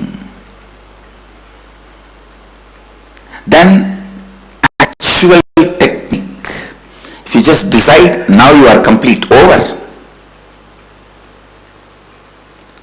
I never did in my life sitting and reliving, going, looking at that mirror 24 hours. I never did all these things. Simply my masters showed me, this is incompletion. Drop it, over. So it is your decision that plays major role. See, this penning down is like an identification. Now what you pen down, even if it is 25 pages, you should paste it next to your bed. And every day, for next few days, you should read that and tell yourself, I am complete with all this. After a few days, you will be bored to read them because they have no more power over you. Then you can tear them and put it in the dustbin. You should feel bored to read your incompletions, then you are complete.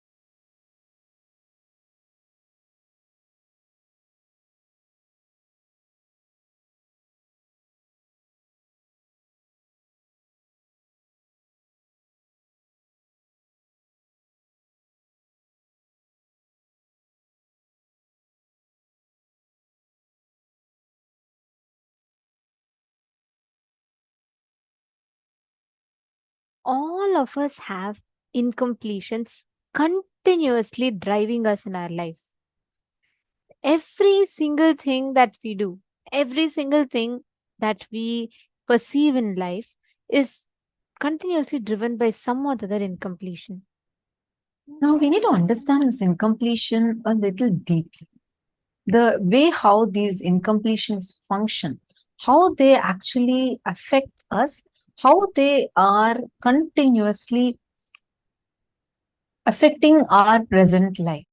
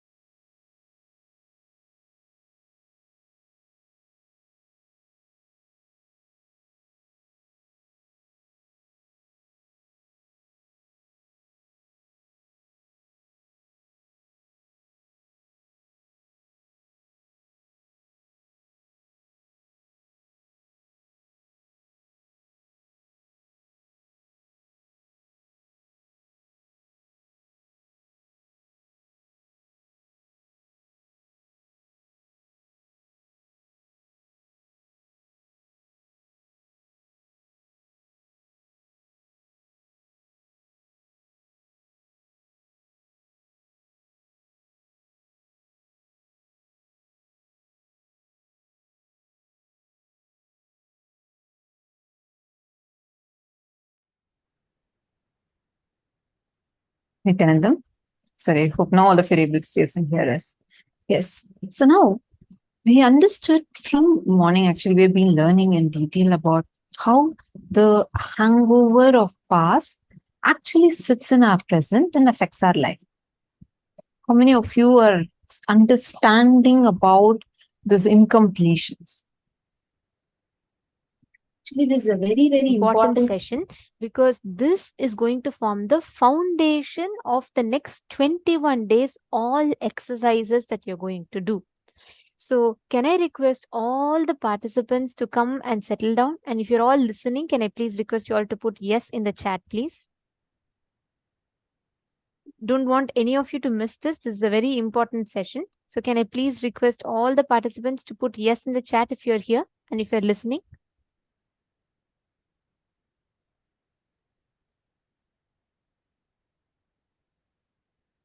Okay, how about the male side? Come on, male bodies. Okay, yes, that's a yes. Cognizing. Thank you, Everardaya. Bhaskar Godaya, okay. Yon Kaya. If you've not yet dropped, please do wait, because darshan is not over. The session is not over. That was not the last session. That was just one of the sessions. So hang on, because darshan is going to start very soon. Okay. So now incompletions are the hurt or the wound that we carry based on the external situations or happenings of life. Every situation that happens in front of you, we perceive it based on certain wound, certain pattern. Like, for example, if someone calls me, let's say, not very beautiful, okay, I will not get affected much. But if someone calls me fool, I may get affected by that word. Why? What is the difference? Each of us have certain words that we react to, certain words that doesn't bother us. It depends. It differs. How many of you get, like, let's say, dolphin? Nothing. Same thing if I say, you're a loser or you are not worthy. It affects you. It affects us. It's not just you. It affects the people, anyone that's carrying that word and sitting inside, where you feel it is hurting. Why does it hurt? Because you are carrying that word and sitting inside of you. It's like if you get a wound, that wound, every time someone comes in contact with that wound, it is going to affect you. So let's do a small experiment to understand this, okay? So if you see here, this, so I'm just going to have a mark on my hand. So let's say this is the wound. Okay, you all see here. So now, every time that I going to use my hand, every time anyone sees my hand, they're going to see this wound. This wound is going to be continuously seen by life. And if someone touches, it is going to pain.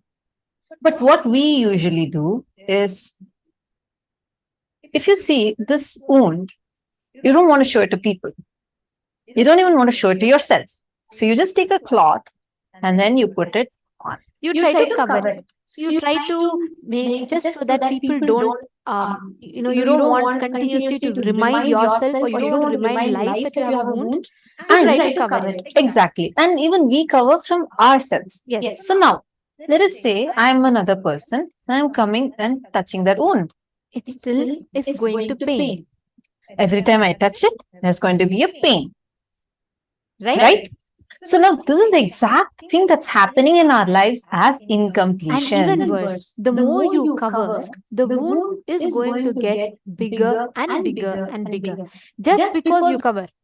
You put a nice cloth around it, you put nice scent on it, you can do anything you want. But the wound still remains inside. As long as this remains, life is going to keep reflecting. I can't say, come on, everyone tell there's no wound here. No, there is something here, correct? I have this clear mark here. So if I want life to stop seeing this, what I need to do is, I need to take responsibility to remove it. But if I don't take responsibility to attend to it, first I need to come to clear understanding, yes, I have a wound. Second, I need to come to the next step of how do I attend to this wound? Same thing. This wound is the hurt incompletions we all carry. We carry the wound of being told we are a loser.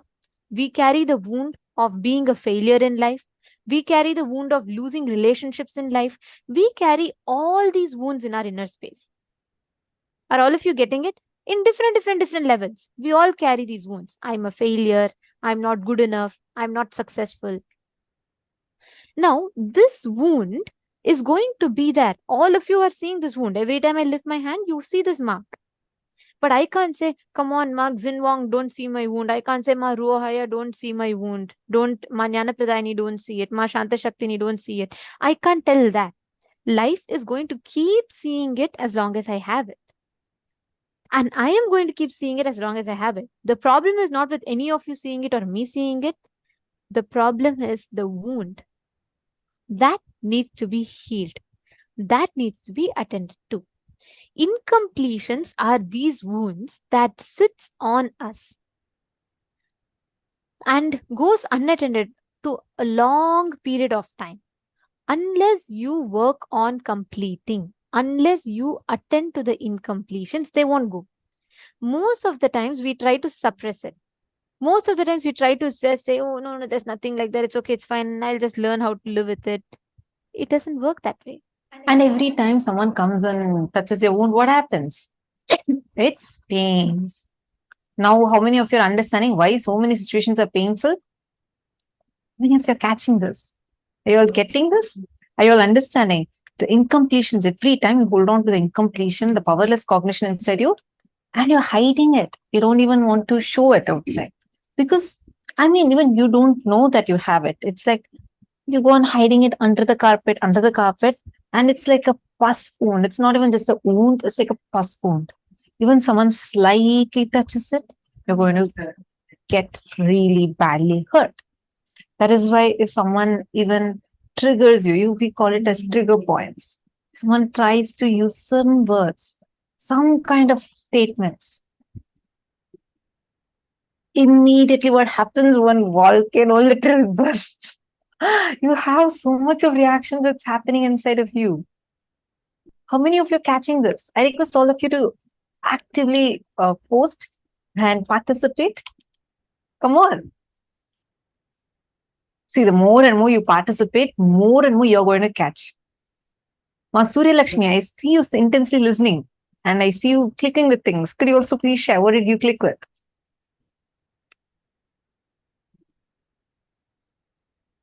All of you take a few minutes And please post. What are you understanding? You caught my point. Okay, wonderful. Wow, totally agree, Ma. As I burnt myself, but Swamiji healed me. Okay, sorry, your name is posted as I'm listening. Could you please let me know what your name is? Whoever posted this message just now. Oh, Mamihri, I see you on camera. And your name says I'm listening. You probably may need to rename yourself. Alexander saying, I'm a volcano, and on top of this, I get eating disorder very badly. Very good that you diagnosed it, because this is a problem that we all generally have.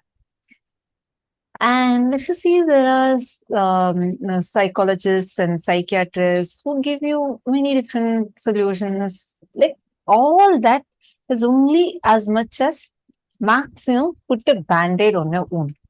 But band-aid on a pus wound is not going to heal the pus wound. You need the pus to be removed out, which is what this process of completion does. This process of completion is extremely ancient. This is not now.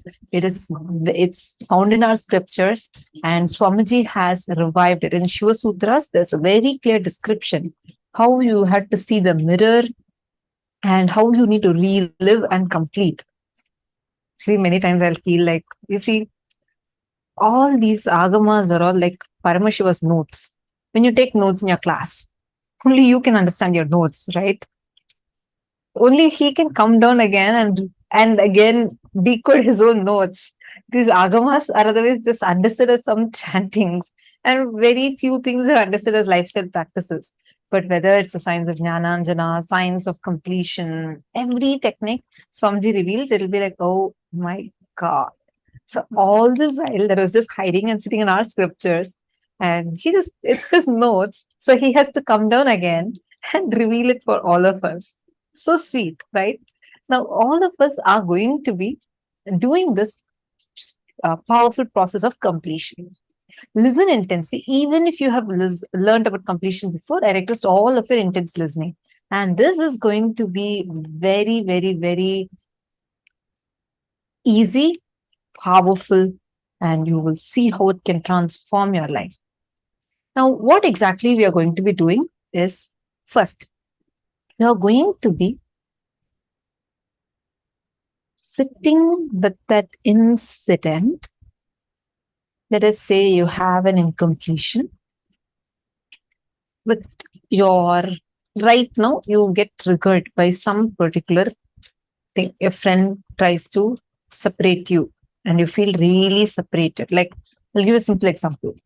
There's a project happening and somehow you feel like, very withdrawn, almost like invisible in your group, and you feel like you're not having the ability to go and interact with them.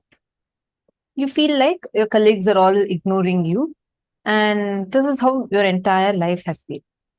Take a few minutes and look in. You're going to trace back that to an earliest incident. When was the first time I had an experience like this? And once you go back to that, look at it. Probably you are having this incompletion from your age of 7, 8. Maybe when your school friends tried separating you, you felt separated from your school friends.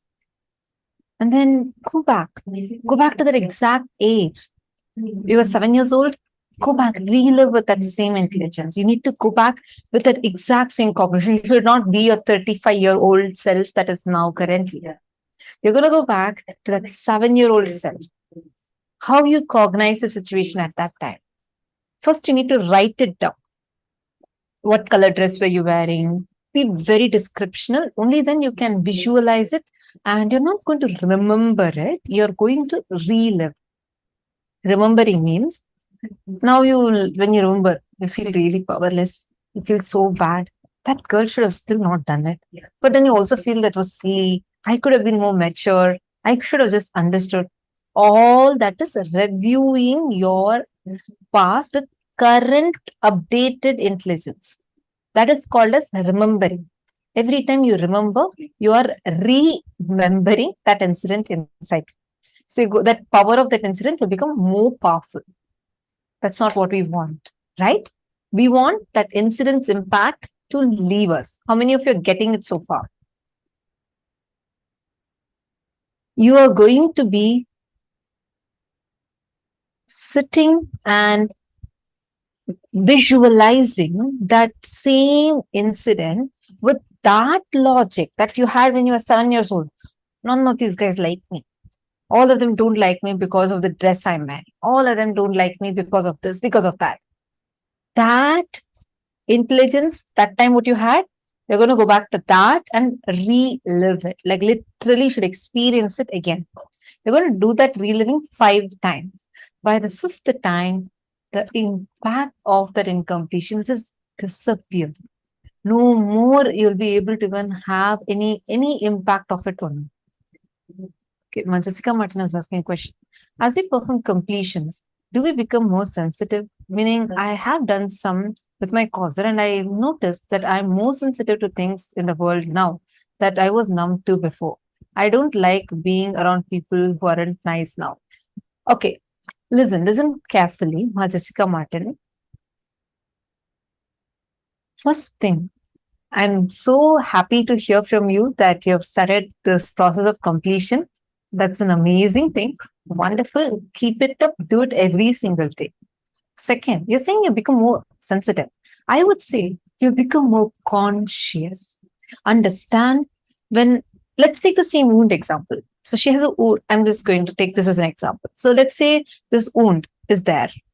This is not a wound, by the way. It's just we put a color. But let's take this as a wound, okay? So now she is having this wound. She's putting a cloth to cover it, and I keep touching it. At one point, your body gets insensitive to it. Otherwise, you won't be able to bear it. So it gets insensitive. You get used to it. That makes you as insensitive. Insensitivity to the wound is not equal to healing the wound. The wound is going to continue to exist at some time or another, at a different degree. It is going to be, of course, bothering you. That is the life we were living till before you started completion. Because we were unconscious, we're like used to it. It's fine. But now, because you become more conscious, you become sensitive to yourself. Don't think you become sensitive to the situations. You become sensitive to your consciousness, your own being. Because understand, like how Bhagavan Krishna tells in Bhagavad Gita, Daredat manatmanam natmanam avasade. Atmaiva hyatmano bandhur atmaivari puratmanaha. You are your best friend. You are your worst enemy. So here, when you do completion, you become your best friend. So you're becoming more and more sensitive, more loving, more kind towards yourself. So you are becoming that best friend of you who's there with you in every situation, helping yourself and helping yourself grow, become more powerful. See, incompletions are literally like frozen parts of you. Now, when after a big snowstorm, when the sunny day finally comes and everything just melts and spring, you see the trees and everything back, the whole thing becomes very different. Right now, it is frozen. The beauty within is not really observed because everything is just white and frozen. When you complete, it is like you're slowly starting to melt all the incompletions and drain it out so that you're actually experiencing reality. Now, let us do this exercise to understand this process of completion. Okay, it's a very powerful exercise which will make us understand much deeper levels of what exactly it is. When we say completion, what do we mean by that? We all have different patterns. We all have different incidents that sit inside of us. Like imagine you will still remember the first time. I remember still the first time how the one of my teachers had told that I didn't answer something correctly, and I told the 11 tables, the multiplication tables. It was the most easiest one, right? It's 11, 22, 33. Even in that, I had made a mistake, and everyone laughed. So that became a very deep incompletion in me, and I started resisting maths. I started resisting answering anything related to subjects, though I used to get A star in all my grades. This is called an incompletion. Some incident that happened sometime in the past creates a hangover in us. Today's deity, Gajamukha Anugraha Murti, brings completion, constantly aligns us to completion. Let's start with few steps. Okay, we're going to be guiding you all step by step. Please take a paper and pen. Please follow along. First step, write down some incident where an incompletion is influencing you. Any incident from the past, some incompletion is influencing you. It could be a fear, it could be some resistance, it could be some pain, it could be some hurt. Look back and pen down. Just take 2 minutes, you can pen down.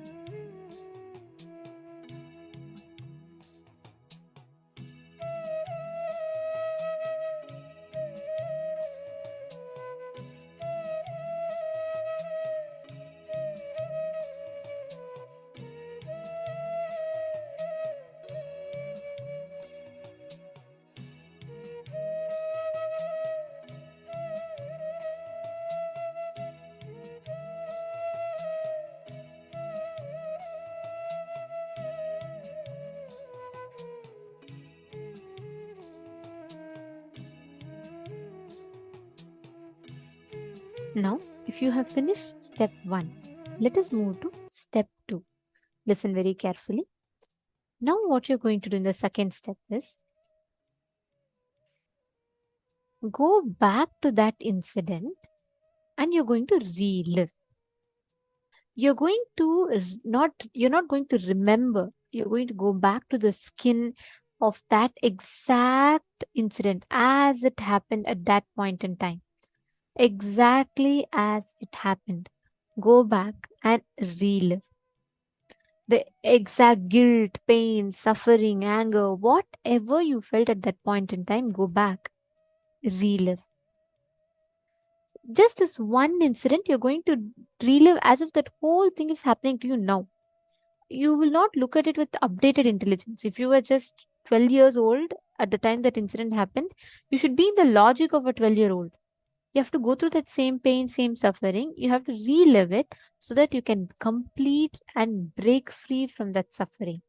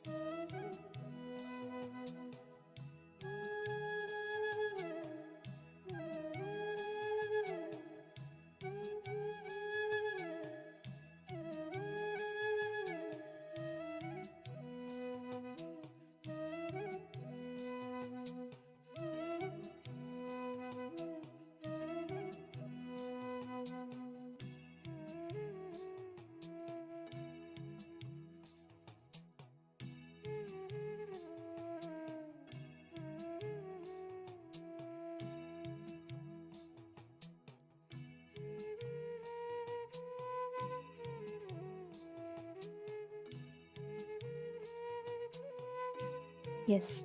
Hope all of you have finished. Please relax. See, what happens when you relive is you start experiencing the impact of that incident to start reducing. It will start leaving you. The impact that incident has, that pain or whatever that incident is, when you keep reliving, when you keep go on reliving it, it leaves your body. Then your muscles relax. Physically, you will feel lighter. That is what is like melting the frozen parts of yours. Right now, what incompletions are doing, it is doing a backseat driving. Continuously, it is constantly every decision, every conclusions that you have in life, all of it is being affected by the incompletions. It is literally like sitting and driving your life without letting you to apply your thinking. So all these incompletions are the patterns that holds, they have the reins to your life, which constantly keep driving you. This one process of reliving and relieving, right? When you go on completing, what's that's happening is the pain or the suffering that you're clutching on to, right? Which you don't really, which you don't let go. You're not really conscious, but we all are clutched on to that pain. Some hurt that happened 10 years ago still continues to haunt us. It is not about whether the situation is right or wrong. Something very unfair could have happened to you. It is not about the situation being right or wrong, but the suffering that you carry in your inner space is caused by these situations. This entire program, all the exercises will take you back to completion. This one process. So it's very important that you learn this process correctly, because this entire program is built on this science of completion. Completion is the best thing. Swami G said that very beautifully. Swami G said, if Paramashiva comes and asks me now to come back to Kailasa, I will say just this one science of completion as the essence of my life and give that to the world. Swamiji tells his whole incarnation would attained its fulfillment just by delivering the science of completion to the world, because it is such a powerful science. I mean, I have experienced it. Anyone who's experienced it will tell you that. You just need to become aware of how these patterns are driving you. I have a story for you. A wife was making breakfast for her husband. Okay. Suddenly her husband burst into the kitchen and he started shouting, "Careful, put more butter. Now turn it over, careful. You never add salt. You never listen to me. Don't forget to add salt. Add salt now, add salt, add more pepper. Reduce the flame." The wife looked at him, shocked and surprised. She said, "Honey, relax. What in the world is wrong with you? You think I don't know how to make some breakfast?" The husband then relaxes. Calmly he replied, "No, but I just wanted to show you what it feels like when I'm driving." This is literally what the incompletions do to us. It is like backseat driving. Continuously, they drive you. Doesn't let you to apply your conscious logic. They're like completely unconscious, driving you all your life. Now, we need to just do this process of completion to get yourself free from this whole rut that you're stuck in. We are now going to listen to a very beautiful session where Swamiji is explaining to us how the power of consciousness, inner space, Chidambara, can be harnessed. It's a very beautiful session. This is the initiation we're all going to receive today. So let us listen to it now.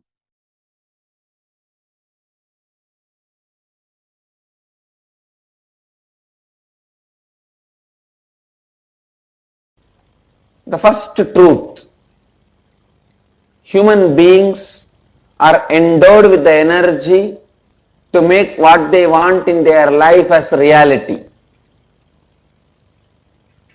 Human beings are not sent as a beggar or poor to planet Earth. God is not a sadist. He doesn't say, "Hey, go with empty hand, and every time you need a penny, you beg me. You beg, then I will decide whether to give you or not." No. He is neither a sadist nor a miser father. He is a beautiful, graceful, amazing, showering, cosmic, causeless, auspicious energy. Asudosha Satchitananda, Shiva. So understand, you are endowed with enough of Kundalini energy. The inner potential, raw energy to make what you want as reality. That's the first truth. Second, because of your constant self-doubting, self-hatred and self-denial, you forgot your life is nothing but possibilities. You started thinking your life is nothing but impossibilities. You are alive because breathing is possible. You are alive because digestion is possible. You are alive because many things are possible. Understand, life is possibility. It is not impossibility. The wrong belief, life is impossibility, is put inside you by the society, unconscious society. So you need to know the truth, the ancient secret which produced greatest leaders in every field. Please understand the most ancient secret, secret of the secret of the secret, which produced greatest leaders of every field. Still kept as a secret, transferred only from guru to disciple in the world's oldest ancient civilization, the spiritual tradition. I am sharing that with the world. Listen. Science of awakening the inner potential bioenergy, Kundalini Shakti, and directing it to create what you want as reality. This science was available with this ancient Vedic civilization. It was transmitted from guru to disciple, guru to disciple, guru to disciple. It's called Karna Parampara, means just by listening, never by writing. Just by listening, this science was transmitted. It was never printed. This only Krishna calls as Raja Vidya Rajaguhyam, the royal knowledge, royal secret. I am transmitting that science to all of you freely, because the world now needs more spiritual scientists and spiritual healers. We already have enough of economists, business management people, lawyers more than the rats, doctors more than the cats, army people more than any number. We have too many people. Lawyers, doctors, engineers, army, media, too many. World immediately needs spiritual healers, spiritual activists, spiritual scientists, scientists with a saintly basis. A scientist we need urgently. That is why I have decided to share this knowledge with the whole world. So listen, your inner space is equivalent to your womb. How in the womb a child can grow, another one life can grow. Same way in your inner space, whatever you want can grow and it can be made into reality. It can be delivered. It is called Hrid Garbha, Hridaya Garbha. Your inner space is called Hrid Garbha, Hridaya Garbha, Chitakasha, Chitambara. All these different words are used for your inner space. Anything you create in your inner space and ready to take the responsibility for it, understand when I use the word ready to take responsibility, I mean deserve for what you desire. I don't even want to say you have to yearn what you desire. If you are deserved for what you desire, that's enough. It is showered on you. Means, for example, you desire for $1 million. You don't even need to yearn. If you deserve, if you are not going to destroy that $1 million, or using that $1 million, you are not going to destroy yourself. If you just deserve, you will see the cosmos showers on you. Sometime the moment $1 million comes, you will drink, and you may die in 10 days. Then naturally cosmos thinks, why should you be killed? Because cosmos loves you. Just not to kill you, he says, wait. Let the money not come to you more than $10, which is for 1 quarter. You drink only that much. So, I am not even saying you have to yearn. All I am trying to tell you is, if you deserve for what you desire, you are showered. If you deserve for what you desire, you are showered.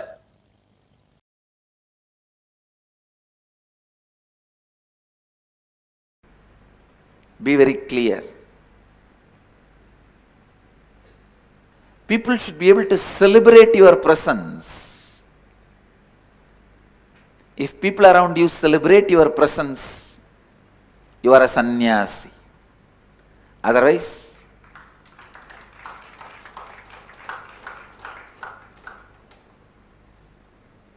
you just live in your arrogant shell.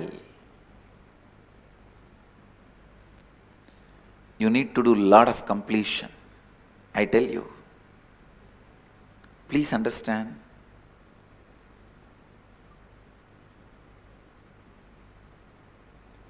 These are some of the law of life. May look paradoxical,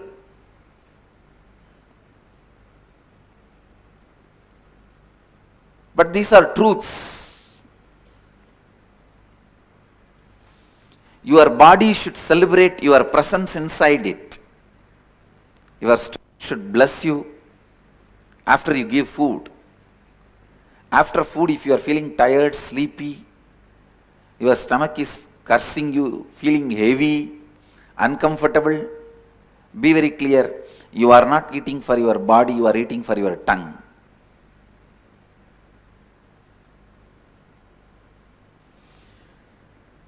Few inch muscle can destroy your whole life. Your body should celebrate your presence in it. The people around you should celebrate your presence in their life.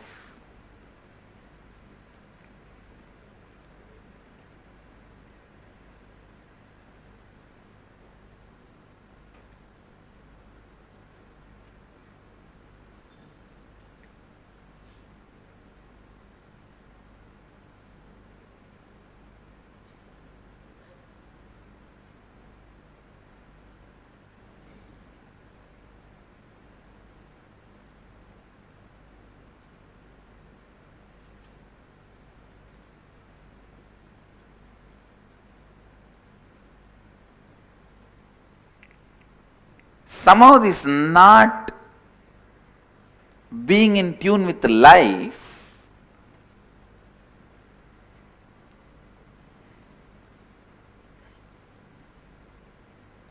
is considered as one of the spiritual quality, or it is being tolerated. Please understand, you should not accumulate wealth immorally, adharmically, but if you are not able to generate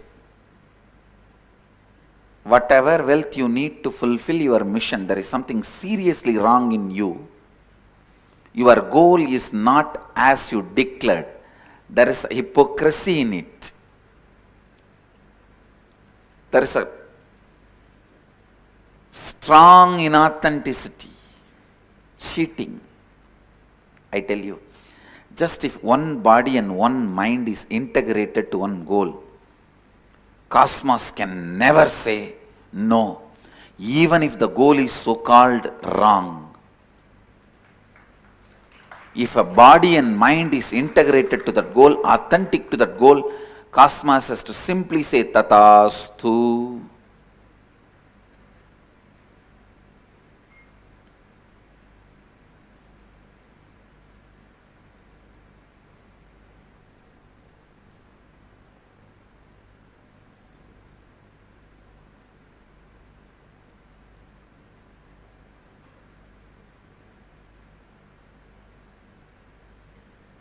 From Tiruvannamalai Mahant, I received a mail. I am not able to run too many staff, no income, I will drop 2 staff. I just told him, drop this pattern of how much I can do and look around. You will see what you need, immediately will be there. By evening I received the mail. Yes, I dropped that pattern, how much I can do, and looked around. There were people already giving what I wanted.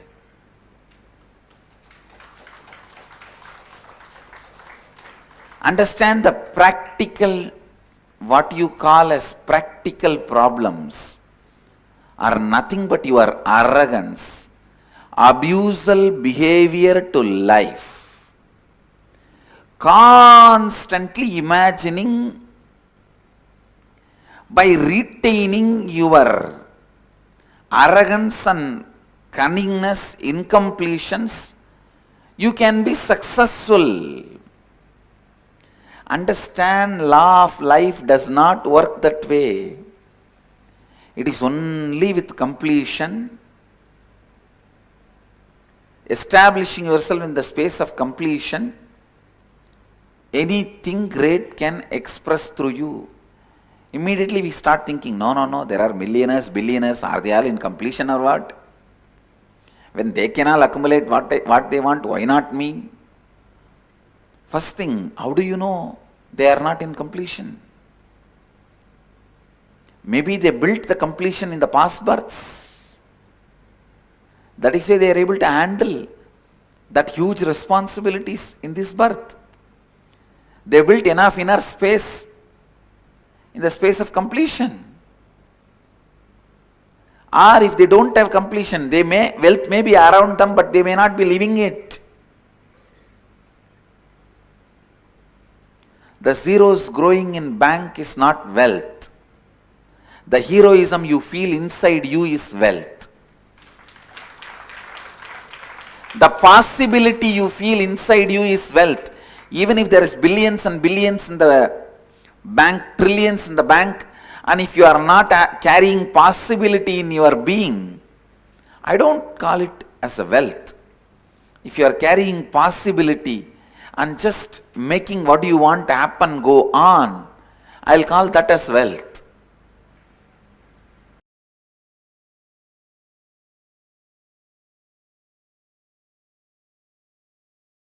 Only human being has the capacity to play with Paramashiva, super consciousness, like a clay. I tell you, when my Guru Arunavishwara revealed this truth to me, he actually got a lump of clay and asked me to do it.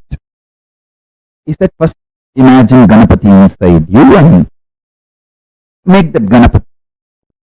He taught me that your inner space is like a shining golden color clay. That's your consciousness. Outside he kept a lump of clay. And he told me, equate both. One beautiful sweet thing is that I was in love with him so much I never doubted him.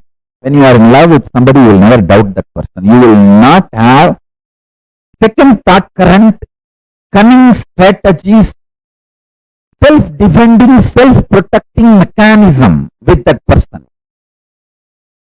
Whoever you are in love with. If you are still protecting yourself, defending yourself from somebody, be very clear, you are not in love with that person. It may be some other social convenience or arrangements. How you call it as marriage as love. Like that, some social arrangement. Be very clear.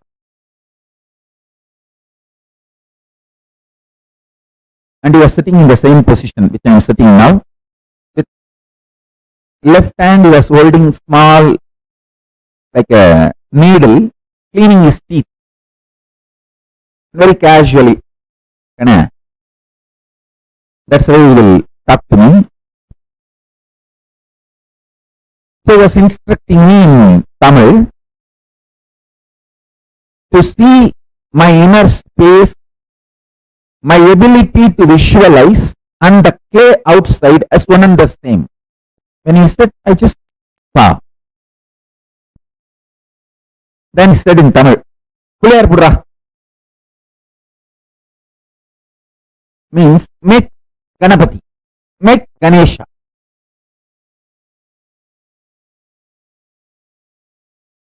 So I started doing Ganapati.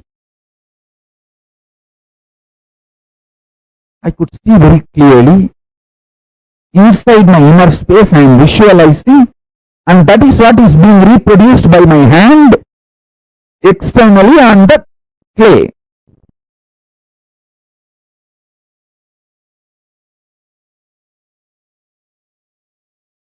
By the time I was about to complete, that greed came in me. Wow! Now Ganapati is going to manifest in me, because inside the gold color conscious Ganapati is ready. So without even completing, it's the completion of a idol or a statue. In Hindu tradition means the eyes should be opened. That's the final touch. The eyeball that will be opened, that is a completion. Without completing it, due to this greed, I took my hands off from the clay and started seeing inside. Wow, Ganapati is sitting. And I saw slowly it started melting down.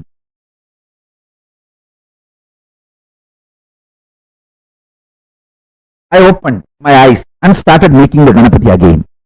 Again I saw inside it became solid.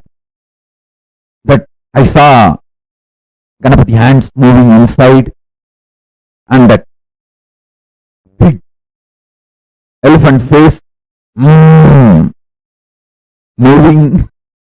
and I saw that pot belly, and I put the snake around the pot belly, and I saw that It's becoming alive.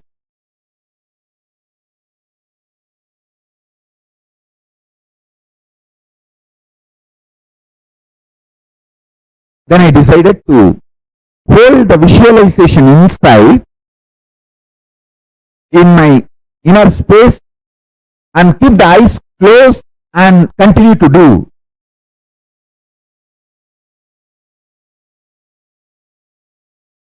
Maybe 10 or 15 minutes.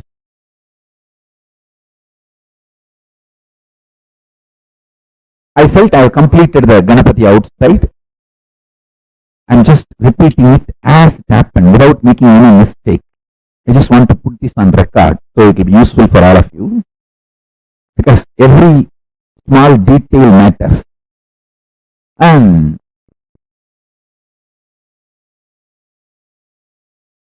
finally I opened my eyes and put the eyes for Ganapati, opened his eyes. The three eyes supposed to have. Ganapati is considered to be three-eyed. All four of them, Ganapati, Subramanya, Paramashiva, Parashakti, all four of them are considered as three-eyed in Hindu tradition. So I put Ganapati also the three eyes and opened all the three eyes. And I was very happy that Ganapati is complete. In few minutes I saw inside, because of the greed Ganapati should manifest, I started having fear, because the greed and fear always comes together. I tried to possess that form inside, that Ganapati's form.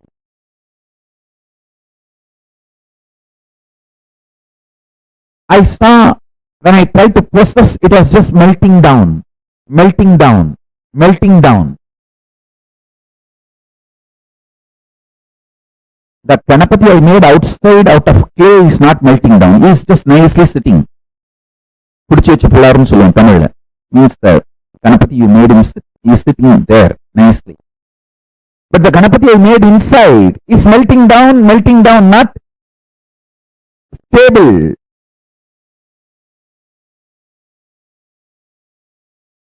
I opened my eyes and looked at him, Arunagiri, sitting beautifully and with one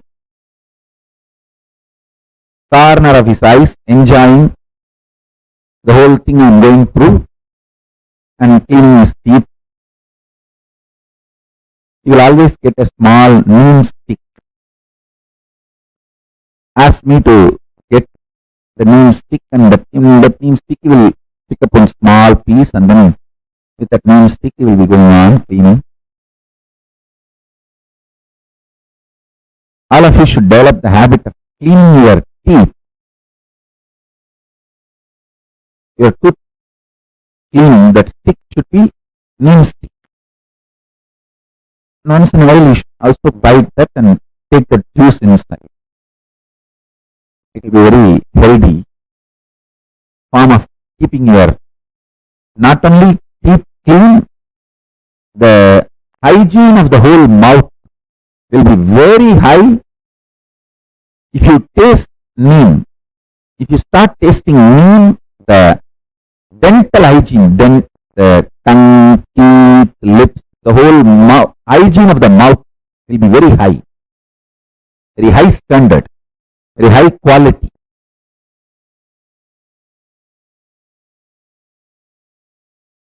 So he was cleaning his teeth and I looked at him and told him in Tamil, Swami, Nikkala Swami, means I am telling it's not stable. He responded in Tamil, Senju Paru Swami.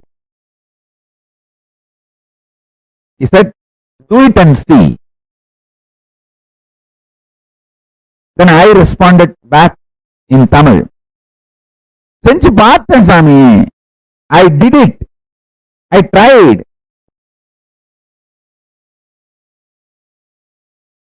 Only when I am complaining to you, that's what I meant. When I said, Senju Partha Swami, then he replied, சொன்னதை மட்டும் செய்ய சாமி, கண்டதையெல்லாம் ஏன் செய்யற? He told me, do only what I said. Why are you doing whatever you see or the other things? Then I asked him, no, I did only what you told. சொன்னதுதான் செஞ்ச சாமி, வேற என்ன பண்ண? He turned his head and said, நான் சொன்ன எப்படி சொல்லி? He asked in Tamil, did I tell you to get frightened, to have the fear whether the Ganapati will be stable or not? Did I tell you to have the fear? I was shocked. I know he knows what goes on inside me. He said, I told you only to meet Ganapati. I did not tell you to get the fear, or I did not tell you you should keep it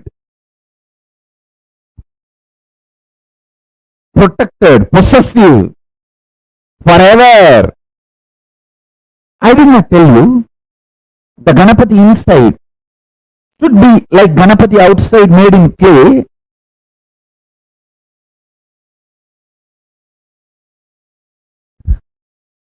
I just realized I did which he did not tell.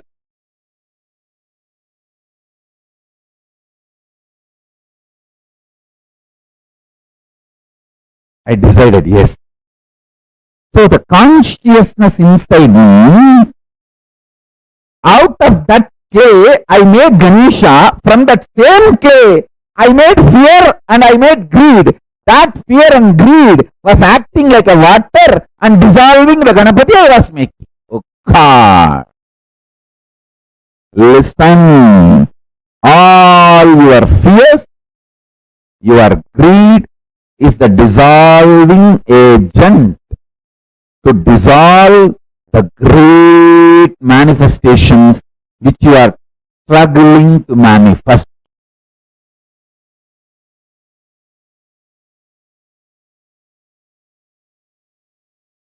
I looked at him. He smiled and told in Tamil, செஞ்சிட்டே இரு சாமி, சரியா போகும்.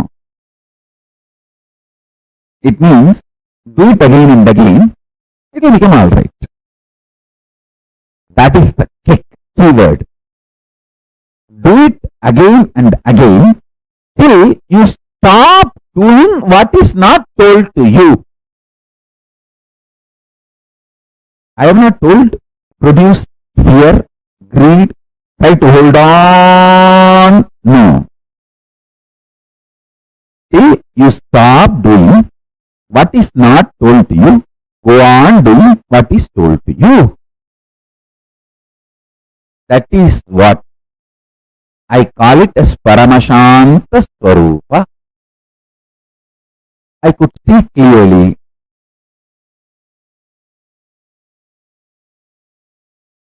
simply Ganapati manifested.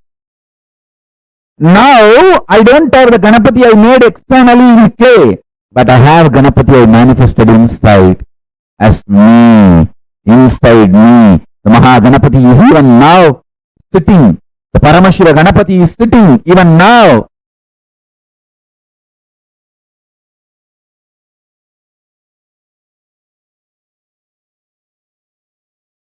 Smiling, waving his head, blessing. He is sitting even now inside.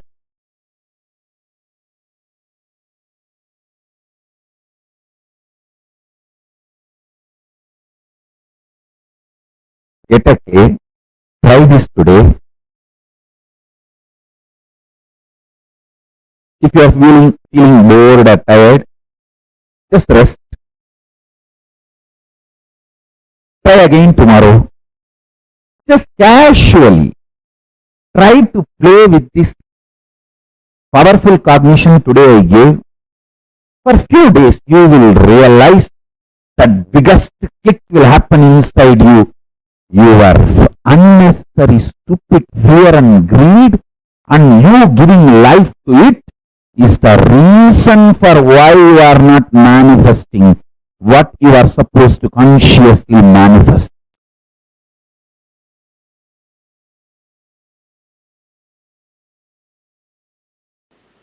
Creating the right space is not a big sadhana, spiritual practice, not some big achievement. Just stop believing it is impossible. Stop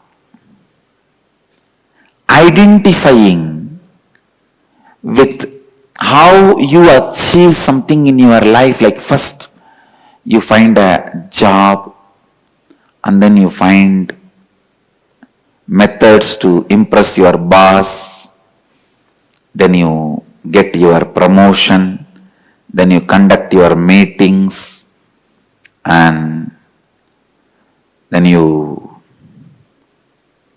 make PowerPoint presentations, impress people, get higher promotions, have the money you want, and you continue to save the money, then achieve, buy what you want. Just give a break to yourself from this maths. Your strong belief everything can be achieved only by this math. That's all I am requesting you, because the Chidambara, the right inner consciousness, right inner space, you do not need anything, any practice other than expanding what you feel as you. If you have a headache, decide you are responsible for it. Then you will simply expand and understand you are residing in your head. If you think the headache is a suffering and it came for various reasons, you give up your ownership on that space, and that space is now declared as conflict zone. Please understand, it is just like China incursion. They try to come into your border, 10 kilometer, 20 kilometer, put some 20, 30 tents, and then declare that as a conflict zone. After they declare that as a conflict zone, they take a two strategic point and say, all right, you give up ownership over this 2 point, we will give up all these 18 points back to you. Negotiate, finally they get the 2 point and give up this 18 point. We think we won, and we come and give a big press meet note, media news that we won, boast ourselves. But actually what happened? We lost 2 points. 2 strategic points, which will be very useful for them if there is a war. It is exactly the same way Maya does. You will have a headache, agitation, slight stomach pain, maybe little pain in the calf muscle. The moment you accept all that as a disturbance by the external reason, over. Your Chidambara, your Chidakasha, has shrunk now. Now that zone is already declared as a conflict zone. Now it is conflict zone. Now Maya can negotiate with you. All right? You don't disturb me in this area. Literally this negotiation goes on. Your authenticity is your ambassador who is negotiating. Please understand. Maya will say, all right, unnecessarily don't try to express yourself. Don't try to show you are a big guy. You are under me. I will relieve you from headache. But just be normal. Don't try to be extraordinary. Don't try to go on believe these foolish things this Nithyananda is telling you. You are extraordinary, you are God. No, you are under me. When you settle down, okay, what can be done? Let me be out of the disease. You settle down and now you feel you are healed. You come out and tell, see, I became all right, I became all right. But in the inner space, already you compromised. Please understand. The China incursion is the direct, straight, right example. It is continuously Maya is doing the incursions into you. Your inauthenticity is such, you go on allowing Maya to win, but you go on bragging, you are winning. More and more you allow the zones to be declared as conflict zones, more and more destruction in your life starts happening.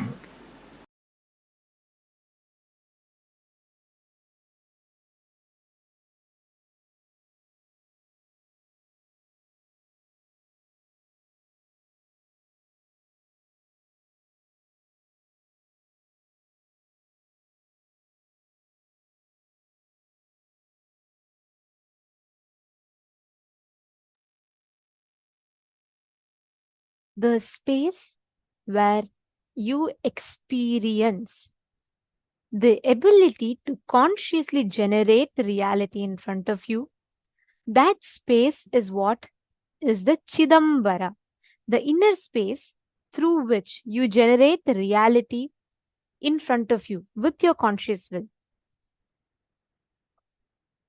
Now, every one of you that are sitting here, the moment you experience a conscious decision in your inner space, in your Chidambara, the reality in front of you simply starts manifesting. Today, during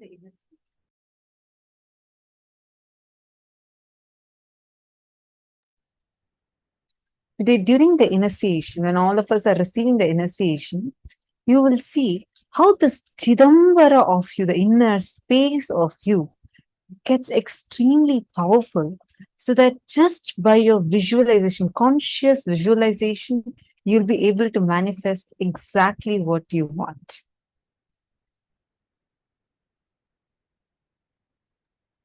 Now, every one of you that are here, today, Swami G is going to be blessing all of us with this powerful initiation of Shiva Dīkṣā, and to be able to manifest this Kalpataru, where anything you consciously will in your Chidambara, you create that as a reality.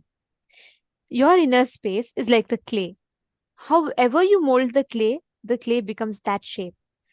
How you want to create that reality, how you want to generate that reality in front of you, it depends just on your conscious decision.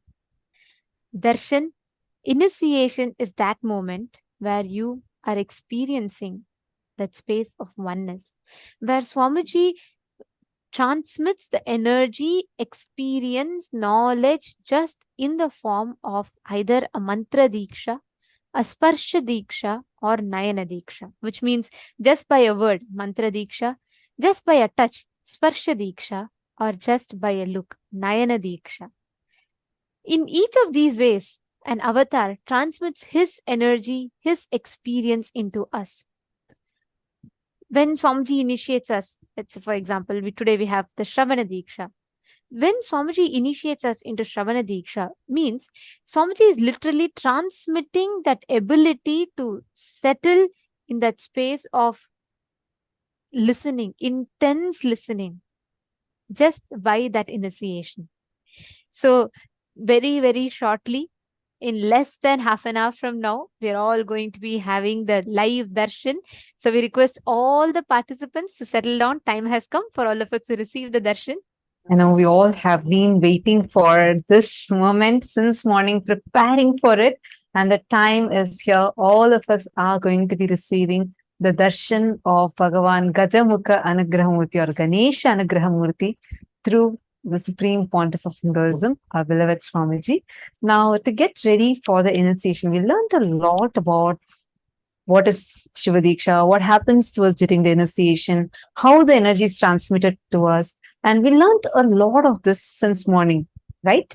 And I know many of you have been eagerly waiting. I should say all of us are being eagerly waiting just to have a glimpse of the avatar. And darshan is that time where we are going to have the direct audience with the divine, where we are going to be experiencing Swamiji in that cosmic frequency, embodying the deities and manifesting the auspicious qualities, powerful components and qualities of those deities in him, and manifesting the same thing in all of us through the process of quantum entanglement. But before we go into that, I request all of you, I hope all of you brought your clays with you. We are going to do a very quick activity right now and get ready with our clay Ganeshas during this, for this darshan and for receiving the initiation today. And right after the initiation, we are also going to be manifesting the power to feed the Ganesha. So make sure you're doing the molding of the clay Ganesha properly. I request everyone to please get your clay. And like Swamiji said in the beautiful incident that Swamiji shared from his own life, how by the time Swamiji carved that Ganesha outside, inside Swamiji's inner space, the Ganesha manifested. Now, when you just visualize whatever you consciously visualize in the inner space, you are molding that as a reality. I request every one of you to bring turmeric, and you can make it turmeric into like a clay-like consistency. If you have Play-Doh, you can bring Play-Doh. If you have just some atta, you can bring atta, whichever you have. Something that is more like a clay, preferably clay. If you don't have clay, these are all the different alternatives that you have. And it's very simple. All of us are going to do this now. The most important thing is not how beautiful your Ganesha is outside, like how Swamiji was explaining to us in the satsang that we all just watched. Swamiji is explaining to us how the visualization of Ganesha inside, manifesting Maha Ganapati inside us. That is the most important thing. So let us all sit now, and we are all going to be making the clay Ganesha together. Are all of you ready? Take a few minutes. Please get your clay. And all of us are going to be doing this right now. Understand, only human being has the capacity to play with Paramashiva, the super consciousness like a clay. First, imagine Ganesha, Maha Ganapati inside you. And make that Ganapati, your inner space is like a shining golden color clay. That's your consciousness.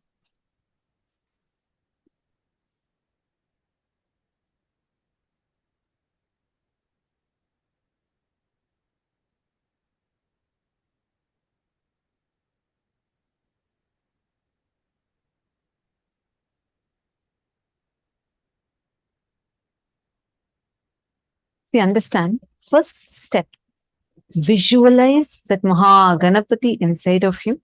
Literally every detail. We are going to be showing the picture again. Visualize every detail. starting from his crown to his ears, his trunk, his eyes, every bit of it you're going to be visualizing. And as you're visualizing and making the clay Ganesha inside of you with your consciousness that is shining gold, that consciousness, using that as the clay, you're going to be molding the Ganesha inside of you. And with the same visualization, you're going to be molding the Ganesha outside you. Are all of us clear? Let's take the next 10 minutes and all of you are going to be making the Ganesha. And right after that, you're going to be taking a picture of it and posting it on Facebook. So please start now. Take a few minutes and start the process. I request every one of you to sincerely do this because you're going to be getting this Ganesha energized and you're going to be initiated into being able to feel this Ganesha. So take a few minutes.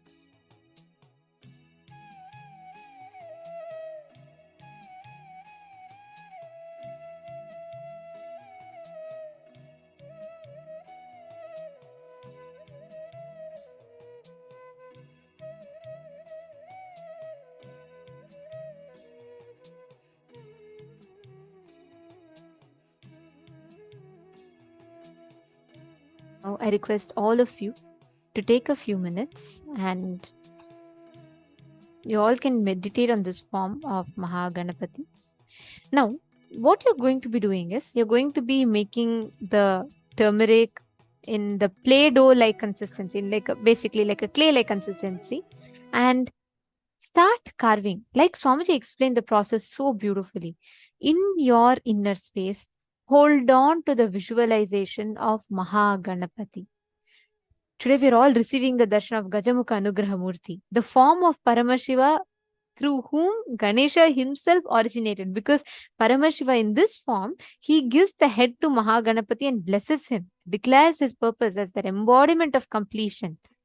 So meditate on the form of Mahaganapati and start molding it. Visualize him in your inner space. Start molding the Ganapati in the clay, visualizing him in your inner space. Now, during the darshan, Swamiji will be energizing all of us, every one of our Ganapati. And you will be able to literally see Mahaganapati will come alive to receive the prasada, to receive the Naivedyam from you and give you the prasadam. So please understand, every one of you that are sitting here, during darshan, literally Swamiji is going to be lifting us to that highest experience. Darshan is the moment where we come face to face with the avatar. Every avatar, enlightened being, and the superconscious beings radiate darshan every moment of them. Every moment that they breathe, they walk, they sit, they are continuously radiating that space. Whenever you catch a glimpse of them, whenever you see them, you have darshan.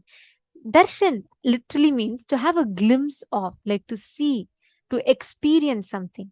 But this experience is not just limited to the sense of seeing. When we see Swamiji today, all of you will notice all your senses, all your five senses, and everything will completely enjoy the experience of divinity. You will be able to taste it, you will be able to feel it, you will be able to experience it. Now, every one of you that are here right now, today during the darshan, there is no past, there is no present, there is no future for darshan. The darshan happens every moment in its continuity. And whenever you catch a glimpse of, you taste it, you experience it. And one more thing, understand. Today morning, so many of you shared which countries each of you are from. We saw people are literally from every single continent. We have people sitting here. And all of you are in different corners of the world, coming from different backgrounds and various walks of life. Everybody are here and sitting in this program to experience the breakthrough. Irrespective of where you are, you may be sitting in Fiji, Australia, Canada, USA, Singapore, Malaysia, India, anywhere. Understand, irrespective of where you are sitting, you would be experiencing something called as quantum entanglement, which is beyond space, beyond time, and you would start experiencing the high frequency, like all the participants who have experienced darshan before. You all can share here in the chat. Please post it in the chat. Every time you come and sit for darshan, how is it for you? The moment the screen opens, the curtains open, and there you have Swamiji sitting beautifully, radiating, and with that powerfulness, just sitting and radiating in such a beautiful form. I see hearts and emojis flying everywhere. Understand, I request all of you to also share what immediately happens to inner space. How many of you have seen, like instantly, you might have been in some tension, some problems you might have been going through, but the moment you come and sit in the darshan, all of a sudden, all those problems just disappear. And it's as if like how when a bulb is connected to electricity, you put the switch on, it comes on like that. The moment the darshan starts, how many of you immediately see like an instant bliss just starts happening, oozing out of you? I get so happy. I feel very joyful and blissful. Exactly. Yes, many times. I just love it. Ananda, bliss. Inner space feels silence. I see many participants posting these messages. See, all of you understand now that experience that you're experiencing in that way is happening because you get quantum entangled with Swamiji. Swamiji entangles with you, irrespective of where you are, whatever situation you are in, irrespective of all of that, you get directly connected to Swamiji's consciousness. He starts transmitting his own energy, his own powers, all of his powerfulness to us. That is what is happening during the initiation. Like earlier, we were giving you an example of how a lit lamp lights another lamp, or the fire jumps from the lit lamp to another lamp. Same thing. That's exactly what happens during this time. The lit lamp, Swamiji, transmits his very own inner space to us, his very powers to us every time. For example, today when we receive the Shiva Dīkṣā, Swamiji is going to transmit his very conscious inner space to us. That upgrading of the inner blueprint that we all carry, that we all learned about today, that upgradation is going to be happening. Like all of you might be busy upgrading your OS. Probably you just updated your Mac, you updated your Windows, you updated your iPhone.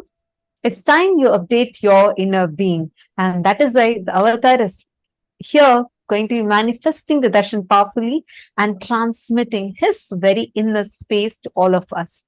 And During this process, very powerful thing, something called as mirroring of neurons happens. Mirroring of neurons means where just by you seeing what happens in Swamiji's brain, how the brain grooves respond, how the neurons are firing in Swamiji's brain, suddenly will start happening inside of us. That is why instantly, like many of you posted, how you feel, instantly you feel happy is because the moment the darshan starts, this mirror neuron effect starts happening in you. See, when you watch a very sad movie, emotional movie, how many times you've seen that you get so attached to it, you start reacting. Sometimes even start crying when the celebrity, your favorite hero or heroine is dying in a particular scene, even though you know it's a movie only. Because at that point, you are still mirroring those neurons. Their actions are getting mirrored in your brain. Your brain is feeling as if you are going through that. But here, something way more deeper happens. Here, the cosmic mirror neuron happens. What is happening in Swamiji's inner space, in his brain, starts reflecting in us. And most importantly, when this happens, we start imbibing all the powerful cognitions, qualities of the avatar inside of us. That's the best part. Now imagine every moment that you sit in front of Swamiji, your whole being is literally just drinking Swamiji, meaning like you're just consuming all the qualities, the powerful cognitions, all the different the divine qualities of Swamiji, be it the powerfulness, his inner space, his compassion, every attribute of the avatar is imbibed through each of your, whether you see it or whether you experience it, whatever your inner space experiences, in all forms that information is collected and your brain, literally your whole inner space, I should say, literally receives it and replicates it. That is why darshan, just by sitting and merely enjoying that sight, you will experience the most powerful alchemy in your inner space. And today that all of us are receiving the Shiva Dīkṣā, we all learned about the Mantra Dīkṣā, we all learned about the Jnanavati Dīkṣā and the Kriyavati Dīkṣā. Just to summarize it again, Mantra Dīkṣā is where the avatar transmits the experience through the form of mantras, words, or through the sacred syllables, which is the mantras. The Jnanavati Dīkṣā can only be done by an avatar's enlightened inner space. Only an avatar can give the jnana, the enlightenment from his inner space, which is in abundance, to the disciple out of his extreme compassion. That is called Jnanavati Dīkṣā. Today, all of us will be receiving the Jnanavati Dīkṣā during the darshan. The next is the Kriyavati Dīkṣā. The Kriyavati Dīkṣā, we all explained, we all saw about the Sadashiva Mandala, we all saw the different colors and we wrote the name charts and all, right? The Kriyavati Dīkṣā is where you offer the flower on the mandala and you, based on that, your name, whichever mandala that you drop your flower in, that name becomes your Dīkṣā name, which is what we will be doing now, the Kriyavati Dīkṣā. So as we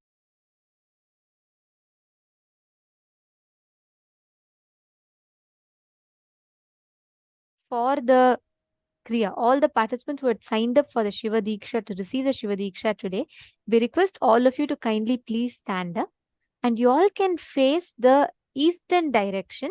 You will be facing the eastern direction. You're going to be keeping the screen as we all had discussed and shared with you all. Please keep the screen in such a way where if preferably a big screen would be better. We will now be showing you all the mandala, the Sadashiva mandala, and we request all of you to just connect to Swamiji and drop the flower.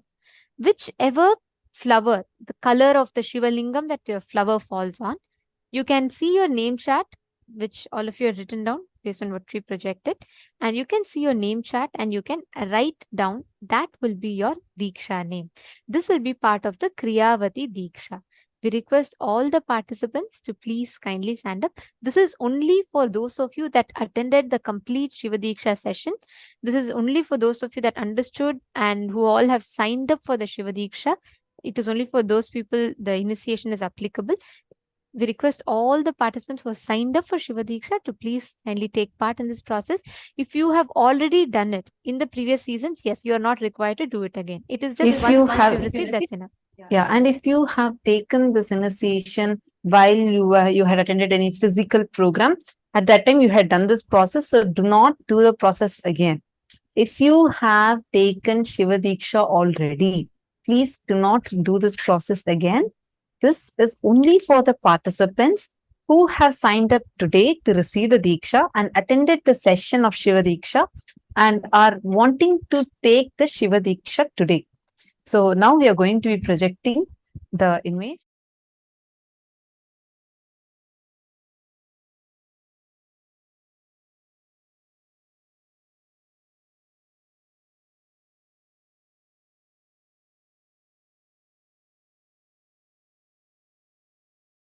Chant this Mahavagya.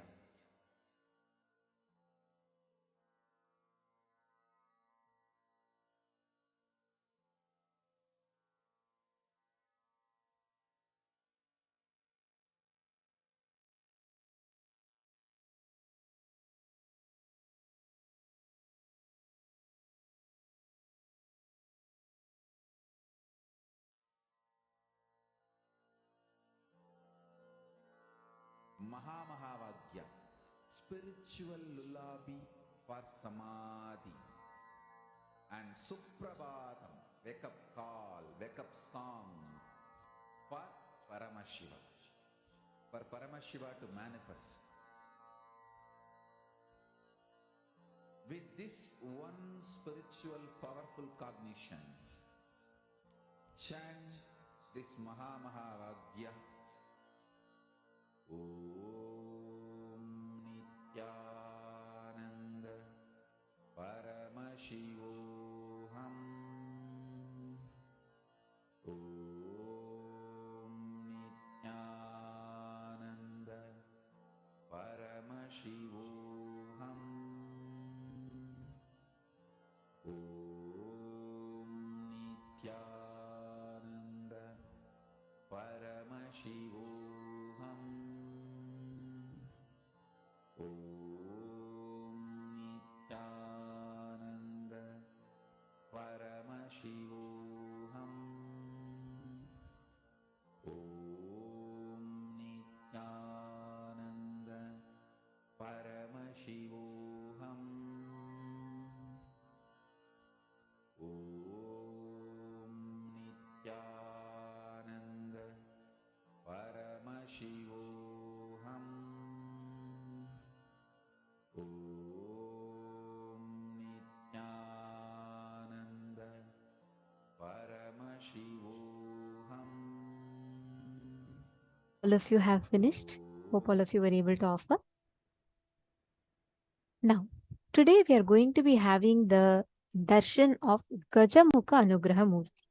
So we all learnt about the 64 superconscious mutations, right? Swamiji was revealing about how there are 64 forms of Paramashiva in the Agamas. Every action of Paramashiva is considered an incarnation. For Mahavishnu, Parandhama, every time he assumes a physical body, his one birth is considered as an avatar. For Paramashiva, every action that he does, when his ferocious dimension manifests to cut the head of Brahma, remove the ego from Brahma, that action is called as Kala Bhairava. When that same ferocious dimension of Paramashiva sat to bestow enlightenment to the Darukavana rishis, that dimension, that action is called Dakshinamurti. When Paramashiva, when he blesses the whole world during the Pralaya, that action, when he performs the dance during the Pralaya, that action is called as Sandhya Nritta Murti. Like that, each actions of Paramashiva is one superconscious mutation. Paramashiva superconsciously mutates himself to perform a certain actions. And this has multiple categories, like there are 64 Bhairavas, and then there are Maheshwara Murtams. There are 25 Maheshwara Murtams, and then there are 64 manifestations of Paramashiva. In this Paramashivoham, or over the last few seasons of Paramashivohams, we have been receiving the darshan of these 64 different superconscious mutations of Paramashiva. So today, on the day 1, we are going to be receiving the darshan of Gajamukha Anugraha Murti. So Gajamukha Anugraha Murti stands for, Gajamukha is Ganesha, Mahaganapati, Paramashiva and Devi Parashakti's son. Through this manifestation of Gajamukha Anugraha Murti, Paramashiva bestows Ganesha, Mahaganapati, with the elephant head. We will now be chanting the Dhyana Shloka. Dhyana Shloka is a sacred chant which describes that particular form of the deity, how exactly the deity is. So we are going to be chanting the Dhyana Shloka now of Gajamukha Anugraha Murti. We request all of you to sit straight.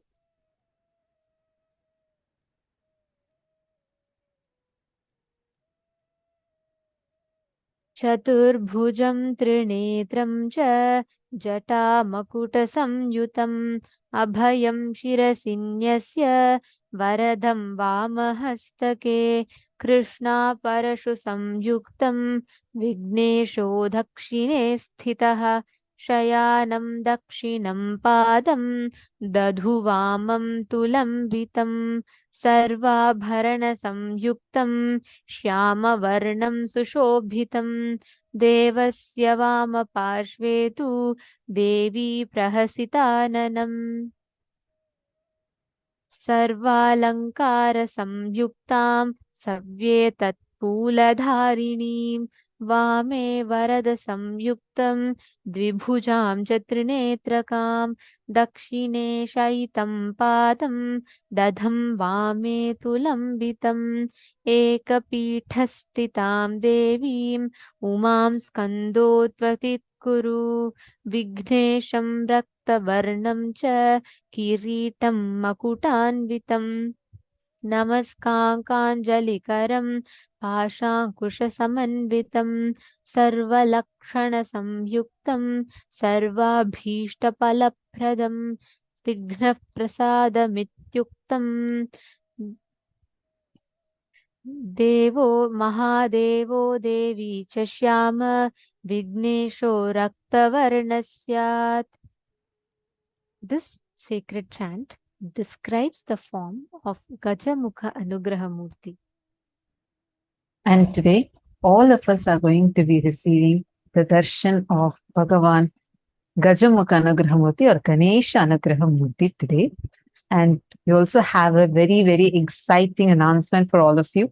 Today, all of us are going to be blessed with an amazing blessing to be able to receive direct boons, blessings from Swami G himself.